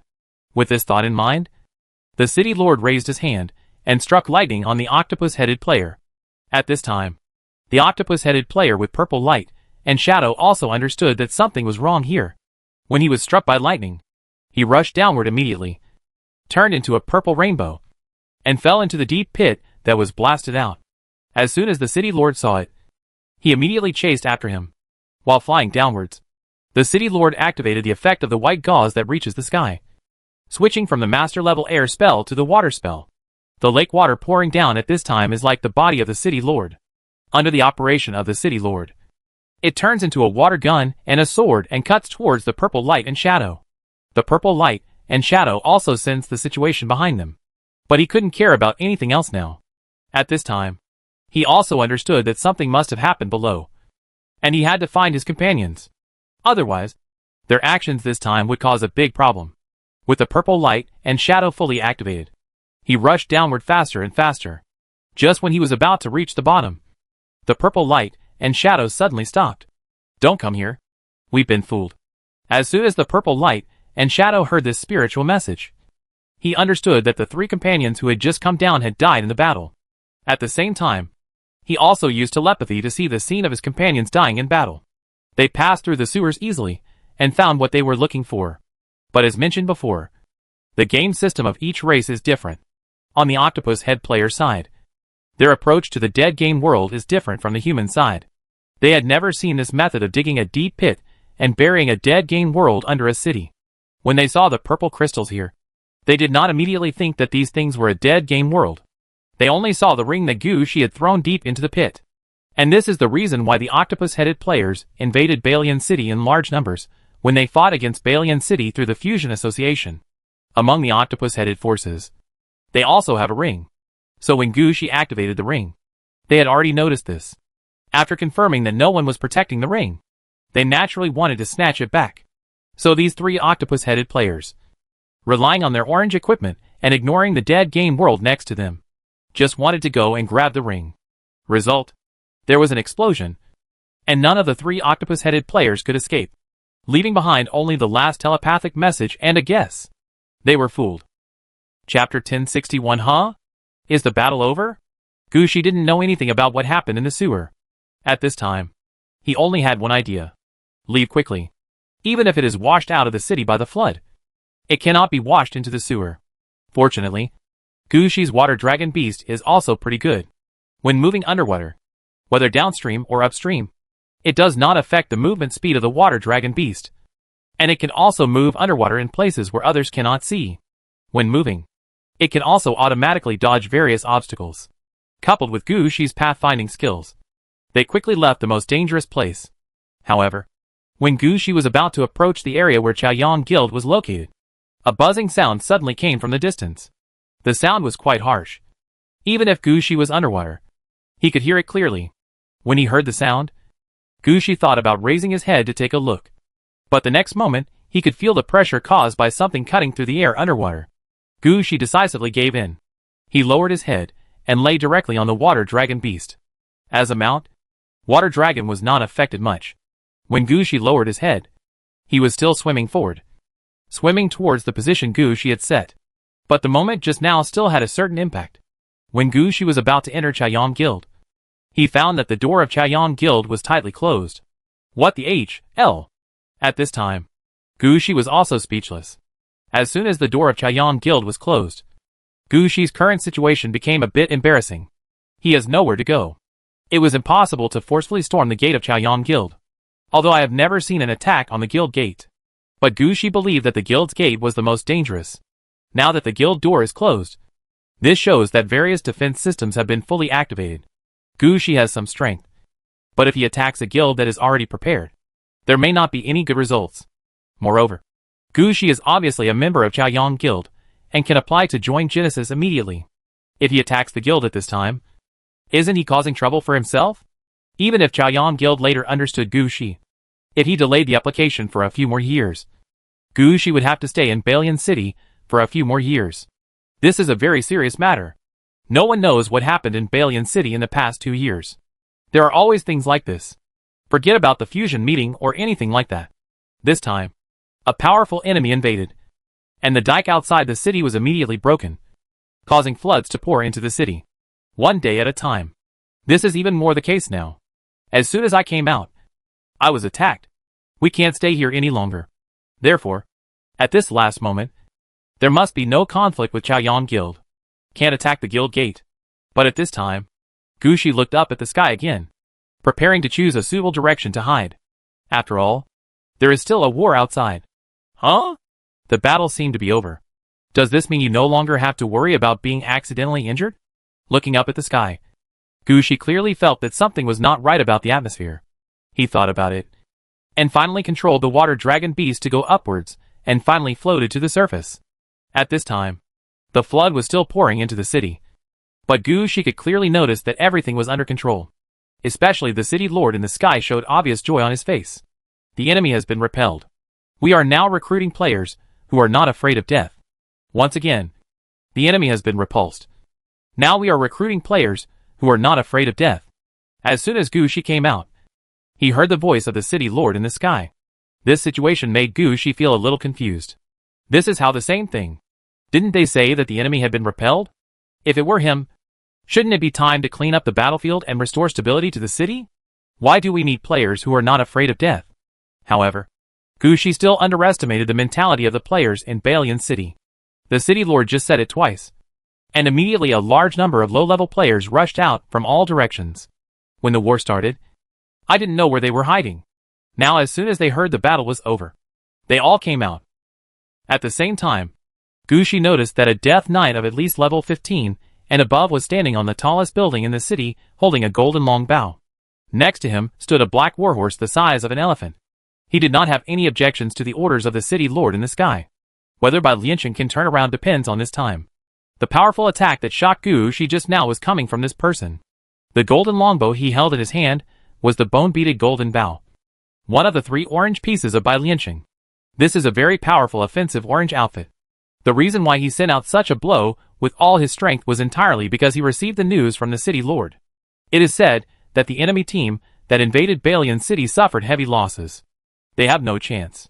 So he struck the blow. It turned out just as the city lord said. This blow successfully killed the purple light and shadow who had fought with the city lord before. Although the enemy he fought with escaped. But the purple light and shadow was killed. And the orange equipment he was wearing was naturally left behind. In this way, the city lord got the orange equipment left by the purple light and shadow. At the same time, he also saw the spiritual transmission from the purple light and shadow companion. Through this psychic transmission, the city lord also understood why Bai Lianqing suffered such a blow. This group of players came because they got the location information of a special piece of equipment. That piece of equipment is quite useful to their entire group. They had been searching before.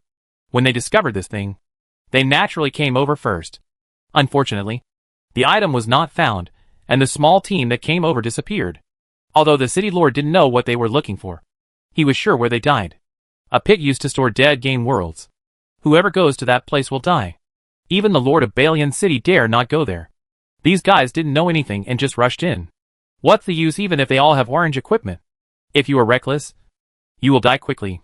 If these brainless guys don't die, no one else will. It's a pity that now that they are dead, the lord of Balian City doesn't know what they are looking for. The only thing that can be known is that these 3 are also wearing orange clothes. Now their legendary equipment has all fallen into the deep pit where the dead game worlds are piled. Although it is not certain whether the orange equipment has been absorbed and swallowed by the dead game world. But the lord of Balian City always wanted to give it a try. After all, once something happened to the bone obelisk, everything happened to Bai Lianqing. Now that there is a rare opportunity to get orange equipment, the lord of Balian City must be thinking about getting the orange equipment and ensuring the safety of Balian City first. Chapter 1062, It's Not the Right Time. Gushi had no idea what the lord of Balian City was thinking. He just watched a large number of low-level players heading towards the location of the city lord of Balian City. He looked at the excitement on their faces, as if they were not going to die at all, but to dig for gold mines. Behind Gushi, the door of Chaoyang Guild slowly opened. It seems that each guild has also received the news from the city lord's mansion, and the alarm has been lifted. Seeing the door slowly opening, Gushi gave up the idea of joining in the fun and turned around to enter the Chaoyang Rays Guild. Entering the Chaoyang Rays Guild again, Gushi immediately saw the players gathering together. It can be seen from the situation inside the guild that all the available members in the guild have been called over to participate in the defense. At this time, Gushi felt a wave of fear in his heart. If he had made a wrong choice just now, he would probably face all the players in the guild. Fortunately, the alarm is over now. When Gushi came in, the relaxed guild members greeted him. Comrade, what's the situation outside now? Comrade, you are late and have been locked out. You should come a step earlier and accept the task of guarding the guild. The rewards will be huge. Comrades, I heard that there is a level 20 regiment coming from outside. Is it true? Comrade, have you participated in the fighting outside? I heard that when there was fighting outside. I originally wanted to go out, but I was blocked inside the door. Gushi could only respond one by one. However, after hearing that Gushi had just returned temporarily and was trapped outside, most players were not interested. After all, Gushi did not participate in the external battle. There was certainly no benefit gained. Seeing everyone disperse one by one, Gushi finally breathed a sigh of relief. Gushi was also annoyed by being surrounded by guild members asking questions. After everyone left, Gushi walked to the portal square and asked a guild staff member, Comrade, I want to ask. Go to the mission office to get your rewards. There are no rewards here. The staff member glanced at Gushi and lowered his head. No, I just want to ask. I want to find Comrade Li Zingweili. How can I contact him? After hearing Gu Shi's words, the staff also looked up at Gu Shi and hesitated. Comrade Li participated in the battle in the game world and will not return. I won't come back. What do you mean? After a pause in Gu Shi's voice, he understood what the staff member meant. Will not return in the game. This person is gone. When did this happen? The news came out 3 days ago that he died at the hands of the Fusion Society. He was a hero. After hearing this, Gu Shi also fell silent for a while and didn't speak for a long time.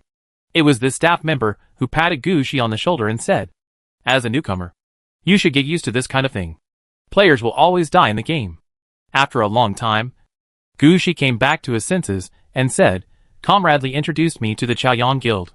And now I want to apply to join Genesis. I originally wanted to say goodbye to Comrade Li. Didn't expect such a thing to happen. It was me who lost my composure. By the way, I now want to apply to participate in Genesis. Where should I apply?" You can go to the office building and directly find the deputy leader of the Knights or the Mage group. If they are not available, you can see if the president is available. Applying to participate in Genesis is considered a big deal within the guild, and the president will meet you. Has the president returned safely? Although Gu Shi knew that the deputy captain had taken the president away at that time, he was still unclear about the final situation. Moreover, when he came in this time, the three-legged golden crow in the sky seemed to be only a phantom. "I'm back now. Just go there without worry." After hearing this, Gu Shi also nodded. As a necromancer, Gu Shi has seen a lot of life and death. When there is serious business, he will suppress some thoughts in his heart. It is better to go to the president earlier and apply for participation in Genesis. After all, Bai Lianqing is getting more and more unsafe now. And I don't know what evil has been done in Bai Lianqing will be targeted like this. Gu Shi didn't want to be bound to Bai Lianqing anymore. If you stay here all the time, you might be attacked by a stray bullet one day. Gu Shi did not try to take advantage of the guild as he had thought before, but turned around and walked towards the office building. Entering the office building, Gu Shi saw a large group of busy ferocious ferrets running around. In their hands, they transport a large amount of flesh, blood and wine with negative energy. Gu Shi didn't know the situation when he came in, and accidentally blocked their way, and was almost scolded by these ferocious weasels. Fortunately, someone in the office building gave Gu Shi a hand, so there was no conflict. "Comrade, what are you doing? I wonder if the office building has been extremely busy these 2 days. I have reached level 10 and want to apply to participate in Genesis." "Okay, comrade. You are already level 10 at such a young age. You are a capable person." Hearing this, the person who was holding Gu Shi looked him up and down and said, "I heard that Genesis is very dangerous. Brother, have you left the queen? Let me tell you, I have a niece who is 18 years old this year and just passed away from the underworld. Graduated from Bone Wind Academy. Let me introduce you to you and keep a seed." Gu Shi rolled his eyes when he heard this.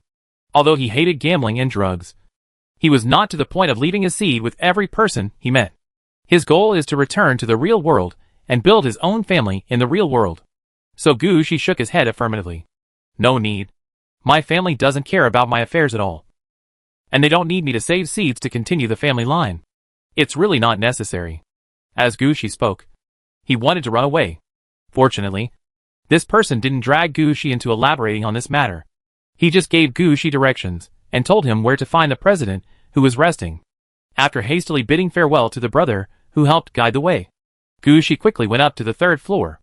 Under the angry stares of a group of ferocious weasels, the door of the president's office was pushed open.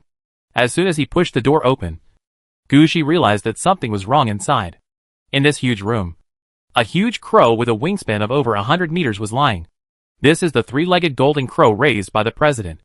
At this time, the ferocious ferrets were pouring a large amount of flesh, blood and wine with negative energy into the mouth of the three-legged golden crow. But that's not what Gu Shi noticed.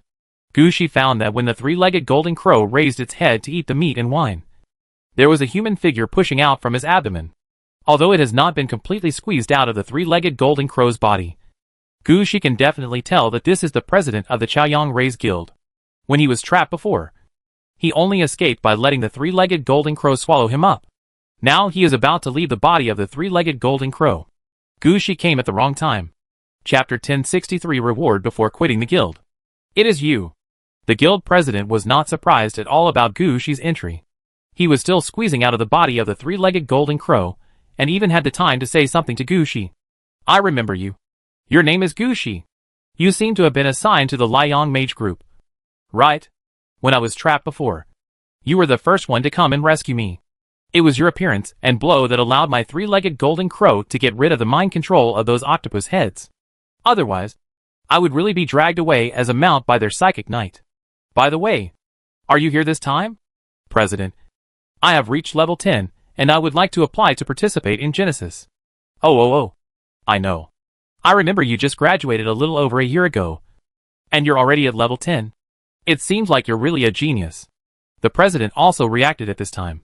Have you completed the 3-year contract with the guild? It's done. When I first joined the guild in the first year, I took on a task of transporting troops. Later, I also participated in the Balian Festival. In the second year, I took on a task of building a city and garrisoning it. After that, I took you out as the guild leader. This is considered the 3rd year. A contract task. When the president heard this, he felt it was a pity that such a thing existed. It would be nice if it could be delayed a little longer.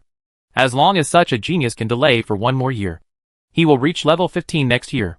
Then use contract tasks to trick us into participating in several difficult tasks together. And we can accomplish anything. It's a pity now.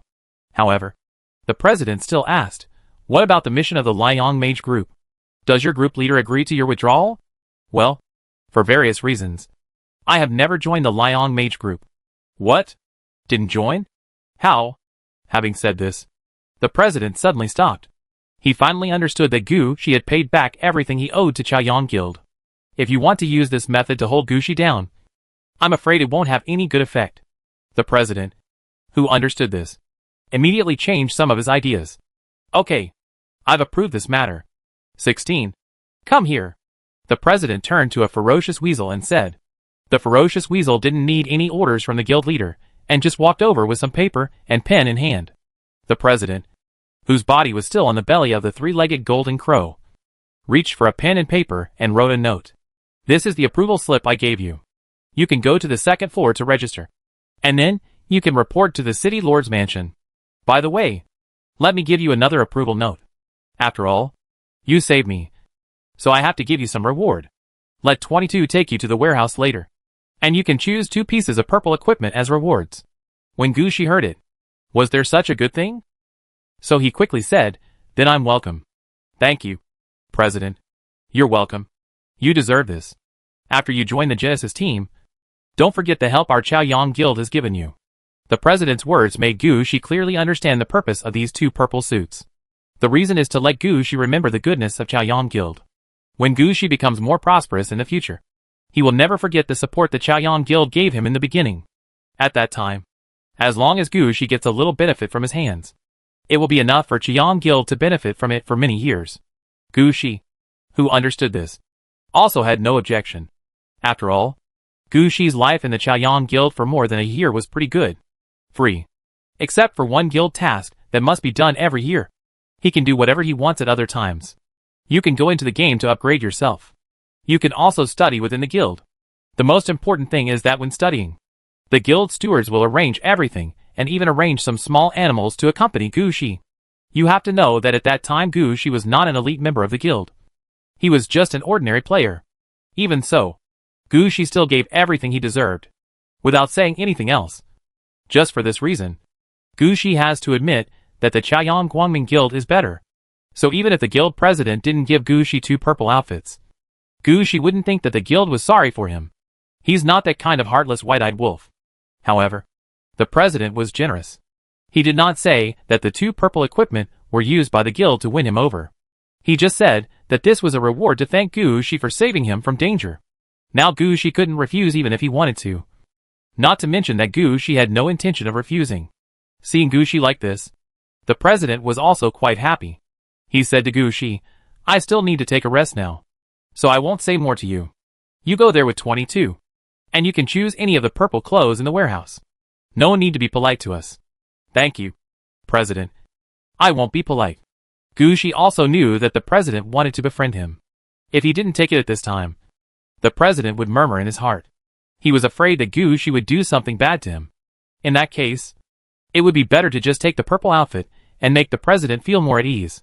So Gucci put away the 2 notes and followed a ferocious weasel out. The warehouse we went to this time was not the warehouse where Gucci got the purple outfit last time. Because Gucci completed the Bailian Great Festival. The Chaoyang Guangguang Guild rewarded him with a purple outfit. That is to use the fine products in the guild's small warehouse. This time is different.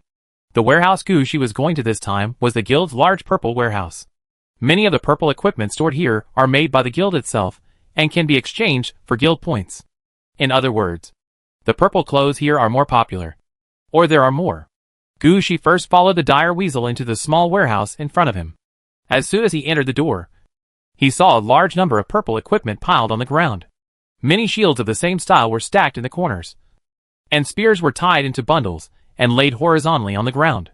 In the nearby cabinet, there are decorations such as necklaces and rings. There are many identical swords stuck in the wooden kin at the door. It can be clearly seen here that all the purple clothes here are mass-produced goods. Gucci walked around here and lost any interest in these purple clothes. The quality of these things is purple. Yes, but their attributes are actually not very good.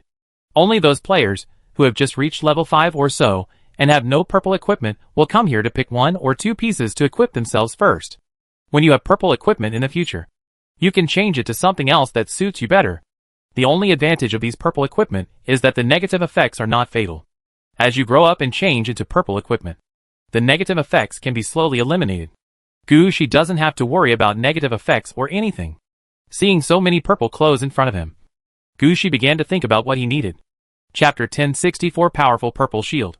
When he came to the warehouse, Gucci had already thought about what he needed. At this time, his idea was to make a supplement for the last 2 of the 6 flame lights. In the 6-rayed lantern of flame, 4 pieces of equipment have been suppressed, including the tall orange bone obelisk, the dragon robe of the underworld, the soul lamp, and the striker's power, the broken formation. Now there are only 2 final steps left. The idea of supplementing these 2 with purple equipment came to Gucci when he saw the battle in the sky in Bailian City. He needs a defender who can block all attacks for him when necessary, and a shooter who can fight from a distance.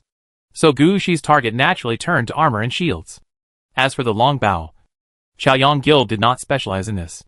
After all, the archers on the undead side are not very famous, and they don't have specialized bows and arrows.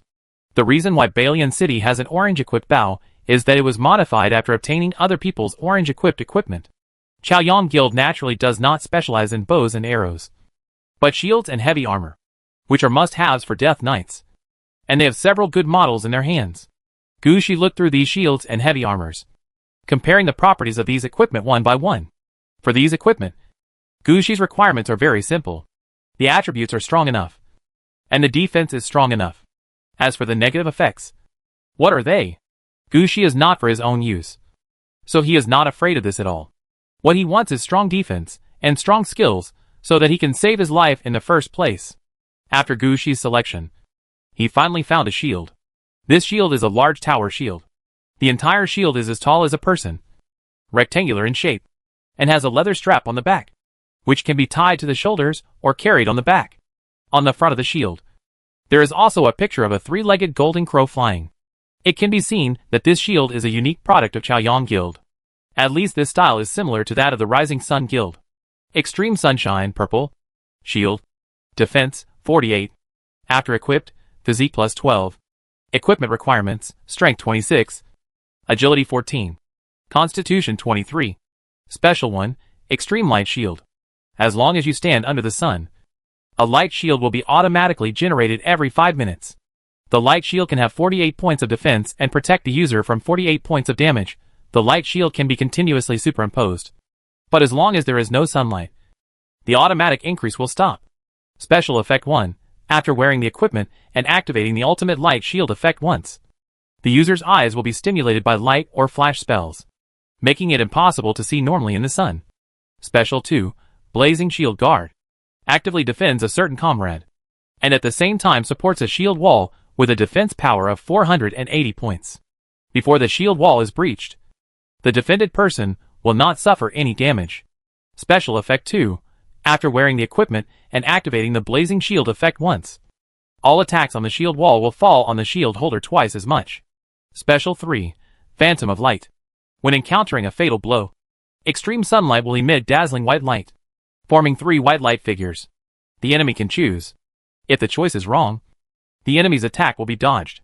Special Effect 3. After wearing the equipment and activating the light phantom effect once, the user will automatically lose half of their vitality every second they are exposed to sunlight. Note, sunlight has no limits. Seeing the attributes of the shield in front of him, Gushi determined his goal of selecting purple equipment from the Rising Sun Guild this time. Now he is hesitating about one thing. The second thing he wants to choose. His original idea was to pick up a crossbow or a bow, or else a musket. In this way, he also has long-range control. But the problem is, Gushi walked around here and found no purple long-range weapons. Not even a magic wand that a mage could use. This made Gushi feel helpless. He couldn't just pick out another set of heavy armor to take back. This is a repeat of Extreme Sunshine. Faced with this situation, Gushi thought about it for a long time. Finally he came up with an idea. Excuse me, can I choose any 2 purple outfits here? The ferocious ferret, who came with Gushi, nodded affirmatively. This is how the president arranged it. And Dire Weasel would not change a single word. So Gushi smiled and said, then I want extreme sunlight on both sides. Okay? Regarding Gushi's question, Dire Weasel was also stunned for a moment. Although on paper, the idea makes sense, but few do.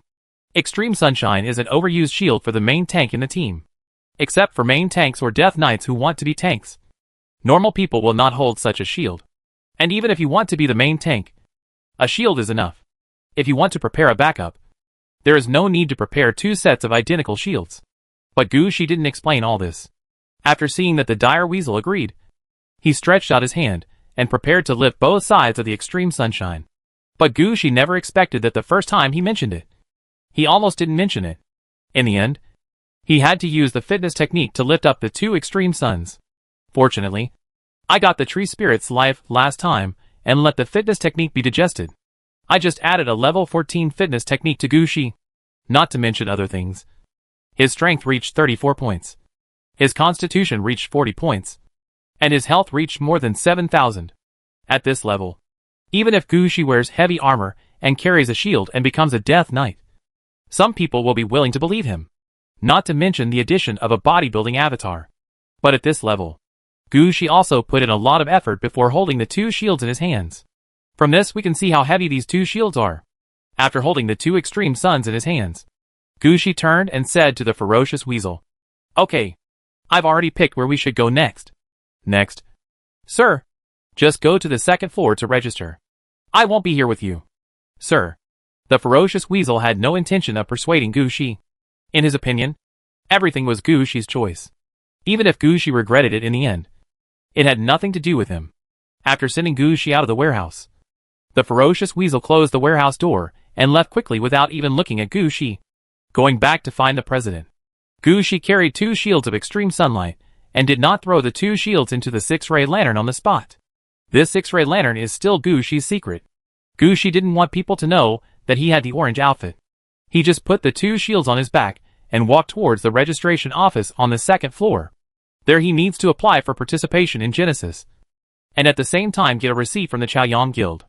Chapter 1065, The Restoration of Balian City. With the President's approval, other procedures can be completed faster. The staff member who handled the formalities also told Gushi that he would have to go to the City Lord's mansion once to take the formalities. After all, he was recommended by Balian City, and Balian City needed to register Gushi's information. After that, Gushi can choose to go to Yuanzhu City with the people from Bailianqing, or he can go there by himself with a letter of introduction. If he goes there with the people from Bailianqing, then even if Gushi is in Bailianqing sequence, his relationship with Bailianqing will be closer. If Gushi goes there by himself, even if he is among the scattered soldiers, his relationship with Bailianqing will be farther away. Generally speaking, Bailianqing wouldn't care about Gushi's choice. After all, for Bailianqing, it would not be too much to pay more attention to one's interest, and it would not be too much to pay less attention to one's interest. And generally those who are willing to go alone are usually those with some ability or some background. If Bailianqing drags people down, he will offend them. The mayor and high-ranking officials of Balian City are all shrewd people with hearts as sharp as sieves. How could they do something reckless at such a point? Although Gushi didn't quite understand all this, he also believed that with his limited strength, there was really no reason for anyone to pay attention to him. So after Gushi got the certificate, he left Chaoyang Guild and headed towards the City Lord's palace. When he went out of the Chaoyang Guangguang Guild again, Gushi noticed that the flood on the street had been diverted away. The buildings destroyed by the flood are also being renovated. There are also many players on the streets who are busy working there. It can be seen from their situation that the level of their deputy positions exceeds the level of their own positions. However, Gushi also noticed that when working, many players would look towards the location of the previous explosion, as if they were waiting for something there. When Gushi passed by, he was also attracted by the attention of the players. He didn't step forward to ask. I said, "What happened?" The player pulled by Gushi was also a gossip. As soon as he saw Gushi's situation, he said there, "You just came out of your guild. Didn't you see the battle outside before? Our city was invaded by a team of alien players. There were 5 alien players in total. 1 escaped, and the remaining 4 were all killed. But this is not an important thing. They have orange gear on their hands. It's scary. Those alien players each have an orange outfit. Except for the one that was killed by the City Lord, and the orange equipment fell into the hands of the City Lord. The remaining 3 pieces of orange equipment were all dropped in dangerous places. Just now, the City Lord ordered players, who were afraid of death, to go to dangerous places to find orange equipment. Do you know what the City Lord promised? What did you promise?" Gushi was somewhat curious after hearing the contents of different versions. The City Lord promised that no matter who finds the orange equipment, the city will support this player and build a family for him. As the player spoke, he looked towards the direction of the previous explosion, his mouth almost watering. Gushi realized that this orange outfit was not like Gushi's orange outfit, and no one knew about it at all. Now the 3 pieces of orange equipment have fallen into a dangerous place, and everyone is paying close attention to this matter. The City Lord's palace can't let the players die and contribute, but they don't give anything. On the contrary, this kind of idea can make these players who get orange equipment stay. As long as the roots are left, players can slowly integrate into the Baliancheng family and let the orange clothes become Baliancheng's orange clothes. At this moment, the player spoke cautiously to Gushi. "Don't you know? A player actually took out an orange outfit just now, and the City Lord fulfilled his promise on the spot. The orange outfit just registered its attributes and so on, and was directly given to that player under the protection of the City Lord. After that, more people wanted to rush over. If I wasn't too far away, I would also like to go over and give it a try. After all, there are still 2 pieces of orange equipment. Even if you only get one, it is the inheritance of a 1,000-year-old family." After hearing this, Gushi somewhat agreed with what the player in front of him said. Even if he now owns 2 orange pieces of equipment, controls a secondary item of the orange piece, and is about to get a new orange piece of equipment, he will still be tempted by the orange piece. Not to mention these ordinary players, who may not even have a good purple outfit. Being able to grab an orange outfit is like reaching the sky in one step. Seeing the excited look on this player's face, Gushi shook his head again. These players have been eyeing these orange items for a long time. Not to mention that he only knows about them now. Even if he knew about them earlier, Gushi might not be able to grab them. Let's forget about this matter. After all, the orange suit would not fall directly from the sky and fall in front of him. After chatting with this player for a few more words, Gushi stopped lingering here. Gushi still had something to do, so he just stopped. But the atmosphere on the street made him a little confused, so he came over to inquire. After knowing what happened, Gushi had no plans to stay any longer. He looked at the road and headed towards the City Lord's mansion, because at this time, most people went to grab orange equipment, and there were not many people in the City Lord's mansion. At least when Gushi came here, the staff were very few.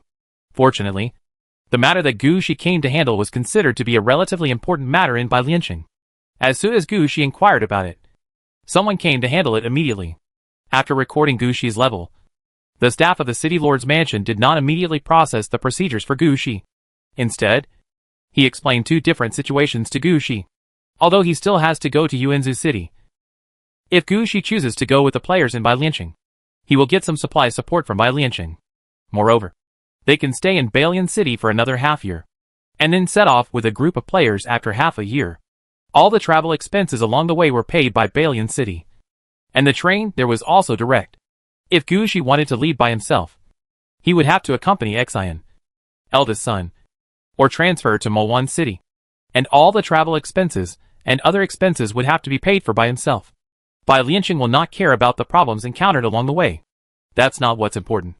The most important thing is that Gu Shi chose to join Bai Lianqing and set off together. In the past 6 months, Bai Lianqing can also provide short-term training to Gu Shi. In addition to the necromancer's promotion path after level 10, it also includes some situations of genesis.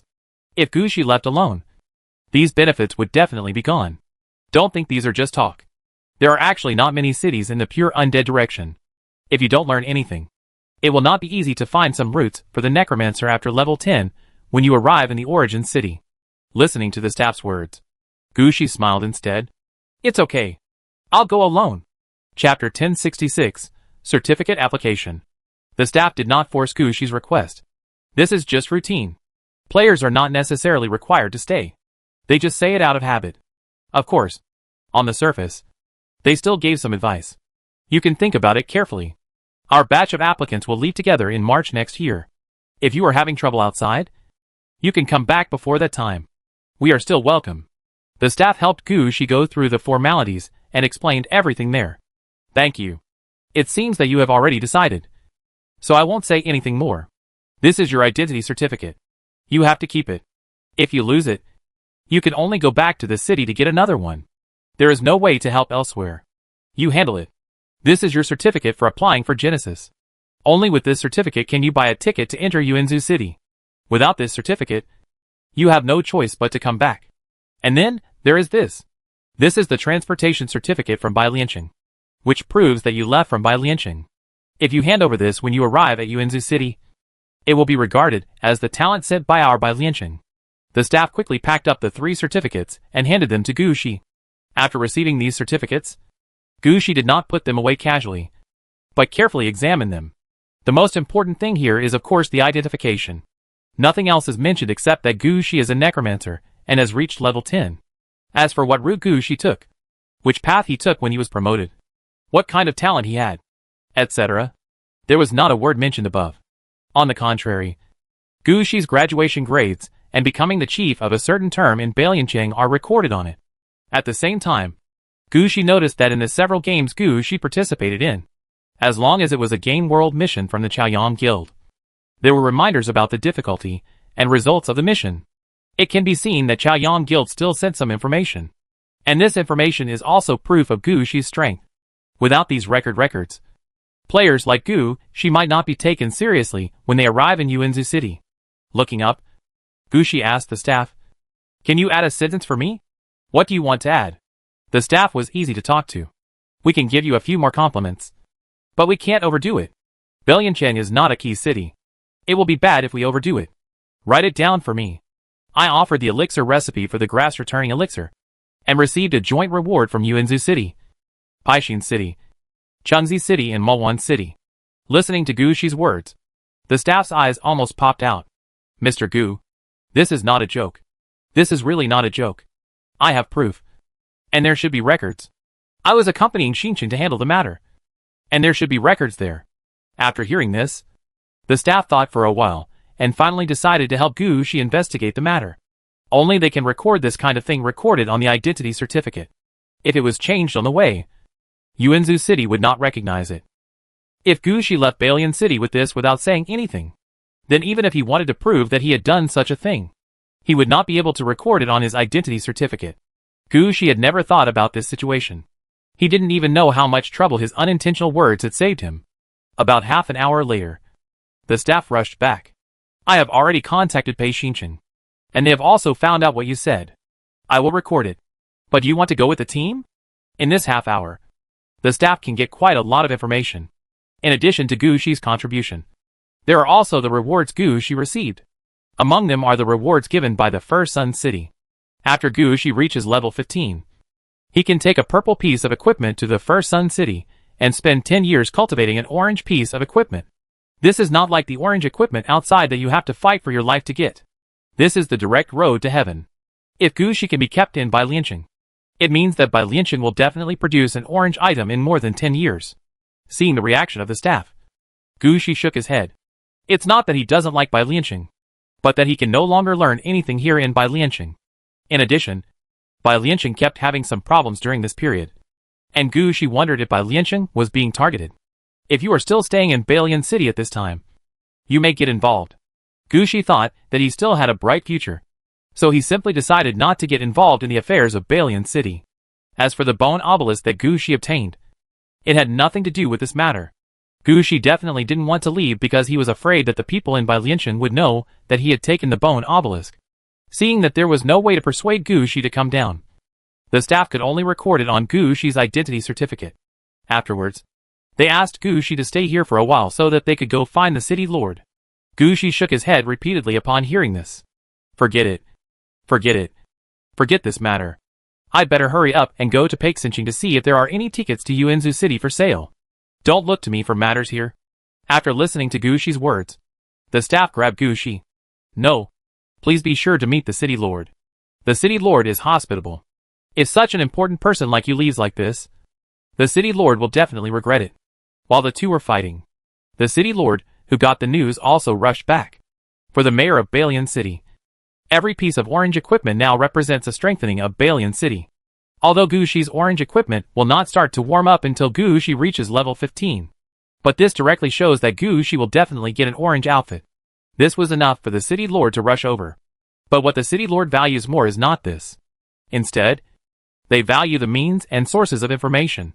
You must know that if his subordinates had not sent this news just now, none of the city lords would have known that Changzi City had come up with such a method to upgrade purple equipment to orange equipment through warm cultivation. From this we can know that the connections behind Gu Shi will definitely be stronger than his. When Balian City encounters so many blows, it is better to win over one more ally than one more enemy. So the city lord rushed back to the city lord's mansion as soon as possible. Seeing Gu Shi, who was still arguing with the staff, he stepped forward and said directly, "You are Gu Shi, right? I have heard about you. You are the hero of our Balian City. If it weren't for you during the Balian festival, we don't know where our face would be. If I hadn't heard from my subordinates that you were going to participate in Operation Genesis this time, I wouldn't have known you were leaving. It's a rare encounter now. I must treat you to a nice drink. Come on. Come on. Let's talk over here." Chapter 1067. Wake up. Early the next morning, Gu Shi woke up dizzy. At this time, Gu Shi felt as if his life force had been drained out. Even a level 23 fitness technique could not withstand such consumption. Gu Shi patted his head gently, but he still couldn't recall what happened last night. He only remembered that he seemed to have had a few drinks with City Master Bai Lian, and City Master Bai Lian showed him the orange outfit he had just grabbed. He didn't remember anything after that. He lowered his head and took a look at his condition. He was still wearing the same clothes as before. All the equipment is there. Looking at it again, it seems that apart from being weak, there are no other changes in my body. As long as you're not injured. Gu Shi didn't think anymore, and his thoughts turned to the two orange outfits he saw from Lord Bai Lian. While Gu Shi was drinking, Bai Liancheng had already obtained 2 pieces of orange clothing from Octopus Head. One of them fell into the hands of City Lord Bai Lian, and the other was obtained by a lucky person. Gu Shi saw the real thing in the orange suit held by City Lord Bai Lian. It was a small round shield with eyes. That thing is clearly full of Octopus Head style. Gu Shi had quite a lot of these things in his hands, and he recognized that something was wrong at a glance. However, before Gu Shi could elaborate, Lord Bai Lian had already put away the small round shield. From what he said, this small round shield nominally belongs to Balian City, but the ownership of this equipment will always be in the hands of the city lord and his descendants. Even if he is no longer the Balian City lord, no one can take away the ownership of orange equipment from his family. Then he talked about the lucky guy who grabbed another orange outfit. That orange outfit was a centaur battle axe. Unlike the situation with this small buckler, that orange outfit was obviously everyone's all can be equipped. Now this lucky guy has washed away his initial profession of necromancer, and is ready to switch to Death Knight. His descendants will also become a large family of Death Knights in Balian City. The implicit meaning of this statement is to let Gu Shi stay in Balian City, and his descendants will also exist according to this standard in the future. But Gu Shi was quite sensitive about orange equipment. After all, he had 2.5 pieces of orange equipment, especially the bone obelisk that was suppressed in the 6-ray lantern. That is an existence that cannot be seen in the light. When the city lord talked about the orange suit, Gu Shi immediately shut up. No matter how the city lord tried to persuade him, he just didn't speak. Mostly just drink. However, the more he drank, the more Gu Shi's consciousness became more and more confused. He couldn't remember anything after that. What a mistake it was to drink this wine. After pressing his forehead, Gushi finally stood up. After moving his body for a while, Gushi was ready to leave. Just as he was about to leave, he suddenly found something on the bedside table. Gushi went forward to take a look and found that they were something similar to coins. When Gushi picked it up and took a look, he knew that it was a coin made of fine gold, and it was considered the general equivalent agreed between various cities. One such coin can be exchanged for at least a very large villa, and 15 coins can be exchanged for a guild's residence. It's just that this kind of coin is rarely used, and ordinary players can't see it at all. Even if they see it, they have nowhere to use it. Now these things are placed on the bedside table, which is clearly a small gift for Gushi. Gushi picked up the coins and counted them one by one.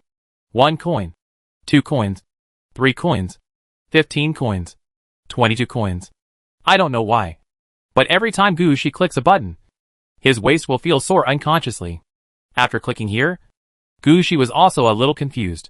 What did he do to leave 53 coins behind? Let's not talk about why there are so many. As for how this coin is still intact, even if it is a red envelope, there is no such explanation. Although he didn't quite understand, Gushi still collected all the coins. After all, he was acting alone now. There is always a place for money. In the game, he can fight and kill. But outside the game, it is difficult to move without money. Gushi didn't plan to sell anything to make money, so the money came just right. After putting away the coins, Gushi walked out of the room in front of him. Gushi noticed that this room turned out to be the dormitory building behind the city lord's mansion. By this time, Balian City had returned to its previous condition. The streets washed by the floods had been cleared, and the collapsed buildings had been rebuilt. Players began to appear on the street coming and going. Gushi looked at them and found that the players were muttering in groups of 2s and 3s, with envy in their eyes. Gushi also listened to a few more words when he passed by them. Just yesterday afternoon, 2 other pieces of orange clothing had also been found. All the information and ownership of the new orange equipment were announced early this morning. This is equivalent to adding 4 new pieces of orange equipment to Balian City. The players' voices included a mixture of envy and excitement. It seems that the more orange suits guarding Balian City, the more stable Balian City will be. But no one noticed anything. The bone obelisk, originally one of the 3 old orange equipment in Balian City, has been removed from the promotional list of orange equipment. Bai Lianqing has proven one thing. The bone obelisk is gone. At this time, in the city lord's mansion, City Lord Bai Lian was discussing the situation with the military and several members of the aristocratic family. You should restrain yourself. The orange clothes are still in the hands of those who have worked hard. Don't mess around. Slowly cultivate them into a noble family, and don't make their appearance too ugly. As City Lord Bai Lian spoke, he looked at the people below. He saw all these people's actions.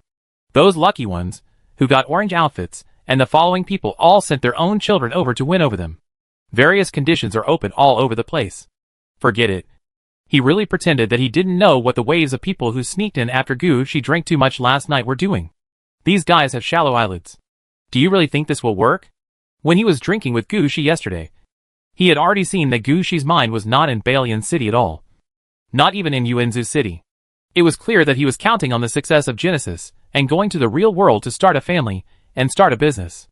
Want to use a little trick to keep Gushi? That's really overthinking.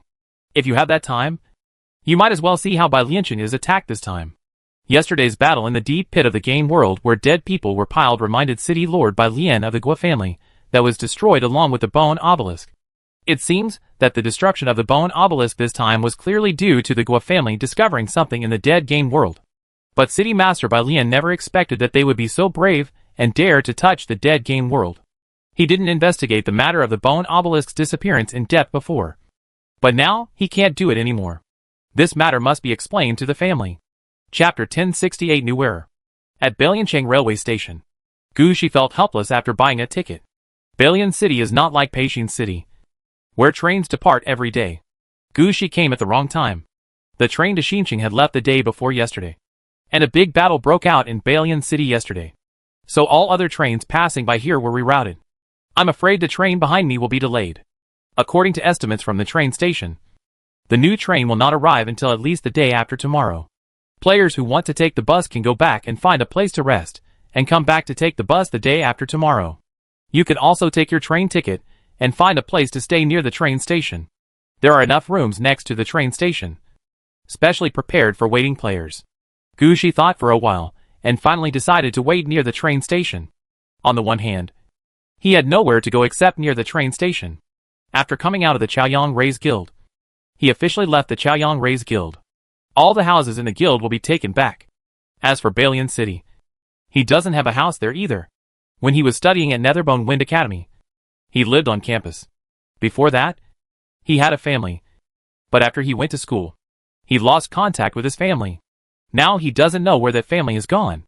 Instead of spending time looking for a home that you are not sure where, it is better to live nearby directly. Anyway, it only lasts for 2 days, and it is not a place to stay.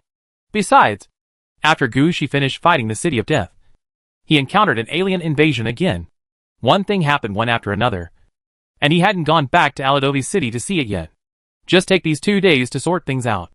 Otherwise, once you get on the train, you won't have the energy to deal with miscellaneous matters.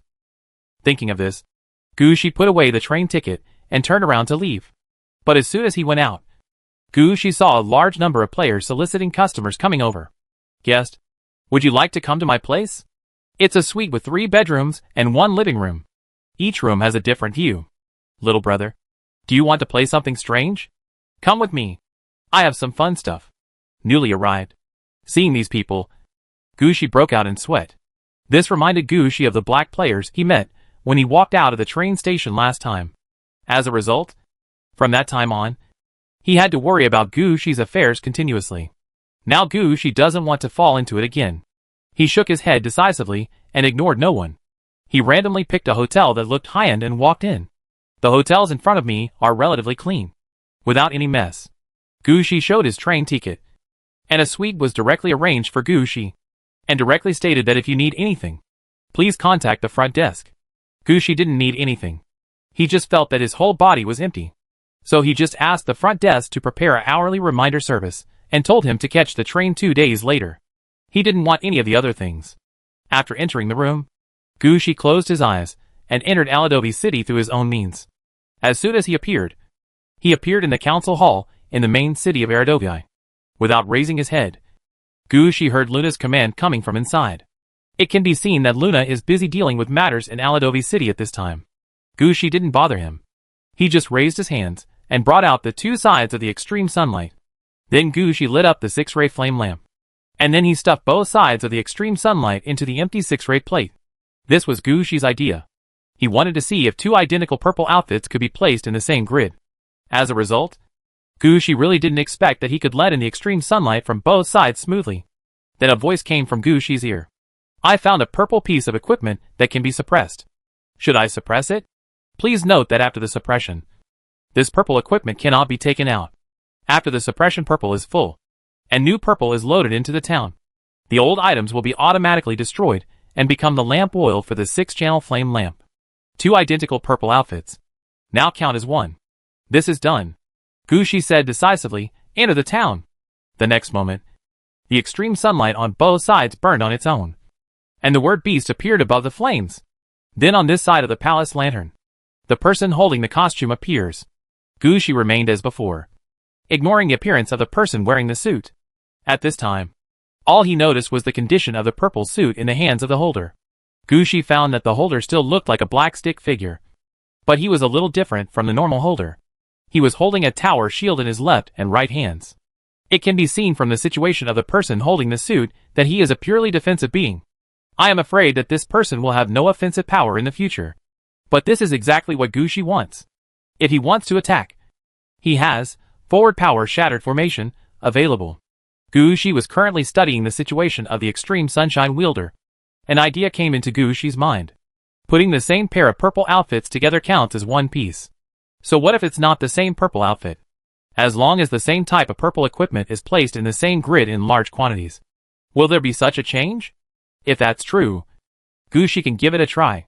As for the direction of the experiment, Gushi immediately chose the spear. After all, the spear can be used in close combat and can be thrown, which meets Gushi's needs for long-range attacks.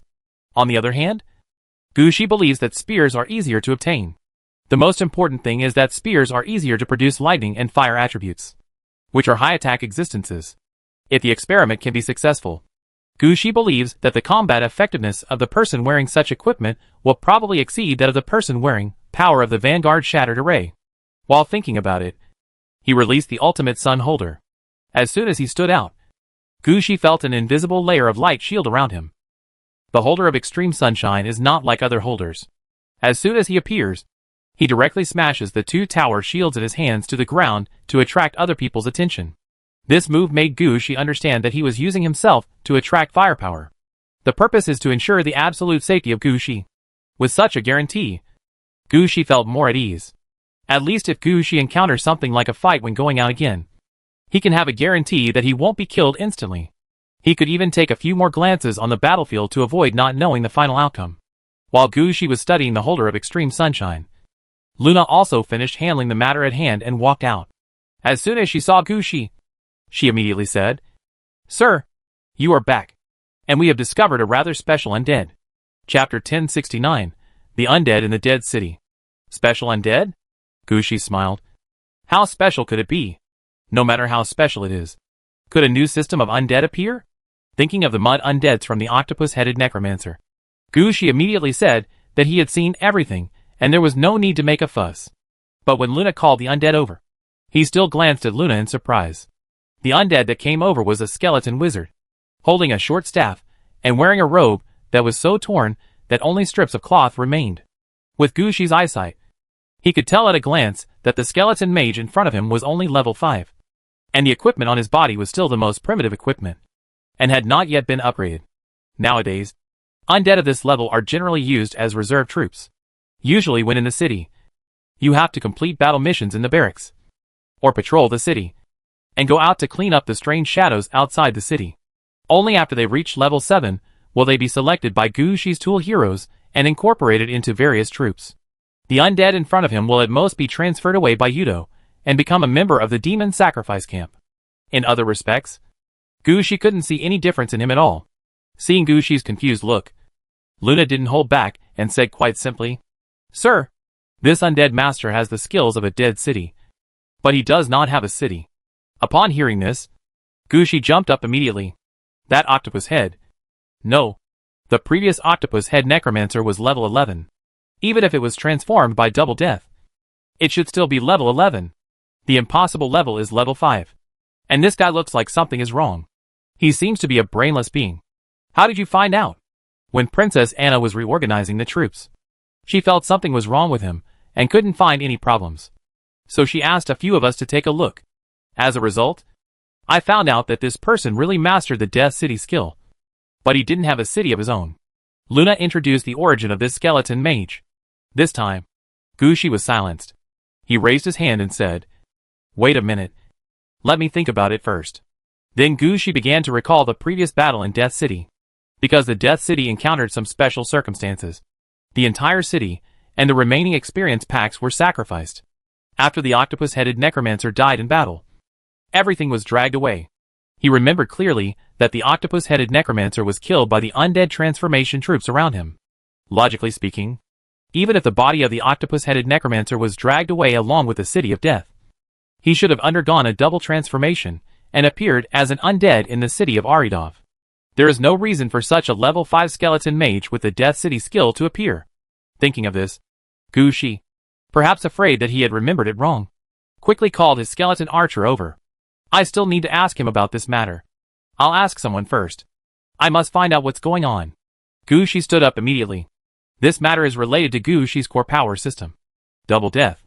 If this goes wrong, the situation will be bad. Therefore, Gushi must find out what happened when his transformed undead killed the octopus-headed necromancer. In addition, the level 11 undead transformed by the octopus-headed necromancer must also be found. Seeing Gushi's anxious look, Luna also understood the seriousness of the matter. She didn't understand it before, but now when she saw Gushi she was so nervous. She asked, "Sir, do you want me to come with you?" "No. I can do it myself." The transformed undead under Gushi need to stay with Gushi during battle, so they usually stay near the main city gate or the garrison gate. It's quite easy to find them. After turning left, Gushi called the undead transformation team over. The skeleton archer had already switched to a longbow by this time. and his aura was obviously much weaker. When he saw Gushi, he rushed over immediately. Did you kill the octopus-headed necromancer before you got the Eye of Life? Did you find anything different when you killed him? The skeleton archer quickly called over all the transformed undead who had besieged the octopus-headed necromancer. And there you explained the situation in detail one by one. Gushi was listening there attentively. In the end, it was confirmed that the octopus-headed necromancer was killed by his own men. This is counted in Gushi's battle record. Double Death should be activated. According to the characteristics of Double Death, there should be a level 11 corpse witch or skeleton mage with Death City skills. But now Luna has only found one level 5 person. Double Death is unlikely to present any problems in this regard. The last time I fought the third elder of the Fusion Society, the third elder turned himself from a necromancer into a Death Knight because of the orange equipment. When he was finally killed, the Double Death was also reproduced 1-to-1. The level 31 Blue Knight is proof of this. So there can be no problems in this regard. There is only one possibility in front of me. The level 11 undead has not been found yet. And the level 5 skeleton mage that Gushi saw before is another being who masters the skills of the City of Death. It's just that Gushi hasn't gotten the actual evidence yet. And he doesn't know where this level 5 skeleton mage came from. This matter needs to be investigated. Gushi pressed his forehead. It was really difficult. How could something like this happen suddenly? The skeleton shooters didn't know that Gushi's thoughts had started to go astray. They were still talking about the situation of killing the octopus-headed necromancer. Especially in the end. They only got back the Eye of Life. But the reasons and details of nothing else are explained in detail here.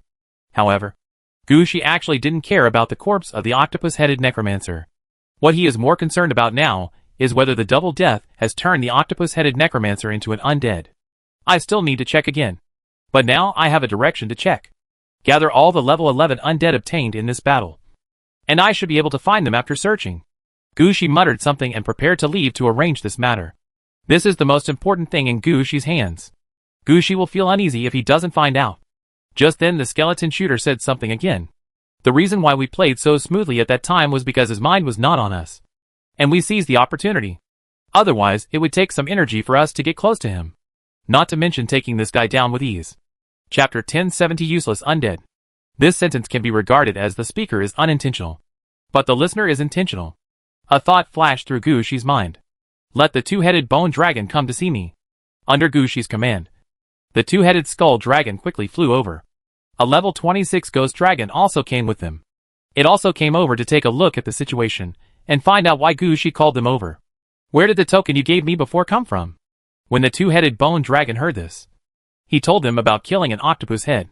After listening to the description of the two-headed bone dragon, Gushi clapped his hand and solved the case. The level 5 skeleton mage was transformed into the octopus-headed player after his death. It was not the octopus-headed necromancer who fought Gushi at the beginning. This time, Gushi finally breathed a sigh of relief. Go and find that level 11 undead for me. After Gushi arranged this matter, he turned around and went back. After confirming the situation here, Gushi naturally wanted to check the effect of the Death City that came with the skeleton mage.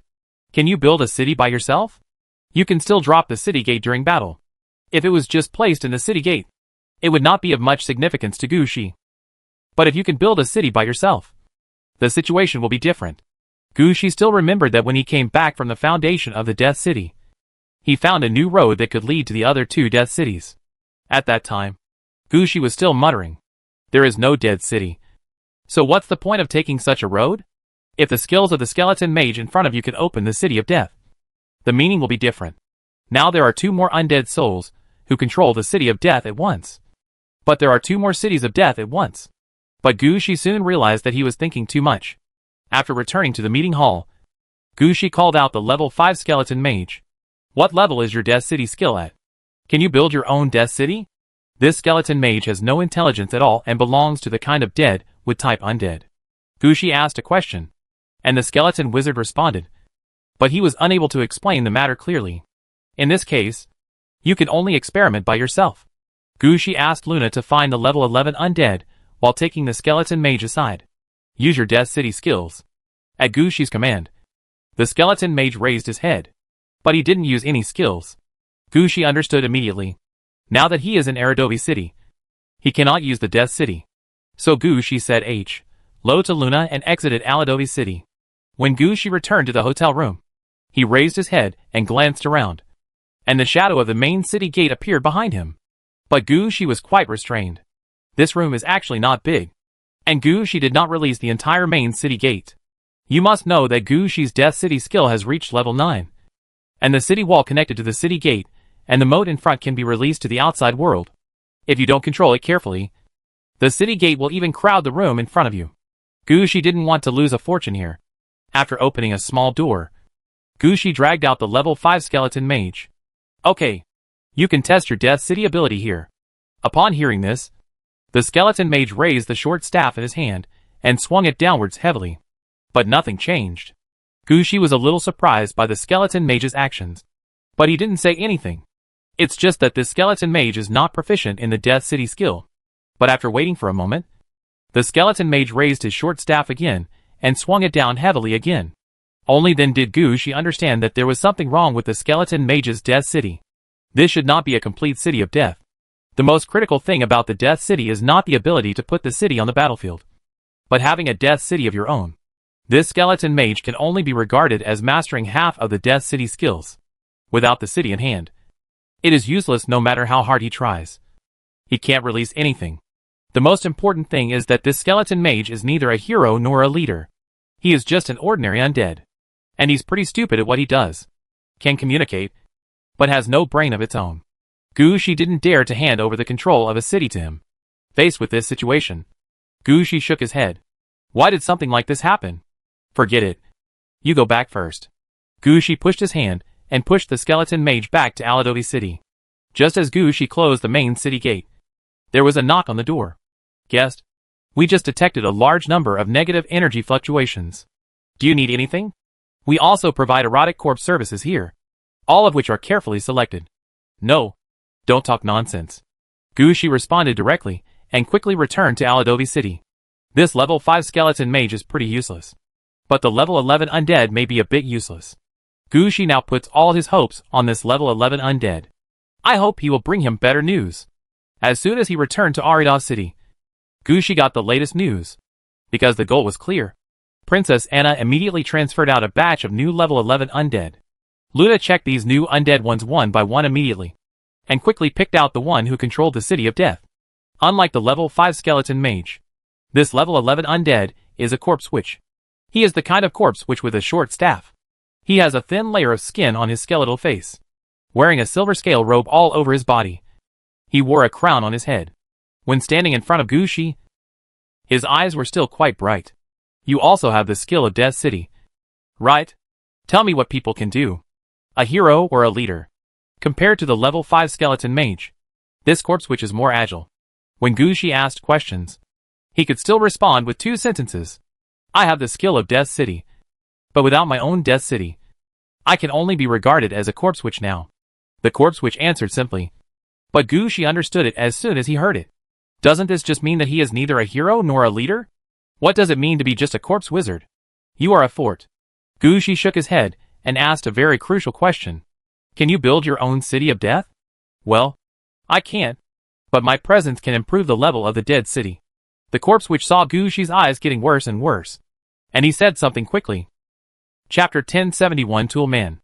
After corpse witch's explanation, Gushi finally understood what the use of these guys with Death City skills was. According to them, their Death City skills are really lacking in mastering this part of Death City. All other parts are available to them. For example, they can place corresponding key buildings on the battlefield based on the Death City skill level. At the same time, if a Death City is arranged for them, they can also manage it and build it according to their own ideas. It can be said that except that the City of Death does not belong to them, they can use all other functions. But the problem now is that Gushi will not share the control of Arida's city with them. So when the corpse witch said that he was really useful, Gushi didn't want to believe it. Luna, who was watching from the sidelines, generally understood the situation. Sir, I have compiled 2 points about the roles of these 2 people. Please tell me whether you want to keep them. Gushi glanced at Luna and found 2 useful points. It seemed that Luna was really interested. Tell me what you think. Gushi ignored the corpse witch and asked about Luna. The first point is remote delivery. Sir, if you think about it, now you can place city gates, walls, and moats on the battlefield. But in the future, You are the only one who can place castles on the battlefield. In other words, the starting point of our great battle will also be the starting point designated by your excellency. This impact on us is actually growing. Sir, think about it. Where is the farthest you could put the city gate? Did you put them all in person? Sir? After that, the city gate stood in place and became a fixed position. Gu Shi could understand what Luna said. He nodded seriously and understood what Luna meant. These two control the existence of the City of Death, and it is impossible for them to control a city alone. They are not heroes. They are not leaders. And they have no wisdom of their own. Give them a city, and that city will definitely be destroyed. But it is not impossible to use them as tools for throwing at the city gate. Just as Luna said, although Gu Shi's Death City looks convenient, it is actually quite restrictive. The biggest limitation here is that all external channels are in Gu Shi's hands. There are some places that must be taken care of before the city gates and other things can be deployed. It's nothing to Gu Shi now. But what if there is danger somewhere? Luna's words directly opened up Gu Shi's thoughts. The more he thought about it, the more he realized that these two people were not what he thought at first. And they were useless. At least as tool men. The two of them are somewhat useful. Seeing Gu Shi's reaction, Luna said to Gu Shi, the second point is that even if these two are useless, they can still build a city of death. In other words, they have their own construction team. If they don't need to be outside, they can follow me and start the construction work in the city of Aridov. There's not much to say about this. Ever since Aradovi City was completely captured, Luna has been building Aradovi City. However, the lack of a construction team in Luna's hands has prevented the construction speed of Aradovi City from increasing. Even though Gu Shi obtained many architectural design drawings, Aradovi City was still being constructed at a relatively slow pace. A big part of the reason for this is the insufficient number of construction teams. Now, as long as these two are well controlled, they will be perfect tools. In addition to providing some support to Gu Shi in combat, it can also provide certain help in construction. In short, these two tools are available to everyone. Then stay here. Luna, I'll leave this to you these 2 days. Luna glanced at the two of them and nodded. Okay, I'll handle this. After Luna arranged the matter, Gu Shi found that he seemed to have nothing to do. After thinking about it, Gu Shi simply gave himself a vacation and walked around Aradovi City to see the changes in Aradovi City during this period. Then I'll leave it to you. I'll go out for a walk. Luna did not stop Gu Shi's action. Aradovi City is Gu Shi's territory, so it is relatively safe here. As long as Gu Shi is in the city, he doesn't need to worry at all. After leaving the meeting hall, Gu Shi did not release the Holy Silver Evil Coffin. Gu Shi planned to walk away by himself this time. With the speed of the Holy Silver Evil Coffin, what he saw was just a fleeting scene. What's the point then? Gu Shi now plans to walk slowly by himself and take a look around the city. So after Gu Shi walked out of the meeting hall, he looked around and chose a direction to go. After the Aradovi Unification War and the new division of the city, only the core and most important buildings remained in the main city. Most of the core buildings here are unique. Even if they are not unique, they are head offices or flagship stores. Just like the council hall, there is a special one in every district. But the meeting hall in the main city will be larger than other places. Before the renovation began, the assembly hall of Aradovi City was just a 2-story building, occupying the first and most central position of Aradovi City. But things are different here now. The new meeting hall consists of 3 small buildings, and there is a small square outside the 3 small buildings. The combined space occupied is huge. Although Gu Shi is unwilling to operate the construction of Aradovi City, but he actually has such authority. He could see at a glance that the new council house occupied 1 large plot, 1 medium-sized plot, and 2 small plots. If this happened in other cities, it would definitely be considered a waste of space and land. But for Luna, it was all necessary. There are 3 small buildings and a small square, each with different uses and expressions. The one in the middle is the official meeting hall, when Gu Shi usually enters Aradovi City. If he doesn't open the city gate, this is where he will appear when he goes in and out. This is also where Luna usually works. And various intelligence information is also sent here. It can be said that this location is the key to the entire city of Aridov. The small building on the left is the communication building that communicates with other city councils. This can be regarded as a building decorated by Luna herself. Luna set up a mirror here that can directly connect to her city council hall. Normally, you can issue orders to the council halls of other urban areas through the mirror. If necessary, You can even go directly to the council halls of other urban areas through the mirror. In the future, you can even enter the strange mirror space through here, or control the Jialong Blood Castle. The small building on the right was also decorated by Luna herself. It has a mirror monitoring system for the entire Aladovi city. From here, you can see all the locations of the entire Aladovi city at any time. Finally, there is a small square, which will be used to store the various statues or achievement rewards obtained by Gu Shi. This is a good way to improve the honor of the city of Aladovi. And it is also a point that Aladovi needs to pay attention to in the future. Chapter 1072 Wishing Pool. While checking the situation in the meeting hall, Gu Shi walked out of the meeting hall.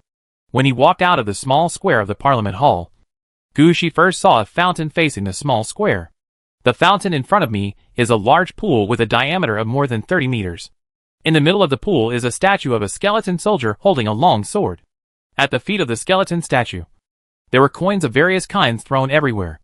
A large amount of spring water with negative energy spurted out from around the fountain, spraying on the skeleton soldiers, and from time to time rainbows would appear. Gu Shi could tell at a glance that this fountain was the magic fountain of victory. This magic fountain was previously built near the city gate. The effect is that the defense of all defending troops can be increased by 1. Gu Shi didn't know why Luna moved the magic fountain of victory here. Even if the city center needs a fountain to attract people, he can also choose some other fountain buildings. It only increases defense by 1 point, which doesn't make much sense. While Gu Shi was still wondering what was going on, an undead man in ordinary clothes happened to pass by the pool. This undead is in a semi-mummy state, wearing ordinary cloth and holding no weapons in his hands. He looks like a resident of the city. Gu Shi has long been used to the undead that serve as the population of the city.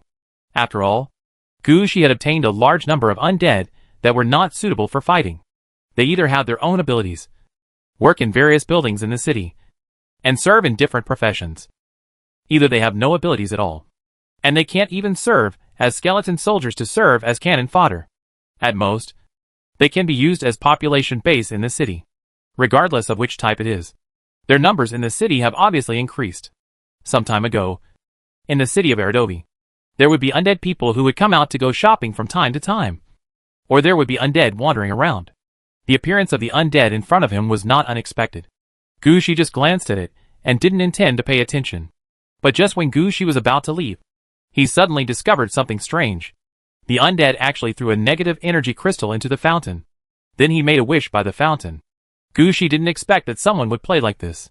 This is probably an undead person with some strength. You must know that 1 negative energy crystal is equivalent to 1 gold coin in Aladovi City. In the hands of players like Gu Shi who need to invest resources in building cities, this may not be a big deal. But if it is placed on ordinary undead, it can definitely increase a certain amount of Qi in them. For ordinary skeleton soldiers, it may be the key to whether they can be upgraded. The undead in front of him threw it into the pool easily. This shows that he doesn't care about this little money. This situation aroused a hint of curiosity in Gu Shi. He stopped and took another look at the undead. At this glance, Gu Shi discovered that as the undead fulfilled his wish, 1 end of the rainbow in the fountain fell on the undead. This undead obviously adds a layer of benefit. After feeling his own situation, the undead nodded with satisfaction, then turned around and left the fountain. This discovery made Gu Shi curious about the magic fountain of victory. He walked towards the magic fountain of victory, stretched out his hand and pinched out a negative energy crystal. Following the actions of the undead before, he threw the negative energy crystal into the magic fountain of victory. As the negative energy crystal was thrown in, there was a ding in Gu Shi's ear. Ding! You are making a wish in a wishing well, and you can choose to strengthen 1 attribute direction. Is this still possible? Gu Shi immediately understood what the undead spirit came for. At the same time, his reaction was also quick, and he immediately said, I want to improve my intelligence. Then Gu Shi saw a rainbow falling towards him. Then he had a feeling in his heart that he had temporarily increased his intelligence by about 10 points. If Gu Shi can read or learn magic non-stop for 10 hours, and perform meditation and other behaviors to improve his magic power or study, then he will likely leave 0.5 to 1 point of intelligence to become his own intelligence. This kind of blessing and learning can be done once a day. The same goes for wishes for other attributes. No matter who you are, you can come here and make a wish every day. Go back and spend 10 hours consolidating and digesting. You can get an improvement in attributes. And there is no upper limit. This situation was something Gushi had never thought of before. At the same time, Gushi also understood why the magic fountain of victory was moved here. This is simply not suitable to be placed near the garrison gate. This is only suitable to be placed in the center of the main city, under the nose of the assembly hall. And Gushi believed that the magic fountain of victory had been upgraded several times after Luna discovered this situation. After all, the requirements for upgrading small buildings are not high. Some small buildings can be upgraded as long as there are enough materials. And there are no upgrade requirements at all. This kind of building, which can quickly strengthen the undead in the city, will definitely be upgraded quickly. After being temporarily strengthened, Gushi naturally changed his next itinerary. It was rare to encounter such an opportunity, so Gushi would not waste it. He planned to go to the library and study there. The library, as the core building, has long been moved to the magic district along with the magic tower and the magician tower. Gushi looked around and had no intention of rushing over in the holy silver evil coffin. Instead, he headed towards a nearby flight point. Ever since the unification war in Aladovi City ended, the city has been studying how to quickly move between several city districts. After all, the more ways to move, the better. You can't just rely on the original methods. Therefore, after the battle at Dragon Blood Castle, there was a new method of breeding giant bats to serve as flying mounts in Aladovi City. Flight points are arranged in the centers of 7 cities, plus locations such as Aladovita Tower and Sleeping Beauty Castle. It is usually used by the undead or heroes on their way in a hurry. As for larger troop or material transportation, it has nothing to do with this flight point. No matter how many giant bats there are, they can't carry away a legion of undead. For Gushi, flying backwards to the flight point is a good choice. After arriving at the flight point, Gushi took a look at the environment here. The flight point looks important, but in fact it only occupies a small plot of land. Because giant bats are not produced in Aladovi City, there is simply no place to train giant bats here. There are only iron rings for giant bats to rest here, and a feeding platform for processing flesh and blood food to feed giant bats. Apart from this, there are no other buildings. Chapter 1073 Flight Point _ Sir, it's okay to go to the magic area, but there is one thing that I need to explain to you in advance. At the flight point, an undead, who still had some flesh and blood, put down the meat basin for feeding giant bats, and said with a serious face, just yesterday, a dark canopy was built in the city. The sky was filled with black ash. The flying speed of giant bats has also been affected, and the flight to the magic zone will take 10 to 15 minutes longer than usual. Has the dark canopy been built? After hearing the news, Gushi couldn't help but raise his head and look at the sky. He had heard Luna say before that the dark canopy was to be built with black ash. How long did it take to build it? When he raised his head, Gushi realized that the sky was still its original color, seemingly unchanged. This somewhat confused Gushi. But Gushi is also a carefree person. If he doesn't understand something, he won't ask. Anyway, the dark sky curtain has been built, and the city of Ariov will be better hidden in the Mirror Palace, less likely to be discovered, and can be hidden for a longer time. After regaining his senses, Gushi glanced at the undead standing aside and said with a smile, "Okay, just go slower. Flying over is faster than walking by water." The undead kept nodding after hearing this. Now that he was considered a staff member of the flight point, he naturally had to speak for the flight point. That's right. No matter how fast other means of transportation are, they can't be faster than flying, the undead said as he put a flying saddle on a giant bat. "My lord, please come this way." After everything was taken care of, the undead invited Gushi to the giant bat. While sitting on the giant bat, Gushi felt it carefully. I found that the riding experience of this giant bat was not as good as that of Gushi's water dragon.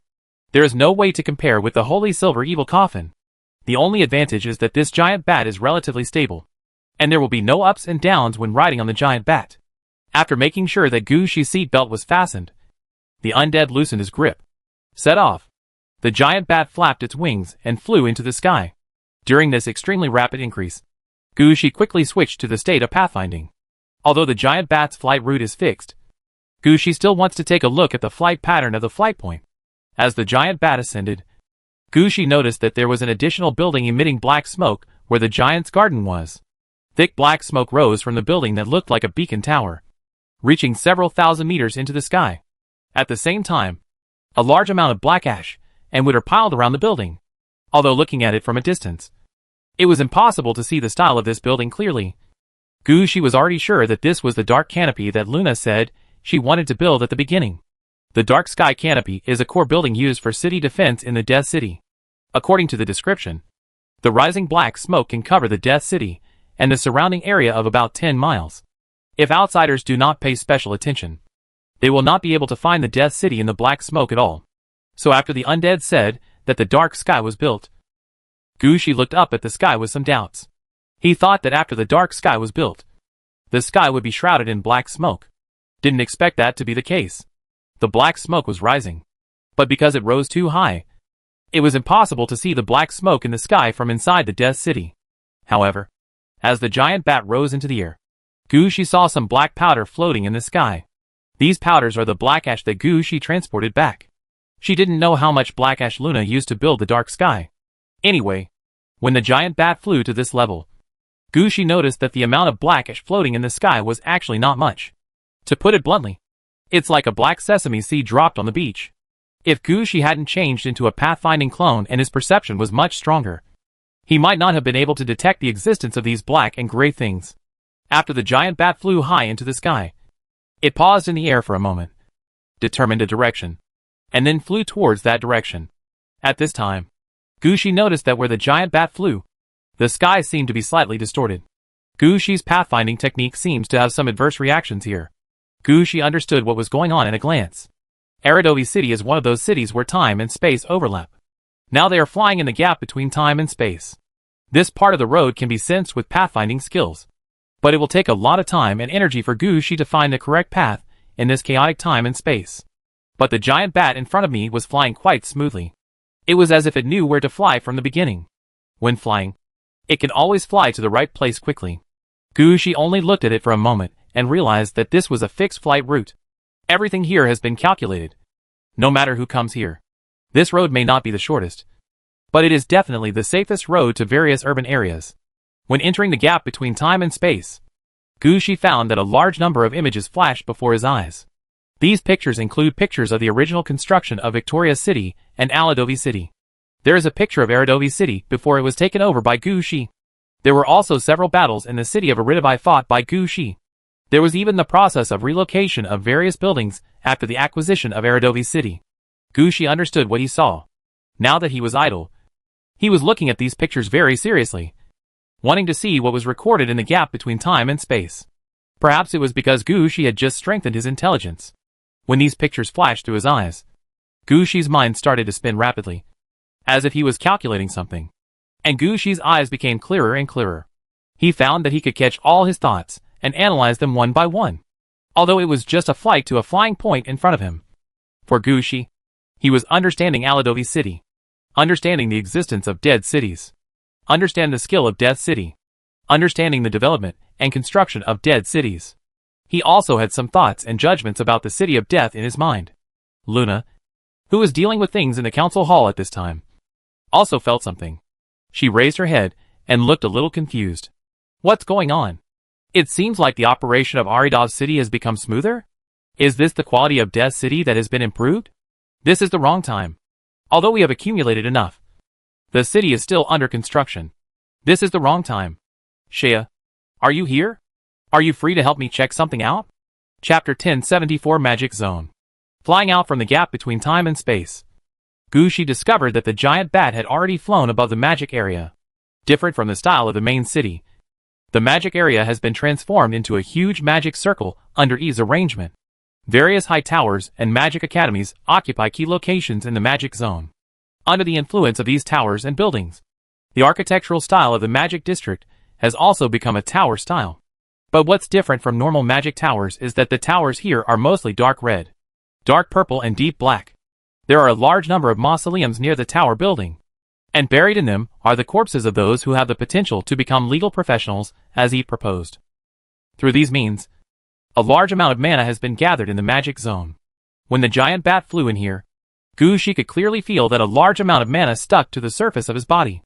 In this environment, the magic power of the mage is almost unlimited, and the power of the spell will become stronger. This is the most suitable magic area for the mage to learn and grow. It seems that Eve did a pretty good job and her arrangement was successful. The giant bat didn't know this. so it still flew all the way to the magic zone's flight point according to its original flight path. Gushi noticed at this time that the flight point of the magic area was near the clock tower. It seems that during the relocation, the magic district even moved this sacred object. When the giant bat flew down, it flew around the clock tower before landing at the point of flight. After jumping off the giant bat, Gushi saw another giant bat flying towards him. It seems that Gushi is not the only one who travels on a flying mount. The layout of the flying point is a great improvement for Gushi.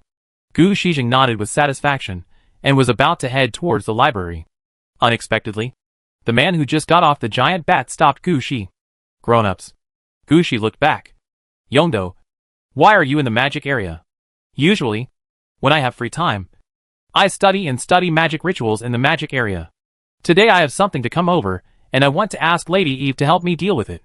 Yongdo didn't expect to meet Gushi at the flight point. When walking, I always use the Holy Silver Evil Coffin. The same is true in Aradovi City. Yongdo had seen Gushi move at high speed many times in the Holy Silver Evil Coffin. He didn't expect that Gushi would come over on a flying mount from Flying Point. Oh, it just so happens that I also want to find Eve. Let's go there together. What do you want to do with her? Gushi was very happy to meet his heroes during the break, and he planned to care about his heroes. Only release these heroes when fighting is no longer possible. I don't usually care about the living conditions of these heroes. It's nothing. It's just that during the last battle, I got some weird magic potions. There seems to be something wrong with the quality of these magic potions, and it seems that they can't be taken normally. So I gave all these magic potions to Lady Eve and asked her to help check what changes had occurred. As a result, I just received an owl notification from Lady Eve, saying that the situation has been found out and asked me to go to the underground alchemy laboratory to find her. Gushi knew which batch of magic potion Yongdo was talking about. That was the batch produced by mana extraction for the sludge undead. Yongdo's efforts at that time could be said to be the key to Gushi's victory over the octopus-headed necromancer. If the demon sacrifice camp hadn't been there to extract mana and dry out the bodies of the mud undead, these mud undead would not be as easy to fight as imagined. And in this way, Yudo and the others got a lot of mana. Originally, these mana would be distributed to Yudo's subordinates or skeleton mages, corpse witches, and liches who joined other legal forces. Some will be sent to Gushi. In about a day or two, these magic potions will be used up. But before Yudo handed out the magic potion, he realized that the magic potion was different from normal.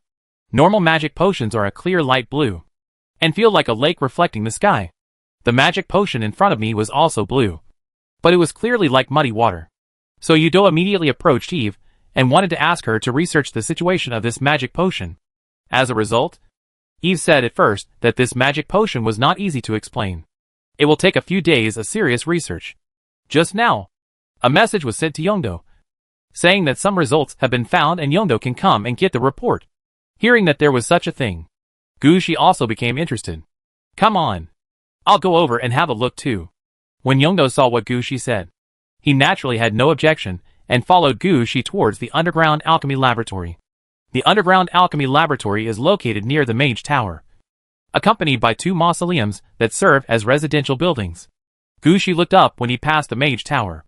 Why does this Mage Tower look so like the Bone Magic Tower? The original Bone Magic Tower was built by Gushi himself, so the memory will be more profound. The situation of the Mage Tower in front of me is somewhat similar to that of the Bone Magic Tower. This couldn't help but make Gushi ask another question. It was modified based on the situation of the Bone Magic Tower. Undead with magic potential will be arranged here to learn. After becoming magic apprentices, they will be arranged to nearby herbal fields, alchemy laboratories, enchanting tables, or other places according to their respective circumstances. Go work somewhere else. After the time is up, they will be transformed into various legal professions.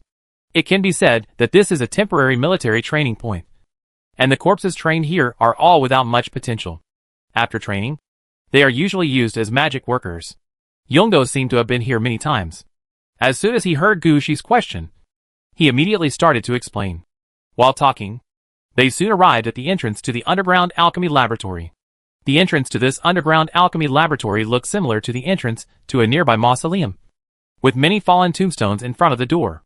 These tombstones were used as steps, and when Gushi stepped on them, he could clearly see some of the writings engraved on them. First the public, first the test, Isaac, and so on. After walking down the steps made of tombstones into the underground alchemy laboratory, Gushi noticed that the passage went downwards quickly without going around a few turns. Gushi and the others came to a huge processing room completely wrapped in steel. Factory. In this processing plant, more than 100 undead are brewing some special magic potions. Judging from the attire of these undead, they are magic apprentices who learn magic from the nearby wizard tower. Although their current actions are quite mechanical, they definitely have a good future. Chapter 1075 Alchemical Products. Behind the alchemy assembly line is the alchemy laboratory, where several obviously higher-level undead are talking to Eve. Seeing Gushi coming, Eve was also surprised. "Sir, why are you here?" "I just happened to run into Yudo, and he happened to be talking about the magic potion. So I came over to see how it was going, and whether he had figured out anything." Gushi explained his purpose of coming. "Yes, sir. We have conducted alchemy experiments and found that the magic potion is not suitable for soldiers or heroes. But it has unexpected effects. If I pour these magic potions into the soil will naturally absorb the nearby free mana factors. In other words, if I don't do anything with these magic potions and just pour them on the ground in my magic area, it can increase the mana level of my magic area by 1 or 2 levels. Eve briefly explained her discovery. "If that's all, there's no need for us to call Yudo over. I think I just need to inform Yudo. And you should send over these and use magic potions. What we found was something else. Sir, come and see." As Eve said this, she led Gushi to the side, where there were several pieces of metal like mud. Standing here, Gushi could clearly feel the varying concentrations of mana contained in these mud blocks. Referring to the Iron Hand, Gushi was in a state of intellectual blessing at this time, and he would react quickly to anything he did. He was the first to respond. "Hey, sir, have you seen it? This is the effect produced by using clay with different amounts of magic potion to transform it into something with iron fingers. We found that after adding this magic potion, the repelling and hardening properties of the iron finger were also affected. Look, my lord." As he said this, several undead people picked up metal-like clay blocks and started operating them. They just touched the metal with a little water and pinched it together like plasticine.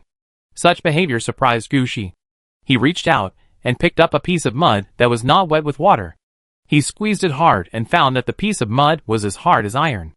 Don't say that they pinched it casually like they did, even leaving a trace. "Is there something wrong with the water you just added?" "Yes. This water was mixed into the soil with the magic potion before, and then squeezed out by the Iron Hand. As long as you pour a little bit on the soil that has become an iron block, the soil will become soft and you can plasticize it at will. After it's processed, do a mana extraction on the soil. Like this." As Eve spoke, she used magic power to extract from one of the pieces of soil. A liquid like water was drawn out, and the soil became as hard as steel again. At this time, Yudo's eyes immediately widened. This kind of thing is most suitable for Yudo. There has always been a problem in Yudo's demon sacrifice camp. Legal troops only account for half. The remaining half are defensive arms used to protect the legal troops, and a large part are heavy laborers. Because the demon worship camp often needs to set up an altar, the stones used to decorate the altar all needed to be transported by these coolies. Many of these stones cannot be picked randomly from nearby and need to be processed according to size. Some stones also need to be engraved with magic patterns or enchanted. In many cases, most of the coolies in the demon sacrifice camp are engaged in transporting these materials. If there was this kind of soil that could be transformed at will, the situation would be different. At least you don't need to bring too many basic things. He no longer needs coolies to transport stones that are slightly different in size, such as 3 feet 3, 3 feet 6, and 3 feet 9. Gushi didn't realize what the situation was at first, but after seeing Yondo's reaction, Gushi's mind turned around, and he quickly understood. The research in front of me just hit Yudo's point. It can be said that it did a big favor to Yudo. However, Gushi immediately calculated it accurately. Even if all of Yondo's troops were replaced with magic ones, he wouldn't need that much mud. Yudo only needs 4 or 5 altars at the same time. Even if one is setting up the next altar while performing a magic ritual, a maximum of 10 altars would be enough. Gushi estimated that he had only used about 1/10 of the amount of this magic potion in the past. Eve is working so hard. It seems that this magic potion has other uses. She wants to get all the remaining magic potions. These magic potions probably have important uses. Gushi understood immediately. But Gushi clearly knew who he should support. Eve is his contracted undead, So the relationship between Gu Shi and her is naturally more intimate. Even if Gu Shi knew this, he didn't say anything more. Yongdo was obviously attracted by the alchemical products in front of him, and he decisively asked Eve for a large amount of this processed soil. So the two discussed the amount of soil to use. Yongdo seemed to understand some of Eve's intentions, so he said that he must prepare some spare soil. At the same time, he also said that the current ritual magic is just the beginning. He is also working on other ritual magics. His demon sacrifice camp will not continue like this, and there will definitely be more large-scale magic rituals in the future. Therefore, we must consider the future and ensure that the backup volume of this common material is sufficient to support it. Instead of trying to find this material later, but not being able to find it. But Eve was there calculating the actual dosage for Yudo. Anyway, her meaning was quite obvious. The amount was only this much, and it was impossible to increase it any more. While they were arguing over the amount, Gu Shi was wandering around in the underground alchemy laboratory. On the table at the back of this small room are various experiments and experimental data on magic potions. Gu Shi casually picked up the experimental data and read it. Although there were many terms that Gu Shi didn't understand, he still saw something different from the data. Eve is studying the Stone Man. When Gu Shi visited the murals in the Descending World, he got many architectural design drawings, and also got the 4 development directions of the Stone Man. Judging from the experimental data in front of her and previous discoveries, Eve seems to have more ideas. She has studied these things before. But the main controller of Aladovi City is Luna. There was no way she could force Luna to build a non-undead training building in Aladovi City. So she is always looking for a solution. After all, Gu Shi, the architects of the Tower series, already have a complete set of them. If it is not built, it will be a waste.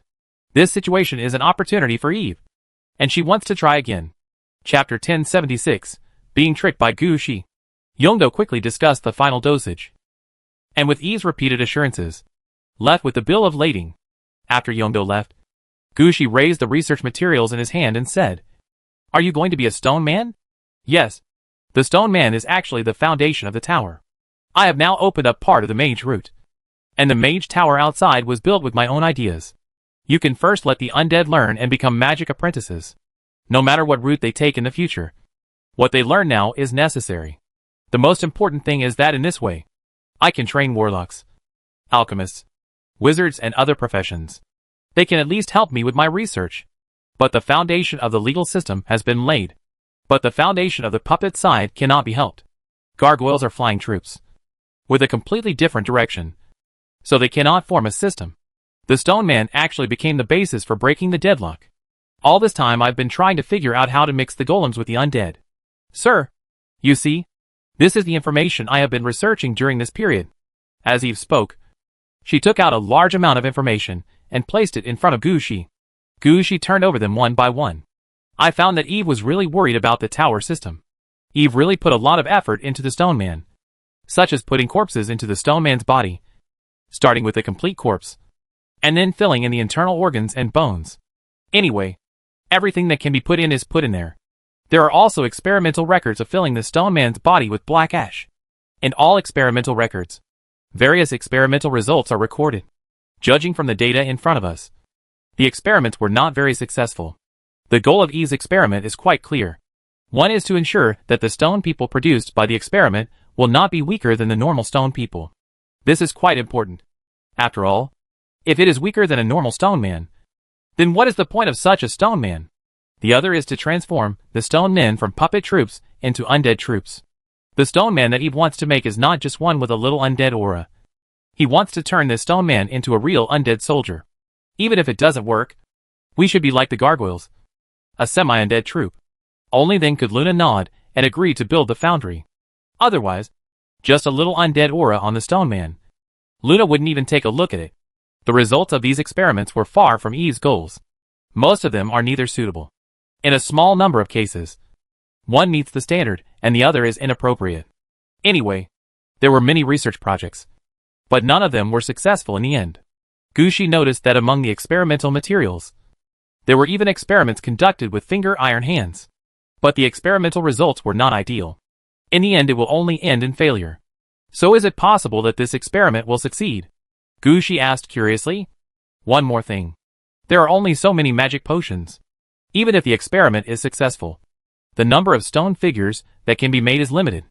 Are you cheating on the funds? No. I'm researching the magic potion situation. My idea is, if possible, use these magic potions as a basis to build a magic pool and find a way to generate similar magic potions. In this way, although a 100% replica cannot be achieved, similar effects can still be achieved. Sir, you see, this is the data for our reproduction and research. She took the other information that Eve sent over and frowned. The materials are corpses and souls? Yes, although the quantity requirement is not large. It is definitely needed. Without the body and soul, the magic potion can only be the most ordinary magic potion. And there will be no other changes. This magical potion is extracted from the bodies of enemy undead. Because of the problem of proportion, we cannot make it 100% the same. We can only estimate a proportion. What we can achieve now is that it is 80% similar. This situation is not enough for Yuto's needs. But it is enough for my needs. I even had to add water to it, and a few other things before I could use it to make the stone figures. At this time, Gushi was in the blessing stage of improving his intelligence. And he could easily remember everything he saw. After he said this, Gushi thought of one of the possibilities. Are you planning to process the mud used to make the stone man? And then use this magic potion mixed with mud to cast the stone man? We have this plan. We will see how to experiment later. Is it better to add ashes to the soil or add fresh flesh and blood? Eve was very happy to see that Gushi could keep up with her thoughts. And immediately started discussing with Gushi. The most successful stone man we have ever experimented with was to add ashes to the stone man and then use blood to melt it. Both of the last two requirements are met. But both are slightly different. Later we checked and found that the blood was inappropriate. The idea of adding ashes into it is correct. It's just that the amount of ashes we had was wrong at the time. So the stone men's undead spirits were fully transformed. And their fighting power was not as good as that of normal stone men. But the situation is different now. Shea said before that the group of mummies want those broken bones and ashes. This gave me an idea. I have not studied mummies. But I think some of their ideas are worth considering. I have only seen those mummies once and haven't done much research on them. But I feel that they have a huge demand for bone fragments and ashes. Do they have a method for making bone fragments or similar products? There should be. But they won't sell it to us. What about the soul gathering place? There are a lot of broken bones or other things in the gray garbage over there. Have you tried adding some to the stone man? When Eve heard this, she also looked at Gushi. Yes, I also added champion consciousness. But the effect didn't seem to be very good. The influence of champion consciousness is too weak. If you want to turn stone men into champion soldiers, you need at least thousands of them. That's simply not going to happen. What about the flowers and plants on Huangquan Road near the soul gathering place? I found that in your research experiments, most of the things added to it were animal remains. Didn't you add some flowers and plants belonging to the underworld? Also, we can open the ghost gate now. If not, can we directly use the soil from the underworld? Eve thought about it seriously. The soil of the underworld? She hadn't thought about this. But as soon as I heard it, I knew it was a good idea. Eve had never thought about this before because of the gap between her career and Gushi's career. Even Eve has never been to the soul gathering land, but has only heard about the situation there. She had seen mummies before, but she didn't have a deep understanding of them. The gate to the underworld was placed there, but she did not enter it. There is no need to study Gushi's new skill to open the ghost gate. This immediately exposed the problem of Eve's research direction. Seeing Eve like this, Gushi knew that he had faked it this time. Chapter 1077, Stone Man of the Underworld. After confirming that the idea provided by Gushi was reasonable, the fiery Eve took action quickly. Gushi was naturally left behind to cooperate with the research. Gushi didn't care about being conscripted into the army. He came here to strengthen the intelligence that had just been bestowed upon him through reading, studying and meditation. Let your intellectual attributes be steadily improved. Cooperating in research here is also a manifestation of using intelligence. Reading and studying is no different from cooperating in research here. Gushi also wanted to see how Eve was doing at work, and see if a new type of soldier would be born under his command. So Gushi stayed in the underground alchemy laboratory and cooperated with Eve to conduct experiments. The main experiment here is naturally the analysis of negative energy in various soils. The samples Eve mainly provided were materials from her previous experiments. At the same time, various materials need to be added to the experiment with some changes in the soil. The most important thing is that high temperature treatment is required. Gushi controls the flame domain, So all the high temperature processing falls on Gu Shi. Watching the pieces of soil turn into porcelain and tiles in the flames, Gu Shi understood the meaning of his stay. This is hard labor in every sense of the word. But Gu Shi did quite well here. Through various sampling, blending, and experiments, 3 types of soil were finally selected.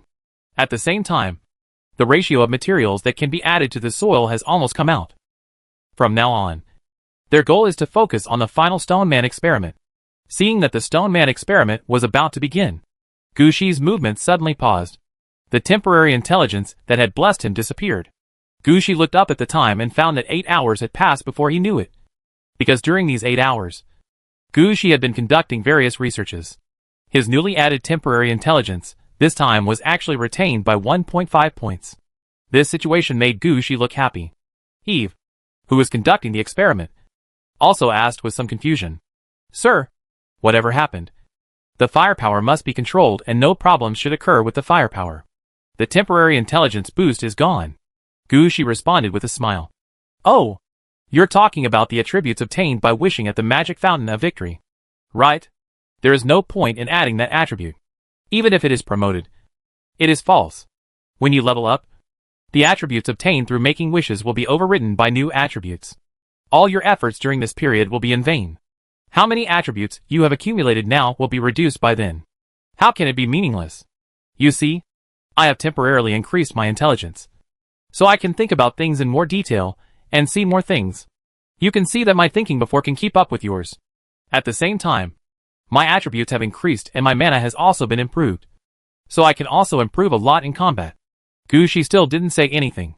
If his physical attributes couldn't be continuously increased, then he could put these attributes on the virtual body. Gu Shi didn't believe it. Switching virtual bodies by himself still left no intelligence at all. You must know that this is the power of orange equipment. After hearing what Gu Shi said, Eve didn't say much and turned around to look at the experiments here. Gu Shi also dealt with it according to his own ideas. He is here helping Eve and conducting various experiments. Once the 24 hours are up, return to the main city to improve your temporary intelligence. Then came back for new experiments. What was promised at the beginning was to walk around Aradovi City and feel the changes in Aradovi City. But it was not carried out. He spends almost all his time in the laboratory in the magical area. But for Gu Shi, his final gain was good. After 2.5 days of hard work, an undead stone man was finally made. The stone man in front of him is about 2 meters tall, with a pure black body. The body proportions are almost the same as those of a normal person. He does not have any weapons, equipment or armor on his body. He is just a pure stone man. He didn't even have any facial features, and looked like a petrified version of the armed man under Gu Shi. The stone man in front of them had no undead style. But Gu Shi and Eve were quite satisfied. Although the test had not started yet, both Gu Shi and Eve could feel the strong aura of the undead coming from the stone man. It's not about adding corpses or bones into the stone man, nor adding internal organs into the stone man. This is the breath that emanates from the stone man from inside out. The stone man in front of him belongs to the undead. Height 2.01 meters, weight 1.2 tons, moving speed 25 kilometers per hour. The body was made of volcanic ash from the entrance of the volcano Huangquan. River mud on the Huangquan Road, plus ordinary soil and a small amount of ashes, mixed in a ratio of 1 to 1.35 to 7.63. It also contains seeds of datura flowers from the Yellow Springs Road, roots of ghost vine grass, and juice of ghost face fruit. The transformed magic potion is then soaked in, mixed, shaped, and finally baked at high temperature with flames. Eve was there reading the lab report carefully. Gu Shi was carefully looking at the attributes of the stone man in front of him. Netherworld Stone Man, Level 7. Summoned Object Experience, 0/3500. Attack 9. Defense 18. Life 55. Skills, Undead Creature. Mechanical Puppet. Psychic Immunity. Magic Resistance, 25% chance to resist all magic attack. Mechanical Heart, Mechanical Operation Power increased by 10%. Magic Source Body, can increase nearby spell casting power by 5%. The situation of the earth and stone man in front of him also surprised Gu Shi. He also didn't expect those altered magic potions to have such an effect. Improved spellcasting power. Is this an altar for magical rituals added to oneself? This type of troops focuses on defense, has strong magic resistance, and can increase spellcasting power. It is obviously a defensive troop for mages. Although their movement speed is obviously slower. They don't need to carry weapons or armor. So they can do some hard labor. Eve, after it's confirmed, build a foundry first and train the troops. After waiting for a certain number, arrange for them to join the demon sacrifice camp to serve as defense troops and coolie troops. Eve just wanted to recreate everything in the tower. She had no idea how to use these replica troops. In addition, Eve herself did not command the troops. So she did not object to Gushi's order at all. Instead, she thought Gushi's arrangement was reasonable. Sir, don't worry. I will take care of everything. Chapter 1078, Good People and Good Deeds Before Leaving. After the matter of the Hades Stone Man was successful, Eve still wanted to stay and rest for a while. After all, there are relatively few people with such smart research tools. Eve has been almost crazy busy during this time. But Gushi remembered that he still had a train to catch. Now is not a good time to stay in Aradovi City. In the last moment, Gushi hurriedly met Princess Anna, let her organize the troops in the city, and make a date for the next big event at Westminster Abbey. Now that Gushi has enough troops, and there are several soldiers with levels above level 20, now is a good time to try the copy of the Westminster Abbey Major Event Dungeon. Gushi estimated that after arriving at Peishin City this time, he would still have to wait for a while for the train to transfer to Yuanzu City. Take this opportunity to hit up the group copy. Let's see if we can replenish our combat power before the creation of the world. After all, he has already left the Chaoyan Guangguan Guild, and will soon leave Balian City. From now on, he will be on his own. He had to think more about himself. Princess Anna did not object to Gushi's plan. Gushi's strength gradually improved, and it was time to let Gushi know the terror of the king. If Gushi is not allowed to know the terror of the Great Lord, what if he drifts away and wants to provoke the Great Lord in the Mirror Underground Palace? In fact, Princess Anna really thinks too much. Don't forget, Gushi has a Dietrich on his hands.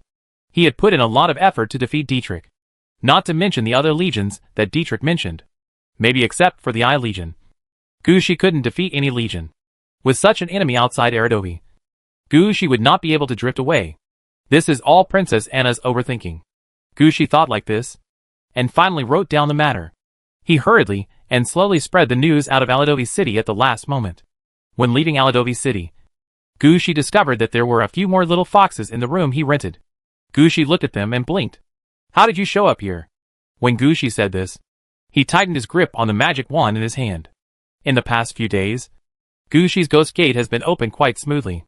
If these little foxes had any ideas, Gushi would open the ghost gate on their heads at the first moment.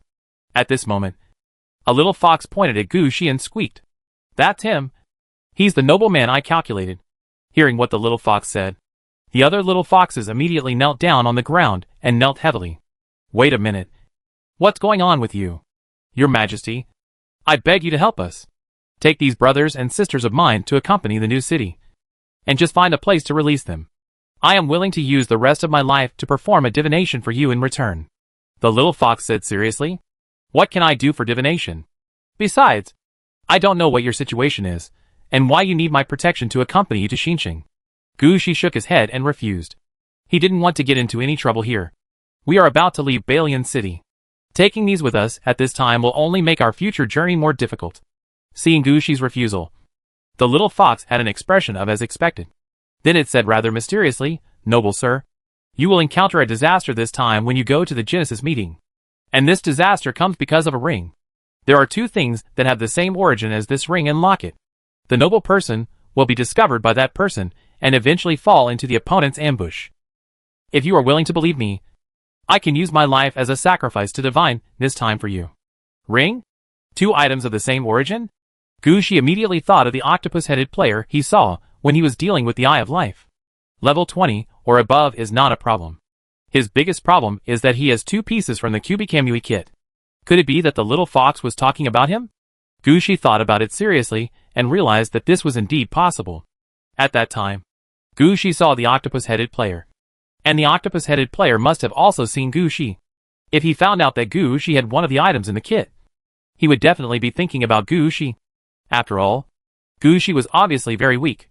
He was only level 10 and had only one piece of orange equipment on him. It is much more convenient to defeat Gushi than to find the killing stone. At least he beat Gushi, which could be said to be an easy task. Gushi, who understood this, looked at the little fox with a different look. May I know what happened to you? Don't worry. I will naturally have a way to take you to accompany Xinqiang. Gu Shi was still concerned about the situation of the little foxes. He wanted to know what trouble these little foxes had encountered. I used to help people with divination, but I was targeted. The trouble I caused by divination is something I can resist. But my siblings have nothing to do with this matter, and they cannot lose their lives because of this matter. So I also asked the nobles to take them to accompany Xinqiang. The noble person only needs to take them there, and someone will naturally take care of them. The biggest problem now is that all trains going to Xinqiang will be strictly inspected, and no one else can take them to Xinqiang. Please help me with this. This is really what I can help you with. Gu Shi nodded and said, these little foxes didn't cause much trouble. It would be very simple for Gu Shi to use Death City to take them with him. I have a city of the dead. I will open the door later, and you can sneak in.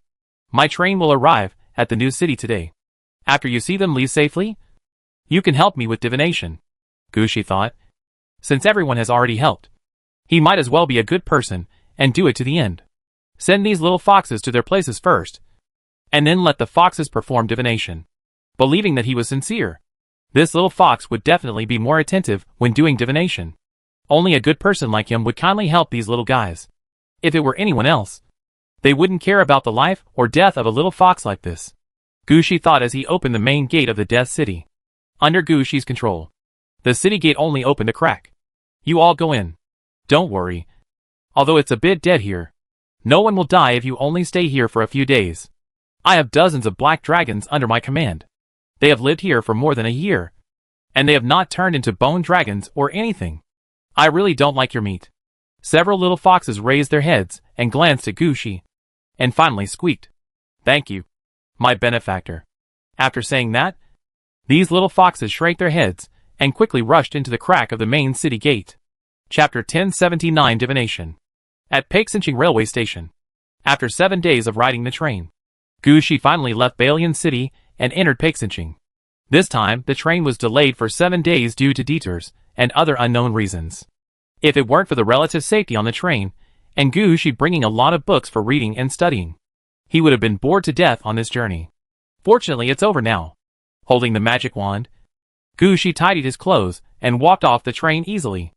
Unlike Baliancheng's train station, which is full of pits as soon as you exit, the exit of Xinqiang Railway Station is quite orderly. Various taxis, flying cars and horse-drawn carriages were lined up in a row. No matter which style you like, you can choose it first. However, Gu Shi did not rush to get in the car. He found a bathroom, secretly opened a crack in the main city gate, and released several little foxes. After staying in Aladovi City for 7 days, the faces of these little foxes turned pale. It's not that they are not adapted to the undead atmosphere of the city of Aridov. These little foxes can usually live and practice in the cemetery. Although the aura of undead is heavier in the city of Aridov, the impact is actually not that big in just a few days. The reason why the little fox became like this was entirely because of the food in the city of Aridov. Originally, after a series of requests and adjustments from Gu Shi, as well as the upgrade of the tavern, the food in Aladovi City had a somewhat human touch. Foods such as roasted owl and mouse soup have been withdrawn from the market. Gu Shi gradually found food that was acceptable to eat. These little foxes can survive even if they eat things like mouse soup. But who would have thought that these little foxes are so smart? Keep an eye on the drinks and food that you only drink when you are looking at the undead. It turns out they wanted to try the taste of undead food. This attempt almost killed these little foxes. During these 7 days, they kept repeating the process of vomiting after eating, defecating after vomiting, and running to eat again after defecating. The fact that they can survive is a result of their strong stomachs and intestines. If ordinary people played like them, they would have become part of Aladovi City long ago. After releasing all the little foxes, Gu Shi was also a little confused. What's going on with these guys? Are you okay? It's okay. Benefactor. Have you already arrived to accompany Xinqiang? The leader of the little fox stood in front of Gu Shi and asked unsteadily. Yes, we have arrived to accompany Xinqiang. Do you want to leave on your own? Or should I find someone for you? No need to trouble my benefactor. Just let my brothers and sisters leave on their own. I will stay and perform the last divination for my benefactor. The little fox kept his word and walked away without mentioning how to accompany Xinqiang. Instead, he spoke to Gu Shi seriously. My benefactor may not know that as a fortune teller. apart from special divinations activated by talents. Only the first and last divinations have the best results. This time, I will definitely be able to divine accurate information for my benefactor. After the little fox finished speaking, he turned to say a few words to his companions, and then said to the little fox with the palest face, "Little brother, the next affairs of the brothers and sisters will depend on you. You know the route and everything. And everyone has endured so much hardship with you in the past 7 days. Your strength has also improved. And you can protect your brothers and sisters and leave safely. Elder brother, I'm fine. Everything I did was my destiny as a fortune teller. When I first learned divination, I already saw my destiny. Please hurry up." The little fox squeaked twice and sent his siblings out of the bathroom. Gushi noticed that after they rushed out of the bathroom, they immediately ran in different directions, and their movement speed even exceeded the sound. With just a turn, all the little foxes disappeared, leaving only the one that talked to Gushi at the beginning. "My dear, I can begin. I don't know what my benefactor wants to divine. If my benefactor has no other needs, then I will divine the disaster that my benefactor will face." After hearing what the little fox said, Gushi didn't know what to predict. Gushi finally figured out the condition of this little fox. It has a certain level of divination, but it shouldn't be too strong. Otherwise, one's future will not be risked with one's own life. If you want to let it count the fate of a city, or even a game world, even if you burn this little fox to ashes, you can't calculate it. On the contrary, for a fragment of Gushi's future, the little fox's divination may be more credible. Nothing else is needed. If you say I'm going to face a catastrophe, then let's just consider it a catastrophe. I don't want to grow up only to be killed at the final gate. Good. The little fox said decisively to Gushi, "My benefactor, after this divination begins, my life will be over, and everything will be out of control. I will definitely say a few words at the end. Please remember these words. After I die, take out my skull and wrap it in my skin. Go to a quiet place and use these words to activate it, so that the benefactor can see the fate I have predicted." After the little fox finished explaining, he started doing the method in the bathroom. Although the bathroom is a dirty place, it is not suitable for various divination or wish-making activities. After all, if you want to make a wish or divination, you have to take a bath, change clothes, or even put on incense or something. Only animal fortune tellers, like Little Fox, can do this in the bathroom. But the little fox didn't care. After all, it was risking its life. Gushi didn't know. After all, he didn't understand divination. So the two of them started divination about Gushi's future fate in this place. As the little fox's eyes went blank, a squeaking sound came from the little fox's mouth. Gushi could understand the little fox's cry before. It was because the little fox wanted Gushi to understand. Now the little fox was concentrating on divination and had no time to pay attention to Gushi. For a moment, Gushi couldn't understand what the little fox was saying. But even so, Gushi still listened carefully, for fear of missing any word. About 7 or 8 minutes later, the little fox rolled his eyes, revealing a large amount of the whites of his eyes. At the same time, its voice became ethereal and insubstantial, and became understandable to Gushi. Remember? The third battle of Genesis. The Black World. The mission is about fire. There are ambushes at key locations, enemies with octopus heads, and orange traps. Mark my words. The eyes of the fox fortune teller exist in the sky. As soon as the little fox finished speaking, its upward turned eyes turned over, leaving only the whites of its eyes exposed. When Gushi reacted and stepped forward to check on the little fox, he found that the little fox had been dead for a long time. Chapter 1080 Rushing. After picking up the little fox's body, Gushi did not rush to take out the skull, as the little fox said, and just wrap it in fox skin. He simply took out a small coffin and put the little fox into it. After that, he left the bathroom with a magic wand in hand. When Gushi walked out of the bathroom, he found many players who had just gotten off the train waiting outside. Although there is everything on the train, but going to the bathroom is really inconvenient. For some players, the restroom on the train is like HL, and you will lose 2 ounces of bone when you go in. So some players are willing to get off the train and relax. I saw Gushi coming out of the bathroom carrying a small coffin. The players waiting outside just rolled their eyes and didn't say anything more. After Gushi left the train station carrying the small coffin and magic wand, no one noticed Gushi's clothing style. Pei-Xincheng is one of the largest cities, with the largest number of players besides Yuanzhou City. There are players of all styles here. There are even some players who have embarked on a different path. The way Gushi was dressed in front of him was relatively normal. Not to mention an archer carrying a small coffin. It would be normal to see a priest carrying his own head. It was like there was such a person right in front of me. He was standing in front of a cab, discussing something with the coachman. I don't know what he said, but the coachman kept shaking his head. No. You know that due to the license plate restrictions in Xinjiang, I can only work 15 days a month. There's no way I'm waiting for you to carpool here. If there's a customer, I'll leave directly. Brother, just give it a try. Just take me there on the way. I'm not going far.